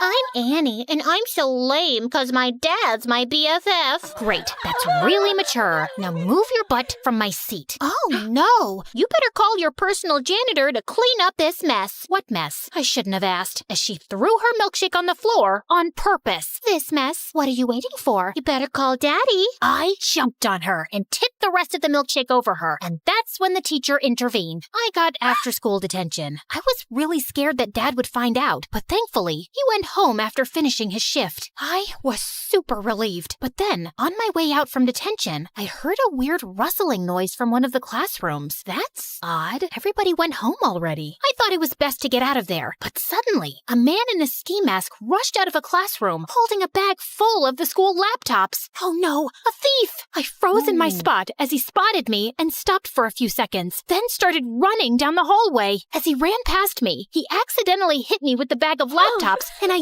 yelled in pain as I stumbled to the floor. Oh my God, are you okay? I looked up in shock as I recognized that voice. Dad? Suddenly, he dropped the bag and ran down the hallway and out of the school. A tried to follow him, but he was too fast. So I sprinted home, and there he was, Dad, completely out of breath and with the ski mask in his hand. The first thing he told me was to keep my voice down so Fern wouldn't hear. Dad, seriously? Stealing from the school? Are you crazy? Annie, you've got it all wrong. Oh, really? Ski mask? Swag bag? Come on! Keep it down, will you? We can't let Fern hear this. Start talking. I did it for you, Annie. Professor Parker told me about the chess tournament and the trip to Belgium. He told me that you turned him down without even telling me. I want the best for you. I don't want you to lose out on something like this because of me. But the moment I saw you, I knew I couldn't go through with it. Now, we can't let the police know. They'll lock me up. If you think about it, no harm was done. Nothing was stolen, so everything's great. Of course, everything wasn't great. While his intentions were sweet, he made a huge mess in school. The principal had reported the attempted robbery to the authorities, and I had to testify in front of the police as the only witness. I couldn't turn in Dad, so I had to lie. I told them that the thief was super short and had green hair. I hoped to keep a low profile about the whole thing, but the next day at school, I was treated like a hero. The girl who saved the school. My hair would have just frizzed out in fear. You're like a real superhero now. Yep,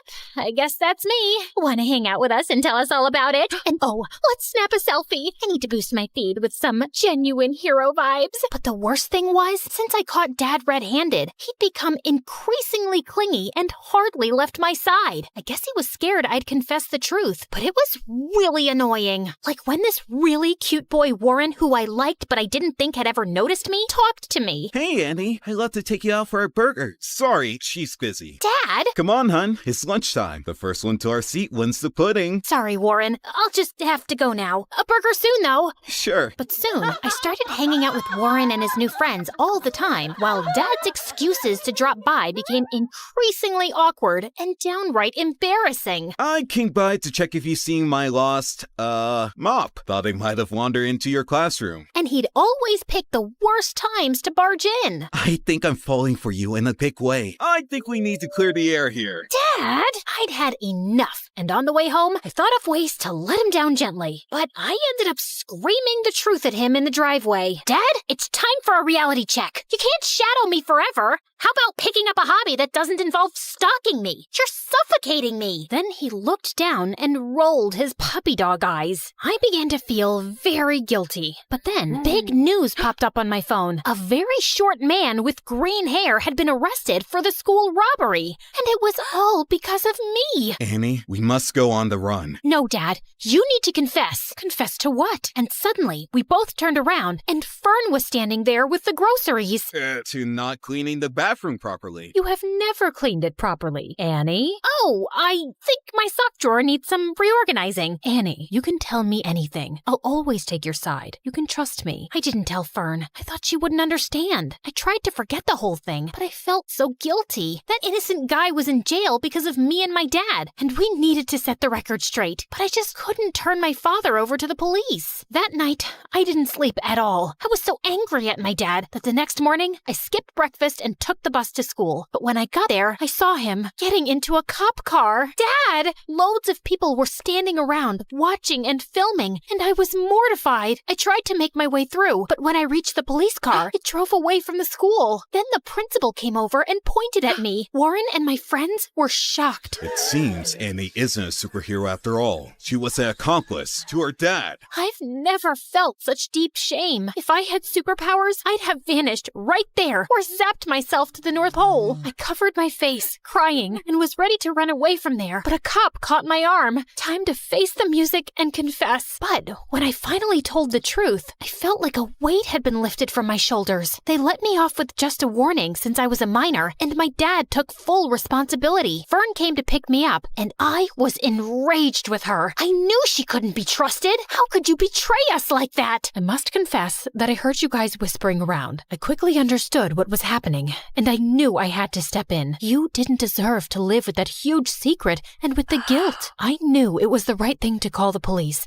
and I was about to do it, but then I just couldn't. Not to save your dad, but because I know how close you guys are and how devastating it would be for you. I just didn't want to hurt you. I started started crying. Thank you, Fern, for everything. And I'm sorry for being a brat with you. Fern hugged me firmly, and I hugged her back. During those hard times, we became really close. She took me home and stood firmly by my side through it all. But if you didn't turn him in, then who did? Some weeks later, they allowed me to visit Dad. I confess everything myself. It was unfair that someone else was arrested, and it felt even worse that you lied for me. I was afraid you'd start hating me for dragging you into my mess, so I gave myself up. I'm so sorry for being such a terrible dad. Dad started crying, and I soon joined in. No, Dad, you've been the best. I'm sorry I've been so difficult, and you don't need to feel like I'm missing out on anything. Promise, you won't ever do anything like this again. Pinky promise. And now, a few months later, Dad has been released, and we're moving with Fern to a new city for a fresh start, and I'm looking forward to making new friends.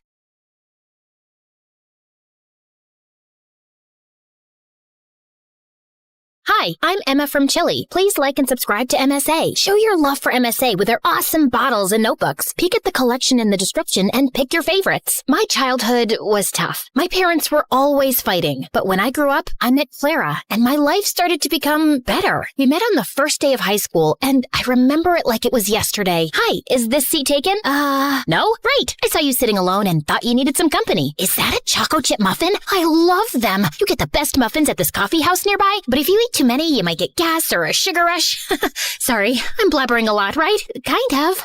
You'll get used to it. I'm Emma, by the way. Do you want to be my friend? Trust me, we both need friends if we want to survive high school. Oh, okay. I'd like that. I'm Clara. Since that day, we were like gum. Clara was a pretty and shy girl, and me, well, I was the weird girl with a tiny obsession for Sherlock Holmes. You better not be asking who Sherlock Holmes is. Wow, that's an interesting outfit. It's my Sherlock Holmes uniform, Clara. I already told you like 1 trillion times. Yes, of course. How can I forget? The world's greatest detective, right? The best, the biggest, the most... Wait, are you teasing me? Wow, you figured it out. Guess you are good at detecting things. It's elementary, dear Watson. What? Oh, never mind. But despite my weirdy personality, Clara always stuck by my side until one day, everything started to break. I was coming back from school and saw Mom going crazy in rage. She was screaming at Dad, throwing his stuff outside, while Dad just looked like a deer in the headlights trying to stop her. Let go of my hand. That's it. I can't live with someone who scams others. We're done. Get out of my house. Please, not in front of Emma. Why? She should know what kind of father she has. Tell her how you scammed people into investing money in your little Ponzi schemes. Tell her that you're a liar and a crook. Go on. A mouse got your tongue? Mom kept screaming at Dad, and I just couldn't take it, so I ran away to my room and locked my door. Mom followed me and was still screaming, but I just lay on my bed, trying not to cry. And later that night, she came into my room. I know you feel horrible, darling, but it's for the best. Your father was a good guy, but now he prefers money over his own family. But what happened? I don't know, dear, but I do know that you and I are going to be just fine. We're a team. Remember that, okay? The next day, I went to school feeling worse than ever, but I saw Clara and I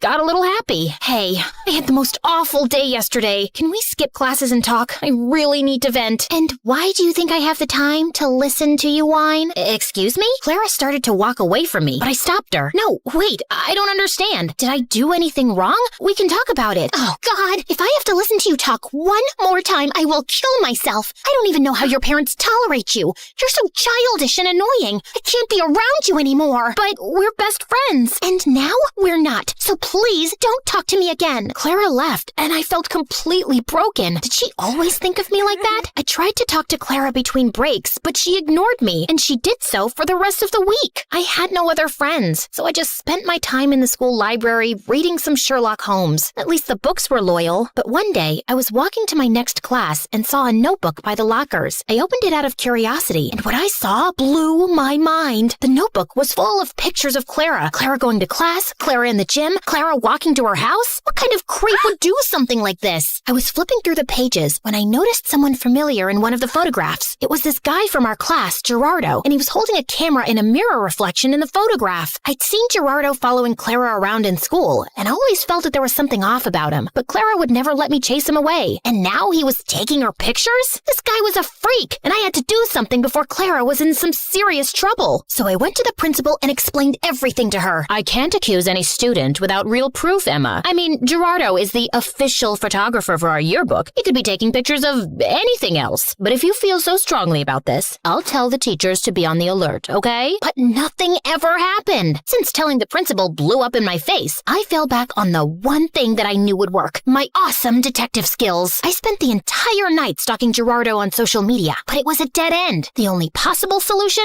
was to confront him. But the next morning when I entered school, I saw Clara walk in with Gerardo looking completely different. Her face was painted with makeup, and her hair was all red. Oh my God, Clara, what happened? Did a radioactive spider bite you or something? What happened to your hair? And what's with the makeup? Can you stop touching her, you freak, and get out of the way? I wasn't talking to you, creepy stalker. Clara, what are you doing with him? Did he torture you? Do you need my help? She doesn't need anything from you, so get lost if you have nothing to say. Clara didn't look at me, so I walked closer to her, ignoring Gerardo's protests, and pulled out the notebook. Clara, this guy is a stalker. He's been taking your pictures since God knows when.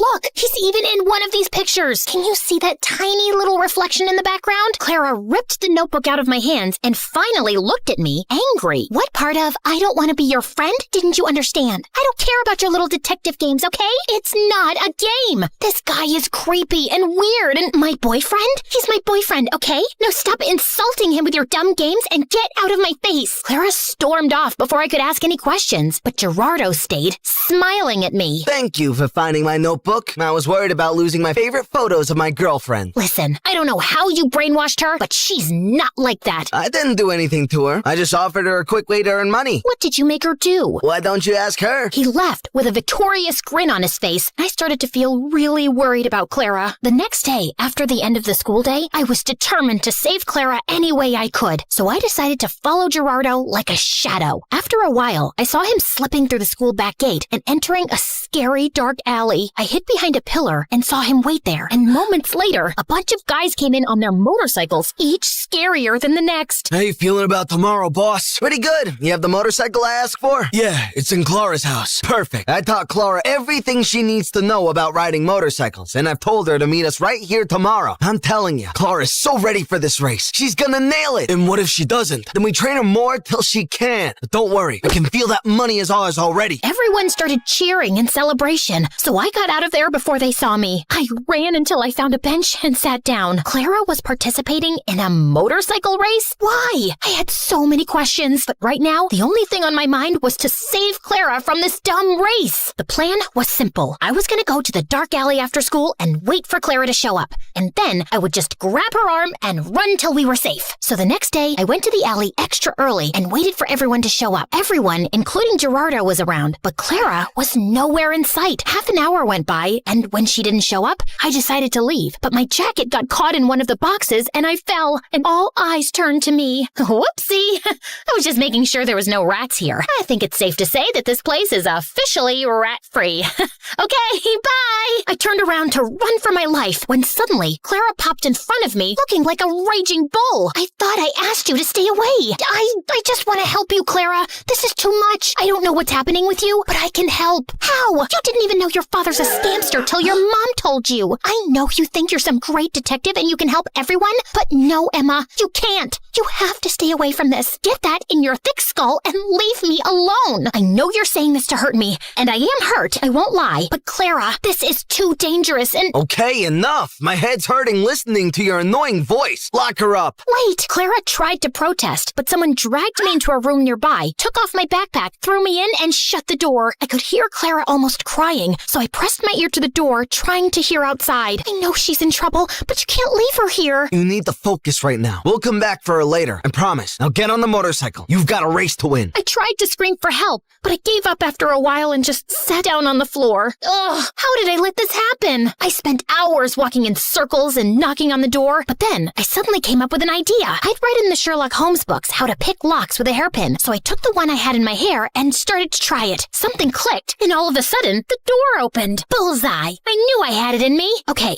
now focus. I left the alley and started to run without direction, but then I heard sounds sounds of motorcycles. I went down a stone stairway and found a giant tunnel full of motorcycles and people. And Clara. But before I get Clara out of there, I need to do something else. Hello? 911? Come to Keller Street, down the stone stairway, and hurry up. There's an illegal motorcycle street race happening. Can you provide me with your name? There's no time. Hurry up. I hung up and ran down the stairs. All the motorcycles were already lined up, and Clara was on one of them. I could see Gerardo talking to some guy, so I ran to Clara without him seeing me. Come with me.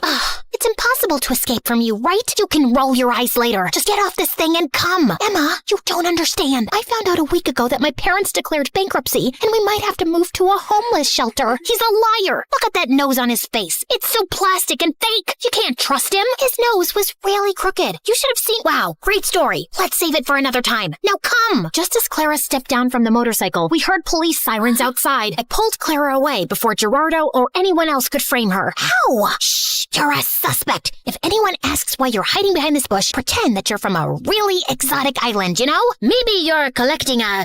Emma, I'm such an idiot. I've ruined everything. My grades, my life, my future, our relationship. Gerardo told me not to talk to you anymore because he wanted me all to himself. Emma, I am so sorry about everything. I just really need my friend right now. Hey, don't worry. I'm not going anywhere. You and your family can stay with us until you guys get back on your feet. Let's just go home and get you cleaned up. I missed you. I missed you too, Emma. Thank you.